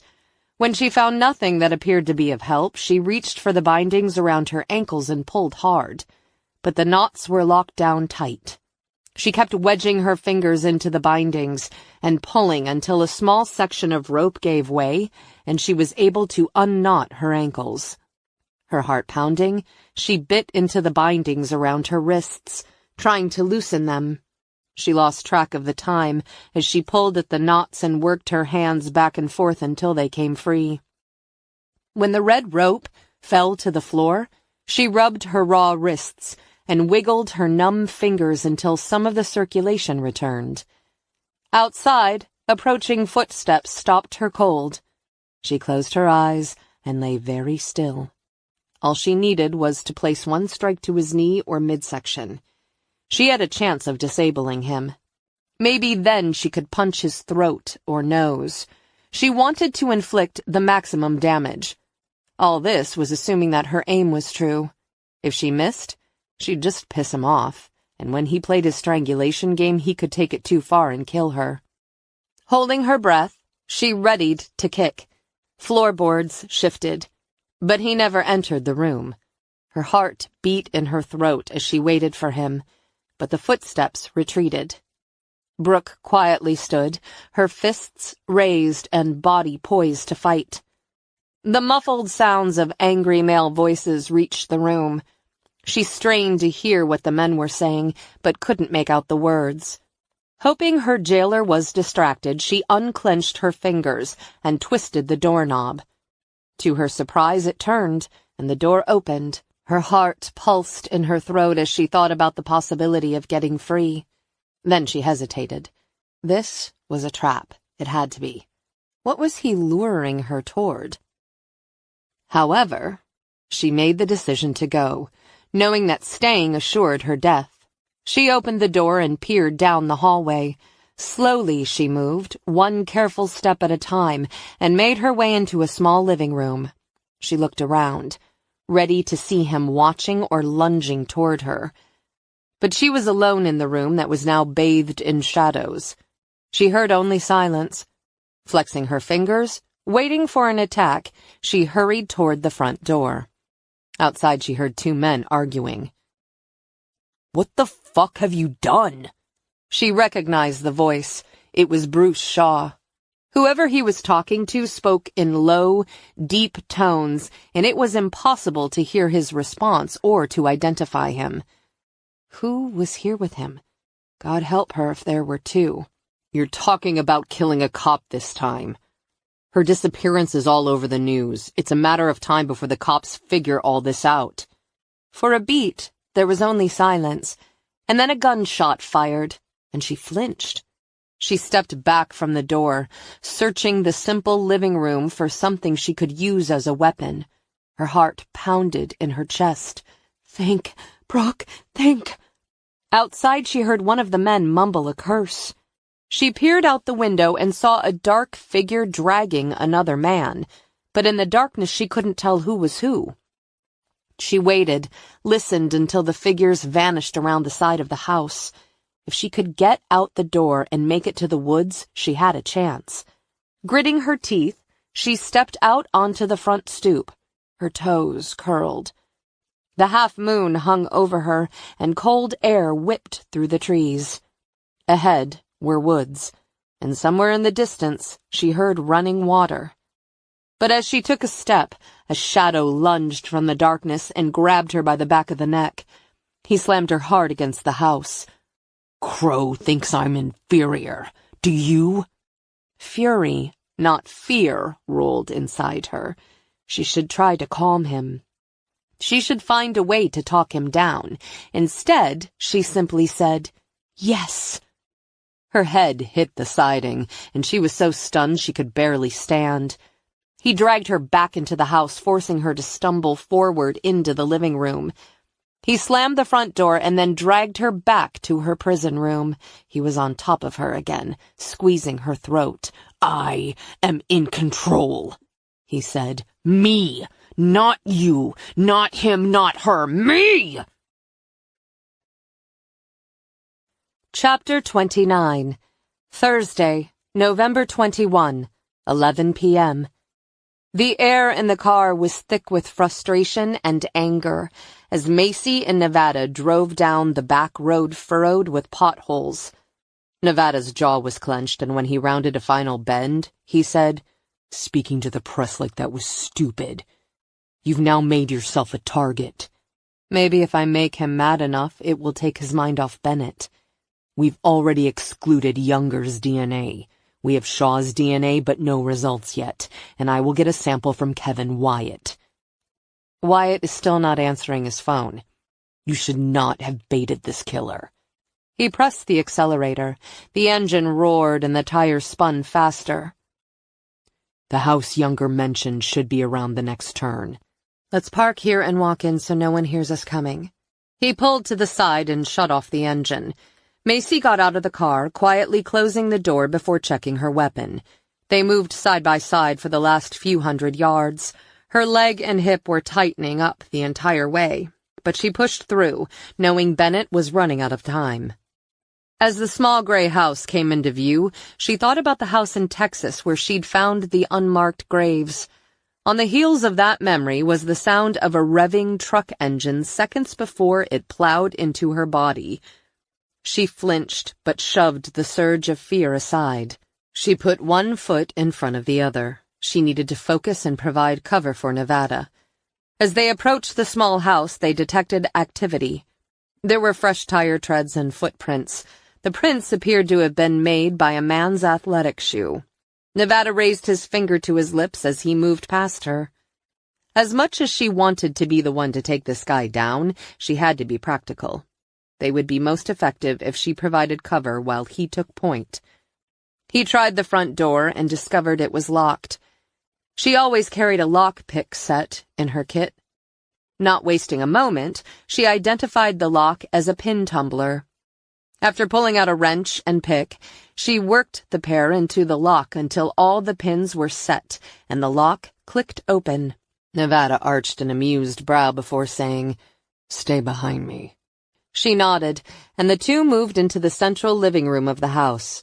Her gaze swept the room, searching each of the closed doors that fed into it. A padlock noticeably secured one door. While she watched the door, Nevada swept the one-story house for signs of anyone else. When he gave the all-clear sign, she moved to the padlock, holstered her weapon, and picked it faster than the first lock. She quickly removed it, flipped open the latch, and pushed open the door. The room was dark, and the cold air was heavy with the scent of sweat. Her heart slammed against her ribs, and she tightened her hold on the grip of her weapon. She listened for the sound of breathing or movement, but couldn't hear over her own quick breath. Nevada cast his light into the room until it rested on Bennett's body. "Shit." Macy holstered her weapon, ran toward her, and knelt beside her. Carefully, she rolled her on her back and pressed her fingertips to the black and blue skin of her neck. For a moment, there was only stillness, so she repositioned her fingers and prayed. And then she felt the faint pulse. Tears burned in her eyes. "She's alive," she said. Nevada was already dialing for assistance. Macy rode to the hospital with Bennett in the back of the ambulance. The wail of the siren and the rocking rhythm of the ride reminded Macy of her own ordeal as paramedics shouted Brooke's name and tried to get her to open her eyes. Macy knew Bennett would have a long road ahead of her if she survived this. They rolled into the university hospital's parking lot, and personnel were on hand to admit Bennett. As staff quickly pushed the gurney toward the emergency room, the paramedics recited Bennett's vital signs to the doctors. Macy hustled behind, following as far as the swinging doors. A nurse dressed in scrubs blocked Macy and informed her she would have to wait in the lobby. "I need to know who did this to her." Macy hadn't been able to stop shaking since they'd found Bennett. "And I need to save her," the nurse retorted before she vanished. Running her hand over her head, Macy turned to a lobby crowded with people filling out forms, reading magazines, and watching televisions mounted on the walls. She replayed her actions since she'd arrived in town. Why hadn't she been more aggressive with Kevin about the swabs? Could she have pushed Green even harder? Unable to sit, she paced, and when her phone rang, she reached for it, thinking it was Nevada. She was surprised to see Faith's name on the display. She walked to the window overlooking the parking lot and faced away from the people in the lobby. "How did you know something was wrong? Is this some kind of twin symbiotic thing?" "Damn right, sis." That coaxed a small smile as she watched an ambulance drive off. "I'm standing in the emergency room." Another cop was injured. A door clicked closed in the background. "Who?" "She's one of the deputies in the county. She was attacked by a guy we're chasing." She pressed her fingers to her closed eyes, willing tears to stay in check. "I'm trying, but it might be too little too late. You're a good cop, Macy. But was I good enough? If it were another agent in my shoes, would they have gotten to Deputy Bennett sooner? I was so hell-bent on getting back to work, I didn't stop to really consider if I should. Maybe I don't belong in this job." "That's bullshit," Faith said. "You're one of the best." Images of the bruises wringing Bennett's pale neck rose to the front of her thoughts. Jesus, Faith. This guy strangled her multiple times. She's a cop, Macy. She accepted the risks of the job. It could just as easily have been you. She's a deputy in a small town. She's never seen a case like this. Do you think she'd appreciate the fact that you're underestimating her? Do you think she'd like hearing she's just Barney Fife from Mayberry? Macy pictured Bennett's stoic expression. She'd probably kick my ass. Would she want you blaming yourself or going after this guy? Macy drew in a breath. She'd want me to nail him to the wall. Then why are you still on the phone yammering with me? Go kick somebody's ass and be quick about it. Call me when it's done. Click. She stared at the phone in disbelief. No goodbye, no good luck. Faith understood her better than she realized. Nevada strode in. The tightly woven coil inside her eased a fraction. How is she? Nevada asked. She's still unconscious. All right, he said. We'll wait for a little bit. I hate waiting. Macy, it sucks being on the outside, but sometimes that's all you have, Nevada said. Who are we talking about now? She asked. Me. After your accident. He laid his hand on hers. I never want to go through that again. She had been focused on herself after the accident. All she had wanted to do was get better. She had thought about him. Several times she had felt so alone it was all she could do not to call him. But she had been afraid of showing any kind of weakness. I didn't want you to see me that way. I could have dealt with it, he said. You didn't have to fight your way back alone. A doctor dressed in green scrubs approached them. You're FBI? They both stood, and she said, Yes, we brought in Brooke Bennett. Is she awake? Not yet. Once Nevada and Macy had spoken to the doctor and learned Bennett wouldn't likely wake until morning, they returned to the house where they'd found her. Surrounding the house were state and federal officers who were sweeping the structure and grounds for evidence. Sullivan met them outside. We were able to locate the clerk from the county land records office. He was not happy to be pulled away from his evening show until I told him about Deputy Bennett. And? Nevada demanded. The clerk ran right into the office and started digging. The land passed through 3 hands in the last 20 years. It had a reputation for being a party site for the kids at one point. Long story short, a limited partnership called Pocket Inc. purchased the house. I called the attorney of record and he told me his client was Bruce Shaw. What's the status of the crime scene? Nevada asked. The technicians are going over the room where they found Deputy Bennett. It's mostly hair and fiber samples in that room, but in the other bedroom there are journals, he said. What kind of journals? Nevada asked. Apparently this guy liked to make sketches and notes of the women he stalked. There are notes on hundreds of women from up and down the East Coast. What about Baltimore, Atlanta, and Bluefield, West Virginia? Macy asked. I haven't been in the room to see, he said. Good work, Nevada said. We'll take it from here. How is Deputy Bennett? Sullivan asked. She's going to recover with time, Macy said. Thank God for that. Agent Crow? About that beacon cologne, Sullivan said. It's been bugging me all day. What about it? She asked. Wyatt wore it. You sure? Rebecca Kennedy said her attacker wore beacon cologne. Yeah. The guys used to tease Wyatt about it. They were always taking the bottle and tossing it in the trash. They said it made him smell like a pretty boy. I saw the bottle more than a few times. Kevin had not given DNA, and now she had a witness who said he wore the rapist's scent. Wyatt would have been under a lot of pressure during the Dream Team years. He's always had a lot on his shoulders, Sullivan said. Father wasn't around much and his mother isn't wrapped real tight. Deputy Sullivan, go by Wyatt's house again, Nevada said. If he's there, bring him in. Yes, sir.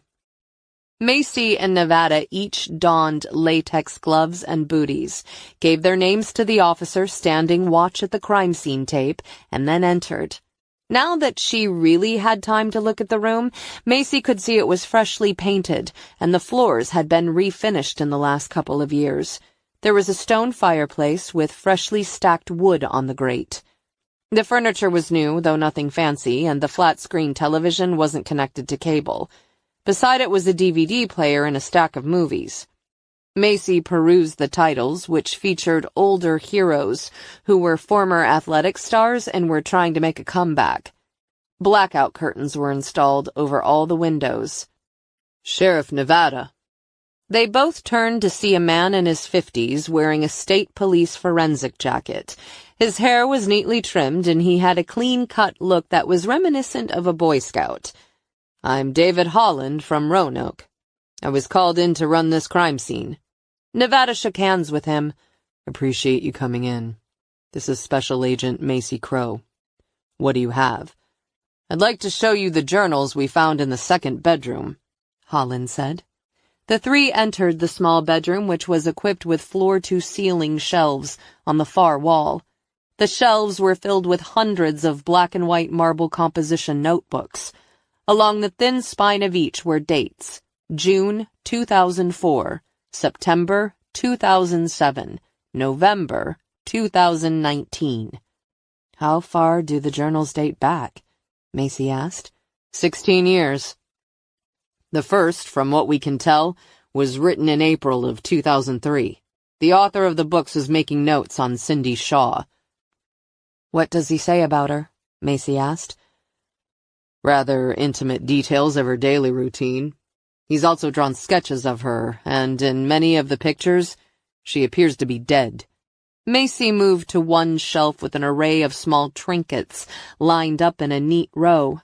Many were single earrings, necklaces, panties, and single high heels. She spotted the Princess Pepper shaker missing from Beth Watson's home. "Are there journals from Baltimore or Atlanta?" "It appears so, and several other cities." Nevada drew in a breath. "Are names listed?" "Yes. He not only lists his target's name, address, and phone number, but also a detailed description of likes, dislikes, schedules, and pictures." "Any containing Deputy Bennett?" Holland lowered his voice.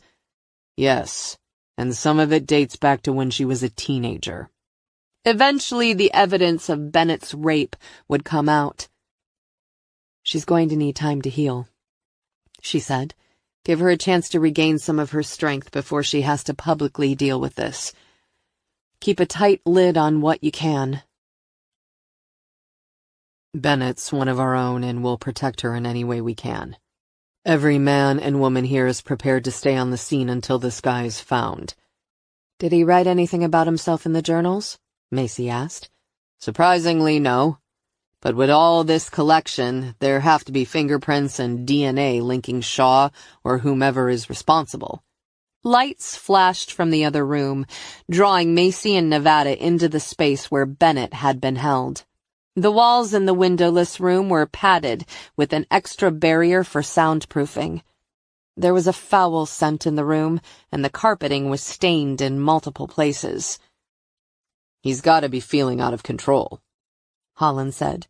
"His world was turned upside down, and we have a direct link to every crime he's committed." "And that's going to make him extremely dangerous," Nevada said. "He's got absolutely nothing to lose now." Rage was too tame a word to describe what he was feeling. He coiled the red rope around his hands while he watched the images from the camera he'd mounted on the tree outside of his special house. They'd found it, Brooke, and all the journals he'd worked so hard to create over the years. He looked down at his hands. He'd cut off the blood supply, and the skin not only was pale but also tingled. If he kept this up much longer, he'd do some real damage. Macy Crow was not going to make him look like a fool. She'd destroyed what he had worked so hard to build, and she would pay dearly for it. The house she'd invaded had sentimental value to him. It was a safe place to hide when he needed it. It had been the place where he'd become a man for the first time. It had offered him sanctuary when the world just got too loud. And now it had been desecrated. He glanced at the revolver in his hand. Carefully, he opened the chamber and counted 6 bullets. It wasn't his preferred method, but it was effective. "Macy, if you wanted me to come after you, then you shall get your wish." By the time Macy and Nevada left the crime scene, it was nearly midnight. Instead of feeling fatigued, her body was still in high gear, but she knew that wouldn't last forever. They drove to the Wyatt house, where a collection of county and state vehicles was parked. Their lights flashed, illuminating the darkness, and several neighbors had gathered outside their homes. Nevada strode up to Sullivan. "Any sign of Wyatt?" "No," Sullivan said. "The house is empty." "What about Tyler?" Macy asked. "I called his cell and he answered. He says he's in Texas with family. He said his brother put him in a hired car and sent him down to Roanoke to catch a plane earlier today." "When is the last time the boy was in contact with his brother?" Macy asked. "They haven't spoken since Wyatt put him in the car." "Did the boy say if his brother appeared off?" Macy asked. "Tyler said his brother was calm and cool like he always is. The kid has no idea what's going on," Sullivan said. "And Wyatt's mother?" Nevada asked. "I left her a voicemail. No call back." Sullivan flipped through his notes. "I called his family dentist. He did have his front tooth repaired in July of 2004. He'd chipped it during a football practice, but he had it repaired within a week." "So Ellis was right," Macy said. "Appears so." All the arrows pointed to Kevin. "But that doesn't change the fact that Wyatt's in the wind." "We'll find him," Nevada said. "It's a matter of time." Thick clouds covered the sky, blocking out the stars and the moon. After they spoke to several other state officers, the two got back in Nevada's car. The energy she'd felt less than a half hour ago was waning fast. "I've got to get a couple hours sleep," Macy said. Nevada backed out of the long drive until he reached the road, where he cut his wheels hard. "You can sleep at my place. I don't want you in that motel room alone." She laid her head against the headrest. Though she now suspected that Kevin was the primary offender, Bruce was involved in some capacity. "The whole point is for me to be alone, so that Wyatt or Shaw will come for me." "You're not up to catching anyone tonight. We need to sleep, regroup, and figure out our plan of attack in the morning." She saw the wisdom of Nevada's logic. "But Wyatt and Shaw are out there and may have another woman." "There's a statewide bolo out for either man's arrest," Nevada said. "Both are too smart to trip a bolo." "In the morning, I promise," Nevada said. She relented, and they drove to his house. By the time they arrived, the adrenaline had abated, and she was more tired than she had realized. She struggled to hide her stiff gait as the pair approached the house. "Take a hot shower," he said. "Want a drink?" "Beer." "Corona, right?" "Good memory." He locked the front door behind them, and she walked into his bedroom and turned on the hot water in the shower. As the steam began to rise in the stall, she stripped out of her clothes, laying them on the bed before stepping under the hot spray. She turned her back to the shower and leaned against the cool tile. The water's heat felt wonderful and seeped into her aching bones. The door to the shower opened and Nevada stepped in behind her, resting both hands on her hips. She straightened and leaned back until she felt his chest rub against her skin. He lathered his hands and began to rub the tense muscles along her lower back and right hip. A soft moan rumbled in her throat at the pure pleasure. "You're an angel," she said. "Not hardly." He kept rubbing her back and hip. Finally, when she felt the tightness release and some of her stamina return, she turned and wrapped her arms around his neck, kissing him. Her breasts rubbed against his chest as he leaned into the kiss. He cupped her buttocks with his hands and in one move lifted her and pressed her back against the tiled wall. Carefully, he eased into her, and she dropped her head back, savoring the sensation of having him inside her. She gripped his shoulders and tightened her legs around his waist, moaning softly as he pushed deeper into her. Neither of them spoke as they gave in to the sensations and let themselves just simply enjoy. When she tipped over the edge, he came inside her. For a moment, neither moved as the heat of the shower beat down on them. Finally, he kissed her softly on the lips and pulled out of her. He shut off the water and grabbed 2 towels from the rack. They dried off, and she reached for the beer he'd left on the counter. She took a long pull and, for the first time in a long time, felt like herself. She slid under the covers of his bed, savoring the soft sheets. She curled on her side, and he nestled behind her. "We only have a few hours to sleep," she said. "I know. Let's enjoy it." Scratch, scratch, scratch. The sound woke Macy before dawn, and when she sat up, she had the sense that Cindy was close. She couldn't logically explain the feeling, only that the girl was nearby. Macy looked toward Nevada's spot, but discovered he was gone. She glanced at the clock and realized that she'd been asleep for 2 hours. She got out of bed, gathered her clothes, and slipped into the bathroom. When she emerged 15 minutes later, she was dressed and following the scent of what smelled like freshly brewed coffee. She found Nevada in the kitchen, dressed in his customary jeans and sweater. She slid up to him and traced her hands slowly over his back. He relaxed into her touch as he poured her a cup of coffee into a travel mug, doctored it with milk and sugar, and handed it to her. She kissed him and accepted it. "Thank you." "The mug is not a hint. You can stay as long as you like." "I want to have a look at those journals," she said. She searched around for her purse and, once she found it, dug her phone out. I didn't charge it." He opened a drawer and handed her a charger. "A gift." She plugged it into her phone and then the wall. There was no call from the hospital, but that would be her first stop anyway this morning. "I hope to hell Bennett is awake. I need to talk to her, and then I need to examine the journals. We need to figure out where both men are hiding." He finished his coffee. "The sooner we get this guy, the easier I'll sleep." They arrived at the hospital 30 minutes later, and after Macy showed her badge at the front desk, they rode the elevator to the 3rd floor and found the nurse's station. She showed her badge again. "I'm here about Deputy Bennett. How's she doing?" The nurse glanced at her computer screen.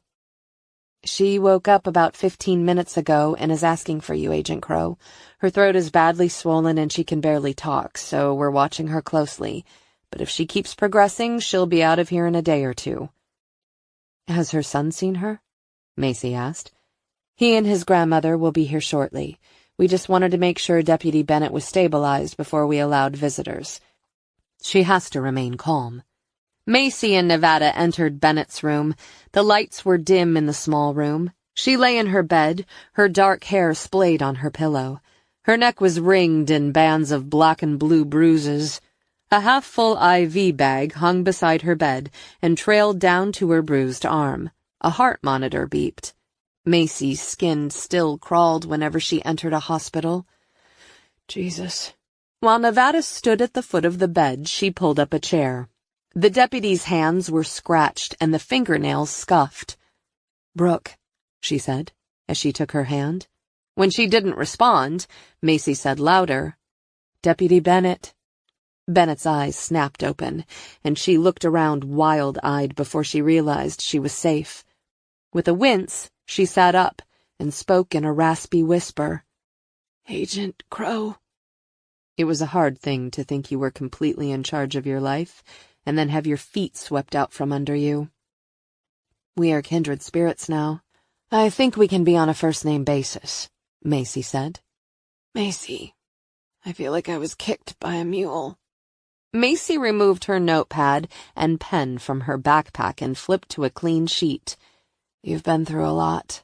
Bennett swallowed and drew in a breath. "I'm starting to remember. Where's Matt?"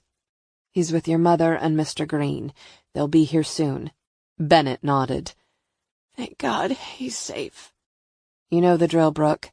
I have some questions to ask." Her lips flattened with grim determination. "Sure. Don't hold back." "Did you see his face? Do you know who did this to you?"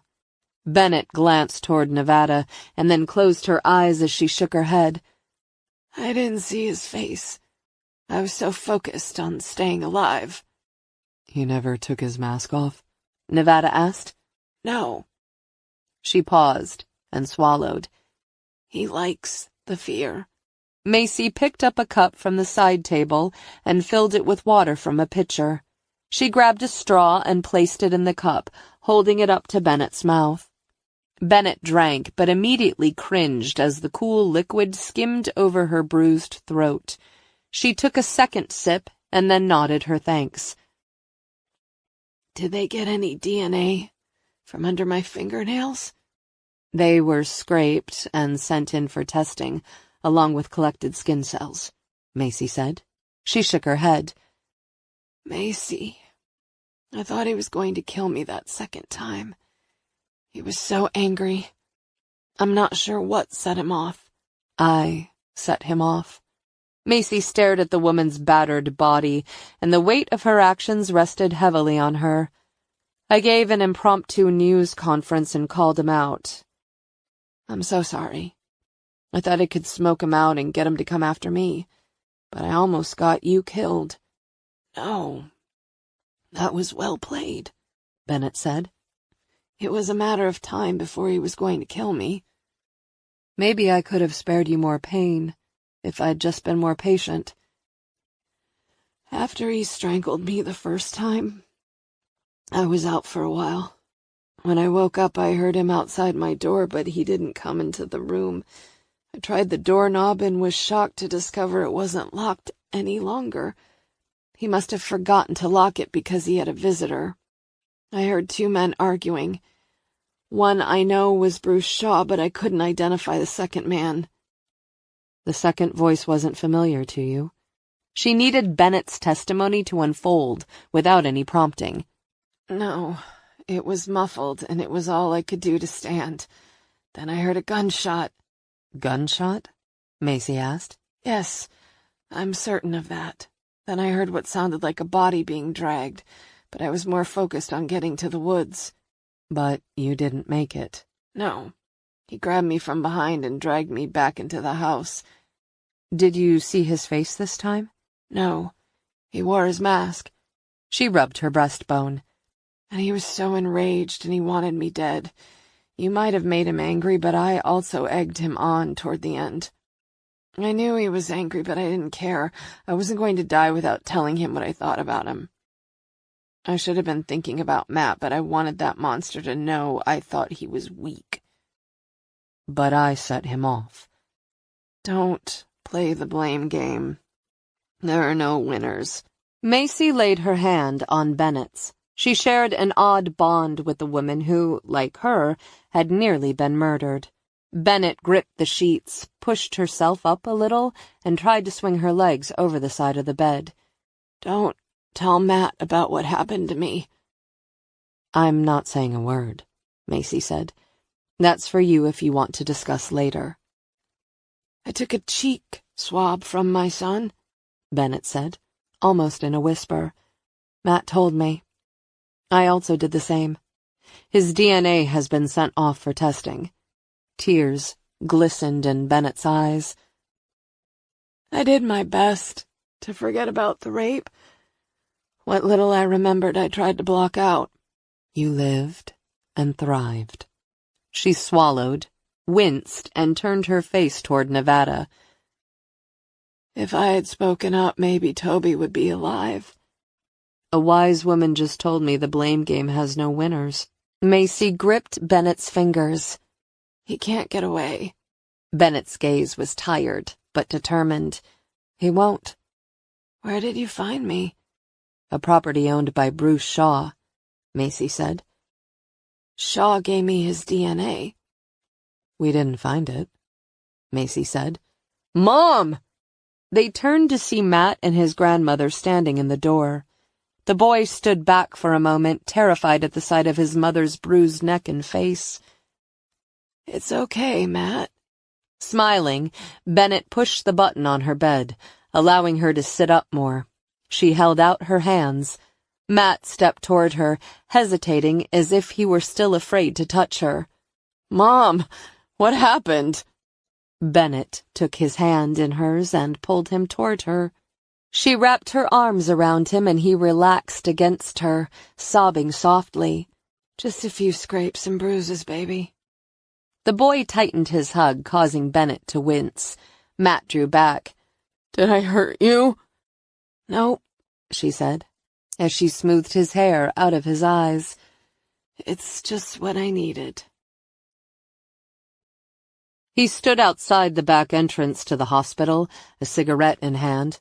He had showered in a cheap motel room that only required cash and no identification, and had changed into scrubs that he had stolen from the assisted living facility. Anyone who saw him now would think he was staff taking a smoke break. All he had to do was wait for the back entrance to open and slip inside. He knew Macy and Nevada were there with Brooke. It wouldn't be easy to grab Macy, but he had the element of surprise. People let down their guards in hospitals, assuming with all the nurses and doctors that they were perfectly safe. The side door swung open and he tossed down his cigarette and sauntered up to the door, holding it for a maintenance worker pushing out a trash can. "Thanks, man," the worker said. "No problem." Stepping inside, he let the door close behind him. He moved to the staircase where there would be less risk. It had been less than 12 hours since they'd brought Bennett here, so she was likely still on the 3rd floor. All he had to do was lure Macy near the stairwell or an empty room. He wasn't interested in playing this time. This time, he had one simple goal: to kill Macy Crow. Chapter 30. Friday, November 22, 9 a.m. As Macy and Nevada walked toward the front doors of the hospital, she was anxious to leave. To be out in the fresh air and away from the buzz of fluorescent lights, the rattle of wheelchairs, and the hurt and sickness. Just as the automatic door swung out and Nevada stepped through, Macy's phone rang. She stopped and glanced at the unknown number. "Agent Macy Crow." "This is Dr. Myers," he said. "I'm one of Brooke Bennett's doctors. She asked if she could speak to you alone for a moment." "Alone?" Macy asked, glancing at Nevada. "She was with her son. He's about to leave, and she would like to see you about something that she remembered." "Sure, I'll be right back in." She glanced toward Nevada and smiled. "Let me see what this is about, and I'll join you out front in a few minutes." Nevada frowned. "What's going on?" "Brooke might have recalled something. She wants to talk to me." "I'll come with you." She held up her hand, pressing gently against his chest. "She said she wanted to see me alone. I'll see what it's about and text you." He looked past her toward the lobby, scanning for any threat. "See you in a few." She took the elevator back up to the 3rd floor. As she stepped off, she walked past the nurse's station toward Bennett's room. In the distance, she spotted Matt stepping into the hallway. He looked up at her, his expression troubled as he rubbed his eyes. Even from this distance, she could see he had been crying. Her attention on the boy, she didn't notice the man in scrubs, who quickly came up beside her. In one instant, he body-checked her into an empty room.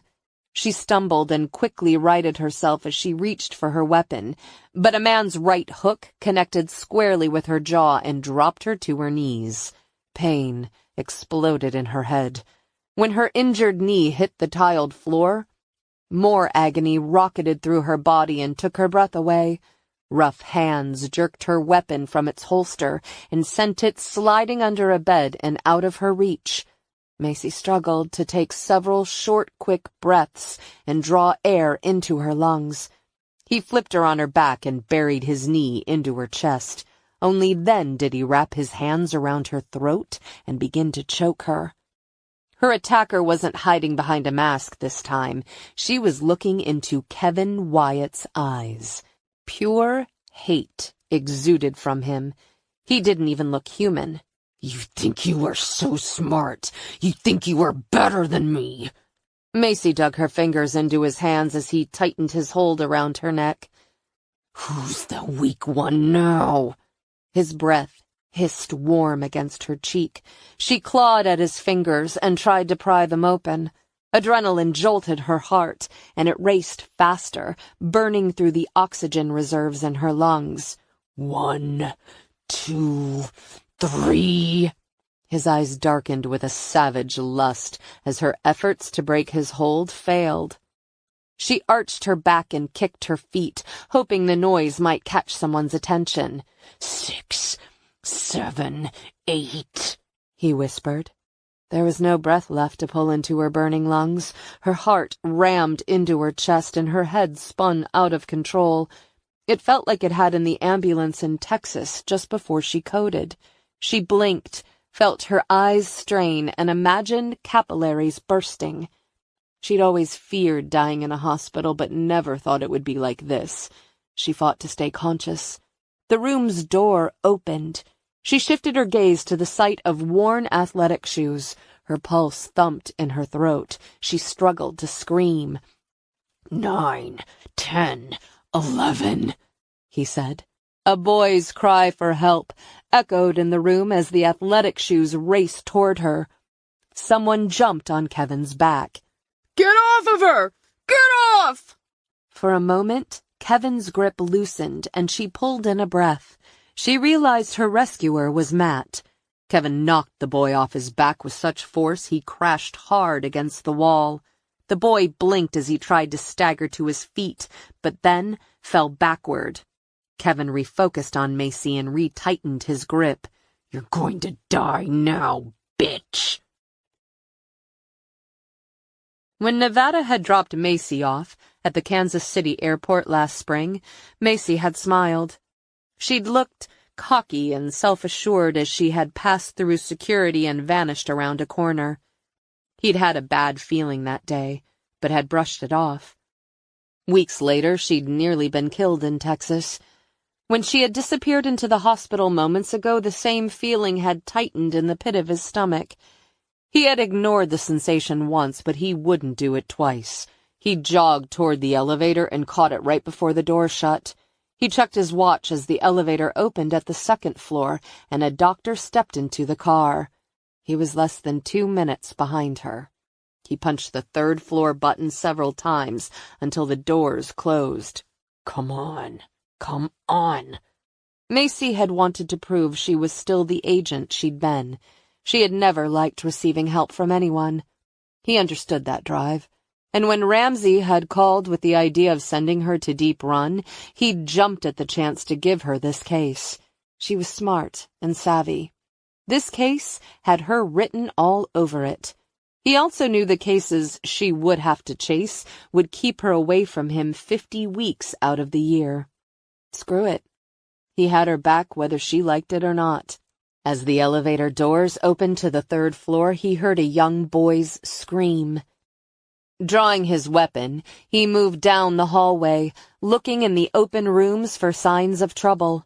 When the boy yelled for help a second time, he identified the room and pushed through the door. He barely registered seeing Matt struggling to get up. His focus was on the man strangling an unconscious Macy. As much as Nevada wanted to shoot him, he knew the bullet could easily pass through and hit Macy. He holstered his weapon and in one fluid movement slid his arm around the killer's neck. Nevada placed his other hand behind the man's head and squeezed until the carotid artery closed. The man fought him, trying to reach back and hit him, but Nevada held steady. The man's thrashing slowed and then stopped. Nevada saw Matt's bloody lip and Macy's swollen face and bruised neck. "Matt," he said. "Get a doctor." The boy blinked and rose. "Okay." Nevada loosened his hold as he reached for his cuffs, but as he did, Kevin's eyes opened and his body tensed. Kevin reached back for Nevada's gun. Nevada reacted instantly, retightening his grip, compressing with maximum pressure. The sounds of alarms in the hallway and nurses calling for supplies drifted in the distance as Kevin strained to get his gun until, finally, his fingers dropped to his side. Nevada reached for his cuffs, secured Kevin's now limp arms behind his back. He shifted his attention to Macy, who lay curled on the floor. Her face was pale, and her lips blue. "Macy!" he shouted as he rolled her on her back. She didn't respond. He pressed fingertips to her red and scratched throat. There was no pulse, and she wasn't breathing. "Hold on for me, Macy," he said. He could not lose her again. He would not. As two nurses and a doctor burst into the room, Nevada tipped Macy's head back, cleared her airway, pressed his mouth over hers, and breathed. Macy was floating in the pool she had swum in with her father when she was 5 years old. On that clear day, she had ignored her father's warning to wait, and she had jumped into the ice-cold water. The instant her head had slipped below the surface, she had kicked her legs, but instead of rising to the surface, she had sunk. She had realized then she'd made a terrible mistake. Sunlight had glistened on the water's surface above her, and all she could do was watch it slip farther away as she had sunk. Like then, her body was weightless now. The rigidity had dissipated from her muscles. Her knee didn't ache. She wasn't worried about being an agent. She felt good, at peace. She'd been here before. And just like before, she knew she didn't belong here, no matter how serene it felt. She wanted to be back in the sunlight. She wanted to feel the sun on her face, the challenges of life's struggles, and love. A hand reached into the water, and if she wanted to live, she would have to fight hard to reach it. She thrashed her legs and arms, determined to rise on her own. As she wrestled her limbs upward, the distant sounds of alarms blaring and Nevada shouting her name greeted her. Nevada. She wanted life, and she wanted Nevada in that life. "Clear!" A jolt of electricity rocketed through her body, snapping through sinew and bone and propelling her upward. She kicked harder and felt her fingers skim the edge of the water. Her heart faltered, beat once, and then stopped. "Clear!" Another shock rocketed through her heart. It beat once, then twice, and then a steady, calm rhythm. A hand gripped her fingers and pulled her hard, yanking her into the light and the warm sun. Macy sucked in a breath. Over and over she sucked air into her lungs until she realized there were no more fingers wrapped around her throat. Her jaw ached and her ribs throbbed, but she was alive. Nevada gripped her hand as he called her name again. "Macy! Look at me! Look at me!" Bossy. He sounded so damn bossy. The defibrillator's high-pitched sound ramped up again, and she felt someone hovering beside her. She pried open her eyes and was greeted by the blur of faces hovering over her. Her entire body ached, but she was so happy to be back. She angled her face toward Nevada. When she saw all the worry and relief colliding in his dark eyes, tears burned in her own. The doctors prodded and poked her. A cold stethoscope pressed against her chest, and someone was thumping the vein in her right arm to start an IV line. "Macy, I'm back." Her throat was raw, and it hurt to talk. "Where's Matt?" "He's fine. The doctors are with him." "He saved me," she said. "I know. The kid is amazing," Nevada said. The nurse again pressed a stethoscope to her chest and listened to the strong beat of her heart. "Do you know your name?" "Macy Crow." Her voice sounded rough and gritty. "How many fingers am I holding up?" the nurse asked. She squinted at the fingers inches from her face. 3. A needle pricked her arm, and she felt the cool saline solution roll through the tube and into her vein. "Let's get her up," a doctor shouted. As she was hefted onto the padded gurney, her blouse lay open, her body exposed to everyone around her. There was nothing like coming back from the dead and then making an entrance. Nevada shrugged off his jacket and covered her chest. She smiled up at him. As far as she was concerned, she could be in Grand Central Station with a parade of Marines marching past. She was alive. And that was all that mattered.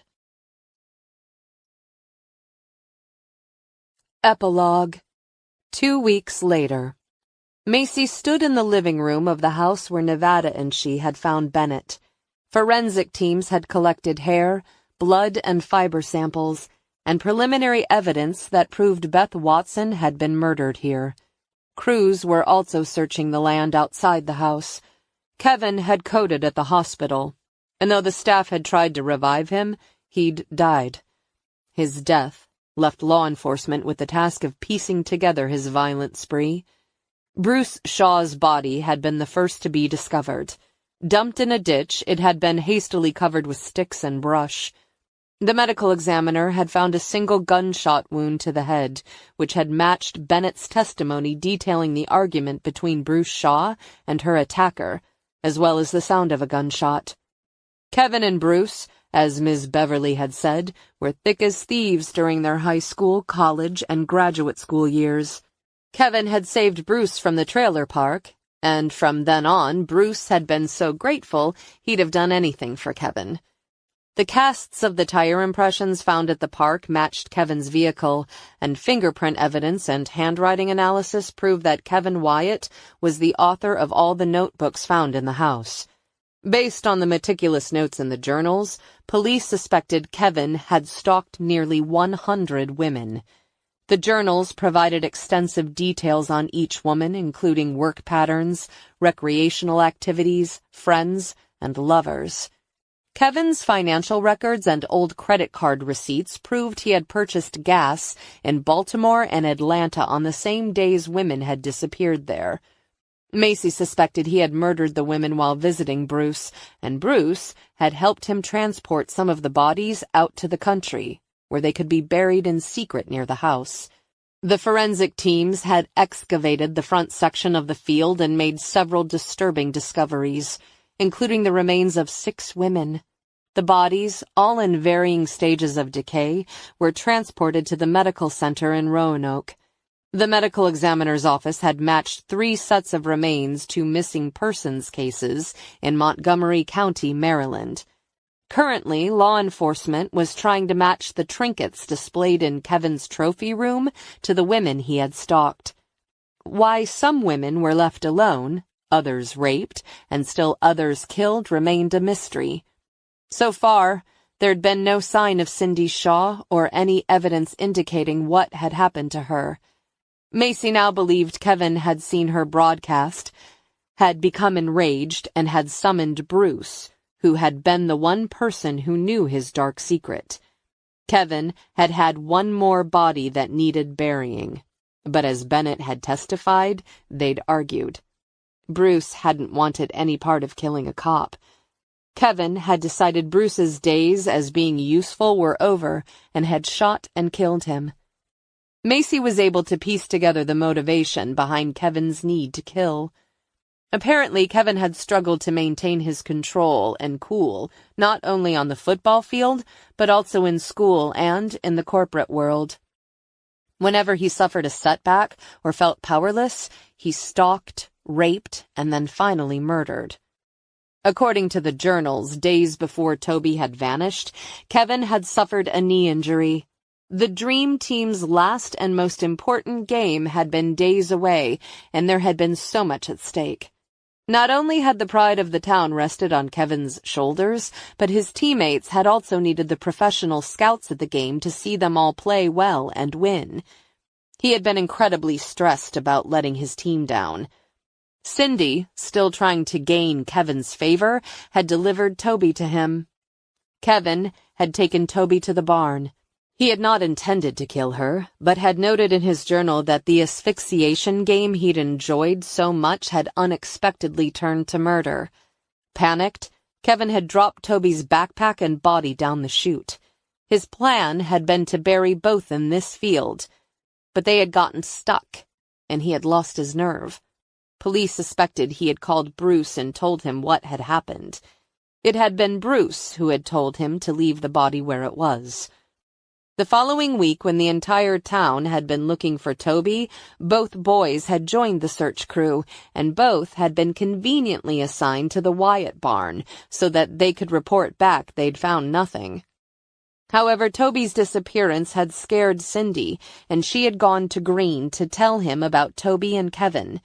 Green had thought the girl's drug use had addled her brain, so he had called Bruce and told him to get control of his sister.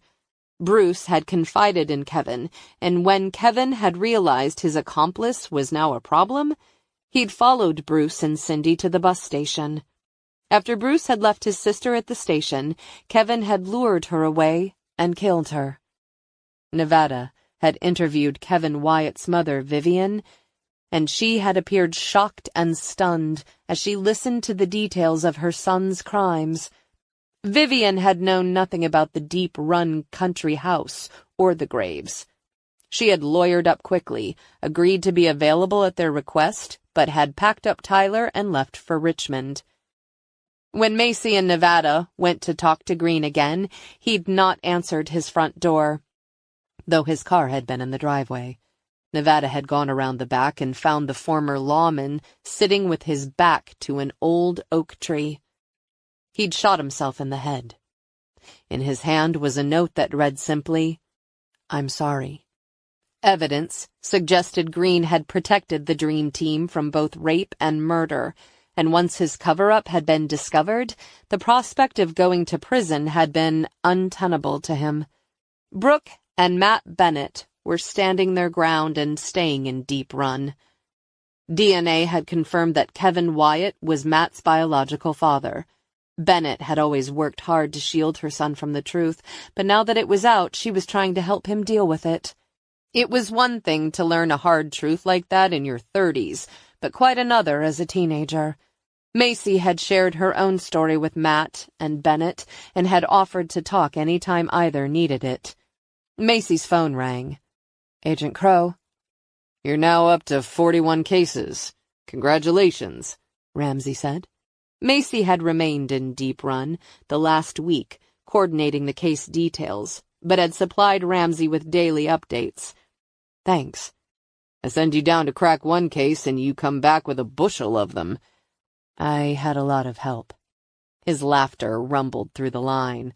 "I'm going to need you back here by Monday. We need to do another face-to-face debrief with the team." "The team? Does that mean I'm officially a part of the team?" "Do you still want it?" Ramsey asked. Getting back into the game had been all she'd wanted, but dying a second time had shifted priorities. She had been living at Nevada's house this past week and had discovered she didn't crave the big city hustle or need to chase criminals. Some of her most peaceful and beautiful moments had been spent alone with him.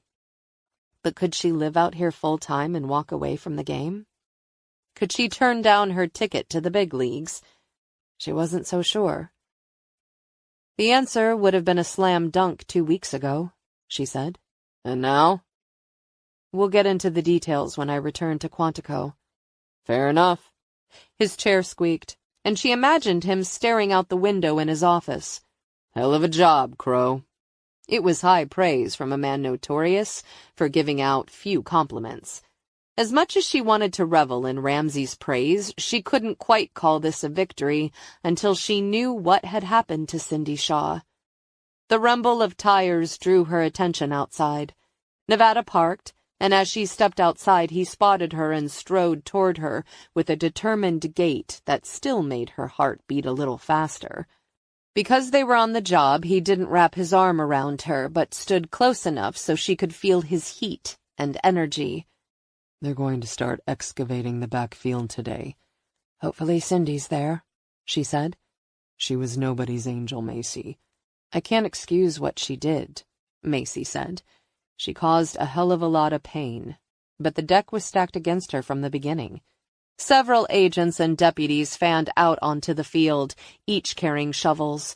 Macy and Nevada followed them and watched as they moved past the overturned soil in the top field toward the untouched lower section. "They've pledged to dig up the entire field," Nevada said. "Good," Macy said. When the Texas graves had been excavated, she'd been in the hospital fighting for her life. This time, however, she was here to bear witness. Shovels cut into dirt at the far end of the field, which remained undisturbed. Each man with a shovel dumped his soil into a single pile beside the orange flag that the forensic team would sift through later. Shovels continued to dig in the rich black dirt. This went on for another hour before one of the men in the field yelled out, "I have something!" Cold autumn wind cut across the field as Macy and Nevada strode through the knee-high scrub toward the group of men huddled around. The site was 18 inches deep. Exposed was a human skull. Its right orbital glared upward. As Macy looked at the remains, she scanned the bone structure. The skull had a low forehead, a narrow nasal passage, and a high cheekbone. Tests would have to be run, but Macy had worked with enough pathologists to know this victim had likely been a female Caucasian. For a moment all the agents and deputies stood silent. A tarp was brought over and laid beside the grave as a technician got down on hands and knees and began to work the skull free with a small trowel. Macy had no proof of the woman's identity, but she had an overwhelming feeling it was Cindy. The excavation of the grave went on for several hours, and it wasn't until techs were sifting through the dirt that they found the small arrowhead necklace Bruce had given Cindy. Macy leaned closer to Nevada, savoring his scent and looking forward to going home with him. "I couldn't have done this without you," he said. "It was a team effort. We work pretty well together," she said. "Yes, we do." He looked down at her, his smile softening his hardened features. She loved looking at his face, and the idea of not being with him again worried her. "If I have more of those crazy dreams, I'll understand if my craziness is too much for you." He shook his head. "You're going to have to try harder than that to scare me away. I'm in this for the long haul." "I sure hope so." There was no guarantee the dreams would stop or that their jobs wouldn't take them in different directions. But in this moment, she didn't want to worry about any of that. Grinning, she said, "One thing is for sure. It's never going to be dull for us, Nevada."